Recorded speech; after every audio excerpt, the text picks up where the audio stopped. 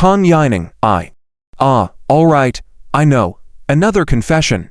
This happens every day. Isn't it annoying? Zhou Heng watched as the girl in front of him turned and walked away, silent and expressionless, but with a hint of indifference in his eyes. The girl's name is Tang Yining, his classmate since junior high, and they are still classmates now in high school. Zhou Heng has been pursuing her since high school began, and now, in their third year of high school, he confesses almost every day, only to be rejected every time. He has become the laughing stock of the class, and although he doesn't care, he doesn't want to continue like this. So this time, he decided it would be his last confession. However, before he could say a word, he was rejected once again, extinguishing the last shred of hope he held.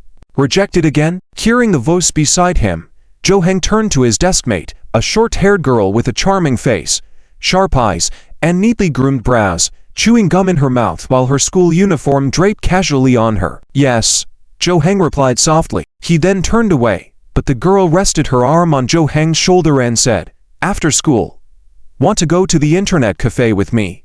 I have a tournament, can you take me there?" Zhou Heng frowned at her and replying, "Tang Zi, I just got rejected from a confession, and now you want me to go to the internet cafe? I won't go.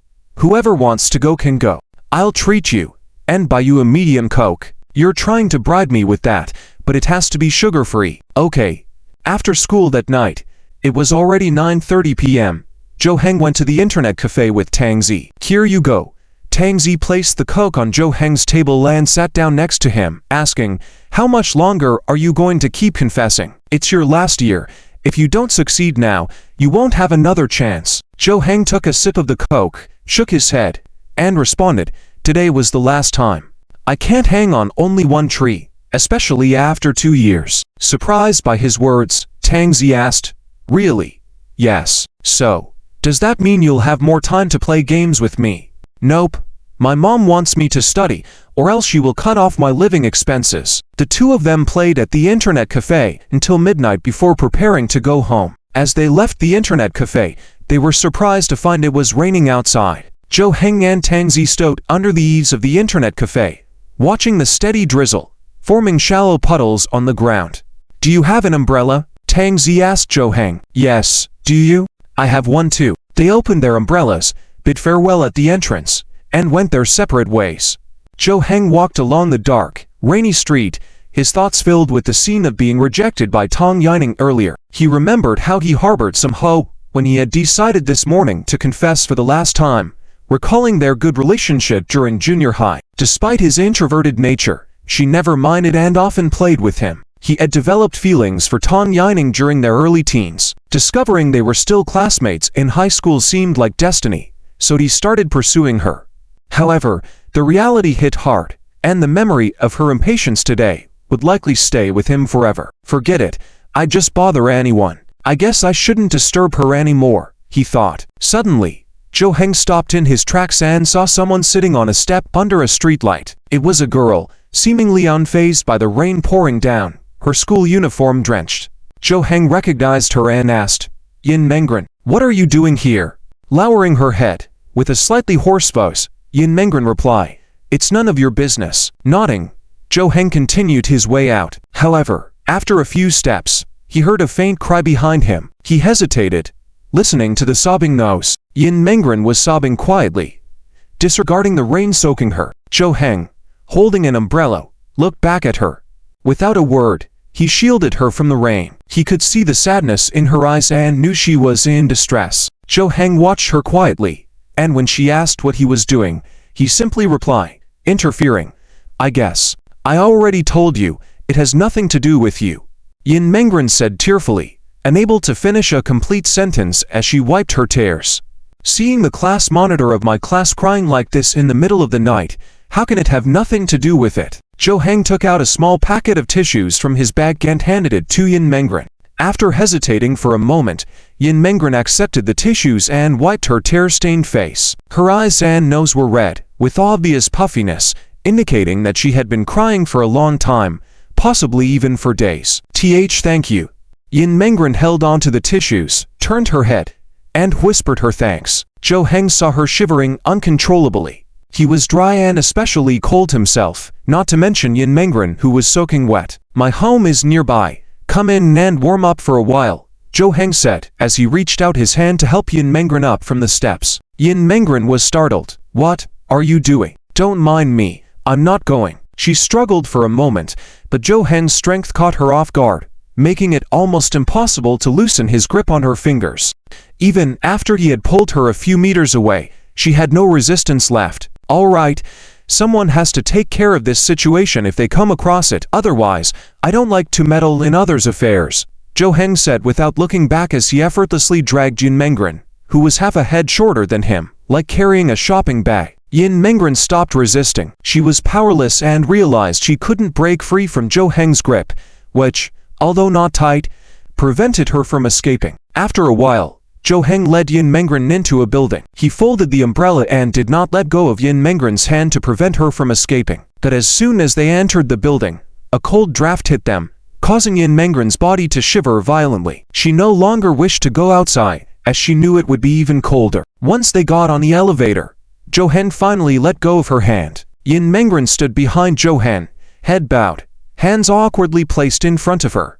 When the elevator reached the 6th floor, Zhou Heng walked out of the elevator and said to Yin Mengren, "Come." "Oh." Yin Mengren didn't know why she responded, but ghost-like followed Zhou Heng as he walked to his apartment. Zhou Heng opened the door, entered the room, and Yin Mengren stood at the doorway, unsure of what to do. Should she enter or leave? After much thought, Yin Mengren took off her shoes, put on the slippers, and walked into the living room. She noticed that there seemed to be only Zhou Heng's shoes on the shoe rack and realized that the house was occupied by only one person. Then she noticed a wide array of fitness equipment in the living room: dumbbells, barbells, a treadmill, and an exercise bike, which explained Zhou Heng's strength. The cleanliness of the living room exceeded her expectations, despite the presence of numerous items, all neatly arranged.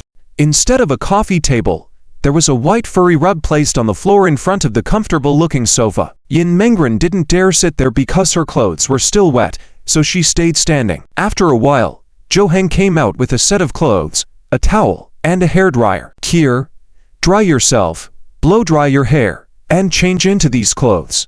I don't have new ones, but this outfit I've only worn once. You can wear it." Zhou Heng handed her the items and then walked into the kitchen. Yin Mengren, feeling even more lost, held the items in her hands. Her inner self was resisting, telling her to leave, but Zhou Heng's instructions felt like an irresistible command. After hesitating, she decided to follow Zhou Heng's order since she was too cold, her wet clothes sticking to her body making it unbearable. She quickly dried herself with the towel and spent half an hour blow-drying her long, wet hair. When she saw that Zhou Heng was still in the kitchen, she took the towel and clothes and went into the bedroom, the only room inside. She didn't turn on the light as she didn't know where the switch was, so she closed the door and started changing in the dark. Zhou Heng had given her a white velvet top and matching pants. Feeling the fabric on her skin, she could even sense a faint fragrance, causing her face to flush with embarrassment. She questioned herself internally, wondering what she was doing there, at her classmate's house, changing into his clothes. Was she being too naive and had no guard up? What would happen next? Would she sleep here or simply warm up and leave? As she stepped out of the room, Yin Mengren saw Zhou Heng coming out of the kitchen with a small table, which he placed on the rug. Then he brought out a steaming bowl of noodles that he set on the table. "Eat," Zhou Heng said without further explanation, looking at her intently. Yin Mengren couldn't finish, as Zhou Heng placed a cup of hot water and some medications on the table. "Here's hot water, and these are fever-reducing tablets. Take them if you feel cold or have a headache. This one is for colds, and this one is for a sore throat or sneezing. You can take them as a precaution as well." Zhou Heng pointed out the medicines and moved away from the couch, saying no more to Yin Mengren. Yin Mengren sat at the small table, looking at the noodles, hot water, and medicine on the table, feeling a bit complicated. Her hands were slow to lift, and her innermost feelings were definitely resistant at first. She and Zhou Heng were not that close, even though they were classmates. They were the kind who rarely spoke to each other. Yet here she was in his house, wearing his clothes, and calmly eating the food he made. How was this possible? However, her body seemed to want her to accept it, as the feeling of hunger had taken over her brain.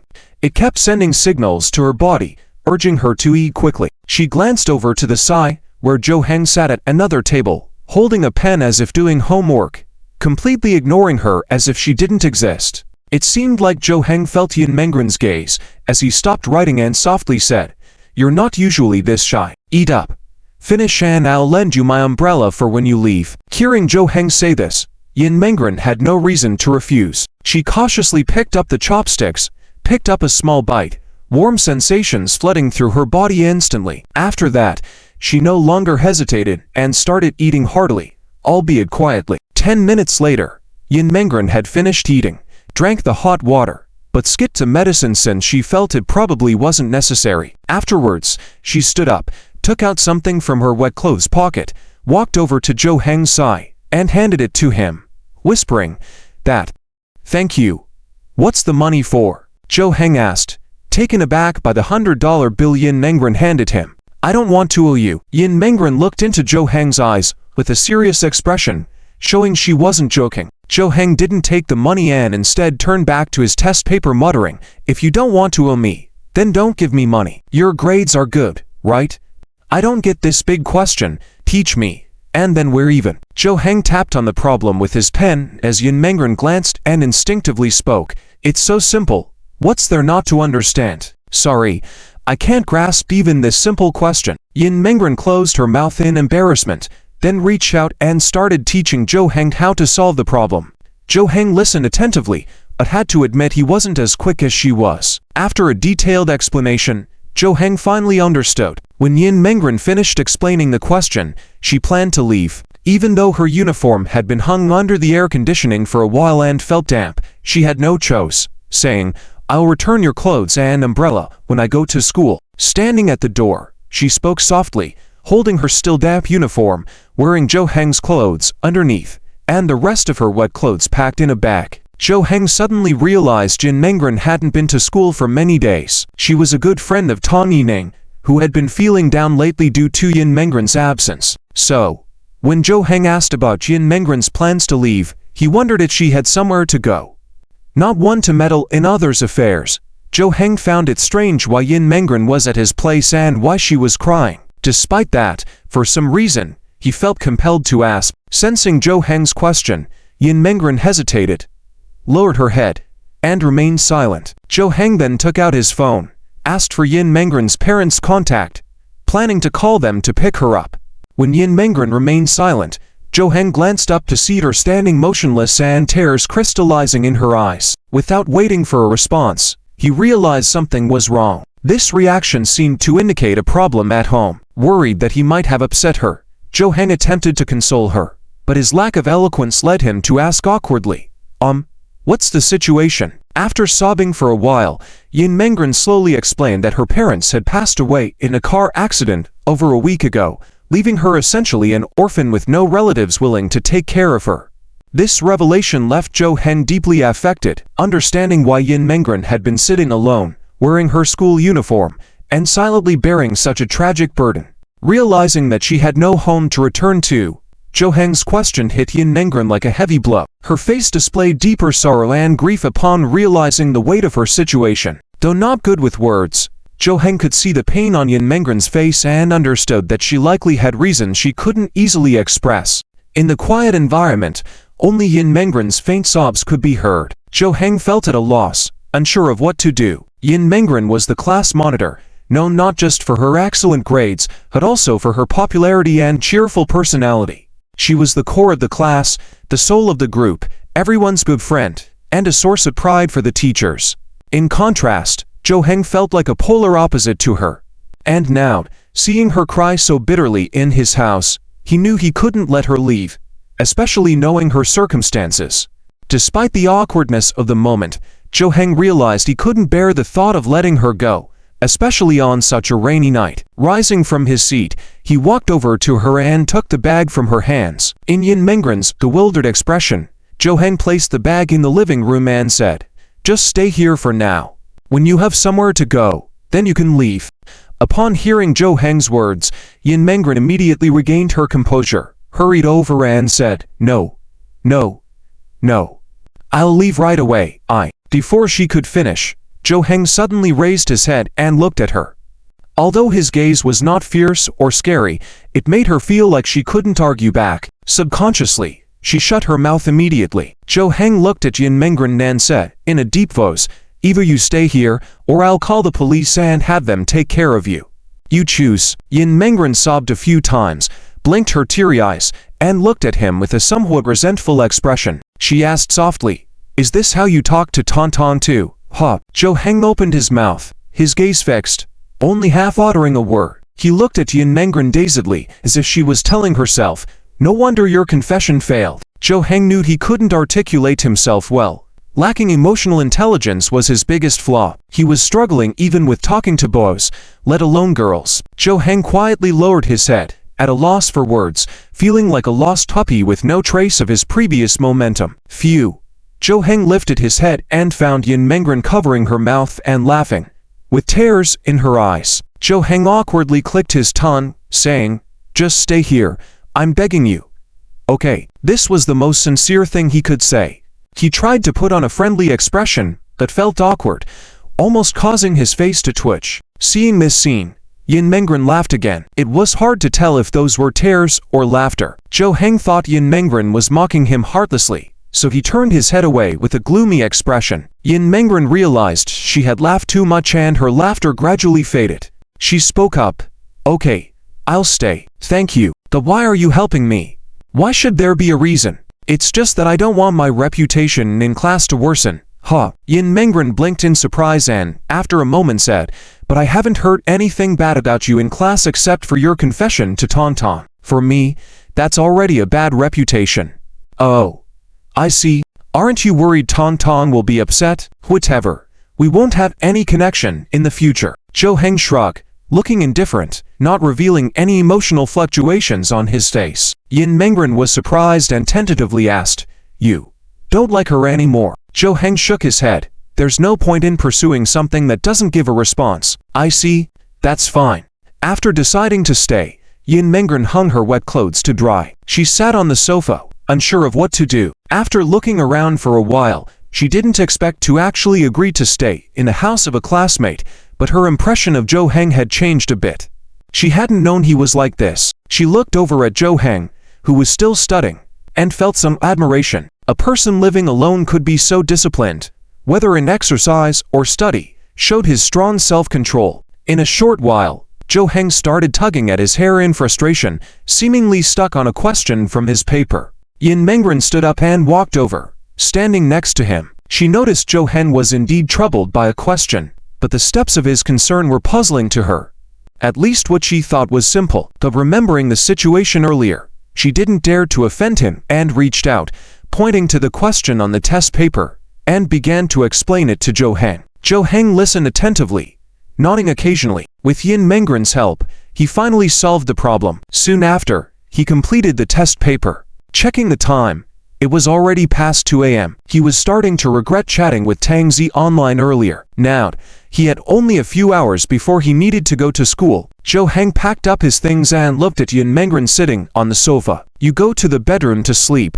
I'll sleep on the sofa." Despite his lack of emotional intelligence, Zhou Heng knew it wasn't right to let a girl sleep on the sofa. However, Yin Mengren refused repeatedly. She was already grateful that Zhou Heng had let her stay, and she couldn't let him sleep on the sofa. No.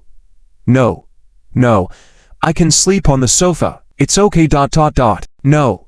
It's uncomfortable to sleep on this sofa. You go to the bedroom. Zhou Heng's attitude was firm. He knew the sofa was not suitable for sleeping. It was easy to fall off and uncomfortable. Then, it'll be even more uncomfortable for you to sleep there. You're bigger than me.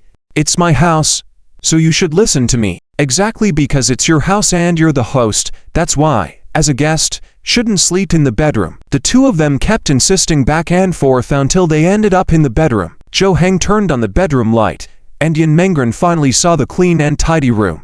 It didn't look like a room of a guy living alone. The bed was big enough for two people comfortably. Seeing Zhou Heng's persistence, Yin Mengren refused to back down and suggested, "Then, let's both sleep in the bedroom. I can sleep on the floor." "Why should you sleep on the floor?" "I'll sleep on it. You. The two of them argued for about 5 minutes. Yin Mengren realized Zhou Heng was incredibly stubborn, and she couldn't win against him. As the time grew late, They both knew they shouldn't argue for so long over this. In the end, they reluctantly agreed to a compromise. They used the blanket to separate the bed into two sides. Yin Mengren's face flushed visibly. She had agreed to sleep on the same bed with a male classmate. She sat on the left side of the bed, hugging her legs, feeling unsettled. She hadn't realized this issue just now, but now as Zhou Heng went to change into his pajamas, she understood she was a girl after all, and Zhou Heng was a boy. Could she really trust herself to sleep here? Her sense of safety was lacking. What if Zhou Heng tried something? With his strength, she wouldn't be able to resist. After a while, Zhou Heng returned, wearing a thin silk pajama. Although his figure wasn't apparent in other clothes, this pajama highlighted the muscles beneath, catching Yin Mengren's eye. She quickly looked away, but her ears turned red quietly. The lights are off. The lights in the bedroom went out, and the two of them lay on the bed, back to back, separated by a blanket. Yin Mengren was under the blanket, with only her head exposed. She closed her eyes tightly, but soon opened them again. She couldn't fall asleep. Her attention focused on what was happening behind her, on the other side of the bed where Zhou Heng was. Any slight movement from him, even just turning over, made her shiver slightly, causing her to pull the blanket tighter. She kept replaying in her mind everything that had happened since meeting Zhou Heng. He seemed normal, didn't say much, and maintained a certain distance, making her feel at ease without any suspicions. But now, the distance between them was only about 20 centimeters. If Zhou Heng turned over, he would directly press against her. After 30 minutes in this state, Yin Mengren heard his steady breathing. She knew Zhou Heng had fallen asleep. Her anxious heart finally relaxed. She hadn't had a good night's sleep in a long time. After letting go of her guard, drowsiness quickly overtook her. Her eyelids grew heavy, and before long, she fell into a deep sleep, even having a dream about her parents gradually moving away. When she suddenly woke up and sat up, it was already morning. The sky outside was bright. It was around 6 o'clock in the morning. Memories flooded Yin Mengren's mind. She slowly realized where she was. Looking to the side, she found herself alone in bed. Zhou Heng was no longer in the bedroom. Then she heard sounds coming from the kitchen, indicating someone was cooking. Yin Mengren got up from the bed. She was still wearing the clothes Zhou Heng had given her yesterday. As she walked out of the bedroom, a pleasant aroma drifted from the kitchen, awakening her still sleeping stomach. Zhou Heng was wearing an apron, cooking in the kitchen. Yin Mengren approached the kitchen and greeted him softly. Zhou Heng nodded in response. Seeing the meal he had prepared, she remembered that Zhou Heng usually brought his own lunch due to dietary restrictions. She hadn't noticed his ethnic features before, high nose bridge and distinct facial features resembling a foreigner. He offered her breakfast, and she waited for him to finish before eating. "Do you still plan on going to school?" Zhou Heng asked. Yin Mengren realized her school bag was still at school from the day she left in a rush. Although she should return to studying, she needed to buy clothes and couldn't go back today. Zhou Heng handed her the house key, reminding her to come back after shopping. Yin Mengren understood his concern and agreed. She pondered the situation, knowing she couldn't keep relying on him. After breakfast, Zhou Heng quickly left without saying much. Yin Mengren was left alone in his home. Feeling Zhou Heng trusted her to stay, she decided to tidy up the house before going out to buy clothes and take a shower. While cleaning, she discovered a box hidden in the corner filled with letters and gifts Zhou Heng had written for someone named Ton Ton. "How long has the class monitor been absent from school? Is everything okay? Sigh? I don't know. I can't reach Ren Ren neither. I'm really worried about her. I don't even know where she lives. Should we ask the teacher if they have her phone number?" Zhou Heng arrived at the school and heard someone talking near the classroom door. The voices were getting closer, and one of the voices was extremely familiar to him. It was Tang Yaneng. Just as Zhou Heng was about to enter the classroom, Tang Yaneng and another girl walked out. The three of them met at the door. Tang Yaneng had beautiful black hair and delicate features, exactly the type Zhou Heng likes. However, that all stopped yesterday. Oh. Another girl, upon seeing Zhou Heng, subconsciously glanced at Tang Yaneng, her eyes widening with excitement. After all, the whole class knew about Zhou Heng and Tang Yaneng's situation. Meeting in person now, Zhou Heng was expected to confess his feelings to Tang Yaneng. As a front row spectator, the prospect of seeing Zhou Heng being heartlessly rejected excited her.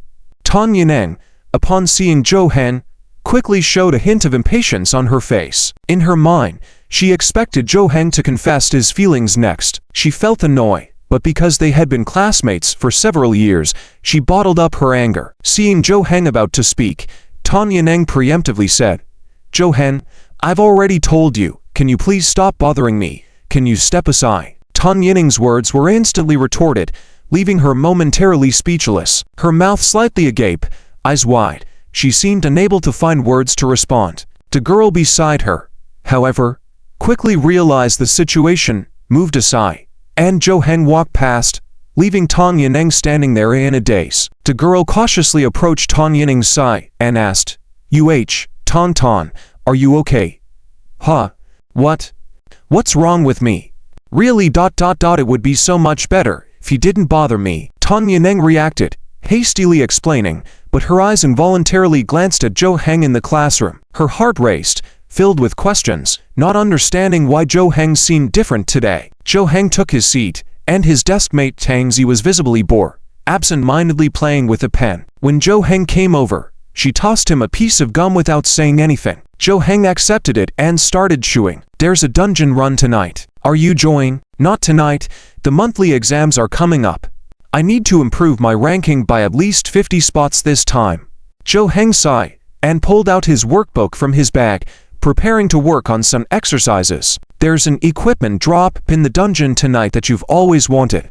Are you sure you won't join?" Zhou Heng paused and looked at Tang Zi, then sighed, resignedly saying, "Tang Zi, my poor performance is partly your responsibility." Tang Zi shrugged and replied, "But I've been playing with you too. Yet, you're in the top 20 of the year, and I'm ranked over 200. Fine. I'll help you get the equipment tonight, and when you log in later, I'll give it to you." "Thanks."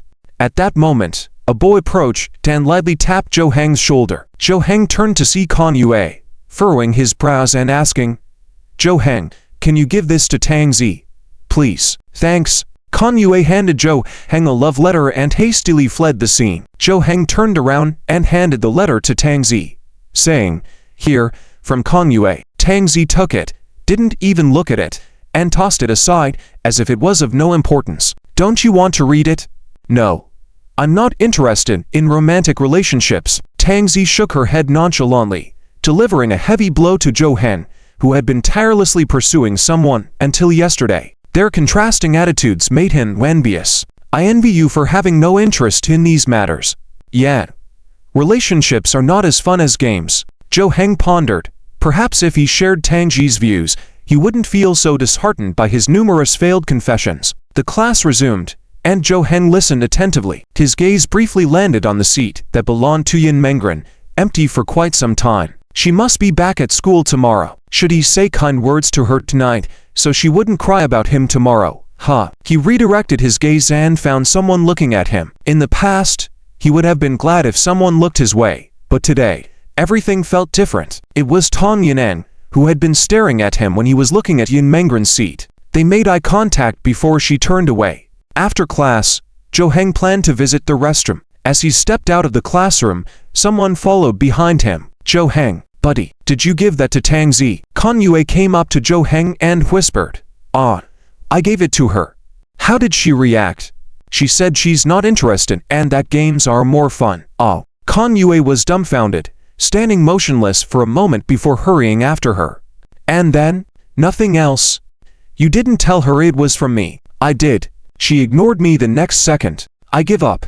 Kan Yue looked bitter, but he wasn't ready to give up, continuing, "Bro, what does she like? Can you please tell me? You must know. You've been her desk mate for 2 years. I want to buy her a gift. Give up. Stop pursuing her. Find someone else."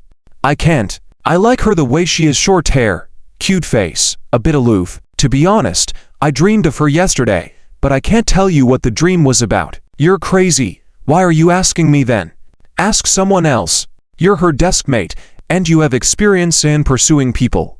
Even though you've been pursuing her for 2 years without." Kan Yue realized he had misspoken and quickly shut his mouth, but Zhou Heng's sharp gaze was already on him. Zhou Heng turned, patting Kan Yue's shoulder, making him wince. Though it hurt, Kan Yue didn't dare make a sound. "Get her a computer with an RTX 4090 graphic card based on that gift standard. During lunchtime, students can either go to the cafeteria to eat or buy food back to eat in the classroom." Zhou Heng brought his own homemade lunch in a thermal lunchbox. If it got cold, he could go to the cafeteria to help reheat it. Tang Zi bought food at the cafeteria and ate it back in the classroom. Hey bro, let's eat together and continue our discussion from this morning. At that moment, Kan Yue sat in front of Zhou Heng with his own lunch, turned his chair around, placed his lunch on Zhou Heng's desk and said, "The topic from this morning. Oh, you mean the strategy game ... game. The game we were talking about this morning. Have you forgotten?" Kan Yue loudly interrupted Zhou Heng, glancing at Tang Zi who seemed indifferent. Tang Zi peered at Zhou Heng's lunchbox, pointed with chopsticks, and said, "I want that fluffy scrambled egg. I knew you would ask for it as soon as you saw it. I should have hidden it under the rice." Zhou Heng helplessly used chopsticks to pass the egg to Tang Zi. After eating it, Tang Zi nodded in satisfaction. Zhou Heng looked at Kan Yue, who seemed confused, and said, "Oh, you can continue talking about the game." "Oh, right, the game. What games do you all play?" Zhou Heng and Tang Zi exchanged glances and reply, "We play all kinds of games." At that moment, Tang Zi looked at Zhou Heng and asked, "Did you see the new OTK deck in the ladder last week?" "I saw it. I was quite surprised after seeing it. Didn't expect that kind of combo." They called for a kill too quickly. After Zhou Heng finished, he saw Kan Yue looking disheartened, so he asked him, "What card games do you play?" I played Landlord ... That's a card game." "Sorry." Kan Yue bowed his head, focused on eating, and stopped talking. His biggest mistake was trying to engage in a conversation about games, thinking a girl like Tang Zi would play casual or puzzle games. He had never expected to feel so embarrassed, realizing he needed to practice more. Ton. Chie Run. What's up?" Tan Yiming regained her composure and looked at the girl in front of her, seeming a bit absent-minded. "What's wrong with you? You seem distracted." "Me? Distracted? No way." Chie Run gestured to Tan Yiming's meal. She found out that she had unknowingly crushed the rice with her chopsticks, playing with it as if she didn't intend to eat. "Oh, it's just that the monthly exams are coming up, feeling a bit anxious." "Really? Are you getting anxious about the exams with your grades being good?" "Would Ran, who's always first in class, worrying about exams? Let alone me. The class monitor is an exception. She has been maintaining the top spot for 2 years now. If she drops, she might feel really upset. I wonder how it will turn out this time, and I'm not sure if she come to school before the exams." Tan Yiming nodded, continuing to poke at the rice grains. She couldn't understand what she was really thinking about. Was it really about the exams? It didn't seem so. Patting Tan Yiming's arm gently, Chie Run comforted her. "All right, don't worry. You don't need to be concerned about your grades. It's people like Zhou Heng who need to worry." "Zhou Heng." Tan Yiming's eyes unexpectedly drifted towards Zhou Heng, who was having lunch with Tang Zi and Kan Yue, engrossed in a conversation. In the past, if she looked in his direction, he would always look back, but now she had been staring at him for over 10 seconds without him glancing back. Something's not right. It's really off. Tan Yiming furrowed her brow slightly, muttering to herself. Her grip tightened as she crushed tan flat and the rice grains. In the afternoon self-study session, Zhou Heng was concentrating on his work, occasionally scratching his head and furrowing his brows. Looking at the dense text on the paper, he was on the verge of falling asleep. Zhou Heng studying. Something's not right. Tan Yiming saw Zhou Heng earnestly working on his tasks and felt puzzled. Normally, he would be catching up on sleep during self-study. Why was he studying today? Did the sun rise from the west? Unwilling to give up, Kan Yue once again approached Zhou Heng's group with his test paper. Tang Zi, I don't understand this question. Can you help me?" Tang Zi glanced at Kan Yue and then lowered her head, saying, "If you don't understand, ask the teacher." "Why ask me?" You're a good student. Doesn't the teacher say we should learn from good students?" Zhou Heng looked up, took the test paper, and said, "I know how to do this question. Let me show you how. I just learned it yesterday from Yin ... I just learned it yesterday." Before Zhou Heng could teach him, Kan Yue took the test paper away and whispered to Zhou Heng, "Don't cause trouble. You know what it means when a tipsy man's intentions are not on alcohol ... Kan Yue promptly left after being silenced by Tang Zi's icy gaze. Although he claimed to like Tang Zi's attitude, facing it for real made him a bit fearful. Once Kan Yue left, Tang Zi whispered to Zhou Heng, Tan Yining seems to have been sneakily looking at you today. Did you not confess to her today, so she's feeling awkward? Hearing Tang Ji's words, Zhou Heng didn't look over to Tan Yining but continued working. I don't know, let her be. It's none of my business. Tan, school's out. Shall we go? Jie Run came to Tan Yining's desk and saw that she had already packed up, but was not in a hurry to leave. I'll leave right away, Tan Yining replied vaguely, her gaze shifting elsewhere. Most of the people in the classroom had already left, and only a few remained. Zhou Heng was still packing up. Usually, he was the fastest to leave after school, but today, he was meticulously organizing his things due to studying seriously. Finally finishing, Zhou Heng stood up, ready to leave the classroom. At the same time, Tan Yining also stood up and walked towards the classroom door. If everything went as expected, the two would meet at the classroom doorway. HMPH silly Zhou Heng. Don't say I never gave you a chance. Tan Yining observed Zhou Heng's movement speed and, realizing she was lagging behind, deliberately quickened her steps. Eventually, she reached the doorway before Zhou Heng. She turned around, pretending to gesture for Jie Run to hurry, but in reality, her gaze stole a glance at Zhou Heng. She knew this was Zhou Heng's last chance today. He would surely come to her and confess, just like before. To punish him for being late today, Tan Yining decided to coldly reject him, more ruthlessly than ever. Zhou Heng was focused on his phone and didn't even notice Tan Yining standing at the classroom door. He walked straight past her, perfectly missing each other. Tan Yining was frozen in place, her eyes filled with disbelief, mouth agape. She couldn't believe Zhou Heng didn't see her. Was it intentional or accidental? Tan Yining stood at the door, watching Zhou Heng walk further away without turning back, plummeting her mood instantly. She had kindly created an opportunity for him, but he had failed to seize it. She felt foolish. Excuse me. Tan Yining heard a voice behind her and instinctively stepped aside. Turning around, she saw it was Tang Zi behind her. As Zhou Heng's deskmate, Tang Zi wasn't well acquainted with him despite being classmates for 2 years. She knew Tang Zi had good grades and sometimes saw her leaving school with Zhou Heng, but Tan Yining didn't know where they went. Could Zhou Heng be with Tang Zi? Tan Yining couldn't help but question inwardly. However, it didn't make sense. Zhou Heng left school immediately, without waiting for Tang Zi. They didn't seem close, and being deskmates for over 2 years, if they were interested in each other, they would have been together already. Why bother pursuing her for so long? Tan, what are you doing? Let's go. Jie Run exited the classroom and found Tan Yining still standing there lost in thought. Tan Yining asked Jie Run, Aru, don't you feel Zhou Heng was acting strange today? Jie Run jokingly replied, No, I think you were the one acting strange today. Zhou Heng was already on his way home. Along the way, he noticed the step where he found Yin Mengren yesterday. Well, I should leave her a contact number. If she really leaves, how will I manage with just that key? But, didn't she mention not having her phone? Returning home, Zhou Heng knocked on the door. It opened, revealing Yin Mengren. She seemed different from this morning, looking more radiant, with smooth fair skin, new clothes, and neatly tied hair. Zhou Heng remarked, You're back. Yin Mengren responded softly, Yeah, luckily I didn't leave. Otherwise, you'd have to spend 200 to get a locksmith. Zhou Heng noticed Yin Mengren had tidied up the house, cleaner than when he left in the morning. There was a faint fragrance in the air. The clothes he gave her were washed and hung neatly. As he was about to ask Yin Mengren about her phone, she awkwardly confessed, I threw my phone in the river a few days ago. Zhou Heng placed his phone back, realizing she was nothing like the caring, kind, cheerful class monitor he knew. By the way, did you really not bring your phone?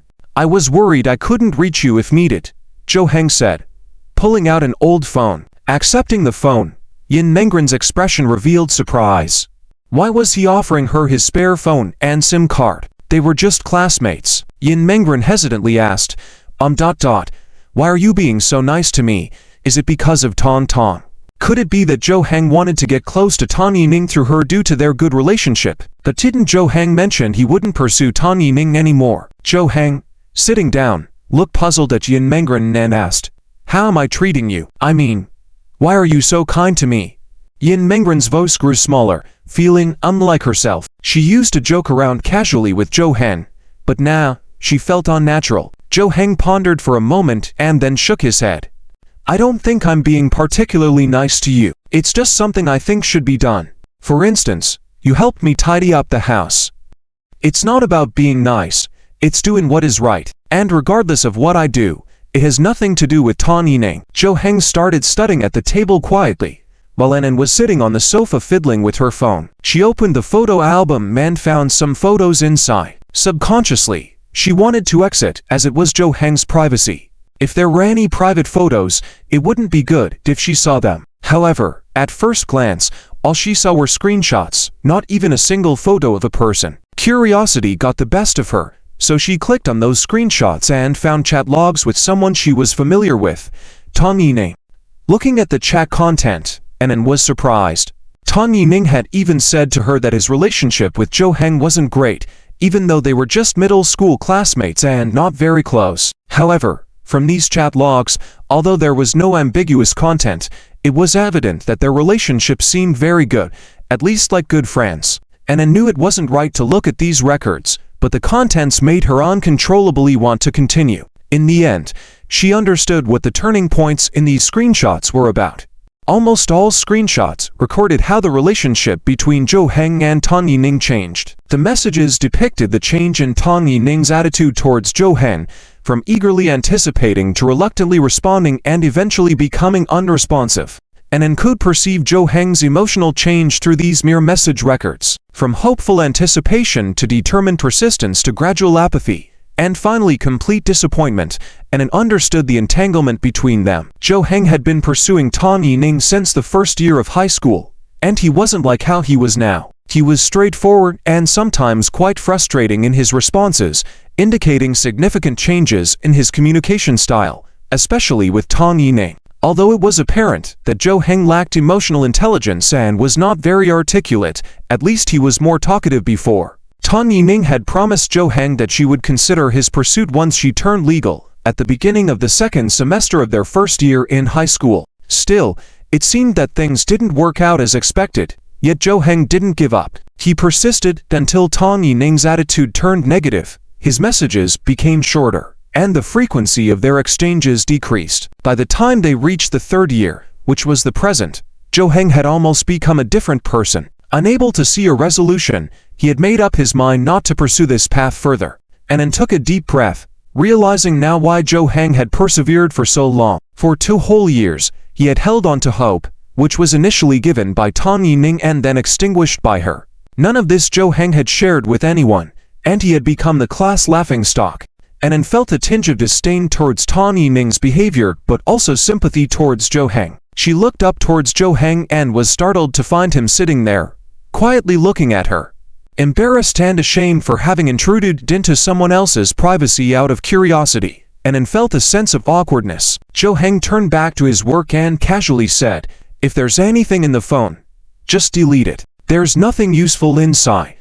Anan hesitated upon hearing Zhou Heng's words as she felt the chat records were important. However, reconsidering, she understood that these things were no longer significant to Zhou Heng. Keeping them would only cause distress. She deleted all the screenshots as instructed by Zhou Heng, including a photo of a group picture from middle school where Tang Yining was standing. With everything deleted, Anan decided to focus on her studies as well. She asked Zhou Heng if she could borrow his notes, as she had left all her study materials at school. Zhou Heng readily handed over his notes, and Anan sat beside him, going through his notes quietly. By this time, it was already around 11 p.m. Zhou Heng was scratching his head in frustration, unable to solve a problem he was working on. Anan, who found the question simple, tried to explain it to him, but Zhou Heng, being clueless about it, couldn't grasp the concept no matter how hard he tried. Misunderstanding her explanation, he humorously mentioned to be, leading to a light-hearted moment between them. Anan chuckled and urged him to focus, emphasizing that she was trying to teach him seriously. Zhou Heng, feeling genuinely puzzled, expressed his inability to comprehend her explanation. Finally, under the patient guidance of Yin Mengren, Zhou Heng learned how to solve this problem. The moment he wrote down the correct answer, he slumped weakly into the chair, revealing a hopeless expression. He felt like his brain was now Claude Polet, stuffed full. Today, he just couldn't learn anything else. He only felt that math was truly a terrifying thing, at least at a boss level of T0 in the game, the kind of opponent you feel normal not being able to beat, but when you do beat it, you feel especially awesome. Hehe. Yin Mengren saw Zhou Heng's exhausted appearance and couldn't help but burst into laughter, holding her hand over her mouth. Zhou Heng glanced at her but didn't say anything. He now only felt a faint hopelessness. How could he improve his ranking in this exam? That had become his biggest problem. Just then, aside from the sound of Yin Mengren's laughter, a sudden growling noise could be heard. "Good night," Zhou Heng responded softly to Yin Mengren's good night. Next to each other, beneath the blanket. Click. With the lights switched off in the room, the bedroom fell into darkness. Both lay in bed, with the blanket in between them. As expected, Yin Mengren wrapped herself tightly in the blanket, leaving only her head exposed. Once again, sleeping like this, thoughts flooded her mind. This was the second time she had shared a bed with a male classmate. If others found out, especially their classmates, how would she explain? It seemed almost impossible to clarify even with 10 mouths. However, a different kind of voice suddenly emerged in Yin Mengren's mind. But did it really matter now if she was misunderstood? With a major upheaval in her family life, she had once considered ending it all. Wearing her school uniform, wandering outside, crying while walking, completely oblivious to the stares and whispers of others. She had to admit that without Zhou Heng, she wouldn't know where she would be now. Tomorrow, she probably wouldn't even have the heart to go to school. It could be said that Zhou Heng had saved her. Compared to that, how significant were these trivial matters? "Zhou Heng, Zhou Heng heard Yin Mengren calling his name and softly responded. The next moment, he heard Yin Mengren's gentle, faint voice saying, "Good night." Yin Mengren slept much better this time compared to last night. Perhaps it was due to familiarity breeding comfort, or perhaps it was because she had gained a new perspective and acceptance. After all, she had endured significant setbacks and felt like nothing could knock her down anymore. When Yin Mengren opened her eyes, she realized it was already daytime. Just like yesterday, she was alone in bed. She heard sounds coming from the kitchen, where someone was cooking. She admired and even idolized Zhou Heng for being able to control himself so well. As a high school student, most people probably couldn't match Zhou Heng's ability to get up early every day to make breakfast and exercise. Yin Mengren had started self-directed learning as well, with great potential for growth. Except for weaknesses in relationships and communication, she was basically flawless. This must be why his parents trusted him to live alone, without worrying about him. Yin Mengren sat up, tied her hair, and began folding the blankets. When she walked out of the bedroom, Zhou Heng had already prepared lunch. However, she noticed something different today compared to yesterday. There were 2 lunch boxes on the table. Zhou Heng looked up as Yin Mengren emerged from the bedroom, then continued tending to the lunch boxes. Closing one of the smaller lunch boxes, he pushed it towards Yin Mengren, saying, "This is for you." Surprised, Yin Mengren blinked and replied, "For you to save money on meals. If you don't want it, I won't prepare it tomorrow." "No. I want it." Yin Mengren quickly shielded her lunchbox with her hands, as if afraid Zhou Heng would take it back. "Oh right, there are also fruits and yogurt." Zhou Heng casually tossed a small container to her, containing cut fruits and a bag of yogurt. Yin Mengren's eyes lit up at the sight of the lunchbox, fruits, and yogurt, reminiscent of the snacks and fruits her mother used to prepare for her in early elementary school. The feeling of that lost time seemed present again with her classmate Zhou Heng. Seeing Yin Mengren's reaction, Zhou Heng affirmed his suspicions that she was still childish at heart, unlike her school facade. Hence, he prepared these items for her. Yin Mengren licked her lips and said to Zhou Heng, "I don't understand why Tong Yining didn't agree to be with you. Things would have been great between you two." Zhou Heng grunted and muttered, indifferently, "I wish she'd listen to you." Even though he casually mentioned it, Yin Mengren took it seriously. She stared at Zhou Heng for a few seconds and asked, "Should I help you then? After school today, should I try to mediate between you two? Maybe all you need is a middleman." "Forget it. I already said I won't have anything to do with her in the future. If you interfere, you'll be just like her." "Oh. Then I won't say anything." Yin Mengren quickly closed her mouth, seeing Zhou Heng's serious tone. After they finished washing up and had breakfast, they left for school together. Yin Mengren felt nervous. She hadn't been to school in a long time. She was worried about questions from classmates regarding her absence and what had happened. She didn't want to talk about it, tossing out the box filled with her sad memories and not even looking back, like it meant nothing to him. As Yin Mengren sorted through her thoughts, she asked Zhou Heng, Do you feel any difference in me now compared to when we were in school 10 days ago? She didn't want her classmates to notice any changes in her. Jo Heng looked her up and down, then said, "Actually, I don't remember how you were in school, so I can't tell." Well, Yin Mengren turned her head helplessly. She regretted asking Jo Heng that question. They hadn't interacted much in school to have a deep impression of each other. And at the school's entrance, when she saw Jo Heng talking smoothly and closely with another girl, Tong Zi, Yin Mengren felt something she hadn't before. They were conversing so naturally and comfortably. Unlike her interactions with Jo Heng, she couldn't hear what others around her were saying as her attention was fixed on the two conversing ahead. "Is that Jo Heng's desk partner? Tong Zi? Ranran, you finally came. I was so worried about you. What happened in the end?" Tong Yining saw Yin Mengren and immediately ran over to hug her, as if she had found a long-lost relative.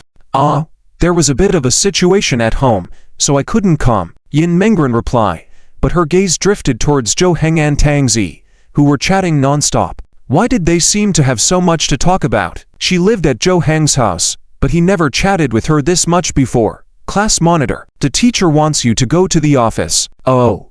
Okay." Yin Mengren stood up, prepared to go to the office to see the teacher. Before leaving, her eyes kept looking towards Jo Heng's direction, but she didn't see him look back at her. After walking out, Yin Mengren felt a strange mix of emotions. Jo Heng was talking to her desk mate, which was normal, so why did she feel so unsettled? Was it because Jo Heng hadn't talked to her that much before, that was normal too?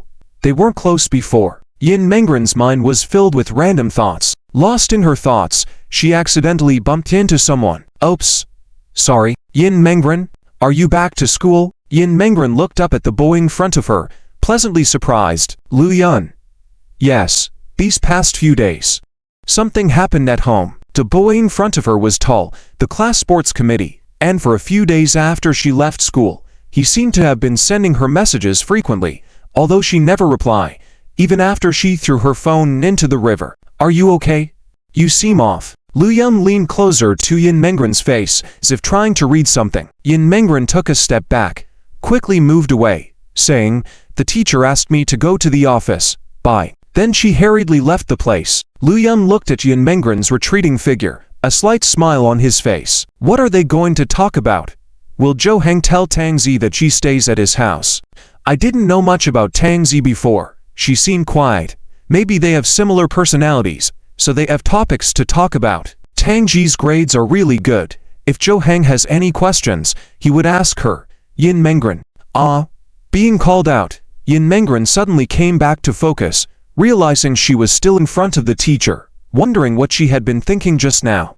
How did her thoughts drift so far away? The teacher held Yin Mengren's hand and whispered softly, "Are you okay? I can understand your current emotions. If it's too hard, tell the teacher. If your classmates say anything inappropriate, come tell me, and I'll deal with them." "Okay. Thank you, teacher." Yin Mengren also knew she had to look forward. She had been in extreme sadness for the past 10 days, had thought everything through, but the painful reality remained. Back in the classroom, her classmates started showing concern for Yin Mengren, showing how good her relationships were in the class. Jo Heng glanced at the almost crowded circle around Yin Mengren, not feeling surprised at all, having guessed this would happen. Luckily, Yin Mengren's seat was further away from him, giving him some peace. If the crowd gathered closer, it would be chaotic. Sigh.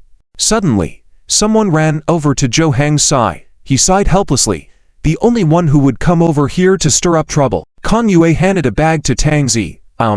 Tang Zi, this is for you." Jo Heng glanced and saw it was a bag of candy. He figured Kan Yue must have seen Tang Zi often needing candy, so he bought some. Tang Zi didn't even look at it, shaking her head, saying, "Thank you, I don't want it." "I already bought it. Just take it. If you really don't want it, just throw it away." Kan Yue placed the bag on Tang Zi's desk and then went back to his own seat. Tang Zi sighed and looked at the bag of candy in front of her, helplessness in her eyes. "Do I need insulin to finish this?" "Yeah. Early congratulations on getting diabetes," Jo Heng mockingly remarked. Suddenly, his desk had a bunch of candies. Tang Zi shrugged, saying, "Congratulations to you too. When will these be metabolized after eating them all?" "I don't want it. Why don't you listen to him and just throw it away?" Jo Heng shook his head, refused, and ended up putting the candies back. He hadn't had time to exercise lately because of various things, and eating so much candy would only be trouble. Forget it. Just eat them slowly. Tang Zi put all the candy back in the bag, placed it on the floor. If you accept it once, he'll keep sending you more. If you keep refusing, he'll keep bothering you. If you accept but later reject his offers, he'll criticize you for accepting gifts, but not returning the favor. Tang Zi was speechless, covering her face, muttering, "This is why I hate romantic relationships, so troublesome." She then picked up the bag of candy, handed it to Zhou Hen. "Please help me return it to him. There'll be a big reward for you once it's done." "It's not my business, return it yourself. I'll give you the rare mount you defeated the boss for. Hand it over." Zhou Heng directly took the bag of candy, stood up, and headed towards Kan Yu's seat. Kan Yue was still smug, but the next second, the bag he had given out was thrown back at him. "Mate, take it back, she doesn't want it," Zhou Heng said calmly to Kan Yue. Kan Yue was momentarily stunned, then turned to Zhou Hen, frowning. He stood up, stared straight at Zhou Hen, then tilted his head, hands on hips. "What's it to you?" "It's nothing. Just returning it for her." "Why are you so nosy? Do you like Tang Zi?" Kan Yue deliberately raised his voice at the end, and suddenly, the whole classroom fell silent. Even the discussion around Yin Mengren quieted down. Everyone turned to look at Zhou Heng and them. Yin Mengren and Tang Yining both widened their eyes almost simultaneously, faces showing disbelief. Zhou Heng remained expressionless, closed his eyes, let out a breath and then reached into the bag, took out several candies, unwrapped them, and the next moment, shoved them all into Kan Yu's mouth. Kan Yue was stuffed with a mouthful of sugar. He sat down on the chair with a pout. Zhou Heng didn't say a word and just walked back to his seat. The classroom fell silent, all eyes on Zhou Heng and Tang Zi's direction. However, the two of them seemed unfazed, doing whatever they wanted without a care. Kan Yue spat out the candy, stood up wanting to go over, but at that moment, the teacher came in to start class. "Come on, back to your seats. Class is starting." Kan Yue sighed heavily, glared fiercely at Zhou Heng, and sat back down. In his heart, he had already classified Zhou Heng as a rival. Something didn't feel right. Why were his deskmates so close? He never expected that Zhou Hen, who had just confessed to Tang Yining, secretly liked Tang Zi. It was unbelievable. During class, Kan Yue kept glaring at Zhou Heng, eyes fierce and teeth clenched. He wanted to embarrass Zhou Heng in front of the whole class, but why did it seem like Zhou Heng didn't care at all? It made Kan Yue feel more embarrassed as he wasn't the only one watching Zhou Heng. Yin Mengren couldn't focus during class either. She kept thinking about what had happened earlier. In the morning, the two of them seemed quite close. Could there be some hidden feelings? Did Zhou Heng not like Tang Yining anymore because he now liked Tang Zi? Yin Mengren unconsciously looked towards Zhou Heng and saw someone else stealing glances in that direction. Ton, is she also watching Zhou Heng? Zhou Heng focused on the class. He knew he had to study because he truly didn't know anything. If he didn't improve his ranking, he would lose his living expenses. You're quite popular, huh? Many people are secretly watching you. Tang Zi leaned in towards Zhou Heng and whispered. Zhou Heng glanced at her and said, "Not too pleased, that's all thanks to you. Do you have the nerve to gloat? When should I tell my mom you'll come over for a nice meal?" Another day. After class, Kan Yue immediately got up and went over to Zhou Heng. He was determined to stand up for himself and not tolerate being pushed around. Kan Yue approached Zhou Heng, patting his shoulder, and sternly said, "Hey, come outside." Almost everyone in the class was watching them. Who would want to miss out on such a spectacle? Zhou Heng didn't even look up, responding, "No." "What? Can't you understand me?" Kan Yue reached out and grabbed Zhou Heng's clothes. Yin Mengren stood up immediately and intervened. "Don't fight." Being the class monitor, she needed to take charge, especially in matters concerning Zhou Hen, her benefactor. Yin Mengren's words prompted someone else to act, Lu Yunshuo. He quickly came between them, pulling Kan Yu's hand. "Hey, back off. Lu Yunshuo, this is none of your business." Kan Yue tried to push Lu Yunshuo aside, but Lu Yunshuo's larger stature and strength outmatched him. "No fighting allowed. Otherwise, I'll tell the teacher." Yin Mengren warned Kan Yue, coming over to their side. From start to finish, Zhou Hen didn't pay him any attention, not even raising his head at Tang Zi. This made Kan Yue extremely embarrassed, feeling like he was hitting cotton with full force. Lu Yunshuo suggested, "If you really can't agree, how about a civilized arm wrestling match? a sense of competition, no fighting. Arm wrestling? Kan Yue raised an eyebrow, hesitated a bit, and looked at Zhou Heng's arm. Even though he couldn't see much under the clothes, he felt that Zhou Heng might not be an easy opponent. Feeling athletic himself, could he really lose to someone like Zhou Heng, who played games all the time? I'm up for it. Do you dare?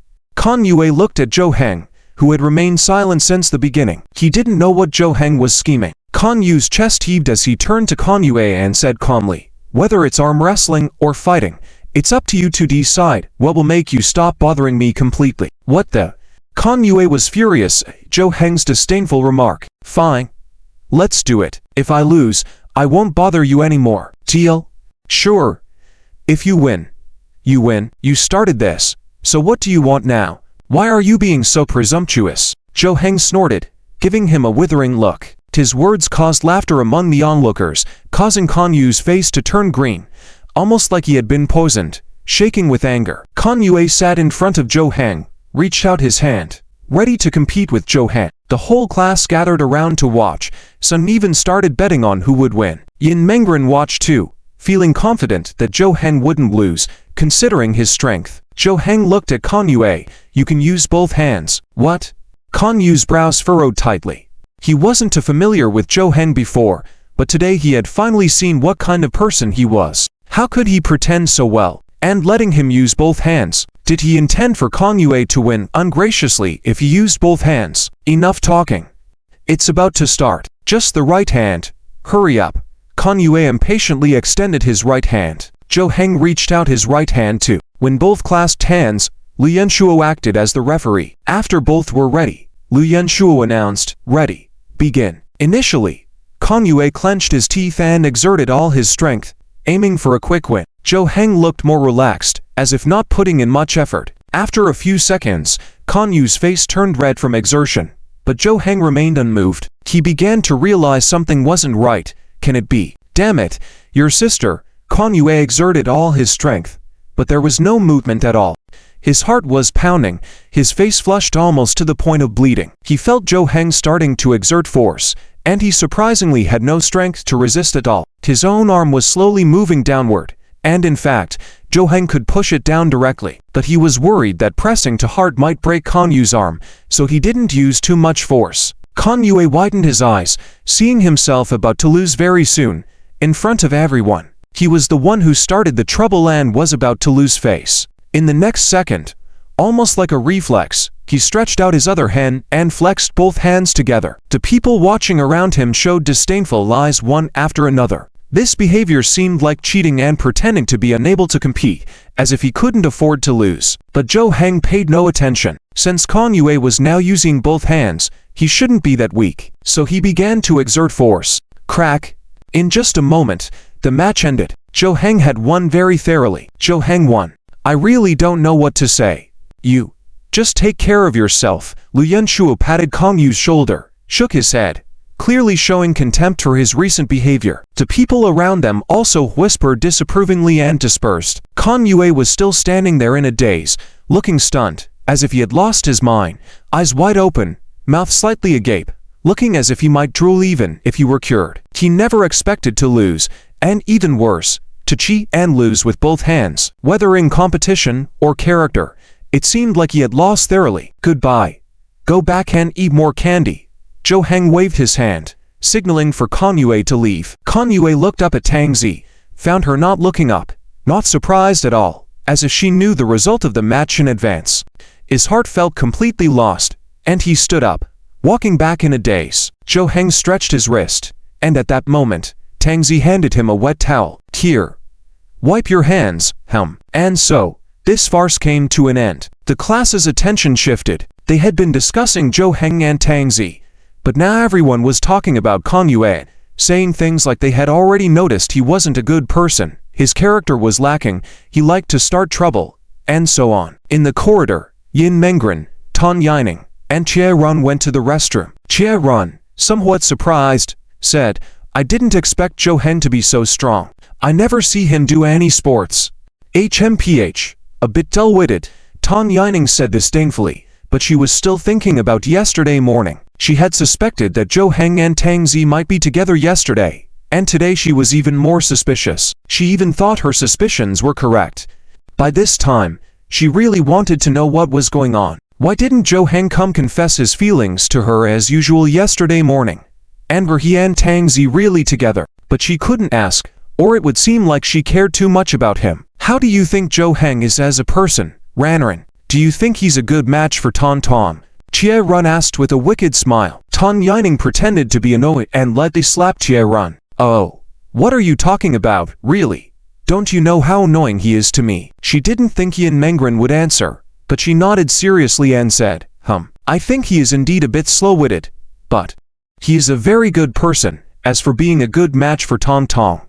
Yin Mengren suddenly thought of the chat record she saw last night, shook her head, and said, I don't think so. Tan Yining spread her hands out towards Jie Run and said, You see, I told you he isn't a good match. Yin Mengren added a whisper in her heart, Yeah, sorry Tong Tong, I don't think you deserve the love he gives. Jie Run nodded helplessly, saying, Yes, it's not a match. You need a handsome guy like Lu Yunshuo, right? Lu Yunshuo? Come on. Who doesn't know he likes Ranran? It must be Ranran for sure, right? Tan Yining smiled meaningfully, nudging Yin Mengren as Jie Run did earlier. But when Yin Mengren heard this, she shook her head slowly. No, I don't like him. Tan Yining and Jie Run were somewhat surprised, and asked in astonishment, Why? He is tall and handsome, with good grades. What's wrong? There is nothing wrong with him. It's just, he's not my type. Then what type do you like? Yin Mengren paused for a moment, pondering. Then she spoke softly, someone straightforward, decisive, caring, self-disciplined, and with a little bit of masculinity.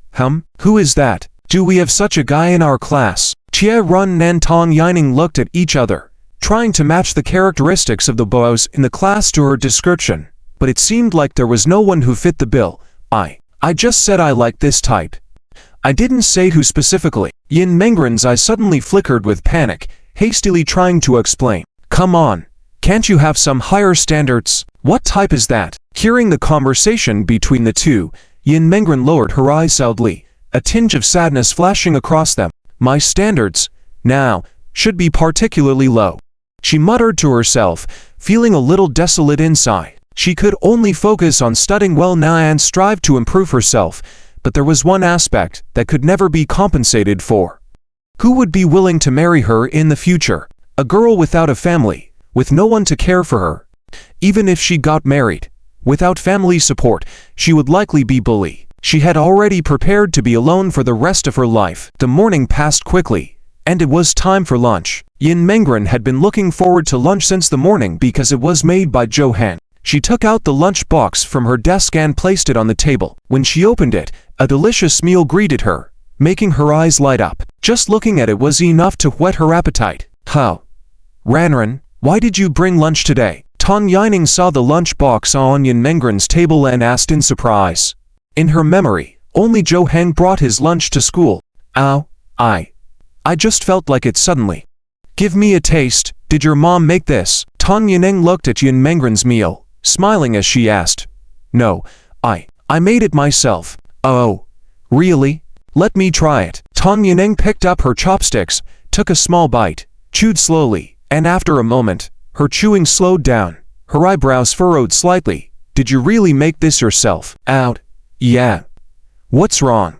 Well, nothing. It tastes a bit familiar, but it's delicious. You're really talented. Oh, it's nothing. Really.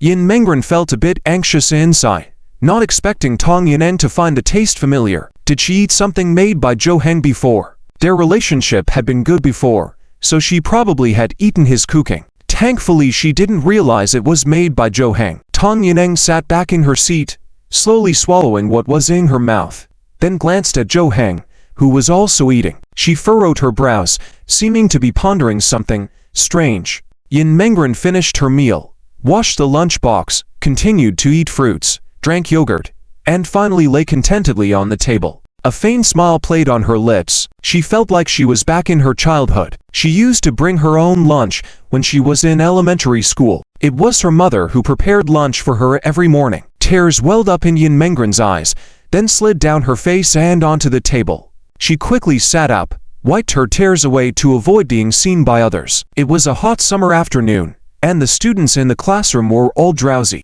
They were about to doze off, waiting for the afternoon physical education class. Physical education classes were rare nowadays, with only one class a week. Most classes didn't have this class anymore, but Jo Heng's class, being the top performers in their grade, had their physical education class, as the teacher agreed. The students envied them for having the opportunity to exercise freely. Everyone went downstairs to the playground and started to play enthusiastically.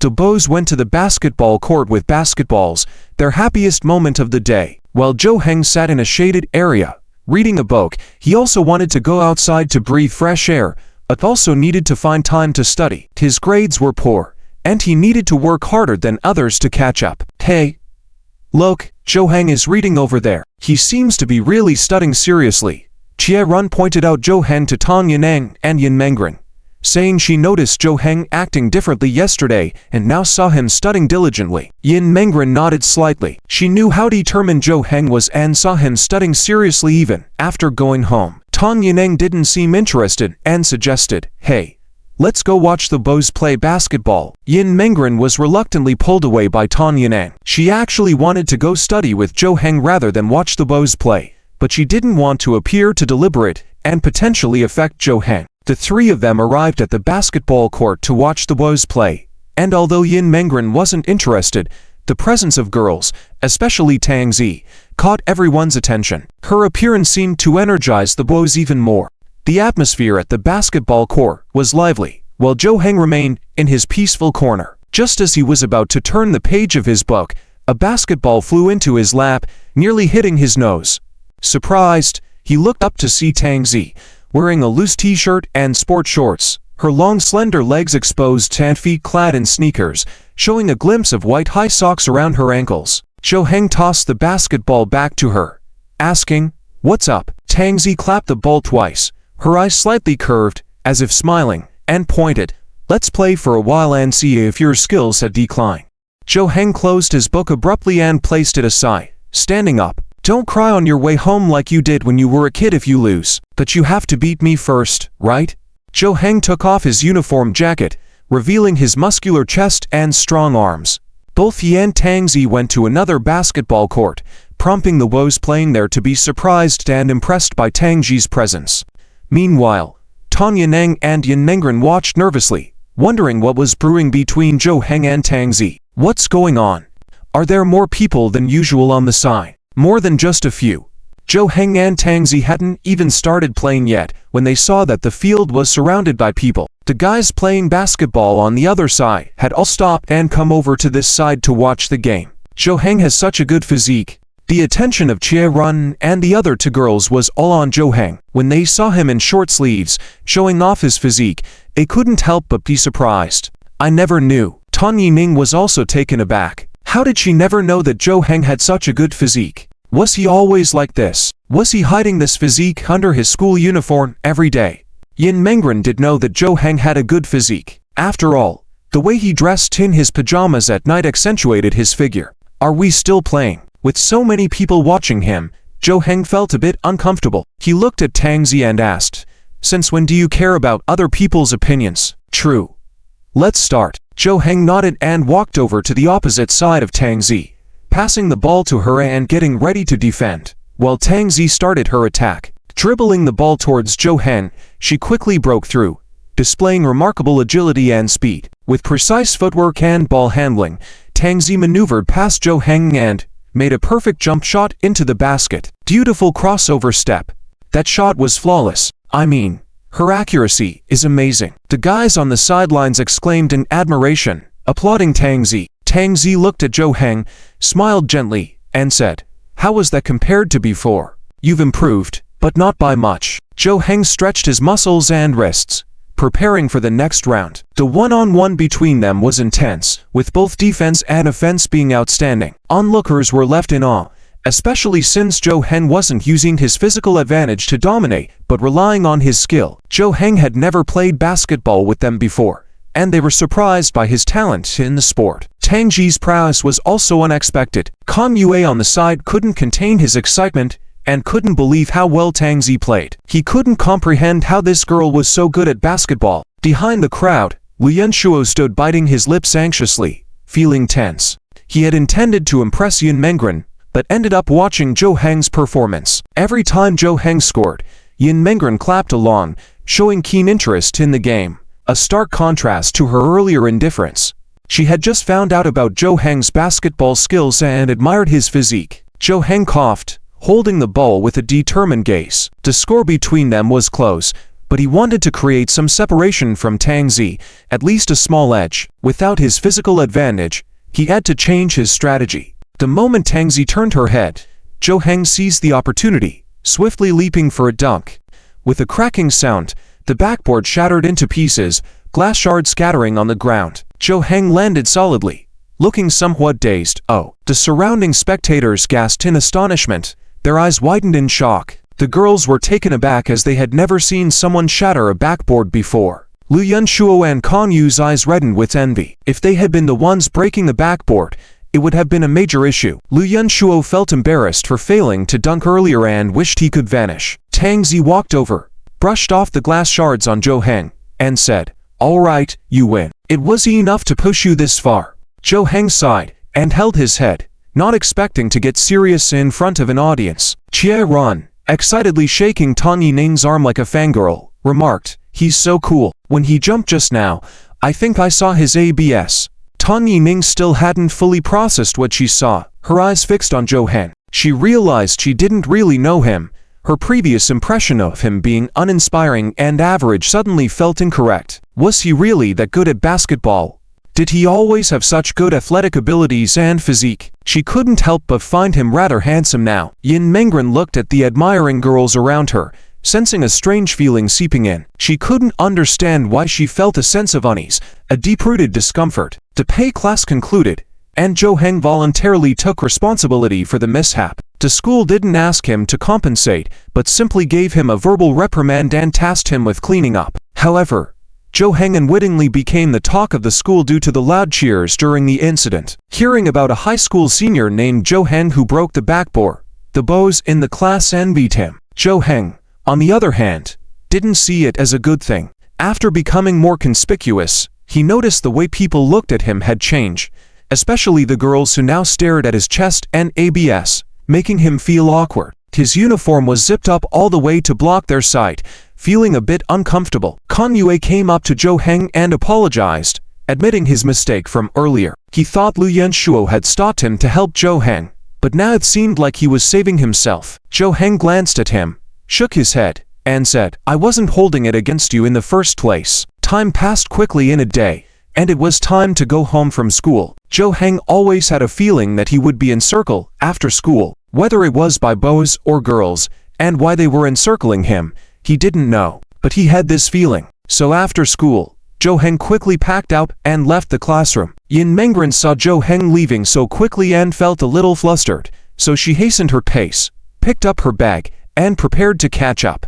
"Hey, Ranran, wait for me. Can we walk together?" Tan Yining saw Yin Mengren in such a hurry and quickly stopped her, but Yin Mengren didn't have time to wait for Tan Yining to walk together. Besides, if they walked together, it would be easy to reveal the fact that she had to go back to Zhou Heng's house. So Yin Mengren stopped, leaving a sentence.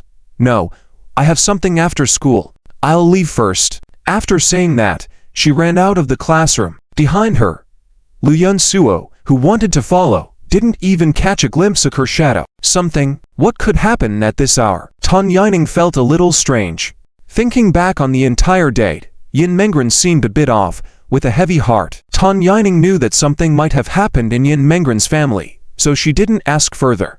But besides that, it seemed like there was some secret that couldn't be revealed. Yin Mengren followed out of the school all the way to Zhou Heng's house, and when she finally saw Zhou Heng, she ran over to him. "Wait for me. Why are you walking so fast?" Zhou Heng looked surprised to see the panting Yin Mengren and asked, Why are you in such a hurry? Don't you know where my house is? Just take it slow." Well, hearing Zhou Heng's words, Yin Mengren felt it made sense. Why was she in such a rush to catch up and possibly be discovered? risking the secret. Her innermost desire seemed to be to talk openly with Jo Heng right after school, so without thinking too much, the idea of walking back together with Jo Heng made her catch up immediately. Are you not hurt? Yin Mengren noticed that Jo Heng had several glass fragments on him today, so she asked softly. No. Ow. That's good. Oh. By the way, the food today was really tasty. Okay. Jo Heng's short responses made Yin Mengren feel a bit down, and she couldn't help but wonder why Jo Heng could chat so naturally with Tang Zi, all their conversations seemed lacking topics. Was it because Tang Zi was special somehow? She had been pondering this question throughout the day, even during PE class when Jo Heng didn't play basketball with the other boys, but sat there reading a book. However, once Tang Zi came to find him, he went to play with her. Her internal doubts couldn't be contained any longer, so she couldn't help but ask, I have a question. Please don't get angry. Do you like Tang Zi? Jo Heng furrowed his brows slightly and asked, Why would you think that? Is it because of what Kang Yue said today? No. It's because I saw you chatting with her so naturally, having many topics to talk about, and getting quite close. But with me, it's a bit different. Yin Mengren felt a bit embarrassed saying this, realizing she sounded jealous. But if she didn't clarify, she would keep thinking about it. Jo Heng shook his head and explained, It's because I'm not very familiar with you. I don't talk much with people I'm not close to, but I'm very close with Tang Zi. So do you like her? In terms of being friends, I like her a lot. She's my best friend because I don't have many friends. I mean, romantically. No, Jo Heng replied decisively, without a hint of hesitation. His straightforward response left Yin Mengren somewhat incredulous. No consideration at all. Really? But I feel like you have a good relationship with her. She has good grades, looks pretty, and has great athletic abilities. She seems to be on par with Tang Yining in every aspect. You should like her, right? Have you ever considered being with her? Once again, Jo Heng shook his head and denied. No. I'd be beaten by my dad. Huh. Why? Because it goes against ethics. Being with my cousin. Yin Mengren suddenly stopped in her tracks. Her eyes widened in shock, her face full of disbelief. Frozen like a stone, she was overwhelmed with astonishment. Cousin. As she caught up again, she exclaimed with wide eyes. Yes, her mother is my aunt, my dad's cousin, Tang Zi, and I grew up together from a young age. She changed classes a few days after the start of the first year. We weren't in the same class initially, but she was purposely assigned to our class. Her mom was worried that with her personality, she might not be able to make friends or talk to anyone, so she asked the teacher to make us deskmates. Otherwise, why do you think we have been deskmates all along without changing seats? Jo Heng's explanation made Yin Mengren suddenly realize, as if awakening from a dream. No wonder Jo Heng and Tang Zi seemed so close, with such a good relationship. Growing up together from a young age, how could their relationship not be good? She even felt that they both had been a bit reserved recently, maybe due to their personalities. It made sense. Both of them had such good relationships with each other, had good qualities, but weren't together. Excluding the possibility of not being attracted to each other, it was probably because they were related. So that's why. Her athletic abilities are as good as yours. It's all in the family genes. Yin Mengren breathed a sigh of relief, feeling more relaxed in their conversation. Now you know what happened today, right? Shouting in front of everyone that you like your cousin. I didn't get mad, which was good. I wasn't angry at that. I thought you were already furious, but that was pretty scary. No. Far from it. There's no point in getting angry with someone like that. If I were angry, I'd just slap him directly. Yin Mengren pursed her lips and chuckled softly. Jo Heng turned to her and asked, What are you laughing about? I'm serious. Nothing. It just feels like we're a bit more familiar now, with more conversations. Jo Heng and Yin Mengren returned home together. As they entered the house, Yin Mengren unexpectedly felt a sense of warmth and belonging. She had only been living there for 2 days, but it felt like much longer. Almost like she was starting to feel at home. Perhaps it was the way Jo Heng treated her that reminded her of the feeling of being at home in the past. Jo Heng first went to cook dinner. Normally, there would be dinner provided at school in the evening, but they hadn't eaten. Jo Heng usually cooked for himself after returning home in the evening. Yin Mengren felt very fortunate because she really liked the food Jo Heng cooked. It suited her taste. While Jo Heng was cooking, Yin Mengren helped with the housework.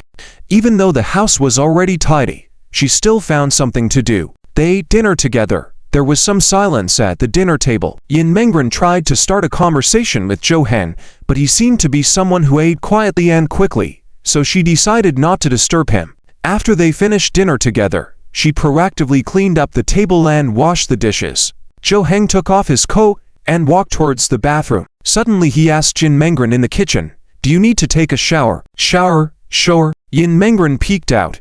Cheeks blushing faintly, she saw Zhou Heng in short sleeves standing at the bathroom door. I'll shower outside. I don't need it here." She couldn't bathe comfortably in Zhou Heng's home, so she had been showering outside all along. Whenever Zhou Heng was at home, she didn't dare to shower inside. "Okay, you can use the bathroom. It's okay. It's locked," Zhou Heng reminded her before walking into the bathroom. Okay," Yin Mengren responded quietly, her robes turning red. She finished tidying up and sat at the table, taking out her study materials, preparing to start studying. Soon, she heard the sound of water coming from the bathroom, and the thought of Zhou Heng showering made her involuntarily start imagining his body. What would it be like when he's showering? Faint images began to appear in her mind, but she shook her head, forcing herself to stop these thoughts. How could she think of such things? Even though she tried to focus on studying, her mind would wander, and she couldn't help but think about Zhou Heng's physique. As the water stopped, Yin Mengren made an effort to concentrate on her studies, pretending to be absorbed in her books. Zhou Heng came out of the bathroom wearing pajamas, wet hair covered with a towel. His body hadn't completely dry, and the fabric of the pajamas clung to his abdomen, emphasizing his well-defined abs. Despite Yin Mengren's efforts to concentrate, her gaze would unconsciously drift towards Zhou Heng. She then suddenly widened her eyes and couldn't believe what she had been thinking a moment ago. Was she drooling earlier? Was it real, or just her imagination? She had never been in love before, let alone felt attracted to any boy. She always considered herself a bookworm focused on studies, quite different from those who chased after love during their youth. How could her mind be in such disarray now? How come she couldn't focus on her studies anymore? Zhou Heng, oblivious to Yin Mengren's inner turmoil, glanced at her briefly before blow-drying his hair. Yin Mengren internally debated what kind of message Tang Yining, a girl who didn't get along with Zhou Heng, could have sent to him. Her curiosity piqued. She wondered about the contents of the message, but realizing that peeking at Zhou Heng's phone would be an invasion of privacy, she restrained herself. Eventually, when Zhou Heng returned and prepared to study, Yin Mengren hesitantly mentioned, "Your phone rang earlier." When Zhou Heng checked his phone and noticed a message notification from Tang Yining, he furrowed his brow slightly, glanced at it, and shut off the phone without replying. This indifferent reaction from Zhou Heng only intensified Yin Mengren's curiosity. She pondered what message Tang Yining could possibly send to him. Could she be confessing her feelings to Zhou Heng? Unlikely. Yin Mengren had checked their phone records and witnessed Tang Yining's behavior towards Zhou Heng at school that day. Meanwhile, at Tang Yining's home, she lay on her bed holding her phone. The message she had sent Zhou Heng, "What are you doing?" had only 3 words, yet it took her a long time to send it. She hoped for a prompt response from Zhou Heng, but when he didn't reply even after 30 minutes, her anxiety grew. Tang Yining typed another message, "Why are you ignoring me?" but hesitated to send it. Eventually, she deleted the message, turned off her phone, and lay back, shielding her eyes, lamenting the change in their relationship. Turn off the lights. In the middle of the night, to return to the bedroom to get ready for bed. After the 3rd time, Yin Mengren was no longer worried and even felt natural. After all, if Zhou Heng wanted to do anything, he would have done so in the past few days. She had gained a bit of understanding about Zhou Heng, so she no longer remained vigilant. Turning off the light, she gazed at the dark ceiling and began to reminisce about the events of the day. For their classmates, today Zhou Heng was definitely the center of attention, leaving a great impact on everyone. Some had already begun to change their opinions about Zhou Heng. As for Yin Mengren, the most surprising thing for her was finding out that Zhou Heng and Tang Zi were relatives. Upon closer thought, Tang Zi did indeed transfer to their class shortly after the start of the school year, and had been Zhou Heng's deskmate ever since. Tang Zi's impression on her was quite similar to Zhou Heng's. Reserved, not good at socializing, and without many friends. She had never seen Tang Zi playing with anyone, occasionally catching her sitting at her own desk, seemingly doing nothing. Does Tangzi not have any friends? Yin Mengren suddenly spoke up, asking softly. Though her voice was small, in the quiet bedroom, it was particularly clear. Man. Then, if I initiate a conversation with her, would she respond to me? Yin Mengren started to take an interest in Tangzi and even wanted to get to know her. If they could become friends, that would be even better. She was just worried that Tangzi might not like to communicate with others and would reject her. Zhou Heng hesitated for a moment before sitting up and turning on the light. All right. Zhou Heng sat up on the bed and began to search for something on the computer desk in front. Yin Mengren also sat up, leaning against the headboard, unsure of what Zhou Heng was looking for. After a while, he found a photo and handed it to Yin Mengren. Taking a look, Yin Mengren found that the photo showed a young girl, probably around 7 or 8 years old, with long black hair and a bright smile, holding a stack of awards in her hand. She held over 10 awards in her left hand and a trophy in her right hand. Is this Tangzi? Is it real? Yin Mengren found it hard to believe. The young girl in the photo was so different from Tangzi. Apart from the difference in hair length, her demeanor was lively and cheerful, just like she was in her childhood. How did she become so cold now? What happened in between? It's real. Zhou Heng nodded and continued. She's an exceptional child. She's the smartest child I've ever seen. She showed extraordinary talent from a young age, excelling in everything from music and art to academics. She could easily win any competition, and her grades have always been among the top. Your grades are in the top 5 of the grade, right? If she were to focus on studying for a month instead of playing games, she would easily surpass you. What? Really? Listening to Zhou Heng's words, Yin Mengren was somewhat surprised, mouth agape. She knew Tangzi was talented, but she didn't expect her to be that outstanding. I couldn't compare to her in anything when we were young. She had such high talent. She was always arrogant and never saw me as her cousin, so for a long time, I even disliked her. Zhou Heng sat there, recalling past events with a slightly deep expression in his eyes. In the end, I had to use the difference between boys and girls to teach her a lesson. One time when we were kids, we played basketball, and I won. It was the first time I had triumphed over her in something, and she cried. But in return, I laughed, the happiest laugh ever. She was hurt by that incident. When she went back, she immediately cut her hair short, wanting to surpass me in sports. Short hair would be more convenient. I understood that to win against her, I had to use my strengths. I started playing games with her. Even though she still had exceptional talent and could quickly excel at any game, there was still a gap between us. She played hard, trying to catch up to me. Finally, I regained some confidence, and she began to see me as a rival.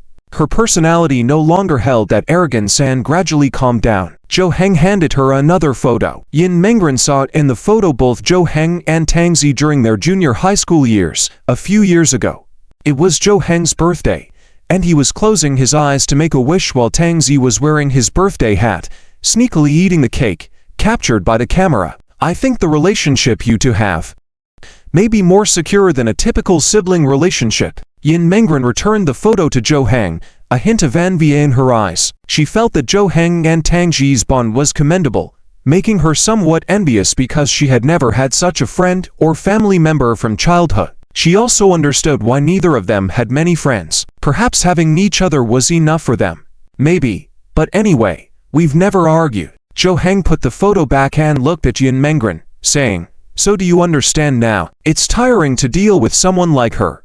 There's no need to befriend her, and she doesn't need friends either. Yin Mengren gently shook her head, a slight smile appearing on her lips. No.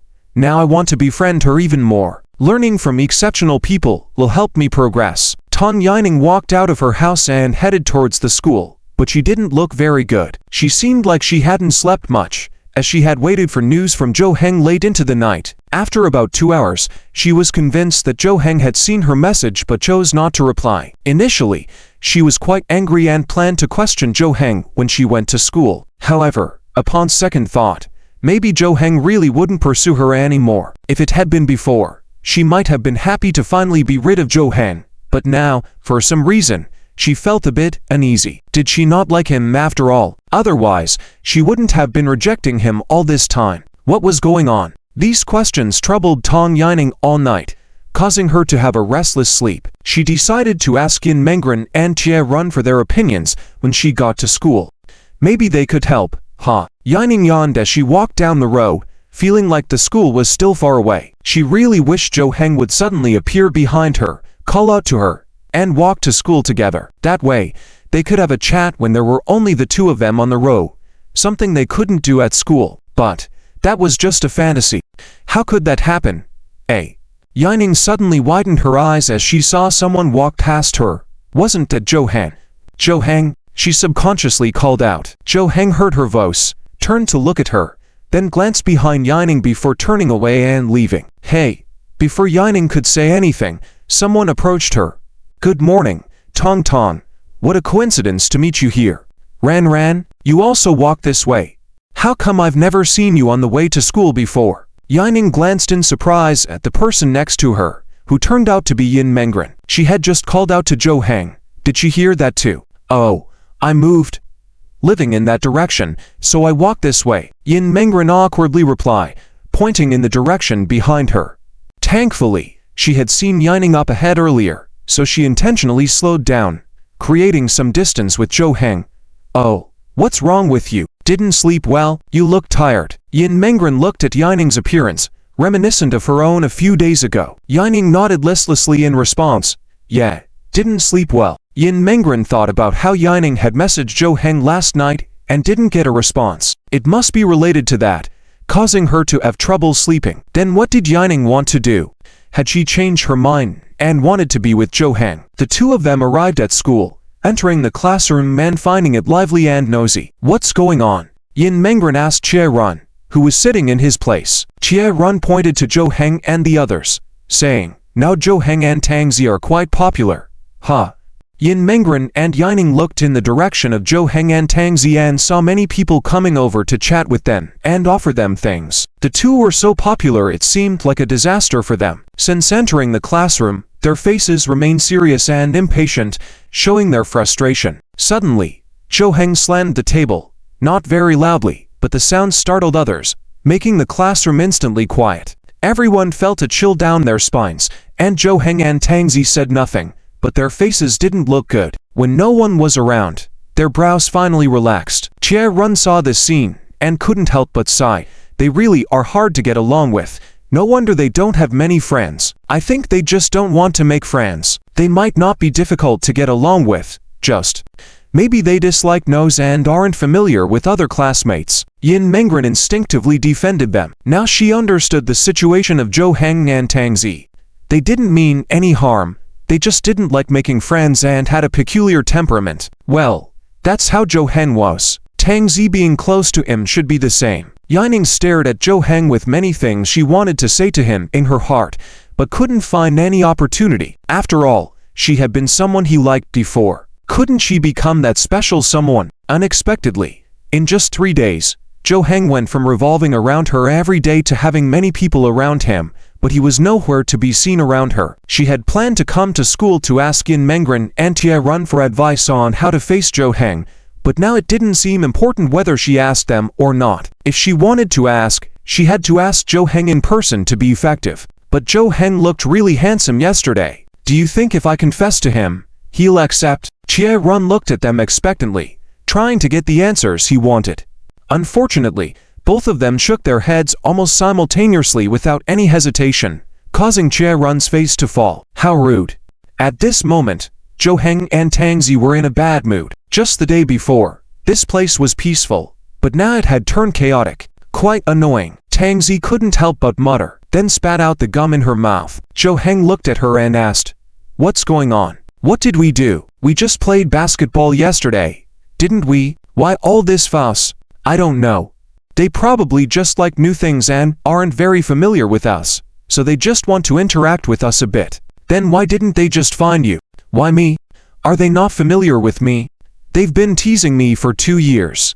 After Zhou Heng finished speaking, he glanced at the cause of his teasing for 2 years, Yining, only to find her also staring at him, meeting her gaze. In that moment, Yining's heart raced a bit, feeling nervous. She quickly turned her head away, a cherry red blush on her face, lightly placing her right hand on her chest, muttering, what's going on? After class, Tang Yining left her seat and immediately, and to Yin Mengren's side, "Ranran, can you accompany me to the restroom?" Yin Mengren hesitated for a moment, then stood up and left the classroom with Tang Yining. They walked in the corridor towards the restroom, but Yin Mengren noticed something on Tang Yining's face, as if she had something to say. After all, she wouldn't have called her out alone otherwise. They used to be with Che Run together. What's wrong? Just say it. Yin Mengren guessed Tang Yining's thoughts directly. Tang Yining looked around and, seeing no familiar faces nearby, whispered in Yin Mengren's ear, "I need to tell you something. Don't tell anyone. It's just, I said I didn't like Zhou Heng before, but I don't know why. Now the more I look at him, the more pleasing he appears. What's going on?" Shh, keep it down. Don't tell Tia Run. She definitely teased me. Tang Yining's face turned red in an instant, her big eyes filled with panic. Yin Mengren looked slightly dumbfounded, even disbelieving. She recalled last night when Tang Yining had messaged Zhou Heng, and this morning, she didn't seem to be in a good state, only to find out that her feelings towards Zhou Heng had changed. Could it be that you like him now? I'm not sure if I said it's possible. Would you laugh at me? Tang Yining looked at Yin Mengren, a hint of uneasiness in her eyes. Liking someone wasn't a big deal, but liking someone she had rejected for 2 years, now that's laughable. Pursued for 2 years, never agreeing, but suddenly falling for him after a slight display yesterday. Isn't that shameless? I wouldn't laugh at you, but I think your thoughts came too late. Zhou Heng is quite popular now, and also hasn't he not confessed to you in days? Right? Is he not interested in me anymore? Tang Yining's inner anxiety reached its peak. The first day Zhou Heng didn't bother her, she was happy, but by the second day, she felt something was wrong, and by the third day, she was already feeling uneasy. She really couldn't handle this. If Zhou Heng was playing hard to get, she'd easily fall for it. I think he probably isn't anymore. Yin Mengren was hesitant to say the truth. After all, she had seen Zhou Heng's lack of concern last night when Tang Yining texted him. Ignoring the message surely meant not interested, but stating it directly now would hurt Tang Yining's feelings. So what should I do? You could talk to Zhou Heng. Maybe there's a chance of a turnaround. Yin Mengren knew Tang Yining didn't have much of a chance, but she still suggested it, hoping Tang Yining could face reality through a direct approach. A direct rejection from Zhou Heng might help her move on. Talk to Zhou Heng directly. All right. Can you do me a favor? Tell Zhou Heng that I want to talk to him at the stairs during lunch. I have to talk to him. Why don't you go yourself? I'm too scared. Tang Yining said awkwardly. The thought of facing him in front of others and possibly being rejected then and there was too embarrassing. Okay, I'll go talk to him, but I can't guarantee he'll agree. Yin Mengren hesitated for a moment before agreeing. After all, Tang Yining was her good friend, and she could help her with this favor. Great. Thank you. Tang Yining hugged Yin Mengren happily, then turned back to the classroom. Yin Mengren sighed helplessly, feeling a bit conflicted. As Tang Yining's friend, she should want her to succeed, but for some reason, deep down, she didn't want Tang Yining to succeed. She even silently prayed that Zhou Heng wouldn't be swayed by Tang Yining, hoping he wouldn't agree. At that moment, Yin Mengren only felt a gentle fragrance passing by. She looked up and saw Tang Zi walking past her. She remembered inquiring about Tang Zi from Zhou Heng yesterday, expressing her desire to be friends with her. However, it wasn't easy to approach someone like Tang Zi. They may respond when spoken to, but forcing a conversation without a topic would be awkward for both. Suddenly, Yin Mengren noticed something falling out of Tang Zi's pocket. It seemed to be a keychain. The corridor was noisy, and Tang Zi didn't notice. Yin Mengren hurried over, picked up the keychain with a small pendant attached, likely a game accessory she didn't recognize. Tang Zi, Tang Zi turned around, seeing Yin Mengren holding her keychain, looking puzzled. Yin Mengren shook the keychain and said, "You dropped this." Tang Zi patted her pocket and found something missing. She walked over to Yin Mengren, took back the keychain, and while putting it away, reached into another pocket and took out something, taking Yin Mengren's hand and placing it in her palm. "Thanks," she whispered and left. Yin Mengren was speechless, watching her leave before realizing Tang Zi had given her a lollipop. She knew that becoming friends with Tang Zi wouldn't be difficult, but she had to be patient, just like with Zhou Heng. Initially distant to strangers, Tang Zi and Zhou Heng were both seemingly cold. However, once they were familiar, they were good people. Yin Mengren smiled slightly, putting the lollipop in her pocket, and returned to the classroom. There is still some time before class starts.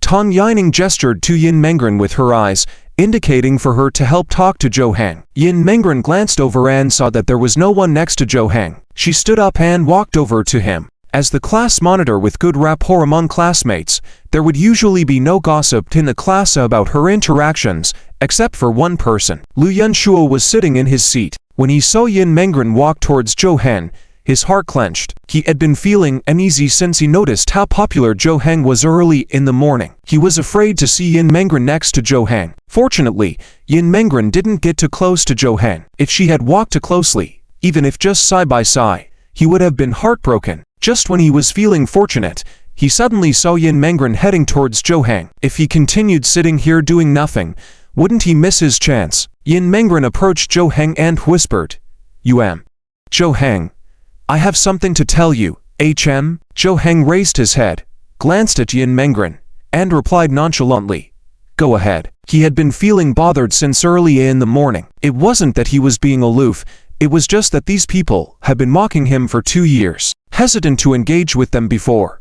Now that he wanted some peace and focus on catching up with his studies, this group seemed to gather around him even more. He felt restless, especially seeing Yin Mengren walking towards Zhou Heng. If he had seen someone else, he probably wouldn't have wanted to engage. As Yin Mengren struggled to speak due to the sudden interruption from Lu Yunshuo, she found herself unable to form her thoughts clearly. Lu Yunshuo interrupted their conversation abruptly, causing Yin Mengren to feel lost in her thoughts. Although she was usually approachable and had good grades, many students sought her out for help. But timing was crucial. How could she speak about sensitive matters now without revealing her intentions to Lu Yunshuo? Feeling perplexed, Yin Mengren couldn't bring herself to voice her thoughts, knowing that if Lu Yunshuo overheard, it might lead to embarrassing situations for Tang Yining and Zhou Heng. Zhou Heng, noticing Yin Mengren's dilemma and Lu Yunshuo's insistence, suddenly stood up and took Yin Mengren's wrist, leading her out of the classroom in full view of Lu Yunshuo's incredulous gaze. Tang Yining had been observing the situation quietly and was astonished by the turn of events. She watched in disbelief as Zhou Heng led Yin Mengren away. Meanwhile, Lu Yunshuo was left dumbfounded, his mouth twitching, eyebrows furrowed. Was Zhou Heng really taking Yin Mengren away in front of him? Zhou Heng escorted Yin Mengren to a quiet corner near the stairs. With no one around, Zhou Heng released Yin Mengren's hand and said, Okay, go ahead, speak. You. Yin Mengren hesitated, speaking softly. As she thought about Zhou Heng pulling her out of the classroom earlier, her heart raced. Zhou Heng closed his eyes, then spoke slowly. Are you worried about rumors spreading? Would they misunderstand you? Yin Mengren lowered her head, whispering, You're asking someone mocked for 2 years if they fear gossip. Should I be scared? Nevertheless, she was a little taken aback by Zhou Heng's direct refusal. Yin Mengren had anticipated this reaction. Knowing Zhou Heng well, she felt isolated and felt like she had no risks to take. Zhou Heng, on the other hand, was reluctant to engage in any unnecessary conversations that might lead to misunderstandings. After their discussion, they returned to the classroom. Zhou Heng could sense eyes on him, but he paid no attention and sat down again. Tang Zi tapped her pen on the table and asked, When did you become so close to the class monitor? Zhou Heng glanced at her and replied, You are overthinking. I know she's kind and wouldn't do that, so I dared to do it. I wouldn't have with anyone else. Tang Zi believed Zhou Heng's explanation. While she was aware of the conversation between Zhou Heng and Yin Mengren, she did not ask and did not want to know. Some people prefer not knowing, while others can't stand the curiosity. Lu Yunshuo felt uncomfortable in his seat, eager to know the content of the discussion between Zhou Heng and Yin Mengren, but couldn't follow them out. Tang Yining, on the other hand, was also an observer, shocked by Zhou Heng's actions and now impatient for Yin Mengren to deliver the news. Class is starting soon. When class was over again, Tang Yining couldn't wait to come to Yin Mengren's side. Ran, how did it go? She asked in a low voice, her voice and eyes filled with anticipation. But when she saw Yin Mengren's expression wasn't quite right, her heart sank. Tang, you should give up on Zhou Heng. You yourself have said before, you two are not compatible. He rejected me. didn't he? Tang Yining's eyes darkened as she lowered her eyelids, feeling a tightness in her chest and an urge to cry. She didn't feel wronged, just that she had brought this upon herself. After all, it wasn't a missed opportunity, but something she had ignored for 2 years. It felt like fate was playing a trick on her. 2 years and she had not developed feelings for him, but it was only after he didn't like her back that she started to become interested in him. Yin Mengren didn't know how to comfort her, so she gently shook her head and said, "It's okay. You're so beautiful. When you get to university, many people will like you. We're already in our final year of high school. Even if you were to get together with Zhou Heng, your academic scores might not allow you both to attend the same university. Long-distance relationships are even more painful." Tang Yining didn't know what to do either, so she could only take Yin Mengren's comfort. What else could she do? Beg Zhou Heng to reconsider? Just a moment ago, she was thinking about what to say to Zhou Heng at lunchtime. But now, all those thoughts were worthless as he wasn't even willing to talk to her. What's going on here? Jie Run came over to the two of them, noticing that Tang Yining's expression wasn't right, and she asked curiously. But Yin Mengren gently squeezed Jie Run's hand to signal her not to ask. Jie Run obediently closed her mouth. Since it was Tang Yining's business, she had some guesses. It might be related to Zhou Heng. During lunchtime, it was time for lunch. Yin Mengren happily took out the boxed lunch prepared by Zhou Heng. She hadn't looked forward to eating lunch before, as she ate very little and felt it was a waste of time. But now, she felt most excited about lunchtime. As lunch break was coming to an end and most classmates had returned, the homeroom teacher entered the classroom and stood at the podium. "I have 2 things to announce. The first thing is that we will have monthly exams next Tuesday. Everyone should revise diligently to strive for good results. The second thing is that at the end of the month, we will have our school sports day. This will be your last sports day in high school." When the students heard about the sports day, they erupted in excitement. With the academic pressure they faced, the 2 days of sports day were the best time for them to relax and have fun. The sports day events are all listed here. Please sign up voluntarily. Also, we will have an opening ceremony performance. You are responsible for discussing and deciding among yourselves. Class monitor, sports committee, these 2 tasks are entrusted to you. The homeroom teacher handed the forms to Yin Mengren seated at the front, then left the classroom. The next moment, a group of students crowded around, ready to join in the discussion. Of course, there was also Lu Yunshuo, the sports committee member. When he heard he would be working alongside Yin Mengren on this, he perked up immediately. With everyone chatting enthusiastically, Yin Mengren felt overwhelmed by the noise. "All right, everyone." Yin Mengren quickly stopped the chatter around her and addressed them. "The sports day is at the end of the month. We have plenty of time. But now, what's more important is preparing for next Tuesday's exams. If anyone wants to sign up for events, go ahead. The rest of you focus on studying. We'll discuss the opening ceremony performance after the exams." Hearing Yin Mengren's words, Lu Yunshuo quickly stood up for her and said, "Listen to the class monitor. You all go back. If you want to sign up for events, come find me." Tang Zi was awakened by the noise, lifted her head sleepily, and looked at Zhou Heng beside her, asking, "What's going on?" "Monthly exams next Tuesday, sports day, at the end of the month." Tang Zi yawned and said, "Oh. Can I take a leave for the sports day? We can go out and surf the internet, otherwise, it will be too boring." "Probably not. Compared to sports day, I'm more worried about how to handle the monthly exams." Zhou Heng rubbed his temples. The pressure of competing with over 200 students in his grade was truly daunting. He needed to climb up by 50 ranks in this round of exams, and he had no confidence. "Should I come over to your place this weekend to help you study?" "No need. I can't keep up with your way of thinking." Zhou Heng knew he even struggled to understand what Yin Mengren was saying sometimes. Letting Tang Zi explain things to him, she wasn't good at teaching others. She would just give herself an answer and let herself work through the process. Then, "It seems like you won't be able to go out and play tonight either." I was thinking that since there's an event today, I could go to the internet cafe after school." "Let's forget about it. You go home and have fun there. I really don't have time to play." "Then can I log into your account directly and help you complete the mission?" "Sure."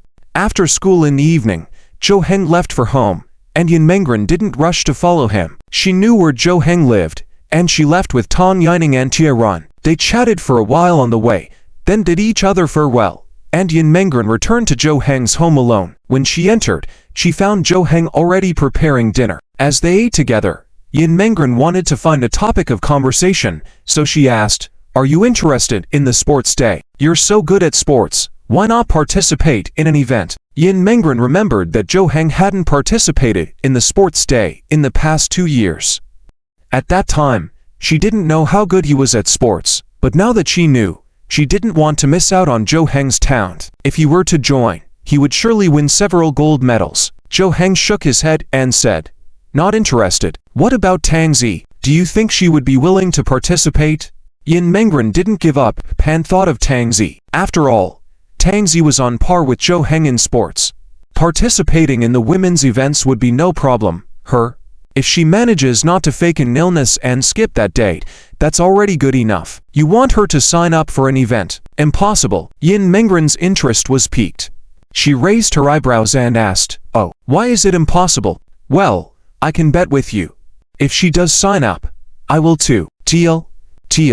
Yin Mengren didn't know if she could persuade Tang Zi, but if she did, she would gain two valuable assets, Tang Zi and Zhou Heng. That surely meant an increase in their chances of winning. Without much thought, she agreed. After eating, Zhou Heng and Yin Mengren were studying at the table. Zhou Heng was now racing against time.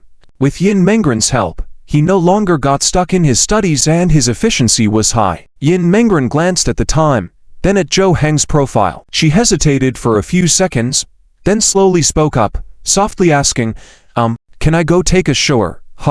Of course, go ahead," Zhou Heng replied, surprised for a moment. Why ask for permission to take a shower? Yin Mengren, on the other hand, naturally inquired, sensing that she couldn't just treat this place like her own home.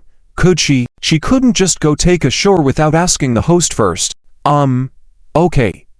I'll go then." Yin Mengren slowly stood up and made her way to the bathroom. It was her first time showering at Zhou Heng's place, and she felt a bit nervous. She prepared everything she needed, even bringing her own clothes to change into, so as not to have Zhou Heng bring them to her. She locked the bathroom door, then took stock of Zhou Heng's shower supplies. Although she bought a toothbrush and towels for herself, she hadn't purchased shampoo or shower gel, so if she was going to shower, she would have to borrow Zhou Heng's items. She opened the bathroom door, peeked out towards Zhou Heng at the table, and softly asked, "Can I use your shampoo and shower gel, and those things?" "Sure," Zhou Heng responded without looking up. To him, it was not a big deal. With the permission granted, Yin Mengren closed the door. Shortly after, the sound of water could be heard from the bathroom. Even though the door was securely locked, knowing that Zhou Heng was just outside made Yin Mengren's heart race. She used Zhou Heng's shower gel, feeling it glide over her skin, the scent reminding her of the fragrance she usually smelled when lying in bed. After showering, she dried her hair in the bathroom and walked out to find Zhou Heng still studying at the table, unchanged in his movements. She felt Zhou Heng was putting in too much effort and that he would likely get tired at this rate. After all, learning was not achieved overnight, and it was important to strike a balance between work and leisure. "I notice there's a computer in your room. Don't you usually play on it?" Yin Mengren asked. "I did, but since exams are coming up, I don't have time to play anymore," Zhou Heng replied. Yin Mengren thought back to how Zhou Heng used to play computer games with Tang Zi soon as he got home, but how that never seemed to affect his studies. Tang Zi could balance both effortlessly, excelling in class and playing games at home. Zhou Heng realized he couldn't keep up with that, always being behind. You can actually play a bit. There's no need to study all the time. It's tiring. How about you take a break and play for a while? Yin Mengren suggested, knowing she couldn't change Zhou Heng's stubbornness. But to her surprise, he hesitated and stopped writing after she spoke. "Really? It's okay," Zhou Heng asked tentatively, looking at Yin Mengren. "Of course. You've been studying for so long, it's time to relax a bit. It's for a better learning experience," Yin Mengren encouraged. Then I'll listen to you. I'll play for a while." Zhou Heng stood up directly and went into his room. Ever since he went to the internet cafe with Tang Zi that day, he hadn't played games again. Hearing Yin Mengren say was okay to play, he readily accepted the suggestion. Being at the top of the class and among the top 5 in his grade, how could he be wrong in following her advice? Ultimately, Yin Mengren was surprised by Zhou Heng actually taking her suggestion. She thought he never played games, but now seeing him in front of the computer, she realized she may have been mistaken. Yin Mengren followed him into the room, watching as Zhou Heng opened a game she couldn't understand. Zhou Heng seemed to have opened a chat window with someone, typing a few words before placing his headphones on the table and turning up the volume. "Hey, can you hear me?"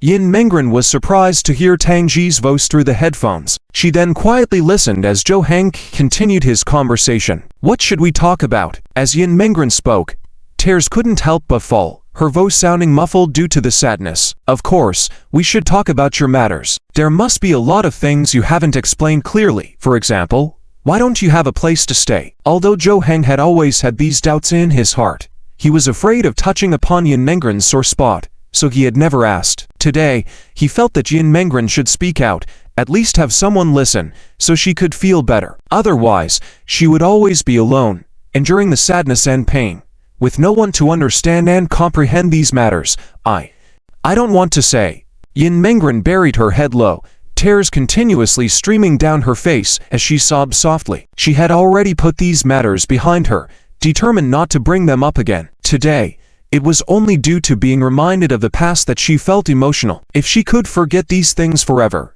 she would do so without hesitation. Zhou Heng seemed to have guessed that Yin Mengren didn't want to speak, so he stood up, walked to the edge of the bed, and gently placed his hand on Yin Mengren's shoulder. "If you want to move forward, you have to speak up. Why bear the sadness alone? You can tell me any time.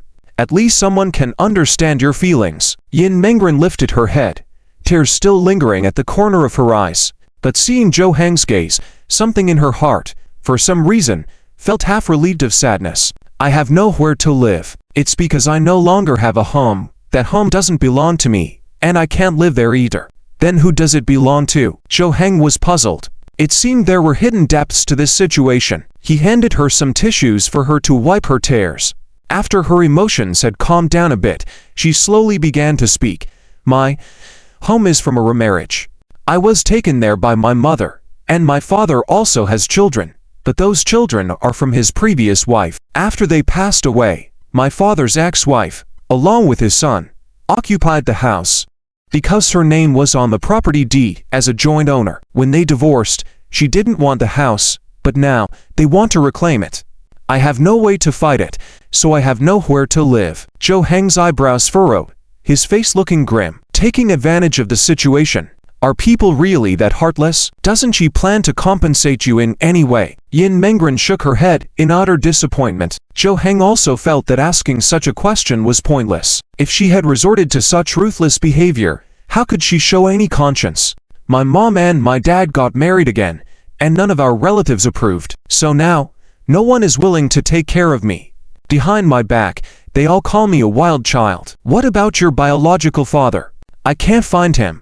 There's no way to contact him, and it's been years since I saw him. Even if I did see him, he wouldn't care about me." After speaking out, Yin Mengren noticeably felt more stable emotionally. Keeping these words to herself had taken a toll, but sharing them lightened her burden. Zhou Heng nodded silently, now understanding Yin Mengren's inner turmoil. He had never expected her to be burdened with such life pressures. Initially, he thought Yin Mengren couldn't move forward, often teary and unable to confront reality. His previous perspective on her strength had almost altered, but now, he had a different opinion.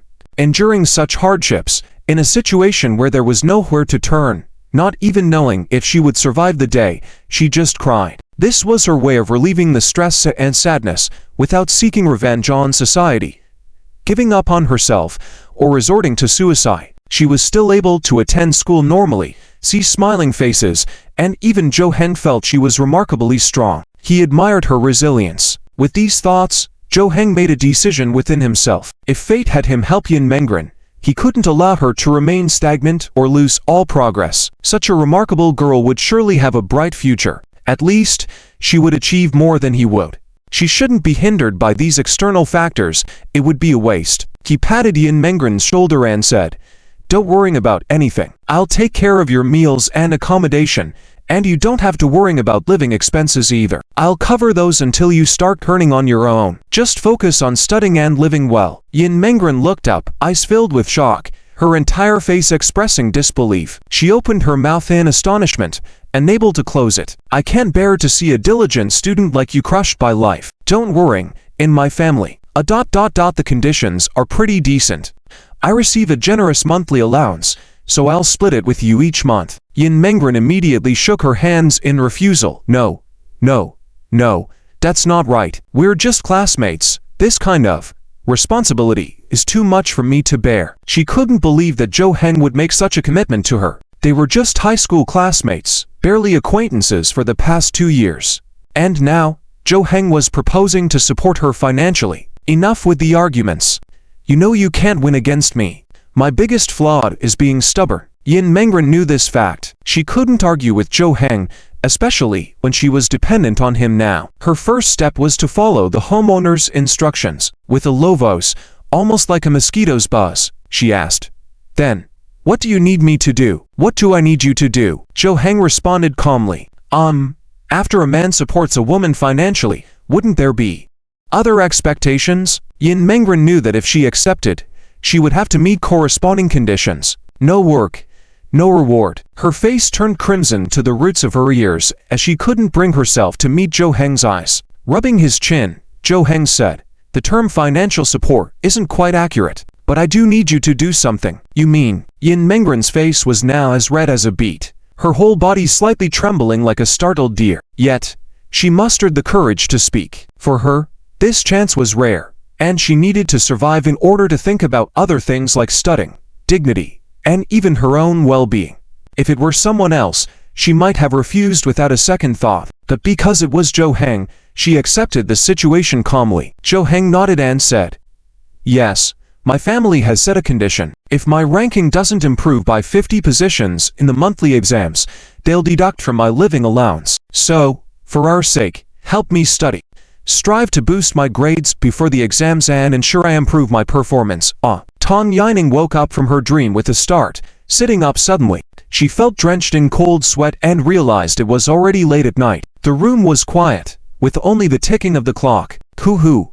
Tang Yining gasped heavily, trying to regulate her breathing and calm her racing heart. After settling down, she picked up her phone from the bedside, only to find no messages. It was just a dream. She put down the phone, still replaying the scenes from her dream in her mind. In the dream, she was with Zhou Heng, recalling how they met and all the moments they shared, including some that never happened in reality. They even ended up together in the dream, talking a lot over messages on the phone every day, and their relationship kept getting better. But it didn't last long as a third person, Tang Zi, appeared and disrupted their bond. That's why she woke up suddenly. She had already decided to give up on Zhou Heng, but after this dream, unexpectedly, she found herself yearning for him even more. Could it be that I can't let go of him? Tang Yining looked at their chat history on her phone, the messages she sent and answered. Her requests for a conversation with him were rejected. Despite all this, after the dream, she was determined not to give up anymore. She had made up her mind to make an effort before graduation. What's wrong with pursuing someone when Zhou Heng had been pursuing her for 2 years without giving up? She didn't care if she was ridiculed. For her, the biggest enemy now was Tang Zi, Zhou Heng's seatmate. The relationship between the two of them puzzled her. They seemed so alike in character and temperament that she felt they might end up together in the blink of an eye. Therefore, the first love rival, and the most dangerous one, was definitely Tang Zi, without a doubt. 5-star danger level. As for the second one, it should be the other girls in the class who seemed interested in Zhou Heng. She had to be cautious. 3-star danger level. The third one. Put Jie Run aside for now. She had talked about confessing to Zhou Heng before, even though it was probably a joke. But what if by some very small chance, it turned out to be real? Half a star of danger level. Well, that was roughly these 3 obstacles. She needed help now, and in her heart, the 0 danger level Yin Mengren automatically became her first choice. If she needed someone to strategize for her, it had to be Yin Mengren. Not even Jie Run would do. Ran, I'm counting on you now. After a moment of self-prayer, Tang Yining lay down again to sleep, knowing that adequate rest was necessary to be in her best state. The next morning, Zhou Heng and Yin Mengren left home together to go to school. Zhou Heng noticed that Yin Mengren's mood was completely different from yesterday. She seemed much more relaxed, with a faint smile on her face. Today is Saturday. School's over in the afternoon. We have a day off tomorrow. These 2 days are crucial, so I need your help with revision. Okay. Yin Mengren turned to look at Zhou Heng, nodding firmly, agreeing softly, okay. Normally, they would maintain a distance when going to school in the morning, a deliberate act by Yin Mengren, perhaps to avoid raising suspicions from Tang Yining. But this morning, Yin Mengren stayed close to Zhou Heng, to which Zhou Heng raised an eyebrow, asking, "Aren't you afraid of others seeing us going to school together?" "Not at all. What's wrong with classmates going to school together?" "Well, you're right." They walked into the school together, spotting a familiar figure ahead. Yin Mengren's eyes lit up. "Is that Tang Zi?" "Yes." Zhou Heng instantly recognized the figure walking ahead as Tang Zi. "I'm going to talk to her." "Is that okay?" "Sure." With his permission, Yin Mengren eagerly approached Tang Zi. She hadn't forgotten Zhou Heng's promise from yesterday about the sports meet.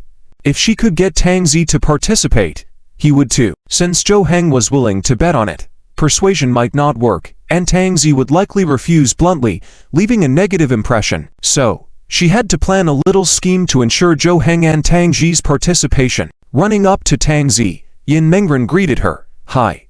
Tang Zi, who was blowing a huge gum bubble at that moment, was startled by Yin Mengren's greeting, causing the bubble to pop and stick to her lip. "Out.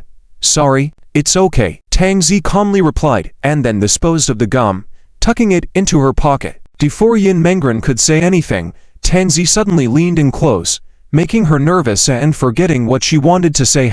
Tang Zi was just a step away, leaning in to sniff Yin Mengren. Then her hair, furrowing her brow slightly, Tang Zi smiled knowingly. Looking at this expression, Yin Mengren felt a shiver down her spine. Forcing a smile, she asked, What's wrong? How does it feel staying at Zhou Heng's house?" Yin Mengren's eyes widened in shock, her face paling and then flushing intensely in surprise. How did you know I stay at Zhou Heng's house?" Guessed it. Guessed so accurately." "Yes. The scent on you matches Zhou Heng's. It's the same body wash, a men's one. I know because we're seatmates, and I sit closest to him. I thought it was a coincidence at first, but even your hair smells the same. Same shampoo? That can't be a coincidence. You must have taken a shower at his place. Did you shower on your first visit? Are you in that kind of relationship? I'm sure you're not, at least he's not, so I conclude, you must be living at his place. That's it. You figured it out just like that. How can you be so sure? What if it really was just a coincidence?" Tang Zi had a meaningful smile on her face, shrug, looking a bit smug, as if she were a mischievous child who had successfully played a prank. Yin Mengren immediately closed her mouth, with her face alternating between pale and red, showing a very vivid expression. It was her first time experiencing being outwitted intellectually, and she realized that Zhou Heng might be right. If she spent a long time with Tang Zi, her confidence might really be shaken. At that moment, all the excuses Yin Mengren had prepared in her mind were thrown away. She knew that whatever she said would be useless. Tang Zi would definitely see through it, and she might even be tricked in return. But Tang Zi had no intention of letting Yin Mengren off easily. She reached out and grabbed Yin Mengren's wrist. Yin Mengren looked up and saw Tang Zi's mischievous smile, who whispered, "All right, now you have to tell me why you ended up staying at Zhou Heng's house. I'm sure you know what my relationship with Zhou Heng is, right?" Later, as they walked towards the classroom, Yin Mengren told Tang Zi about how she met Zhou Heng and ended up staying at his place, except she didn't mention what happened last night. She simply said she was currently staying at Zhou Heng's house. After hearing Yin Mengren's story, Tang Zi's expression turned serious, discarding the teasing smile she had before. "I see. Well, my condolences." Tang Zi gently patted Yin Mengren's shoulder and didn't offer any comforting words. Yin Mengren understood. After all, she felt that aspect of her was quite similar to Zhou Heng's. Upon entering the classroom, they both returned to their seats. When Zhou Heng arrived at his seat, he noticed that Tang Zi's expression seemed off and asked, "What's wrong?" Tang Zi glanced at Zhou Heng and whispered, "Why didn't you have time to play games with me?" "Oh, busy with your secret love affairs." Zhou Heng furrowed his brow slightly, but after a few seconds, he understood what she meant. He knew he couldn't hide such things from Tang Zi for long. Sooner or later, she would find out. "Sorry, I don't like sarcasm." Tang Zi's lips curled slightly as she said, all right, I didn't mean to mock you. I heard about the class monitor thing. I support your decision." Zhou Heng stared at Tang Zi for a few seconds, then slowly spoke, "You support it?" If it were you, you wouldn't do it like me, right? That's right. Your approach suits you well, and I agree with it. But I wouldn't do it unless what? Unless I plan to be with her in the future. Zhou Heng didn't respond to Tang Ji's words. Instead, he turned his head towards Yin Mengren's direction, and coincidentally, at that moment, Yin Mengren also turned to look at Zhou Heng. After a brief eye contact, Yin Mengren gave a faint smile and then turned away. Zhou Heng clicked his teeth together, looking pensive, as if contemplating something. The next moment, he said, "So, I am me, and you are you. We are different. Of course, there's no standard to judge right or wrong. Just do what you think is right." Tang Zi leaned back in her chair, nodding in agreement with Zhou Heng's words. Then she added, "But I do have a soft spot for her. She seems a bit silly, especially cute, and it's fun to tease her. Yet, for you, everyone seems a bit silly. By the way, so are you, bro. Good one. Don't do that again next time. And call me by my name, or else I'll get goosebumps." Ridiculous. Zhou Heng and Tang Zi exchanged a glance. Tang Zi chuckled lightly, and Zhou Heng's eyes slightly curved, showing a hint of amusement without any hint of annoyance, as he jokingly said, "You're crazy." After class, Yin Mengren walked out of the classroom alone, planning to visit the office to inquire about some matters regarding the midterm exam next Tuesday. When she walked out of the office, she found someone waiting for her at the door. "Ton Ton, what are you doing here?" "Waiting for you." Seeing Yin Mengren walking out of the classroom alone, Tan Yining followed her. When she saw Yin Mengren entering the office, she waited outside. "Waiting for me? What's up?" Yin Mengren noticed the hesitant look on Tan Yining's face and asked directly. "Well, let's walk and talk." The two of them strolled slowly down the corridor, and Tan Yining remembered her firm belief from last night and said, Ran, I don't plan to give up on Zhou Heng. I want to pursue him and see how it goes." "I see, sure. Go ahead and give it a try." Yin Mengren surprisingly agreed readily, as Tang Yining had expected she would try to dissuade her. "Really? You're on board? Do you think I can do it?" "I'm not sure about that, but it's normal for you to want to try. Better to try than to regret later on." "Yeah. You're right." Encouraged by Yin Mengren's support, Tang Yining felt much more confident. After all, without understanding and support, she wouldn't have any confidence. "Will you help me?" Yin Mengren was taken aback, not wanting to get involved. But seeing Tan Yining's hopeful eyes, she couldn't bear to refuse.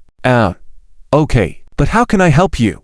I already tried to talk to him on your behalf before, and it didn't go well." Tan Yining fell into deep thought, as if genuinely thinking about how Yin Mengren could help her.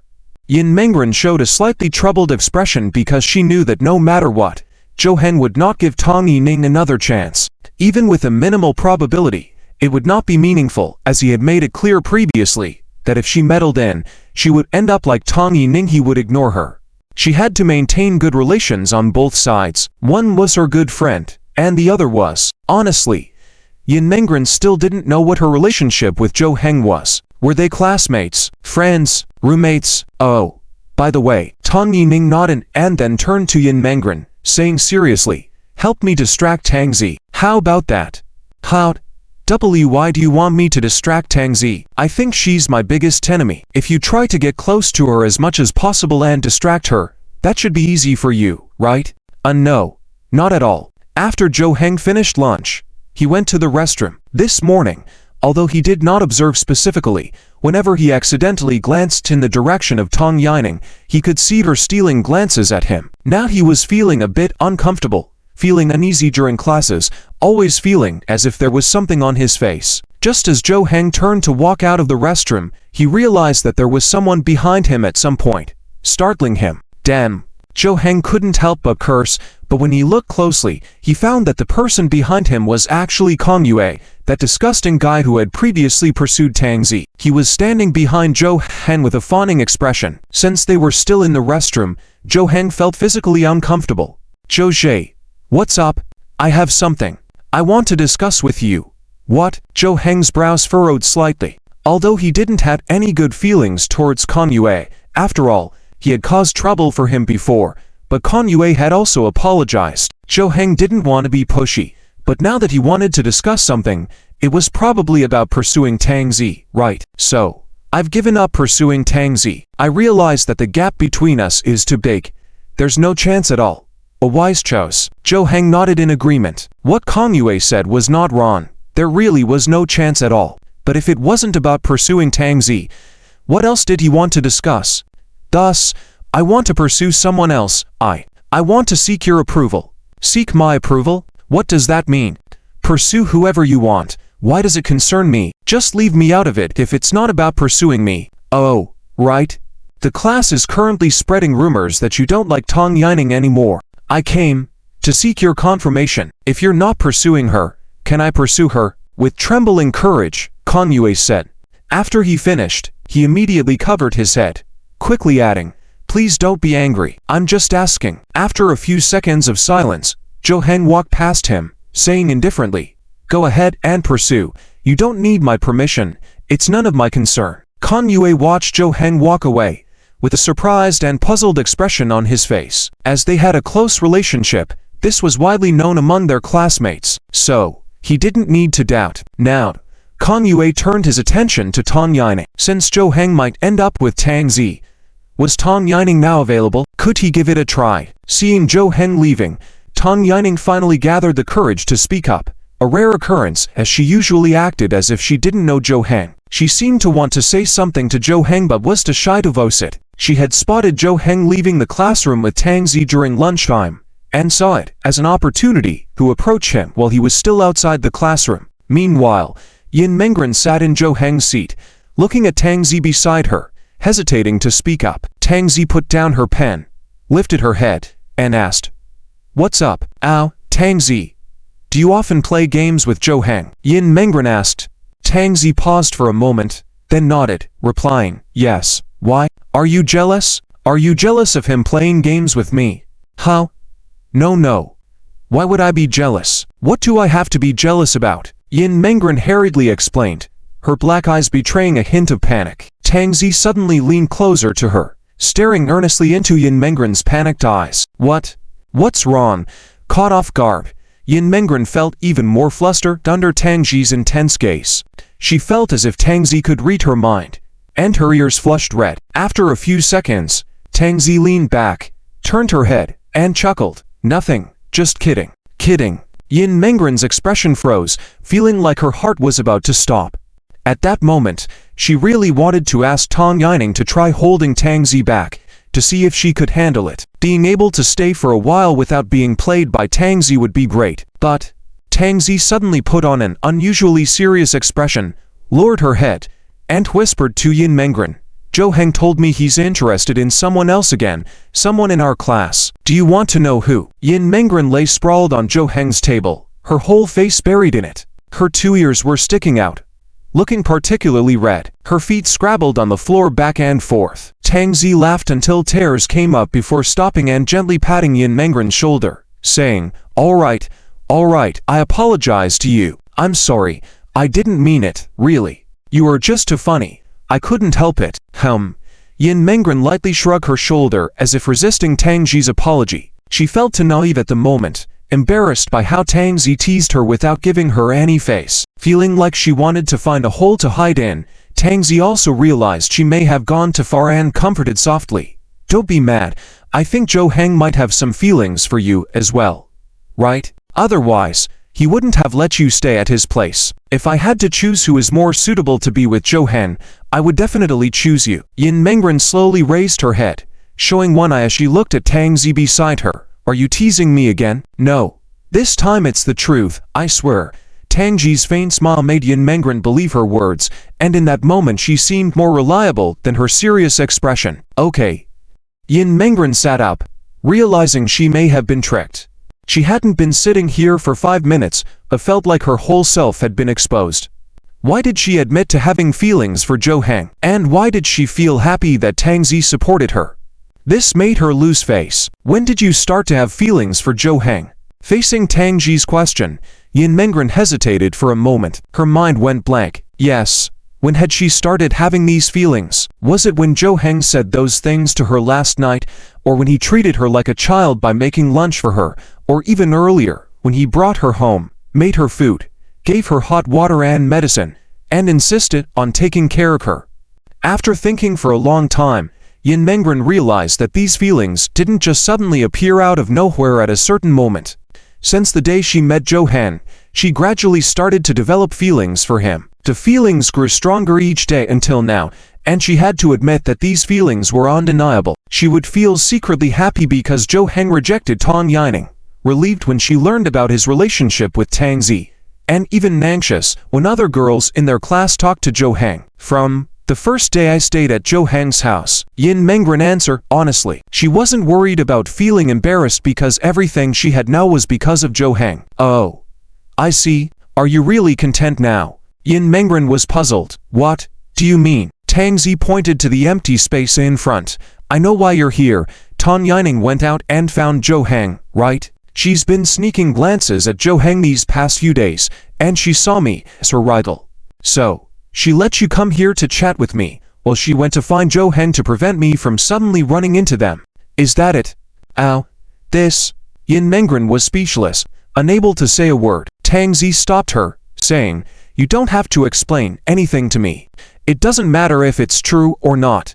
After all, it has nothing to do with me. I just offended you earlier and wanted to help. I know you're here for your friend, but are you really content? Tang Zi's words left Yin Mengren completely stunned. Her brain couldn't command herself, and everything was chaotic. Tang Zi said, Of course, I don't understand love. If you're content, then forget what I said. Yin Mengren took a deep breath, clenched her fists under the table, gripping them tightly until her fingertips turned white, and her heartbeat accelerated. At that moment, after Tang Yining called out to him, Zhou Heng initially didn't want to pay attention, but she grabbed his sleeve and led him to a corner to chat. He couldn't bring himself to forcefully shake her off, as he didn't want to hurt her. He thought about why Tang Yining was a girl. If she had been a boy, he might have reacted differently. He hoped class would start soon so he could return to the classroom. Hey, you're here.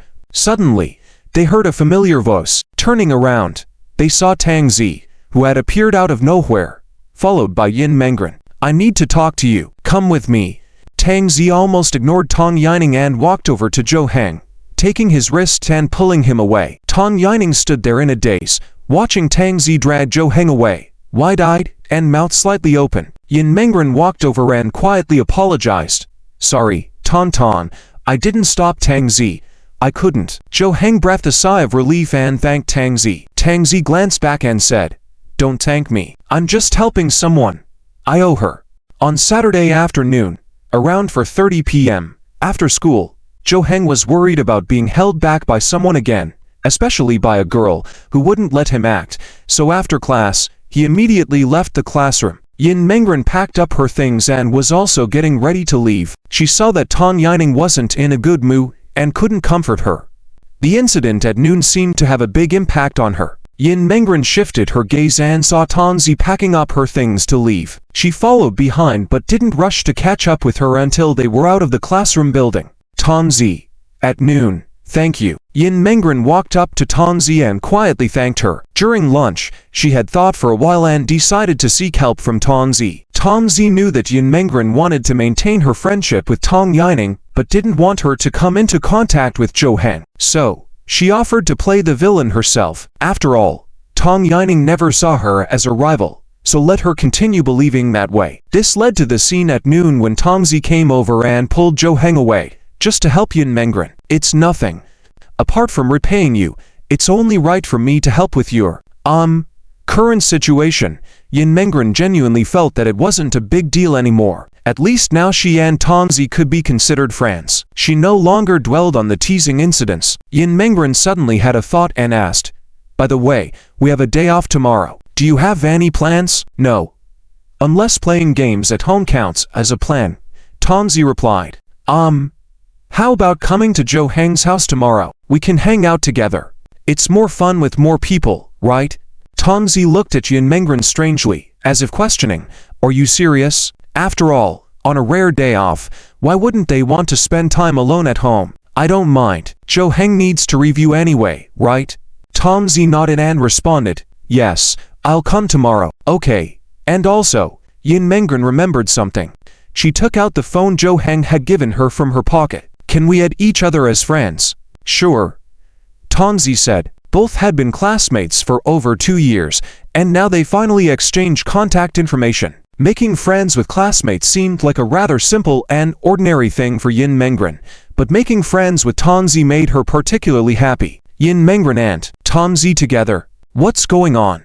Why didn't she walk with Tan Yining and the others? Following behind Yin Mengren and Tanzi were two boys. One of them was Lu Yunqi. Today, when he saw Yin Mengren sitting at Zhou Heng's desk, he felt that something was off. After school, he followed them and was surprised to see Yin Mengren leaving with Tanzi. When did they become so close? Could this be related to Zhou Heng? After all, whenever Tanzi is mentioned, Zhou Heng comes to mind. One of the boys beside him speculated. Lu Yunqi glanced at him and shook his head, rebutting, impossible. How could Yin Mengren possibly be related to Zhou Heng? They are completely incompatible. It's definitely not possible. Well, you never know. Let me share a hypothesis. Is it possible that both of them like Zhou Heng, and Yin Mengren is negotiating with Tanzi to decide who gets to stay by Zhou Heng's side? Lu Yunqi glared at him and sternly said, Lian Jiaxiang, if you spread rumors about Yin Mengren again, I'll slap you. Do you believe that? Whether you believe it or not, maybe Yin Mengren hasn't gotten together with you because you're too aggressive. Is that possible? You. TSK. I'm done discussing with you. Lu Yunqi stopped paying attention to Lian Jiaxiang and continued to follow Yin Mengren and Tanzi from a distance. He was curious about what they were talking about but didn't want to get too close to avoid any misunderstandings. From afar, he could only watch them in front, unable to hear their conversation. Eventually, Yin Mengren and Tanzi bid farewell to each other and walked in different directions, parting ways. Lian Jiaxiang patted Lu Yunqi's shoulder and said, All right, let's go home. Why are you still following? They'll be back home soon, and you'll end up in their living room. Just a bit more. I want to know where she lives, Lu Yunqi replied. Lian Jiaxiang couldn't believe his ears, exclaiming, Are you a stalker? Following a female classmate back home? What happened to your moral education?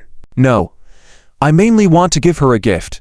It's not appropriate to give it in class. If she refuses in front of others, it would be embarrassing. So, I thought, leaving it at her doorstep would be better. Wow, you're both a creep and a pervert. You don't look like someone who would do such things. Imagine going to school in the morning, opening your door, and finding an unknown gift from a classmate outside. Honestly, if she really likes you, she might reluctantly accept it, but if you're just acquaintances, she might find it gross. Lu Yunqi noticed Yin Mengren entering a building, and his eyes lit up. It seemed like this was where Yin Mengren lived. All right, let's go. Lian Jiaxiang grabbed Lu Yunqi's hand, trying to stop him from going further, but Lu Yunqi shrugged off his hand, saying, Are you silly? I need to see which floor. Where should I leave my gift? Should I leave it by the elevator on the ground floor? What if someone kicks it away without knowing? Fine. The two went into the building and checked the elevator display. It showed 6th floor. She lives on the 6th floor. Okay. Let's go. Come with me to see the gift. I want to give her a surprise tomorrow. Lu Yunqi nodded and dragged Lian Jiaxiang out. Lian Jiaxiang looked helpless and sighed, as if he had reached the peak of helplessness. If you don't know what to buy, ask me. I give you suggestions. Then if it's a good purchase, you had excellent taste. But if not, you blame me for not advising you. Oh, it's not like that. People in love have their advisors. Can't you strategize for me? In the classroom, Tan Yining was tidying up slowly because she had a lot on her mind. She was lost in her thoughts and absent-minded. Jie Run walked over carrying his bag, looked at Tan Yining, and asked, What's wrong? You seem like you've been dumped or something. Tan Yining suddenly raised her eyes, looked at Jie Run in despair, with a desolate expression. Oh. Jie Run immediately covered his mouth, realizing he may have hit the nail on the head. Normally, she would have said, Who could have dumped me? Rather than what she said. It was just something she said casually. All day, she had been feeling something off about Tan Yining, so she didn't talk to her much. She didn't know what was wrong with her. Hey. Hey. Just then, they heard the sound of someone laughing and running over like Jubaji. They turned around and saw Kan Yue walking over with a face full of smiles. Tan Yining and Jie Run couldn't help but shiver. What? What do you want? Tan Yining stood up directly and hid behind Jie Run. Jie Run stood in front of Tan Yining, reached out his hand in defense against Kan Yue. Now, There were only the three of them left in the classroom. Two girls seeing a guy with a mischievous smile walking over, who wouldn't be scared. I'm looking for Tang Yining. I need to talk to her. Kang Yue scratched his head awkwardly, pointing to Tang Yining behind Jie Run. What do you want to talk about? Tang Yining cautiously asked, but she didn't really care about the matter. Since Tang Yining had had a conflict with Zhou Heng, she had lost any favor towards him. Seeing him now making such an undesirable appearance, she was being polite by not running away directly. Can we talk alone? Just the two of us. Don't worry. I don't have any ill intentions. I won't harm you. Huh. Quick. Let's go. Jie Run directly pulled Tang Yining out of the classroom. Tang Yining felt uncomfortable all over. Just hearing what he said now made her want to call the authorities. Kang Yue stood still. His body stiffened instantly, feeling like he was turning into stone. He wondered what was wrong. Why was everyone avoiding him? Was he so annoying? No way. He immediately negated that thought. He couldn't be considered annoying. He hadn't done anything wrong. It was true that he wasn't very popular, but being disliked wasn't possible, right? Understanding this, Kang Yue breathed a sigh of relief and left the classroom, believing that Tang Yining was probably not feeling well today, and decided to talk to her when he had the chance. Yin Mengren returned home and saw the workbook already open on the table. It seemed that Zhou Heng had started studying. Thinking about today's events, Yin Mengren felt guilty. She knew Zhou Heng didn't want any more contact with Tang Yining, but she still supported Tang Yining. If Zhou Heng found out, she would probably end up in the same situation as Tang Yining. What's wrong? Zhou Heng saw Yin Mengren standing at the door, looking lost in thought. Nothing. She silently decided that she would never make such a mistake again. Although Tang Yining was her friend, in terms of importance, Zhou Heng was more important to her. This was not something that needed consideration. Yin Mengren quickly put down her things and sat next to Zhou Heng, saying, "Let me help you review." Zhou Heng nodded. He admitted that it was a good idea to let Yin Mengren teach him. At least, it gave him some hope. Before, with his previous progress, if his monthly exam ranking didn't drop, it would be good enough, let alone rising by 50 places. Zhou Heng suddenly remembered the incident at noon and asked, "Yin Mengren, you are Tang Yining's good friend, right?" Yes. Yin Mengren hesitated for a moment before responding softly. She felt uneasy, thinking that Zhou Heng might have found out something and was about to question her. Her mind raced with various possibilities. After a moment, Zhou Heng continued, saying, "Just help me out, prevent her from bothering me. She's a girl, and I can't do much to her. Just advise her, consider it a favor." Yin Mengren was taken aback for a moment before realizing, "You want me to help?" "Yes. A girl needs to deal with a girl. Tang Zi doesn't have a close relationship with her, so I can only trust you." Yin Mengren felt relieved by Zhou Heng's trust but also understood the weight of his words. She nodded earnestly, saying, "Don't worry. As long as I'm here, she won't bother you again." "Thank you." Suddenly, Zhou Heng remembered something and continued, "Oh, by the way, since Kang Yue is interested in her, you should try to get Tang Yining and Kang Yue together." Thinking about Kang Yue trying to claim the right to pursue Tang Yining earlier in the restroom, Zhou Heng considered him a strange person. Yet, every class had a few odd ones, so he didn't find it unusual. He regretted their conflict. Ignoring such people would have been the best option. He wished he hadn't gotten involved with Kang Yue. Otherwise, people might see him as strange, too. Yin Mengren hesitated for a moment, as if she had forgotten about Kang Yue. "I'll try my best." Yin Mengren agreed, but internally, she knew that if she introduced someone like Kang Yue to Tang Yining would definitely turn her away, possibly believing that she was playing a trick on her. With Tang Yining's issue resolved, Yin Mengren pondered whether she should inform Zhou Heng about inviting Tang Zi over to play tomorrow. After all, it was his home, and she should get his consent, right? At the time, she assumed that Zhou Heng wouldn't object given Tang Zi and his relationship. Still, now she thought it would be better to ask first. Zhou Heng, I invited Tang Zi to come here tomorrow to hang out. Do you agree?" Zhou Heng fell silent for a few seconds, then said, Tang Zi. I'm fine with it, but you actually became friends with her."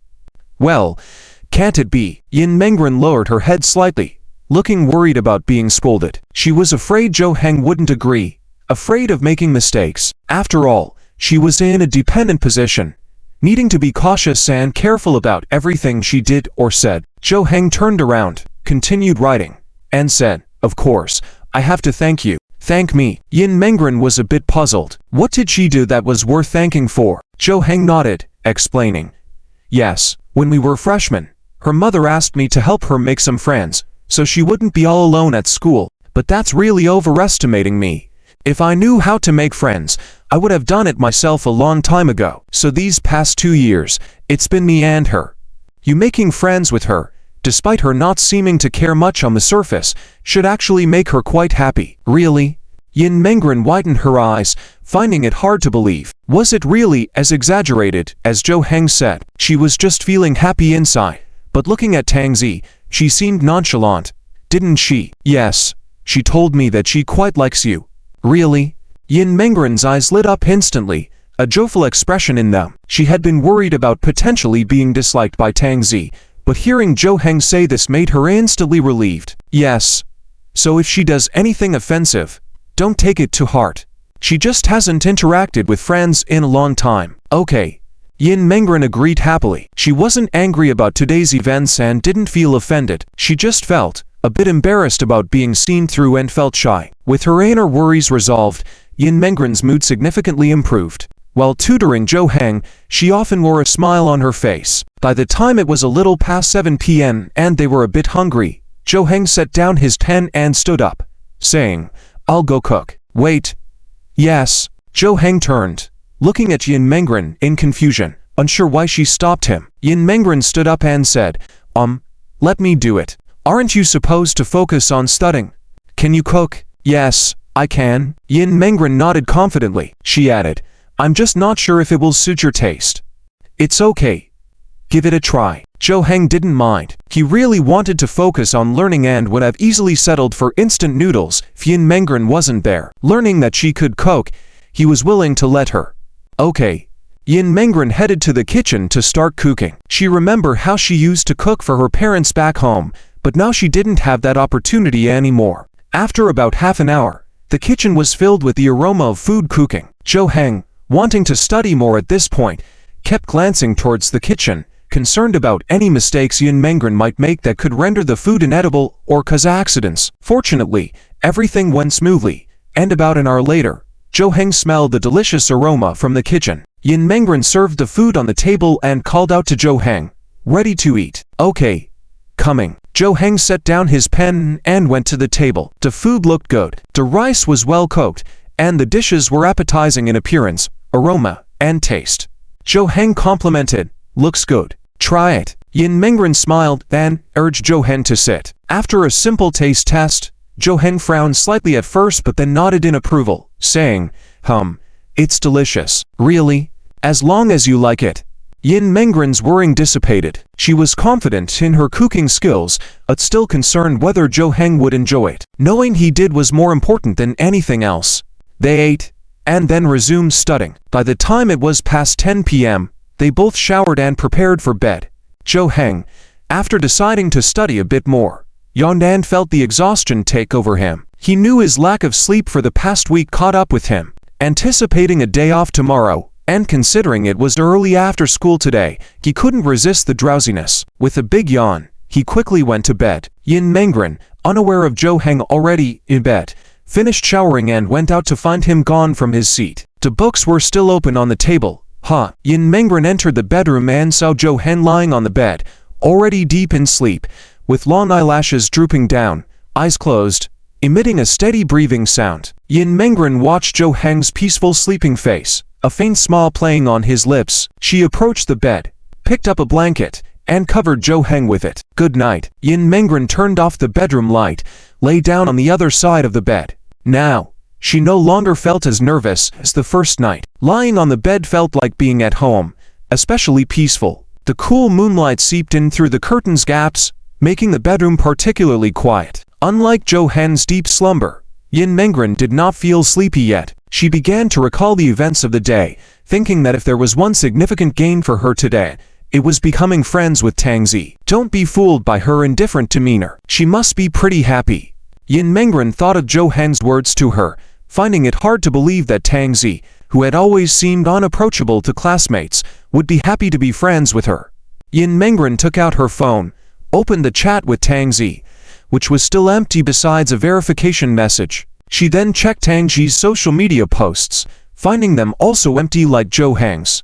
Thinking it was a good time to message Tang Zi, Yin Mengren hesitated briefly before sending a greeting. She felt a mix of anticipation and nervousness, unsure of how Tang Zi would respond. A few minutes later, Tang Zi messaged back, questioning why Yin Mengren was messaging her instead of sleeping with Zhou Heng and even hinting at the idea of confirming their relationship. Yin Mengren was taken aback by the conversation, feeling her heart race. Suddenly, Zhou Heng's arm rested on Yin Mengren's body as he turned in his sleep, making her freeze in shock. Uncertain of how to react, Yin Mengren decided not to wake him, allowing him to sleep peacefully due to the stress he had been under lately. Despite feeling unnerved and unable to sleep, Yin Mengren found comfort in Zhou Heng's presence, even starting to imagine how it would feel to be held by him. Eventually, exhaustion took over, and Yin Mengren fell asleep. Later on, Zhou Heng woke up abruptly, realizing he had unknowingly put his arm around Yin Mengren as she slept beside him. Feeling scared and anxious, Zhou Heng wondered if Yin Mengren had noticed and feared she would question him about it later. Meanwhile, Yin Mengren, asleep by then, had fleeting thoughts of wanting Zhou Heng to remember this moment. Early the next morning, the warm sunlight seeped in through the glass curtains, casting faint rays of light. Yin Mengren opened her groggy eyes, taking a few seconds to regain consciousness. Like booting up, she turned her head and noticed that there was no one in bed anymore. Zhou Heng had already gotten up. She sat up, straightened her nightclothes, and after a night's sleep, her straps were now exposed. She fixed her hair, tidied the bedspread, pulled open the curtains, and walked out of the bedroom. At that time, Zhou Heng had just finished preparing breakfast and set it on the table. The two locked eyes, and in an instant, the events of last night flashed through their minds. Though Zhou Heng only had memories of those 10 minutes, he knew what had happened last night. Now, he was very curious about how long it had lasted and whether Yin Mengren was awake at the time. If she was awake, it would be too awkward. If she were to demand an explanation later, he would have no choice but to play dumb. As Yin Mengren thought back to the events of last night, an involuntary blush crept onto her face. It was the first time in her life that a boy had held her in his arms, especially on a bed. At that moment, she realized that there was quite a size difference between her and Zhou Heng. If she were in his embrace, she must have felt so small to him. Morning. Let's eat breakfast, Zhou Heng spoke up, not sure if it was out of guilt. This was the first time he had wished Yin Mengren a good morning, and it felt somewhat unfamiliar. Okay. I'll go freshen up first. Yin Mengren noticed this detail as well and hurried into the bathroom. Looking at her reflection in the mirror, she immediately splashed her face with cold water to calm herself. Early in the morning, when her mind was clearest, she did not want to start the day with such a situation. After she finished freshening up, she sat down at the table, and the two quietly began their meal. Around 9:30 in the morning, at Zhou Heng's doorstep, two people arrived, Lu Yunshuo and Liang Jiaxiang. Lu Yunshuo held a gift box in his hands, sneaking out of the elevator like a thief when he arrived. Liang Jiaxiang followed behind, nearly kicking him in the butt. Hey!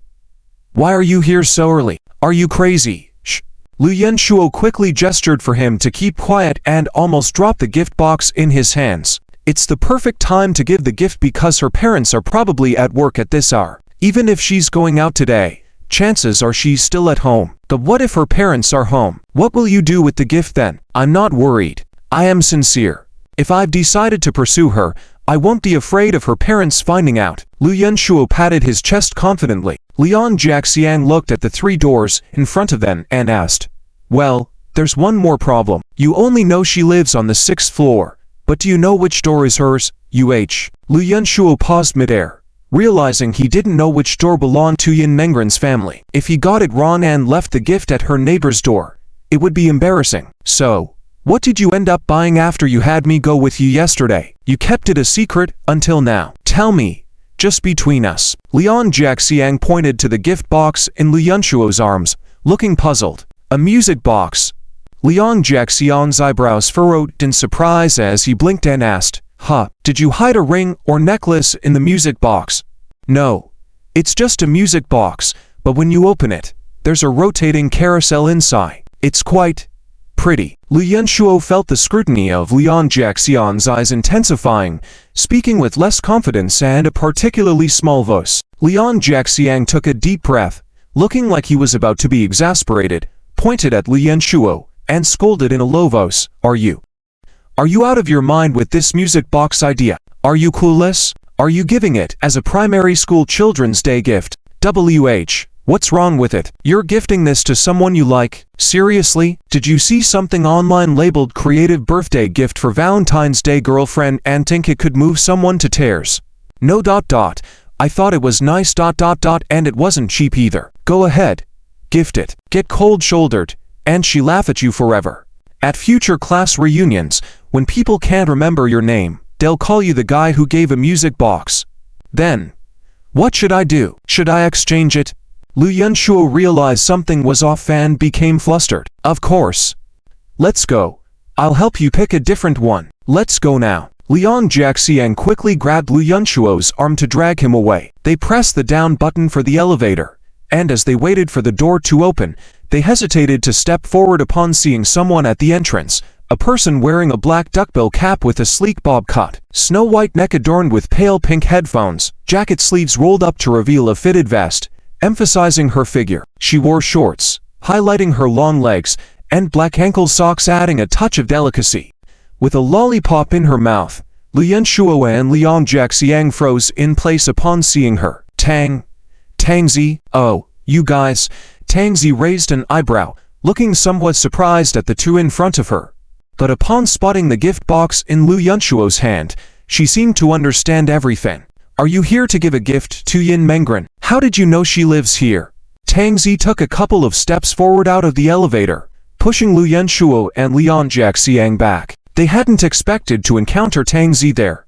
Was she also looking for Yin Mengren? Liang Jiaxiang glanced at what Tangzi held in her hand, seeming intrigued. His eyes widened, almost bulging out, as he exclaimed, PS5. Was Tangzi there to play games with Yin Mengren? Two girls playing PS5. Lu Yunshuo had no idea what that was and was now in a complete panic. If Tangzi found out that he had followed Yin Mengren yesterday and only then learned where she lived, she could tell Yin Mengren, and he would be in big trouble.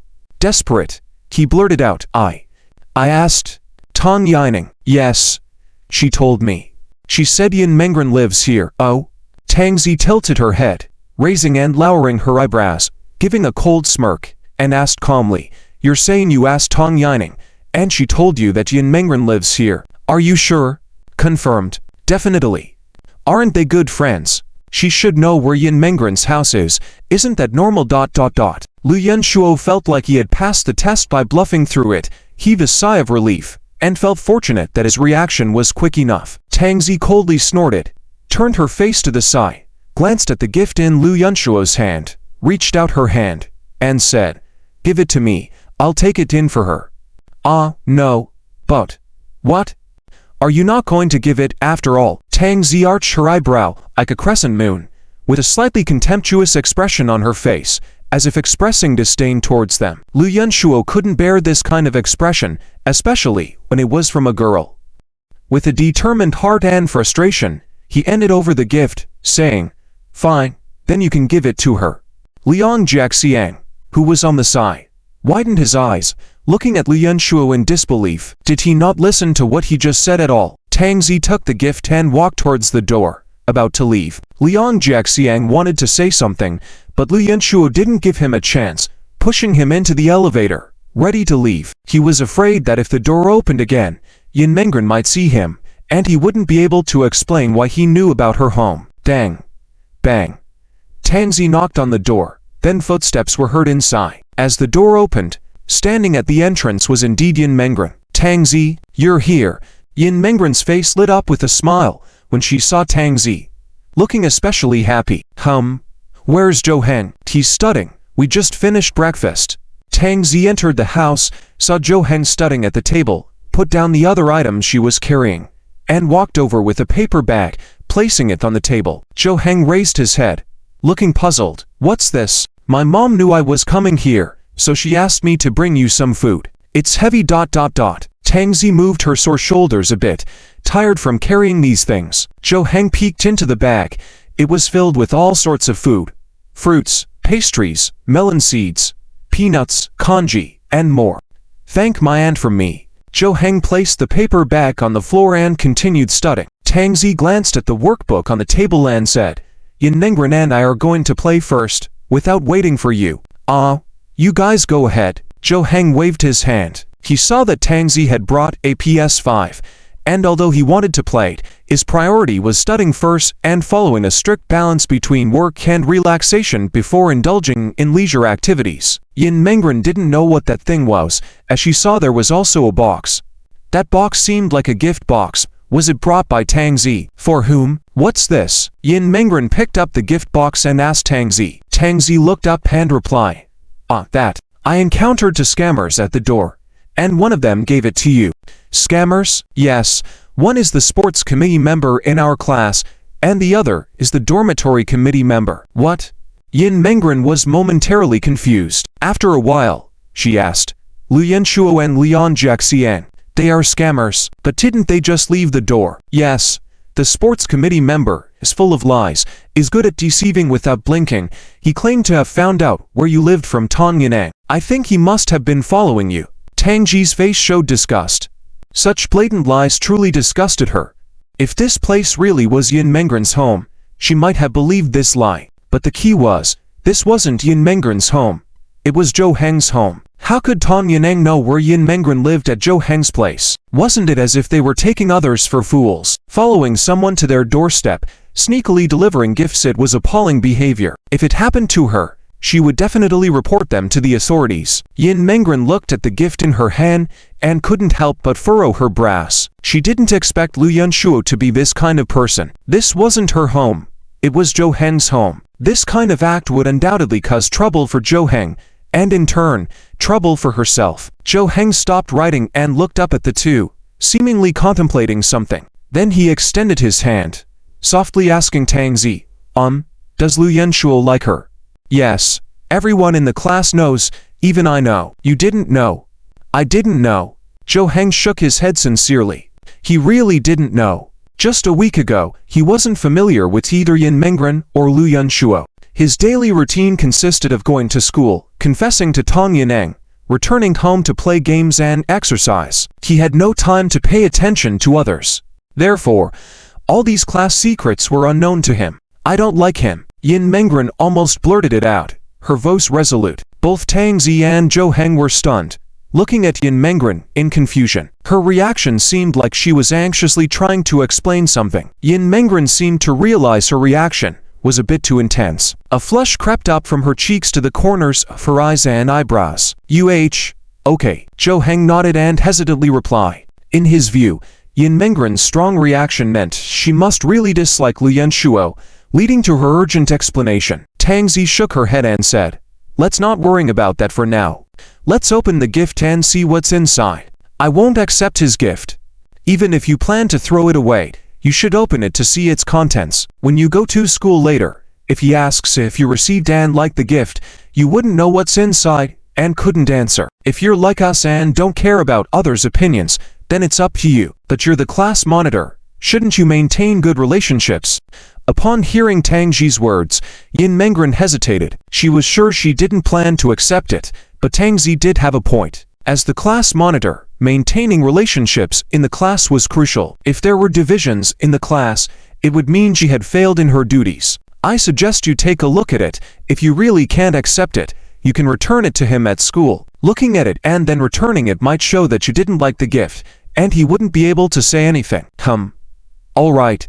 Yin Mengren nodded, agreeing with Tang Ji's suggestion. At this point, Zhou Heng couldn't sit still anymore and walked over. He also wanted to see what gift Liu Yanshuo had sent, to compare with the gift he had bought for Tong Yineng before. If the gift was good, he could learn something from it. Yin Mengren slowly opened the gift box. Tang Zi and Zhou Heng both craned their necks, leaning forward curiously to see. Inside was something resembling a small carousel structure, appearing before the three of them. Zhou Heng and Tang Zi furrowed their brows in confusion. Zhou Heng directly asked, What is this thing? It seems like a music box.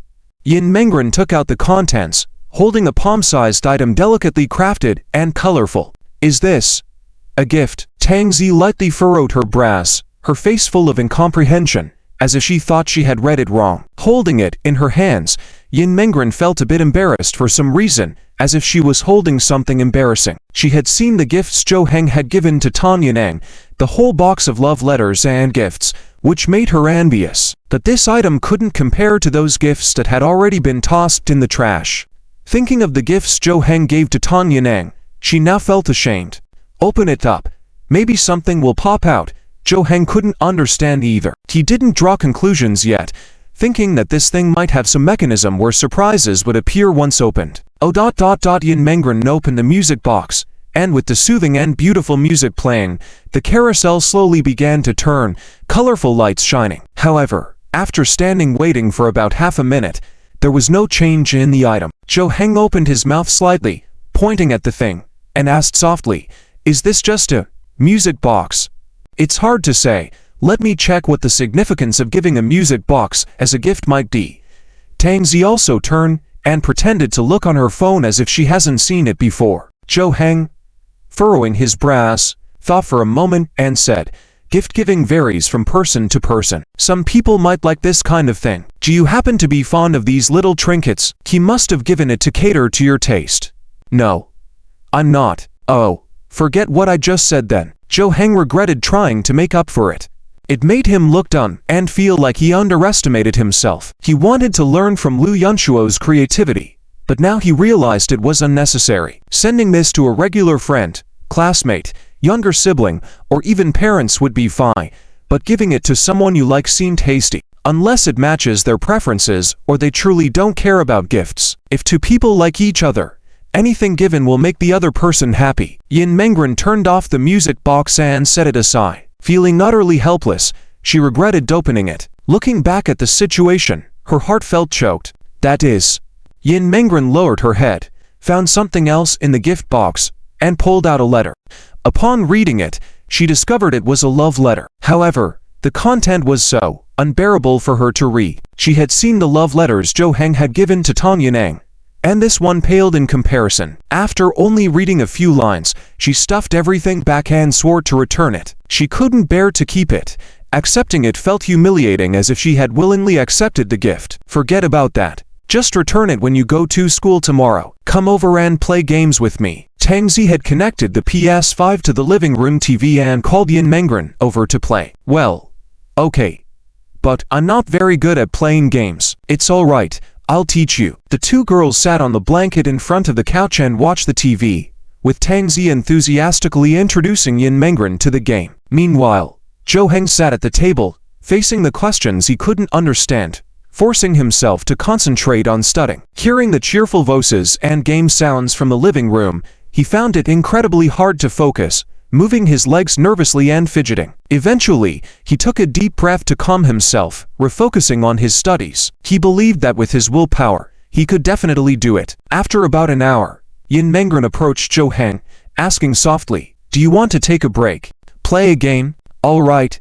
Without a moment's hesitation, Zhou Heng threw his pen away, leapt up as if propelled by a spring under his seat, and headed straight to the living room. Yin Mengren chuckled. She knew Zhou Heng couldn't wait and had hurried over to call him. She picked up Zhou Heng's practice booklet, glancing at the questions he had just completed. It was evident that Zhou Heng had made rapid progress. Just a few days ago, he might not have been able to solve some of these problems, but now his accuracy rate had considerably improved. Yin Mengren returned to the living room, sitting on the couch and watching Zhou Heng and Tang Zi play. She noticed that Zhou Heng seemed like a completely different person, visibly happy. Indeed, only during gaming could she see him this way. Suddenly, she realized she had never seen Zhou Heng smile, not even a glimpse of a smile, despite sensing his happiness. This strange observation perplexed her. Throughout the time, she kept her eyes on Zhou Heng, trying to capture that moment when he smiled. Nice. Zhou Heng's lips curved slightly. Although it was just a small curve, Yin Mengren noticed it. He turned to her and asked, "How about it? Cool, right?" Startled by the sudden attention, Yin Mengren cleared her throat, lips slightly parted, softly replying, Yes, cool." Tang Zi glanced at Yin Mengren and muttered, "He's asking if his operation just now was cool." Realizing her mistake, Yin Mengren blushed, lowered her head, feeling particularly embarrassed. Did she interpret it wrong? And was she caught by Tang Zi? What was she thinking when she answered? It seemed like she was thinking about Zhou Heng's smile just now. Zhou Heng only played for about half an hour before continuing to review. With only 2 days left until the exam, he didn't dare to slack off. Around 1 o'clock in the afternoon, none of the trio had eaten yet. While playing, Tang Zi started to feel a bit hungry. She called out to Zhou Heng on the other side of the table, saying, "Zhou Heng, I'm hungry. When are you going to cook?" "Oh, I'll do it." Let Zhou Heng focus on studying. Yin Mengren quickly got up, put down the game controller, and prepared to cook in the kitchen. After all, Zhou Heng had approved the meal she made yesterday, giving her confidence. Now that Zhou Heng needed to study efficiently, she decided it was better for her to cook. "Oh, you can cook?" "Yes, I did it yesterday." And Zhou Heng said it was good. Yin Mengren smiled slightly, feeling proud of making a meal that satisfied Zhou Heng.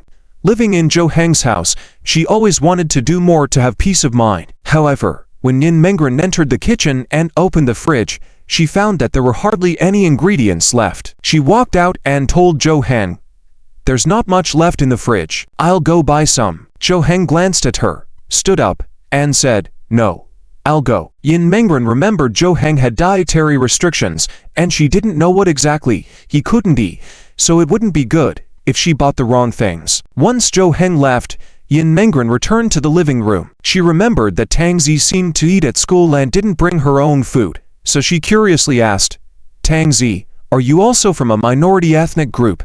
Tang Zi, with a lollipop in her mouth, replying, "My mom is, but I'm not. I take after my dad's ethnicity." "I see." Yin Mengren nodded in realization. She examined Tang Zi's features carefully. Even though she had some characteristics of a minority ethnic group, they were not as prominent as Zhou Heng's. It seemed she resembled her dad more. Yin Mengren's gaze shifted down to Tang Zi's figure, thinking to herself that her body looked fit as she seemed to exercise regularly. She appeared slim, almost lacking meat, but her skin was tight with clear lines. Suddenly, Yin Mengren remembered the bet she, Zhou Heng, and Tang Zi had made that if they convinced Tang Zi to sign up for the sports event, Zhou Heng would participate too.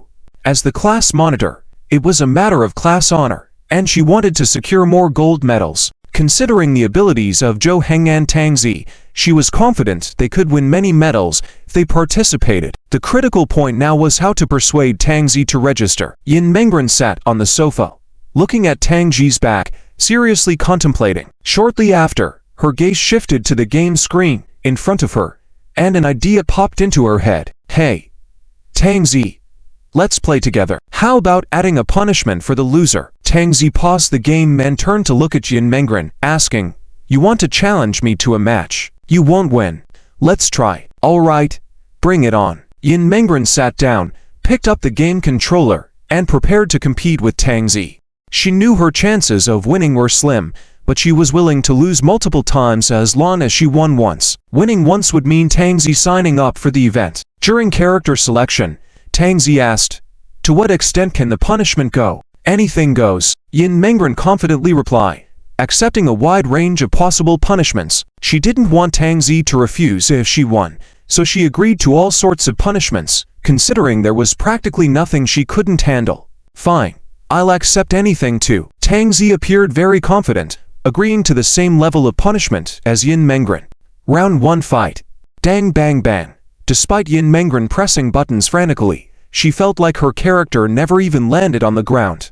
While Tang Zi pressed methodically, her combo attack seamless, without any gaps. The first round ended with Yin Mengren's defeat in less than 30 seconds. Ow. Yin Mengren couldn't help but feel embarrassed. She thought she'd at least stand a little chance, both being girls. Even if she didn't play well, a chance to win would still be possible, right? But it turned out to be a complete shutout. She didn't even have a chance to counterattack. Round 2 fight. The second round began. This time, Yin Mengren was more cautious, opting for defense over rushing to attack. After blocking several combo attacks from Tang Zi, she attempted to strike back. Although hopeful, reality was harsh as Tang Zi easily found an opportunity to win the first round. Though Yin Mengren felt a glimmer of hope, as she had significantly reduced Tang Zi's health. She found her probing attacks effective, allowing her to engage and retreat strategically. As the second round started, Yin Mengren continued with this tactic. However, her lack of game experience compared to Tang Zi's soon became evident. With only one round, Tang Zi found a way to counter this strategy. Yin Mengren didn't even realize the game had long-range attacks. She was still bouncing around trying to probe, while Tang Zi, in control, unleashed a series of shockwaves catching her off guard. Having lost the second match as predictably as the first, Yin Mengren chuckled. "I lost, what's the punishment this time?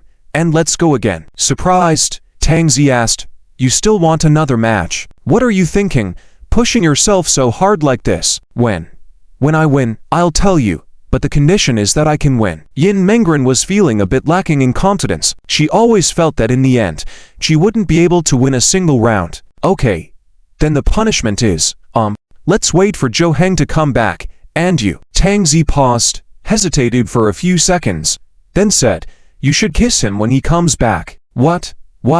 Yin Mengren widened her eyes in shock. Her heart also couldn't help but tremble uncontrollably. She looked at Tang Zi with a face full of disbelief, thinking she was joking. Tang Zi quickly added, but just kiss his hand back. Even if it's a joke, you can't really kiss his face or lips. He will really get angry. He will definitely scold me for it." He will get angry? Yes. If it's not in a romantic relationship, he really dislikes this kind of prank. He considers it disrespectful to both parties. "I see." Yin Mengren nodded. She thought it was her fault that he would get angry. Hearing that made her feel relieved. She could also understand Zhou Hen's perspective that such pranks were not appropriate outside of a romantic relationship. However, despite that, there was a slight sense of disappointment in her heart. "All right, I accept. Next round."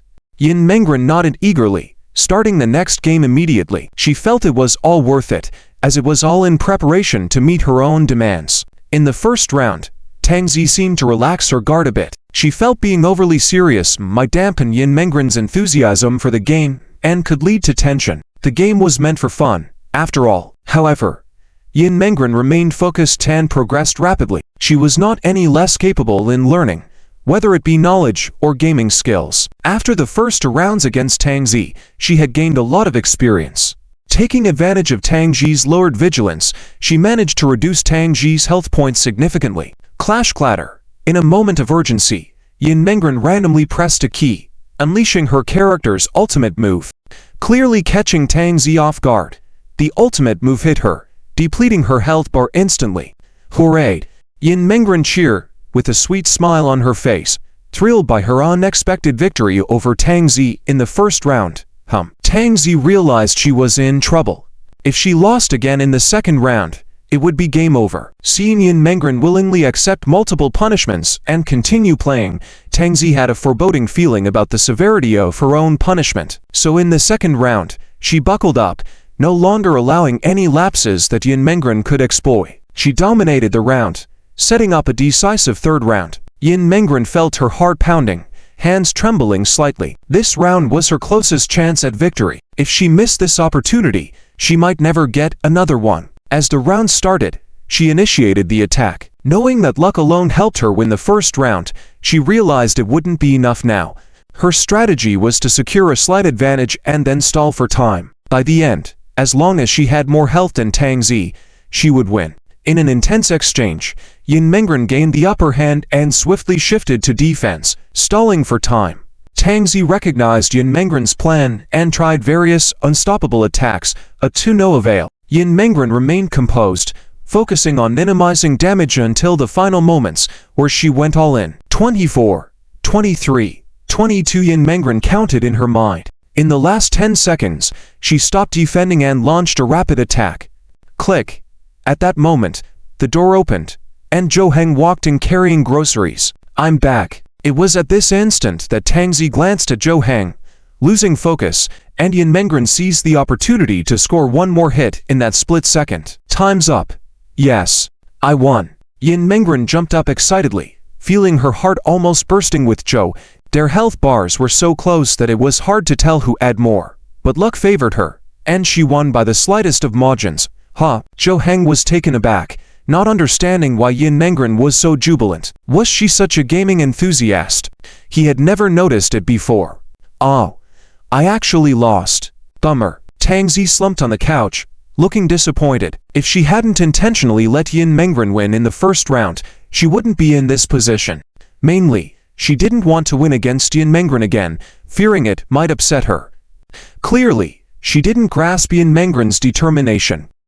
Even if she kept losing, she wouldn't give up until she won a round. Alright, what's the punishment? Seeing Yin Mengren so happy, Tang Ji's mood lifted. This, she thought, was the essence of playing games just for fun. Winning or losing wasn't always that important. Punishment? Upon hearing that, Zhou Heng placed the groceries on the table and walked into the living room. Yin Mengren finally revealed her long-planned scheme. You sign up to participate in a sports event. Enroll in a few events. How? Tang Ji was stunned, gaping in disbelief at Yin Mengren. She had been trying to guess what the punishment would be, never expecting this one. For her, this was indeed a true punishment. And no. Wait, I don't understand. What are you doing? Zhou Heng was bewildered on the side. He had just gone out to buy groceries. How did things take such a strange turn while he was away? Afterwards, Yin Mengren explained to Zhou Heng the game they played and the punishment rules. She had lost the first 2 rounds and won the last, and the punishment they agreed on. When Zhou Heng heard that Tang Ji had lost, his face expressed surprise as he stared at Tang Ji, exclaiming, "Tang Ji, you lost. Are you playing a trick on me? What? What does it have to do with you?"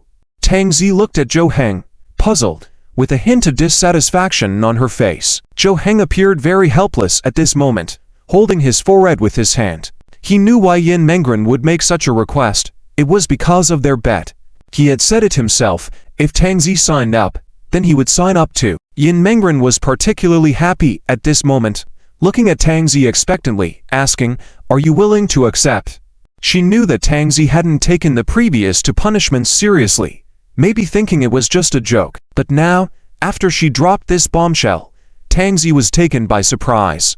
Tang Ji glanced at her, clicked her tongue, and muttered, "If I had known you were playing big, I should have made the punishment even tougher." "Well, it's okay, you can refuse. After all, the punishments you mentioned to me are not as severe as mine." Yin Mengren also felt a bit embarrassed. What others said, and what she said, were totally different levels. It was like others were just joking around, while she took it seriously. She hoped Tang Ji would participate, but she also considered it from a class perspective. From a friend's perspective, she didn't want to make things difficult for Tang Ji and Zhou Heng. If they were adamant about not participating, she couldn't force them. This was supposed to be a voluntary sign-up. Tang Ji waved her hand and said, "No need. I accept. I promised, so I'll stick to it, willing to gamble and accept defeat." Although she didn't want to participate, she had agreed, so she felt she should follow through. Great. Some were happy, some were worried. Yin Mengren smiled then nodded, while Zhou Heng directly squatted down, clutching his head, looking like he couldn't accept it. "Hey, what's wrong with you?" Tang Ji also felt something was off and poked him with her hand, asking. Zhou Heng didn't reply, but Yin Mengren explained the situation to Tang Ji. She told Tang Ji about the bet she made with Zhou Heng, which meant that Zhou Heng had to sign up as well. Obviously, Zhou Heng never expected Tang Ji to sign up in this way, so he didn't anticipate having to join as well. Oh, so that means he has to sign up too? Upon hearing the explanation, Tang Ji raised her eyebrows, suddenly interested, with a mischievous smile on her face. "Yes, that's about right. I feel much better now." Tang Ji nodded in satisfaction. Her biggest concern was being laughed at by Zhou Heng. If she didn't perform well, she could be mocked by him. But now, with Zhou Heng also participating, that uncomfortable situation no longer existed, making it much easier for her to accept. Yin Mengren realized her goal and said, I'll go make dinner, you guys play." After speaking, she immediately fled to the kitchen. She used this method to rope Zhou Heng and Tang Ji in, as she feared she might face retaliation. After escaping to the kitchen, she began to reflect, feeling like she was a despicable person. However, neither Zhou Heng nor Tang Ji harbor any grievances against Yin Mengren. The punishment was agreed upon by themselves, and the bet was made by themselves. If they were to blame anyone, it would be themselves for being hasty, not Yin Mengren. Alright, since we agreed to it, and this is the last high school sports event, it's good to have some fun. Zhou Heng sat on the sofa with his legs crossed, mumbling. In reality, this was just to comfort himself mentally. "What event are you planning to sign up for? Shot put perhaps?" Sprinting is also an option, but I'll pass on long-distance running. Let the athletics students handle that. Tang Zi nodded in agreement with Zhou Heng's words, whispering, muscle mass with low endurance, indeed. Like you. Big muscles but poor endurance. That's true. I can run long distances, so I'll sign up for that. Zhou Heng slowly turned his head, furrowed his brows, and said, what do you mean? I can't do long-distance running. I'll have you know that I can run too. I do cardio regularly and leg workouts too. I'm skipping long-distance running to give the track and field athletes a chance to shine. You know, if I participate, they won't stand a chance. Zhou Heng rolled up his pants, revealing his muscles. He flexed his leg, showing well-defined muscles, exuding a sense of power. Tang Zi pretended to be innocent, saying, but do you remember when we ran a marathon once, you couldn't even finish? That's because I had low blood sugar. It's not that I couldn't run anymore. Tang Zi brought out a lollipop and placed it in Zhou Heng's palm, then smiled meaningfully. Oh, I see. Well, this time, have your candy and watch me run. Zhou Heng widened his eyes in disbelief, then raised his hand, pointing at Tang Zi with his lollipop, and said, I'm really going to sign up for the long-distance race. 1,500 meters, okay, you watch. If I don't come in first, I'll dismantle all the equipment in my room. Tang Zi took the lollipop, ripped open the wrapper, and then stuffed it directly into Zhou Heng's mouth. Bro, don't be so stubborn. Really. I'm not saying you can't do it, but the fact is, you have big muscles, so you definitely consume a lot of energy. Why should you have both strength and speed? Just focus on shot put. Don't dabble in long-distance running. Zhou Heng was momentarily speechless, his anger rising once again. The next second, he took a deep breath, speaking with a strange accent. True, at least I can guarantee a win in shot put. You can't guarantee that in long-distance running. If you lose, don't cry, I won't be able to face my aunt. Tang Zi's expression changed, folding her arms and complaining. Zhou Heng, you only beat me once in basketball when we were kids. Why bring it up now? Why do you keep challenging me then? You know you can't win. I don't want to say it, but you just can't accept defeat. Zhou Heng spread his hands, looking triumphant. Tang Zi immediately stood up from the couch, staring at Zhou Heng with a slight frown, whispering, fine, then I'll sign up for 2 events and get to gold medals. Let's see how smug you'll be then. HMPH. I'll sign up for 3. For me, Besides the events, I'll perform at the opening ceremony too. How about that? Ha, can you even perform? I've won more art awards since I was a kid than the achievements you gained in games. You're just boasting. Yin Mengren was busy in the kitchen preparing food and couldn't hear what was happening in the living room over the sound of the rain chode. After finishing cooking, she brought the food out and called out to the two, come and eat. When Yin Mengren looked at the living room, she saw Zhou Heng and Tang Zi facing each other like enemies, their expressions serious and sharp. Hey, what are you guys? What are you doing? Yin Mengren thought Zhou Heng and Tang Zi were arguing and quickly walked over, standing between them, but keeping a safe distance. If they were really arguing, she wouldn't be able to mediate easily. Zhou Heng suddenly turned to look at Yin Mengren, saying, Yin Mengren, for the sports meet, as long as there are no time conflicts, sign me up for as many events as possible. Same here. Also, check with the school if I can participate in the men's events. I want to personally win against someone in basketball and show that being GOAT at basketball doesn't mean being GOAT at all sports. What? Are you two? Yin Mengren stood in the middle, feeling bewildered. How could these two be like this? She thought she had cleverly convinced them to sign up, hoping they would each enter one event at most, aiming for at least 2 gold medals. But what was happening now while she was preparing food? These two seemed to have locked horns. Oh right. The opening ceremony performance isn't settled, right? I'll sign up for it. Performing. Martial arts. I'll sign up too. For dancing. At this point, the two were no longer satisfied with competing in sports events but had shifted focus to performing at the opening ceremony. Yin Mengren was now in a dilemma, as the decisions were up to her as the class monitor, but a class could only perform 1 act. Can you guys combine your performances into 1 act? No. Yin Mengren's suggestion was met with a resounding no from Zhou Heng and Tang Zi, who were surprisingly in sync with their response. This made Yin Mengren especially headache-inducing. How could she please these two athletic gods? How could she make sure they were satisfied? If they weren't content, Would their resentment turn towards her? I'll consider it. You both calm down. Let's eat first. The sports meet still has a long way to go. Yin Mengren reached out, holding the wrists of both and led them to the dining table. She could only resort to delaying tactics for now and avoid resolving their issues immediately. Perhaps in a couple of days, their minds would change. Hindsight made Yin Mengren regret letting them sign up in the first place. If she had known, she shouldn't have involved them. But now that she had, these two were crazily diving into the pool they had been dropped in. Okay. The two nodded and sat at the dining table. Tang Zi picked up her chopsticks and asked Zhou Heng softly, "By the way, I want to eat that eggplant dish you make. When will you make it for me again?" "Next time. I forgot to buy it this time. Or when I go to your place next weekend, I'll make it for you." Yin Mengren stood by the dining table, watching the two who had just reconciled, feeling as if she had turned to stone. She stood still, perplexed by how quickly their mood had changed. She was contemplating how to be a peacemaker, advising them not to be angry. But how did they reconcile so swiftly? One moment they were arguing, the next they were fine. "Why? Aren't you angry anymore?" Tang Zi and Zhou Heng raised their heads and looked at Yin Mengren, saying, "That's just how we are. We keep things separate and don't let one issue affect another. Since we've decided to let that go for now, let's move forward. And we're not angry. It's just banter, competition between us.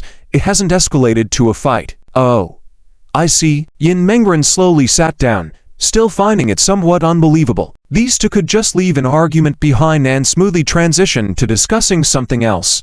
Did they archive their arguments? No wonder Zhou Heng had mentioned that they rarely argued.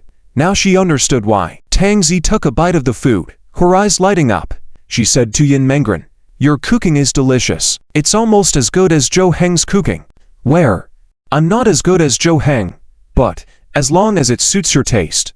As the three continued eating, a phone suddenly rang. Yin Mengren was surprised because the ringtone was hers. She hurriedly took out her phone and was met with a video call. After glancing at it, she furrowed her brows in distress. Tang Zi pointed to the phone, asking, "What's wrong? Who is it?" Yin Mengren hesitated before replying, It's Tang Yining. I'll go out to take the call." Yin Mengren felt it was not very appropriate to answer Tang Yining's call in front of Zhou Heng, and there was also a risk of being discovered living here. So, instinctively, Yin Mengren was about to get up to go outside to take the call. However, before she could stand up, Zhou Heng waved his hand and said, "It's okay.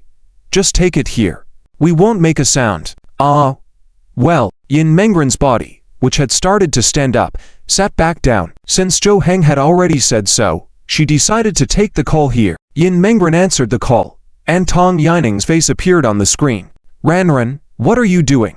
"I'm at home. What's up?" Yin Mengren calmly replied, but her eyes glanced uneasily at Zhou Heng and Tang Zi. Tang Yining seemed to be lying on the bed on the other end, looking bored, holding her phone. "I'm so bored. Do you want to go out? Let's go to the mall."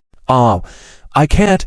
I need to focus on studying these days. The monthly exams are coming up soon." "What? You still need to study? That's really studious of you. How do you expect us to hang out?" "I have to study. I don't have a photographic memory, you know." "By the way, let me tell you, yesterday after school, there was a weirdo in our class. I don't know what he wanted to do to me. It was really scary. If Chia Run hadn't been there, I would have been in big trouble." "Weirdo? Who?" Hearing Tang Yining mention the name, Zhou Heng, who was eating, almost choked on his rice. He didn't know why, but he felt like laughing. "What's that sound? Do you have a pig at home?" Zhou Heng squinted his eyes, his eyebrows twisted into a knot. "Oh, that was me. I just burped." Yin Mengren bit her lip and quickly explained. She didn't want Tang Yining to find out that she and Zhou Heng were together. If Tang Yining spread rumors, it would be trouble. "By the way, what's up with Tang Zi?" "I was chatting with Zhou Heng, and she just came and dragged him away without saying a word." "Do you think she sensed something between us?" I don't know." Yin Mengren glanced at Tang Zi subconsciously and saw no change in her expression. Tang Yining continued to chat nonchalantly. "She's so annoying. No wonder nobody likes to hang out with her. She looks like a cunning woman." Why, you're exaggerating. I think she's nice." Yin Mengren quickly moved the camera, widened her eyes, and looked embarrassedly at Tang Zi. Tang Yining's words were too blunt, especially since Tang Zi was right next to her. Tang Zi just paused for a moment, furrowed her brow slightly, and didn't react much. Yin Mengren admired her ability to stay composed and unaffected by rumors. Okay, stop it. Ranran, didn't you see how she was showing off during basketball, deliberately flaunting her arms and legs, trying to get Zhou Heng and those woes all mesmerized? Enough, stop talking about her. Tauntaun, it's not nice to badmouth people behind their backs. And I don't agree with your view of Tangzi. Yin Mengren quickly interrupted her, raising her voice and feeling sweat forming on her forehead. She regretted answering the phone in the room. Forget about her. Let's talk about Zhou Heng. What do you think he's up to? Is he playing hard to get with me? Tauntaun, I advise you, stop pursuing Zhou Heng. You two are not suitable for each other. When it came to Zhou Heng, Yin Mengren remembered that he had asked her to help advise Tang Yining to stop bothering him. She vowed not to let Tang Yining harass Zhou Heng while she was around. No. I want to be with him. Help me figure out a way. Tang Yining on the bed started to roll around, holding her phone and acting coquettishly towards Yin Mengren on the other end. Yin Mengren was at a loss. When someone had been pursuing you for 2 years, would it really be a problem to agree once? Must it come to this point? Waiting until the person loses interest and then trying to win them back, how could that work? And now Tang Yining was asking for her help. What options did she have? Tauntaun, please, stop pursuing him. Consider someone else. If not, how about Kanyu? Get to know him. He might be a good person, you know. As Yin Mengren's words finished, Tangzi beside her couldn't hold back her laughter, covering her mouth as her face turned red. Yin Mengren almost made her laugh out loud. Don't joke with me, Ranran. Oh, I got it. How about this? Zhou Heng probably thinks he's popular now that someone likes him, so he's aloof. I'll drag him down, and everything will be fine, right? What do you mean? Yin Mengren furrowed her brow slightly, sensing trouble. I can spread some rumors, tarnish his reputation. Then nobody will care about him. When he's at his lowest, that's when I'll show up. I'll be an angel to him then, guaranteed to work. You want to spread rumors about Zhou Heng? Lower his reputation? What are you thinking? When did you become so dirty? Yin Mengren's expression turned serious, a hint of anger showing in her eyes. She realized she had misjudged Tang Yining. Zhou Heng was her savior, the one who had given her everything. The thought of using such dirty tactics on him just to be with him was unacceptable to her. Dude. After Yin Mengren angrily shouted, she hung up the call. She was truly fed up with Tang Yining. Tang Yining was fine with friends, but how could she be so shameless in her behavior? If she treated others this way, Yin Mengren would just disdain and advise her. But if she treated Zhou Heng in the same manner, Yin Mengren absolutely could not tolerate it and might even end the friendship, cutting off all contact. After hanging up the phone, Yin Mengren glanced awkwardly at Zhou Heng and Tangzi. Their reactions seemed to have been triggered by the insults, complaints, and ridicule Tang Yining had delivered over the phone. They heard everything loud and clear. She is still her friend. They wouldn't vent their anger on her, right? Yin Mengren looked at the two calmly eating without any change in expression. It seemed like she was the only one raging, breathing heavily. At this moment, Zhou Heng set down his bowl and went to the kitchen. When he returned, he had a cup of warm water in hand, which he pushed towards Yin Mengren. Have some water, calm down. It's not worth getting upset over someone like that. Oh. Okay. Yin Mengren held the cup with both hands, took a sip, and surprisingly, half of her inner anger dissipated. She heard Zhou Heng's gentle words of comfort. She had intended to console Zhou Heng and prevent him from getting angry. But how? He ended up comforting her instead. And Tangzi. Tang Yining had insulted Tangzi moments ago. Yin Mengren shifted her gaze to Tangzi, trying to explain and prevent her from getting mad. Tangzi raised her head, as if reading Yin Mengren's mind, lightly patted her shoulder and said, "You just picked the wrong friend. It's not on you. Don't burden yourself." Okay. I understand. Yin Mengren nodded in a daze. She had not expected Zhou Heng and Tangzi to remain so composed. How could they not be angry or flare up? Zhou Heng said, "If you truly feel she's not worth continuing to associate with, then cut ties with her. She's definitely not a good person, and being friends with her would only lower your standards." Yin Mengren lowered her head, quietly agreed, "Yes, I understand. This time, I have truly seen her for who she is. I won't be friends with her again." Despite being the most popular student in the class, she had few close friends. Most people maintained a friendly attitude towards her, but when it came to hanging out, she had to consider it carefully. She was fit to be a good class leader, but not necessarily a good friend. In the class, the only friends she had were Tang Yining and Chia Run. And Chia Run preferred to hang out with Tang Yining. If she ended her friendship with Tang Yining, Chia Run would likely side with Tang Yining. At that moment, Tang Zi looked at her and said lightly, "If you don't mind, we can hang out together in the future." Really? Yin Mengren suddenly raised her head, her face filled with joy again, her eyes shining brightly. Tang Zi nodded and continued, "Yes, it's just that my reputation is not the best. You've heard, most girls in the class probably think that way about me. That's their opinion. I don't care." Yin Mengren didn't mind Tang Zi's reputation because she knew the kind of person Tang Zi was. Those people just didn't understand Tang Zi, hence their thoughts. "Great, if you're not concerned that being with me would affect your reputation, then I can be your friend." Tang Zi nodded and softly added, while Zhou Heng looked at Tang Zi's face. Although she said it without much emotion, he could sense Tang Zi was happy, and Yin Mengren should be even happier.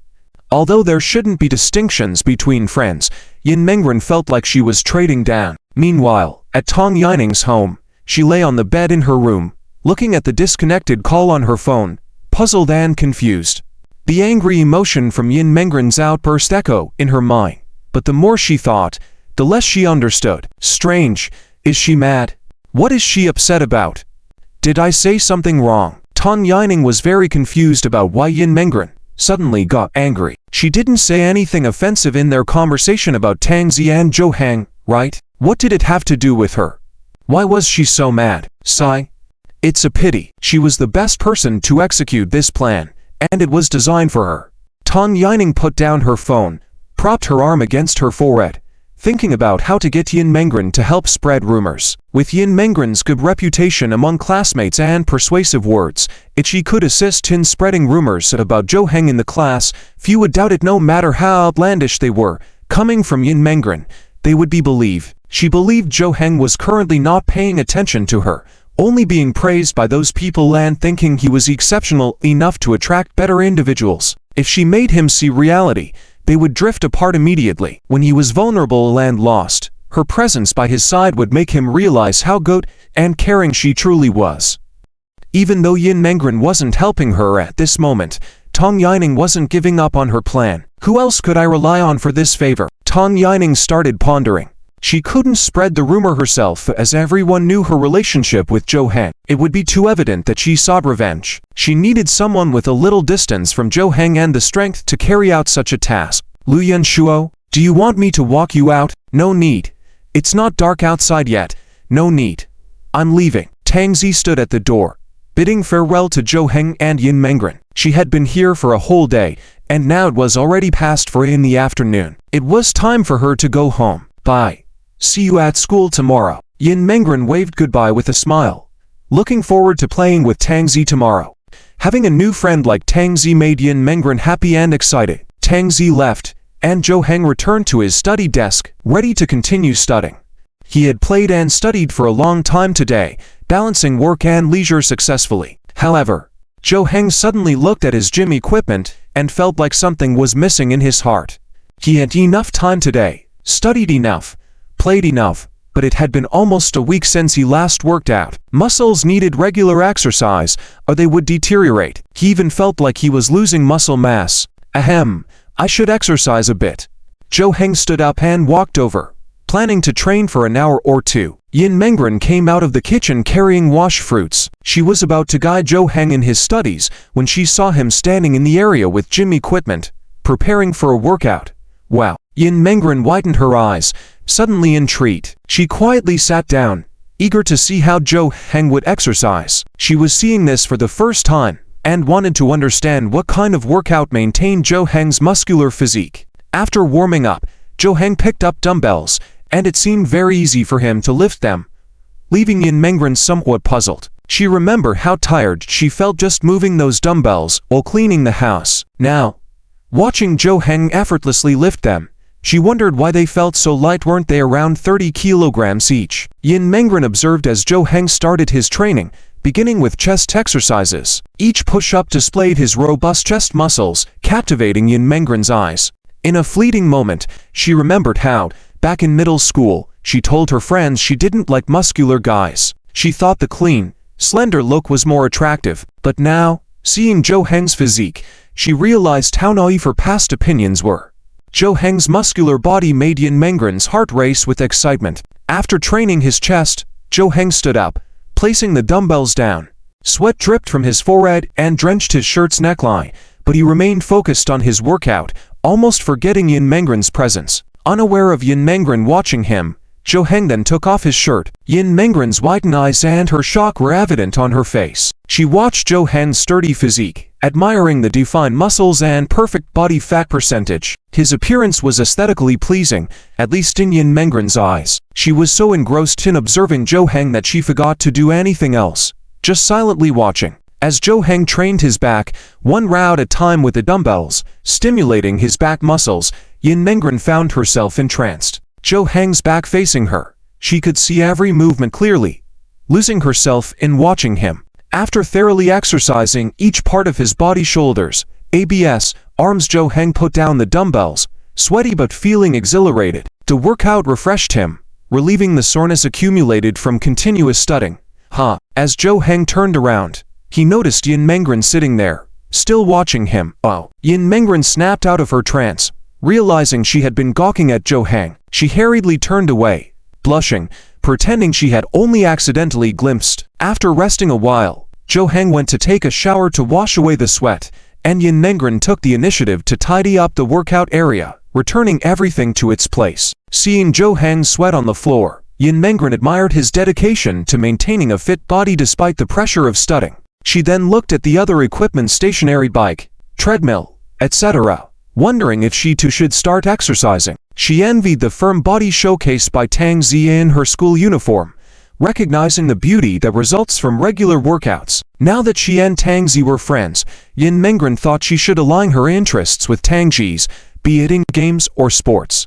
Otherwise, if Tang Zi invited her to play games or go play basketball, and she couldn't keep up, she would regret not training properly. Furthermore, Zhou Heng had mentioned that spending time with Tang Zi could dent one's confidence due to her achievements. Yin Mengren felt she had to work harder, at least matching one or two aspects of Tang Zi, to avoid being looked down upon.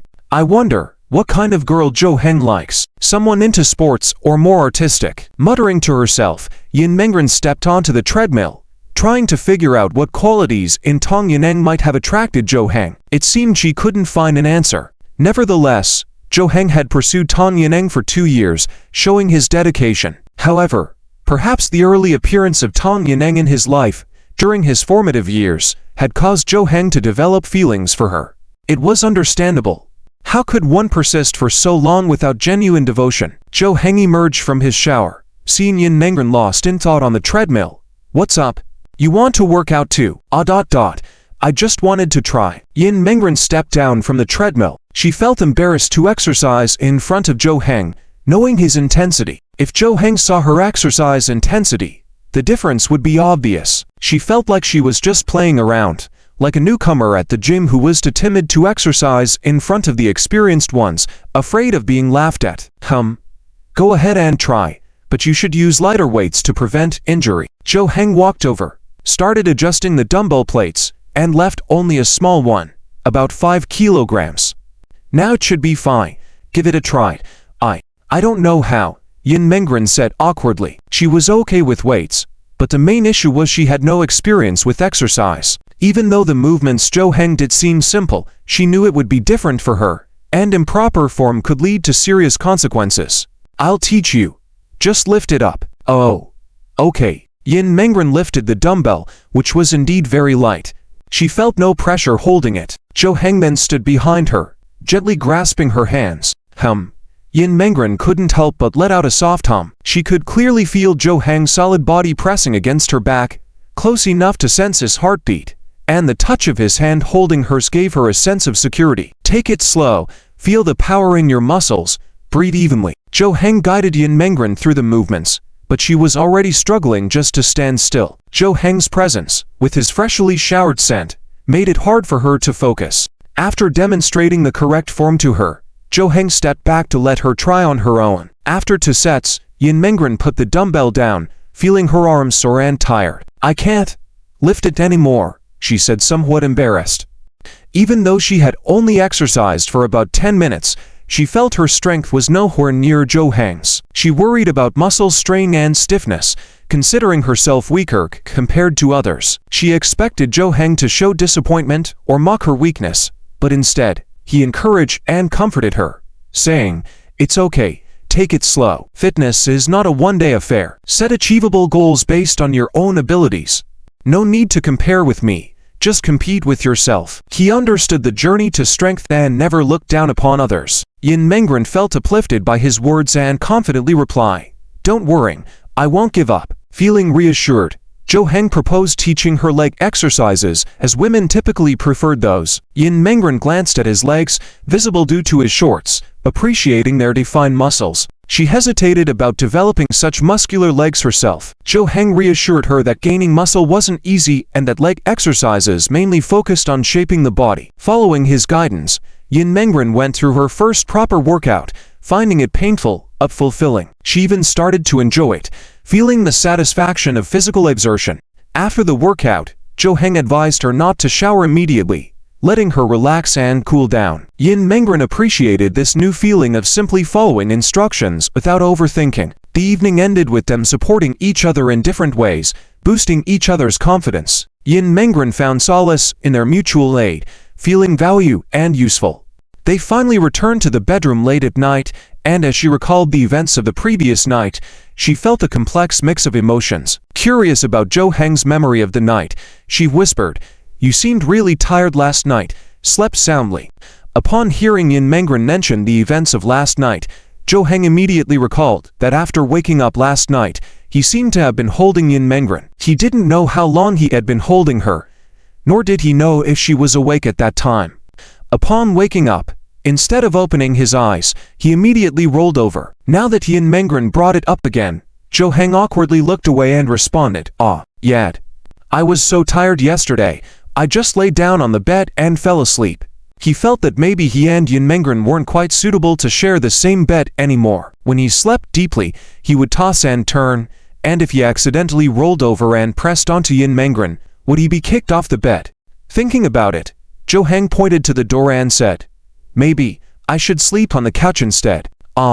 Yin Mengren hesitated for a moment, her mouth slightly open, looking somewhat surprised. She didn't understand why Jo Heng suddenly suggested sleeping on the couch when they had been sleeping on the same bed for almost a week. "No, let's not. It's not comfortable to sleep on the couch." Yin Mengren shook her head, softly responding. This was their first disagreement, and at that time, they couldn't determine who would sleep on the couch. Now she didn't want to just let Jo Heng go sleep there. "Well, okay. I'm just afraid you'll feel cramped." Jo Heng adjusted on the bed, shifting over a bit, and even moved the partition blanket to give more space to Yin Mengren. However, Yin Mengren felt this was absurd. Their body sizes were quite different, so where she slept didn't matter much. If Jo Heng slept in a smaller space, it would be too uncomfortable. He might not have room to even turn over properly, and might end up hitting his head on the wall while asleep. So Yin Mengren moved the blanket back, making her space smaller and giving Jo Heng more room. Jo Heng's emotions were complex. He felt he had made a mistake and should apologize. He realized that his attempt to pass off the situation and avoid it with a lucky and evasive mindset was wrong. It wasn't his nature to do so.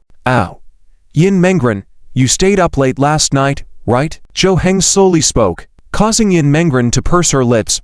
Then after a few seconds of silence, she nodded, saying, I was too tired last night and wasn't honest when going to sleep. Seemed like when I turned, I ended up on your side, even placing my arm over you. Sorry about that. Yin Mengren turned away from Jo Heng. Hearing his words, her eyes widened suddenly. She didn't expect Jo Heng to remember that incident. She thought he was unconscious at the time. It's okay. Who can control themselves while sleeping? It's nothing. I don't mind at all. Yin Mengren hastily replied softly, with a slight smile in her eyes. She truly liked Zhou Heng's straightforward personality and wished she could be more like him. If it were her, she would definitely have blamed herself for not being aware of her actions while asleep, finding it too embarrassing to address. This was her weak character trait, one she despised and hoped to change in the future, influenced by being with Zhou Heng. Getting Yin Mengren's response, Zhou Heng felt much more relaxed. It seemed that speaking honestly suited his nature better, making him feel relieved. Okay, next time if something like this happens, just wake me up or simply push my arm away. It's fine. I said I don't mind. Yin Mengren's voice behind her response was so faint that Zhou Heng struggled to hear. Switch off the light, They had school the next day. After turning off the light, both of them fell asleep without saying another word. The next morning, Zhou Heng woke up first and quietly left the bedroom to prepare breakfast. It was only 5 minutes later that Yin Mengren woke up. She opened her bleary eyes, rubbed them, preparing to stretch and get out of bed, when suddenly, the soreness all over her body hit her, abruptly waking her up. She gasped in pain, furrowing her eyebrows and hesitated to extend her arms or exert pressure on her legs. She had anticipated feeling so the next day after the intense workout, but she didn't expect it to be this severe. It seemed like even getting out of bed was a challenge. It appeared she hadn't exercised in a long time. Her workout intensity yesterday paled in comparison to Zhou Heng's, significantly so. This highlighted her poor physical endurance. Despite the discomfort, she managed to sit up, get out of bed, neatly fold the blanket, and walk out of the room. Meanwhile, Zhou Heng watched Yin Mengren walk out, intending to greet her, but seeing her struggling, he immediately perceived her condition. He remembered his own experience when he started working out, the difficulty of even getting dressed or going to the bathroom, let alone climbing stairs. Are you okay? Just a little. Yin Mengren showed a slightly pained expression, managing a wry smile. She could only walk slowly while leaning against the wall, as any faster movement or muscle strain would cause pain. It's normal at the beginning. Your muscles are adjusting to your workout intensity. Keep it up, and it won't be like this anymore. Zhou Heng was a bit worried that Yin Mengren might give up exercising. Though her decision to exercise didn't concern him, he still hoped they could share common hobbies. While he could endure working out alone, having someone to work out with would be even better. Okay, I'll keep going. Yin Mengren had no intention of giving up. The thought of enduring the pain during future workouts if she quit now motivated her. After freshening up in the bathroom and having breakfast, she packed the gift from Lu Yanshua given by Tang Zi into her backpack. She would return it to him at school and fulfill the punishment set by Tang Zi yesterday, saying, "I don't like you to Lu Yanshua." For her, this wasn't much of a punishment. It was merely about being honest about her true feelings. She should have done so earlier, but her character tended to be soft, pretending not to know or understand things. Now she was determined to change, and this was her first step. When Yin Mengren tried to pick up her backpack, the muscle soreness made even this minor task a challenge. Eventually, her pained expression revealed how difficult it was. At that moment, Zhou Heng walked over, reaching out to take Yin Mengren's bag. "Let me carry it for you." "Ah, it's okay. I'll do it myself." "Don't force yourself. I understand how much pain you're in right now." Zhou Heng held Yin Mengren's bag and walked out the door directly, not giving Yin Mengren a chance to argue. Yin Mengren wanted to say something, but seeing Zhou Heng had already walked out, she retracted her outstretched hand and walked out leaning against the wall. On the way to school, Zhou Heng didn't walk fast, staying by Yin Mengren's side. He was afraid Yin Mengren might fall and not be able to get up. Yin Mengren was cautious, careful with each step, fearing tripping or stepping into emptiness. School was finally reached, slowly climbing the stairs, while Yin Mengren was worried about going downstairs, knowing that would be more painful. As they walked down the hallway, they saw Tang Zi, who had just arrived at school. Yin Mengren quickly called out to her, "Tang Zi, home?" Tang Zi stopped and turned around, seeing Zhou Heng helping Yin Mengren with her bag, walking as if she couldn't move her legs and leaning against the wall. "What's going on?" Tang Zi came to Yin Mengren's side, asking in confusion. Yin Mengren glanced at Zhou Heng and quietly said, "Well, did some exercise last night, and this is how it is today, Oh." Tang Zi was startled, staring at Yin Mengren and Zhou Heng, a vivid and intense image flashing in her mind. "Are you to ... It's proper exercise." "Oh."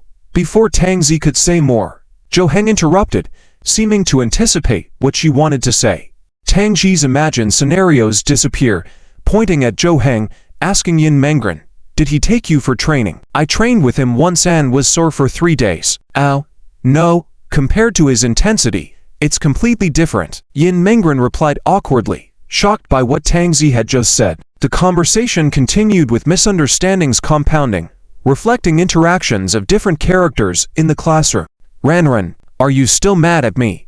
Tang Yining couldn't help but take a step back when she saw the expression on Yin Mengren's face. She was genuinely a bit scared. Knowing Yin Mengren for so long, it was the first time Tang Yining had seen her like this. It made Tang Yining unable to help but doubt if she had crossed the line with what she said earlier. Yin Mengren lowered her head, remained silent for a long time, then slowly spoke, Tang Yining, from now on, we are just ...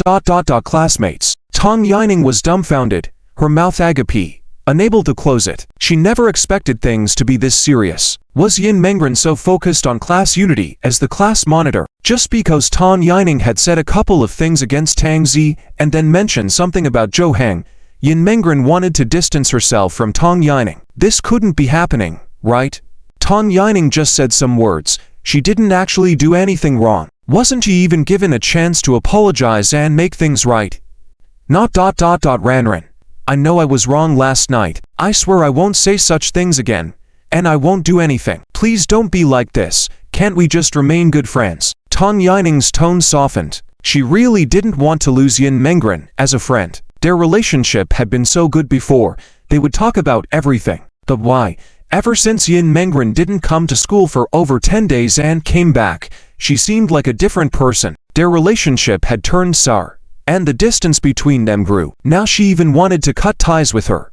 Tang Yining had never even thought about this. Hearing Tang Yining's words, Yin Mengren also felt her softening attitude. There was even a moment when Yin Mengren's heart softened, but she couldn't tolerate what Tang Yining said last night, so she chose to remain silent instead of replying. Tang Yining, seeing her lack of response, became anxious and quickly reached out to grab Yin Mengren's shoulder, saying urgently, "It's true. Ranran, trust me." Hiss. Yin Mengren involuntarily breathed in sharply, and Tang Yining grabbed her, and she gave Tang Yining a particularly frightening look. Tang Yining was startled and immediately pulled back her hand. Just then, Liu Yanshuo, who had been observing from the sidelines, made a move. Seeing Tang Yining seemingly conflicting with Yin Mengren, and Tang Yining getting physical, causing a big reaction from Yin Mengren, he knew this was his moment to step in. He first shouted to stop Tang Yining's actions, then immediately got up and walked over. "Tang Yining, what are you doing? Don't use physical force. Can't you see Yin Mengren feels uncomfortable?" Liu Yanshuo stood in front of Yin Mengren, presenting himself as a hero coming to her rescue. He felt very handsome at this moment, sure that in Yin Mengren's heart, his image had soared. The reason he raised his voice was to get the attention of the whole class, everyone witnessing how he protected her in this moment. By then, there would surely be rumors about him and Yin Mengren. Maybe even ship them as a couple. Wouldn't it be perfect for them to be together? Liu Yanshuo's action left both Yin Mengren and Tang Yining stunned, as well as the whole class. Liang Jiaxiang covered his ears with both hands, lowering his head, shutting out his hearing and sight, because he couldn't tolerate seeing something so stupid and awkward. He hoped for time to fast forward so he could skip over this embarrassing situation. Everyone thought Liu Yanshuo was unbeatable, but to their surprise, someone even braver rose up just 5 seconds after Liu Yanshuo spoke. "Liu Yanshuo, who do you think you're picking on? Did you ask me about it first?" Kan Yue seemed to be tuned into the same channel as Liu Yanshuo, feeling this was the perfect moment to stand up. So after Liu Yanshuo scolded Tang Yining, Kan Yue walked over and decisively stood in front of Tang Yining. Liu Yanshuo was dumbfounded by this turn of events. He had even thought Zhou Heng might stand up, but he never expected this guy to step forward. He truly did not anticipate that. Zhou Heng and Tang Zi stayed in their seats, watching the drama unfold, looking puzzled. Tang Zi whispered to Zhou Heng, "What's going on?" "I don't know. Seems like a soap opera. Should we help Yin Mengren? She should handle it herself. We should hold off for now." Zhou Heng shook his head, observing from the sidelines with Tang Zi. They both knew Yin Mengren's health wasn't great at the moment, and if those two guys started fighting, it would surely affect Yin Mengren. They could intervene later if needed, but they didn't want to stand out in front of the whole class. They weren't as shameless as Lu Yunshuo and Kan Yue. They didn't care about others' opinions, but that didn't mean they could afford to publicly humiliate themselves. Oh my god. At this moment, Tia Run had just entered the classroom. Seeing the silence and everyone's gaze fixed on the four people in front, her intuition told her that something extraordinary had just happened. She quickly set down her backpack, walked over, and looked at Tan Yining. Tan, what's going on? What are you guys doing? I don't know. Tan Yining took a step back from Kan Yue, creating some distance. She truly didn't understand what Kan Yue was up to. At one point, she even wished that at a time like this, Zhou Heng would step in to protect her. But how did it end up being this guy? Was he standing up to protect her or just making her look bad? Kan Yue, what are you trying to do? What's it to you? Lu Yunshuo frowned, crossed his arms, took a step forward. He was a bit taller than Kan Yue, looking down on him, showing a dismissive attitude. But Kan Yue didn't back down. He took a step forward, chest puffed out, and said, "What's it to you? Yin Mengren and Tan Yining are just chatting. What's your problem?" "How is it not my problem? Yin Mengren's business is also mine." Lu Yunshuo turned to look at Yin Mengren and saw her rummaging through her bag. Lu Yunshuo felt a sense of urgency. Why was she looking for something at this moment? Why wasn't she paying attention to him? Wasn't she listening to him seriously? Wasn't she touched? Ah Pui, isn't it just your own fantasy? You're always dreaming of good things. You've liked the class monitor for so long. Has she ever paid any attention to you? You're making things up and have nothing to do with it. You know, Kan Yue, it seems like you really don't want to get along, right? Lu Yunshuo was incensed, reached out and grabbed Kan Yu's collar, his eyes glaring at him with resentment, his face turning pale with anger and his breathing becoming heavy. It was the first time he had been so insulted by someone, especially someone he despised. How could he endure it? You wanna try hitting me? Kan Yue showed no fear on the surface, not backing down against Lu Yunshuo, but his hand was already trembling slightly. Lu Yunshuo was stronger and taller, but Kan Yue had already stepped up. Even if he was afraid, he couldn't back down, especially in front of Tan Yining. Zhou Heng's gaze sharpened, about to stand up and intervene. Lu Yunshuo. Just then, Yin Mengren's voice rang out, interrupting the two quarreling men. When Lu Yunshuo heard Yin Mengren call his name, he immediately let go of Kan Yue, turned around, and looked at Yin Mengren with a smile. But when he saw what Yin Mengren was holding, his smile froze on his face. It seemed like she was holding the gift he gave her yesterday.